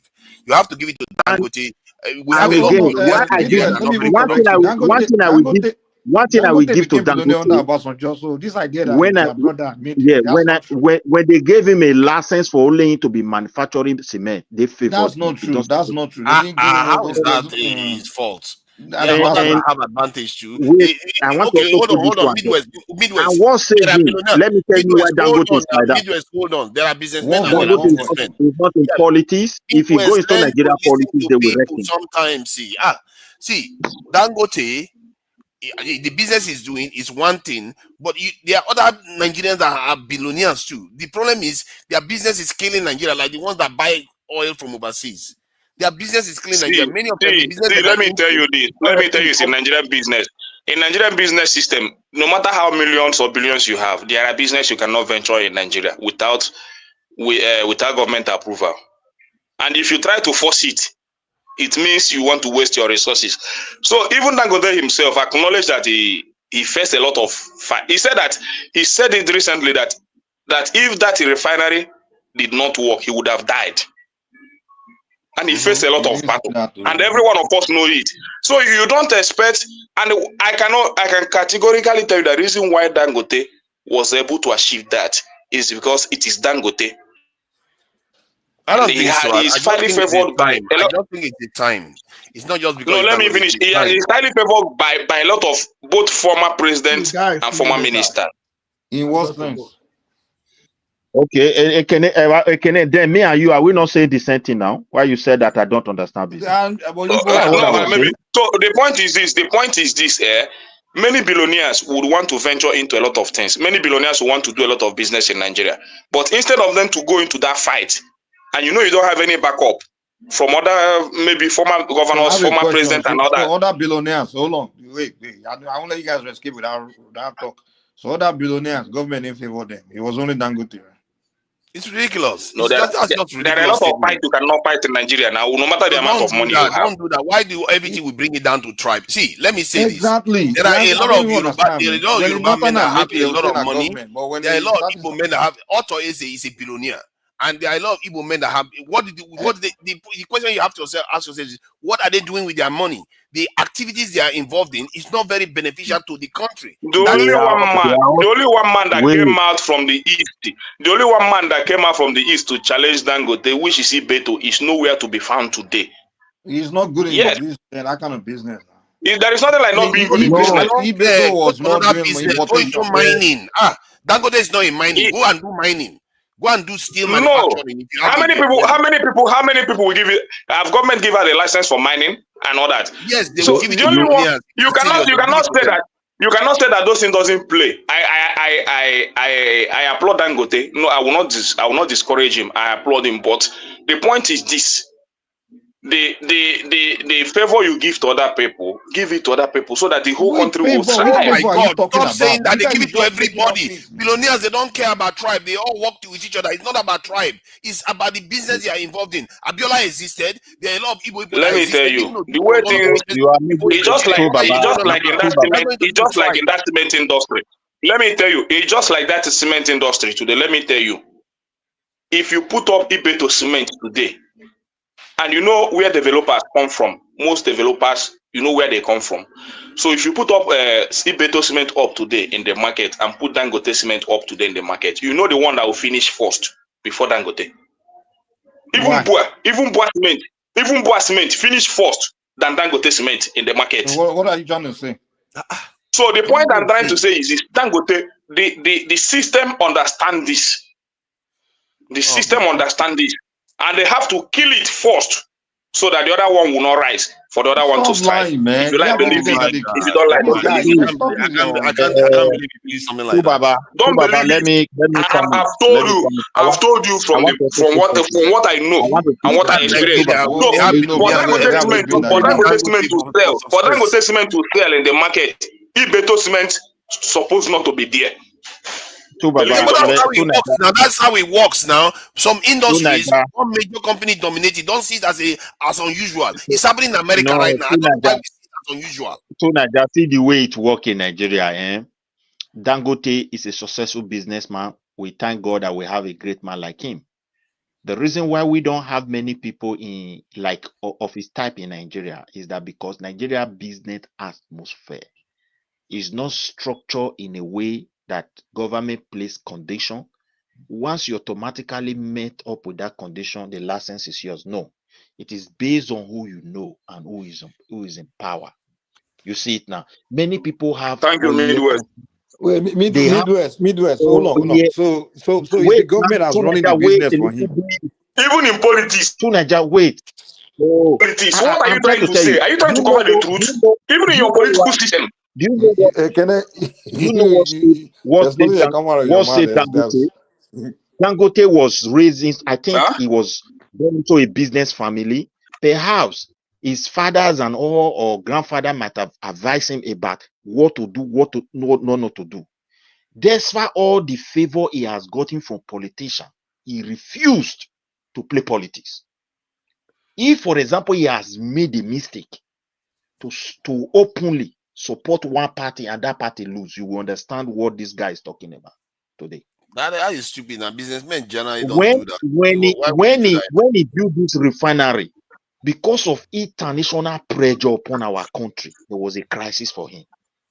Because even the politicians, they know they in Nigeria have their limitations. It's just that we don't understand as a people. If we are not refining oil, we are refining in USA and all over the world, in Italy.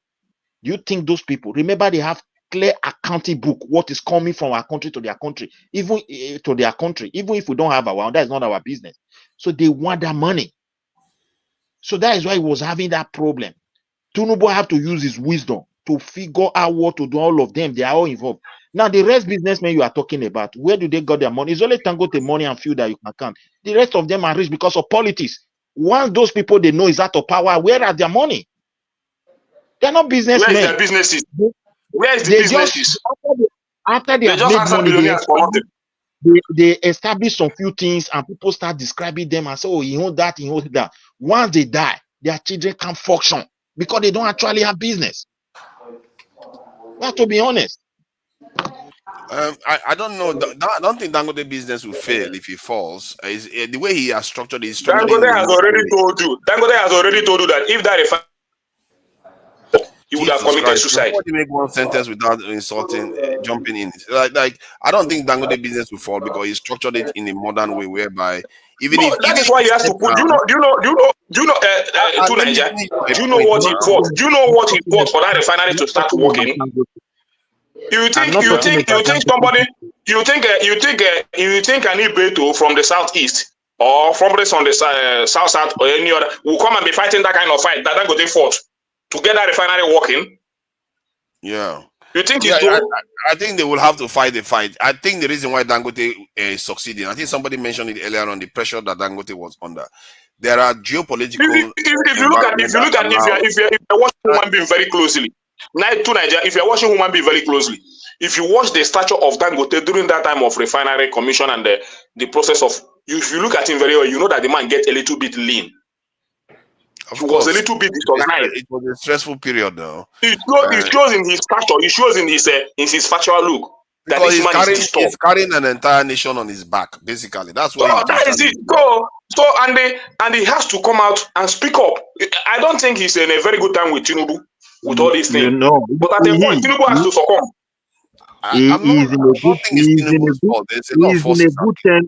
He's in a good term with Tinubu. What saved Dangote is social media. I have to tell you, because this social media is helping a lot of people, even Tinubu himself. When he completed that refinery, that is when they realized the kind of problem we are into. Tinubu wants us to refine the crude oil and have a better economy. But when they realize some hands, external forces. NNPC wouldn't want that to work. When they realize, and the NNPC is a government organization, and the people there will not allow it. Yeah, the price of petrol in Nigeria now, the price of petrol in Nigeria now is competing with NNPC and Dangote. Both Dangote and NNPC is competing with price of petrol today. Almost everything you are trying to say, you seem to imply that there is a certain type of people in Nigeria that Nigeria favors all the time. That's always your implication. The people in the NNPC, Dangote is favored. Why do you always think in that direction? Just have this animosity towards the ethnic side. I have that direction. I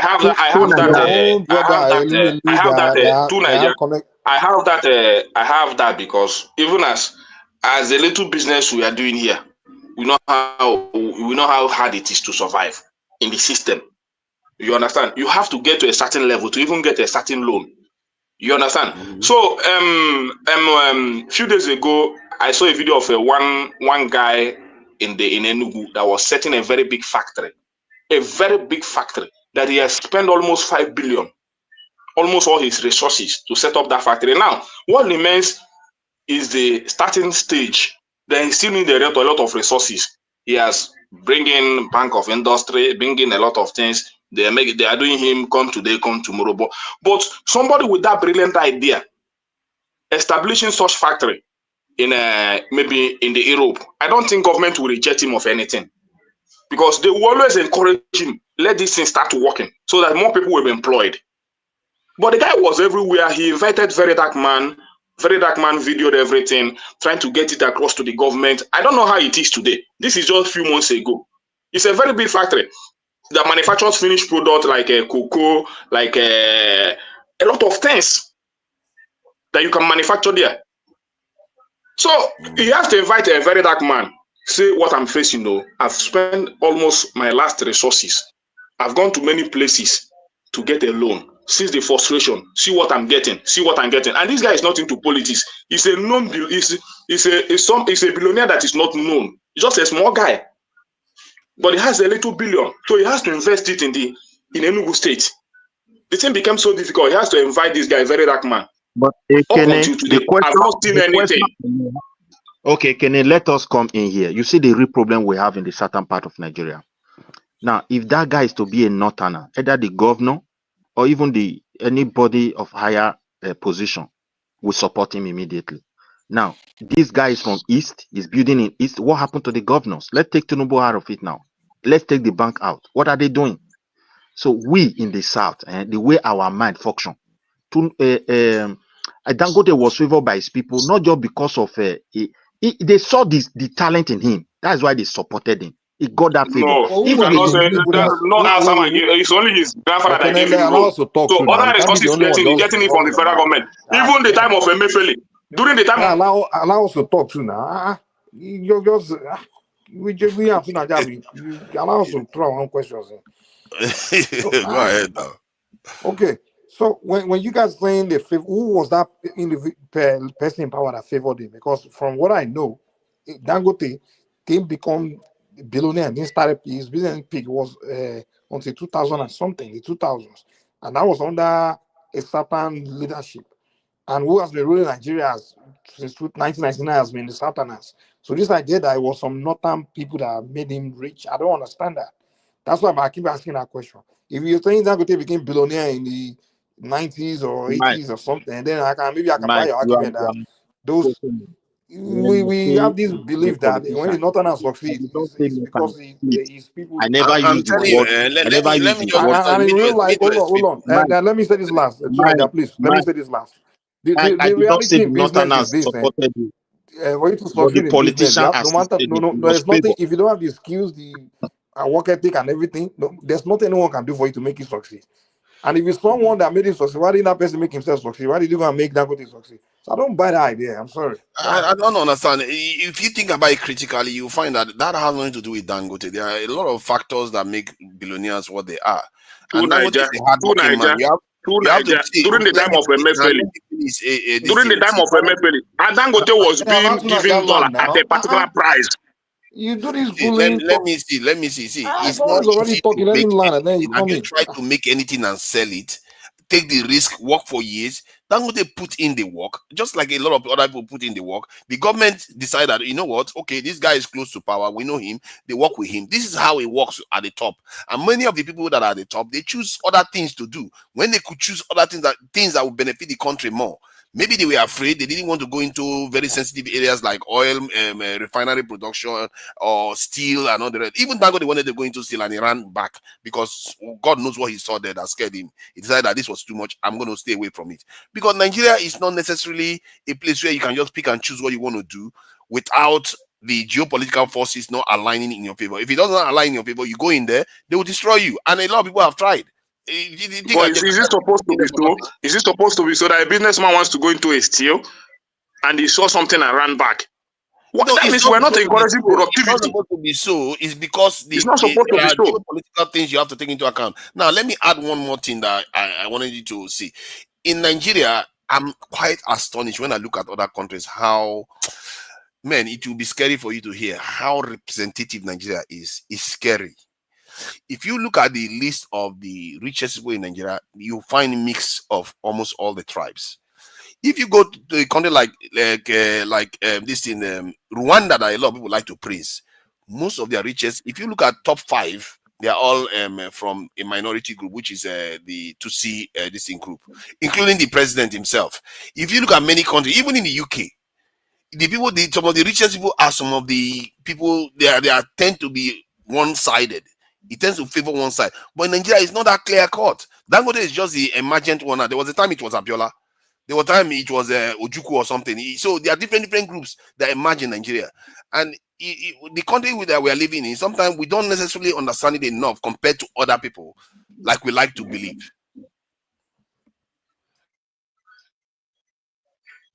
it takes a lot of The point, skills and the talent point is and that hard work to become a billionaire. No there one is makes a no billionaire. avenue for the avenue for productivity is very wide in Nigeria. But I don't know whether we are living in an occultic country or whatever. That you have to do some certain things, align with some certain things before you will be given an opportunity to strive as an See, investor in Nigeria. see the problem. This is the problem we have in Nigeria. It's still boy to one thing. Now, in abroad here, if you want to do business, you want to register anything, there's what they call requirement. Once you meet up with that requirement, you submit it to an office. They have no choice again to give you your permit to start that work. You see it now. For example, you want to go into farming. The government will say, okay, you will have A, you will have B. You should have so amount of money. You should go to so school, go and write this exam. You get what I'm saying now? Once you put everything together, they will tell you go to ministry, go and meet police if you don't have crime. Once you collect all these paper, you just online, you push everything to the authority.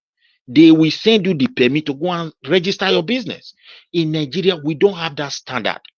So there are some certain business. If you want, okay, for example, all those contractors building our road, when do they register them? Somebody will just come and is already a contractor. What are the conditions to be contractor? Do you know? Just to know one governor and maybe one minister. So in They will that just award environment, or you help him in the next campaign, or you donate money for his campaign. In that environment, business don't strive. For example, now, why are they saying why are we still using foreign people building our road? If you put up a standard, I will tell you, many of our people here, I know, Benin people, I know if it's somebody, I still know one Igbo guy. I used to say it here, Midwest, that as of Nigeria of today, even if we have not achieved anything, our road at least our state road supposed to be built by Nigerians. We have the capacity, we have the human resources. Why is it not so? Okay, make I tell you example. I know one Igbo guy when I was in Spain. He was working for Dragado. That is one of the largest construction company, at least in EU, but it's owned by the person who get that company. I get Real Madrid that time. I don't know how I can be in the state of things. This guy started as nobody. They send him to go and learn to go to school for driving, how to drive truck, trailer, everything, because they need how to drive Caterpillar. Before you know, they start putting him into another course. But when they have crisis, he now decided to go to Germany. Now he's working with another big company there. We have Edo people, we have Satana, we have Yoruba. If you create an atmosphere and say you have so thing, we have a permit, you start a construction company, those people will come back home and do what they know. That is how company grow. But in our case, if you establish that business, my own state governor will not patronize that person because they can't move money. You see it now. So this is boiled down nearly to all sector. You don't know how, okay, like in some village in Benin now, people just come, they start mining things. They will tell you it's Abuja that permit that gave them some license. You'll be wondering, they polluting water. You go and apply for that permit, whether they will give it to you. No way.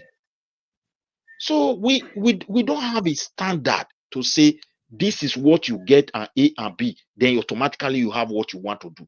Until we have that thing, we will not produce many Dangote. Even Dangote almost cry. If not for social media, they would have paid that man. I tell you. Now. So if somebody like Dangote, it's not easy for him, and you expect other Nigerians to come and fight such a fight. They cannot chew, they can't swallow, they can't spit. That's why it's producing what it's producing today. I just checked America's top richest 25 people. And guess what? There's not even one black person there on the top 25 richest people in the US. So countries are not always level-headed in terms of the way they behave. But if you check Nigeria, you will not see that pattern. You will see it from different parts of the country, different groups of people emerge as rich people. Nigeria is more representative than we like to believe in terms of wealth, in terms of poverty. Actually, the North is more represented in terms of poverty and in terms of the power that we wield in the country. We like to think that it's only one section of the country that wields power. No, it's not true. Nigeria is a lot more equitable than we like to believe. The problem is our leaders don't have the balls to do the right thing to put the country on a sustainable footing. That is why we are not productive. But right now, I believe things are going to improve in Nigeria. I believe we should take the opportunity to push things forward. Things will improve in Nigeria to the point where people will start saying, Everything is okay, like it was in the 70s. And that is a mistake because the underlying Naija, the business setting is discouraging even SMEs, and you say things are going to improve. It The will. interest rate. I believe. Let me finish. You are not doing business in Nigeria. You are not doing business in Nigeria. This the business setting. Have you done business in The other business countries? How do setting. you know I'm not doing business? I'm not doing business. I know what's funny. Okay, The whether you are Nigerians doing will business tell in you Nigeria, everything. whether you are doing business in they've Nigeria, never but I'm tried telling other you, countries to compare. I'm telling you that the business setting is discouraging even small scale businesses. Why? The interest rate is nothing to write home about.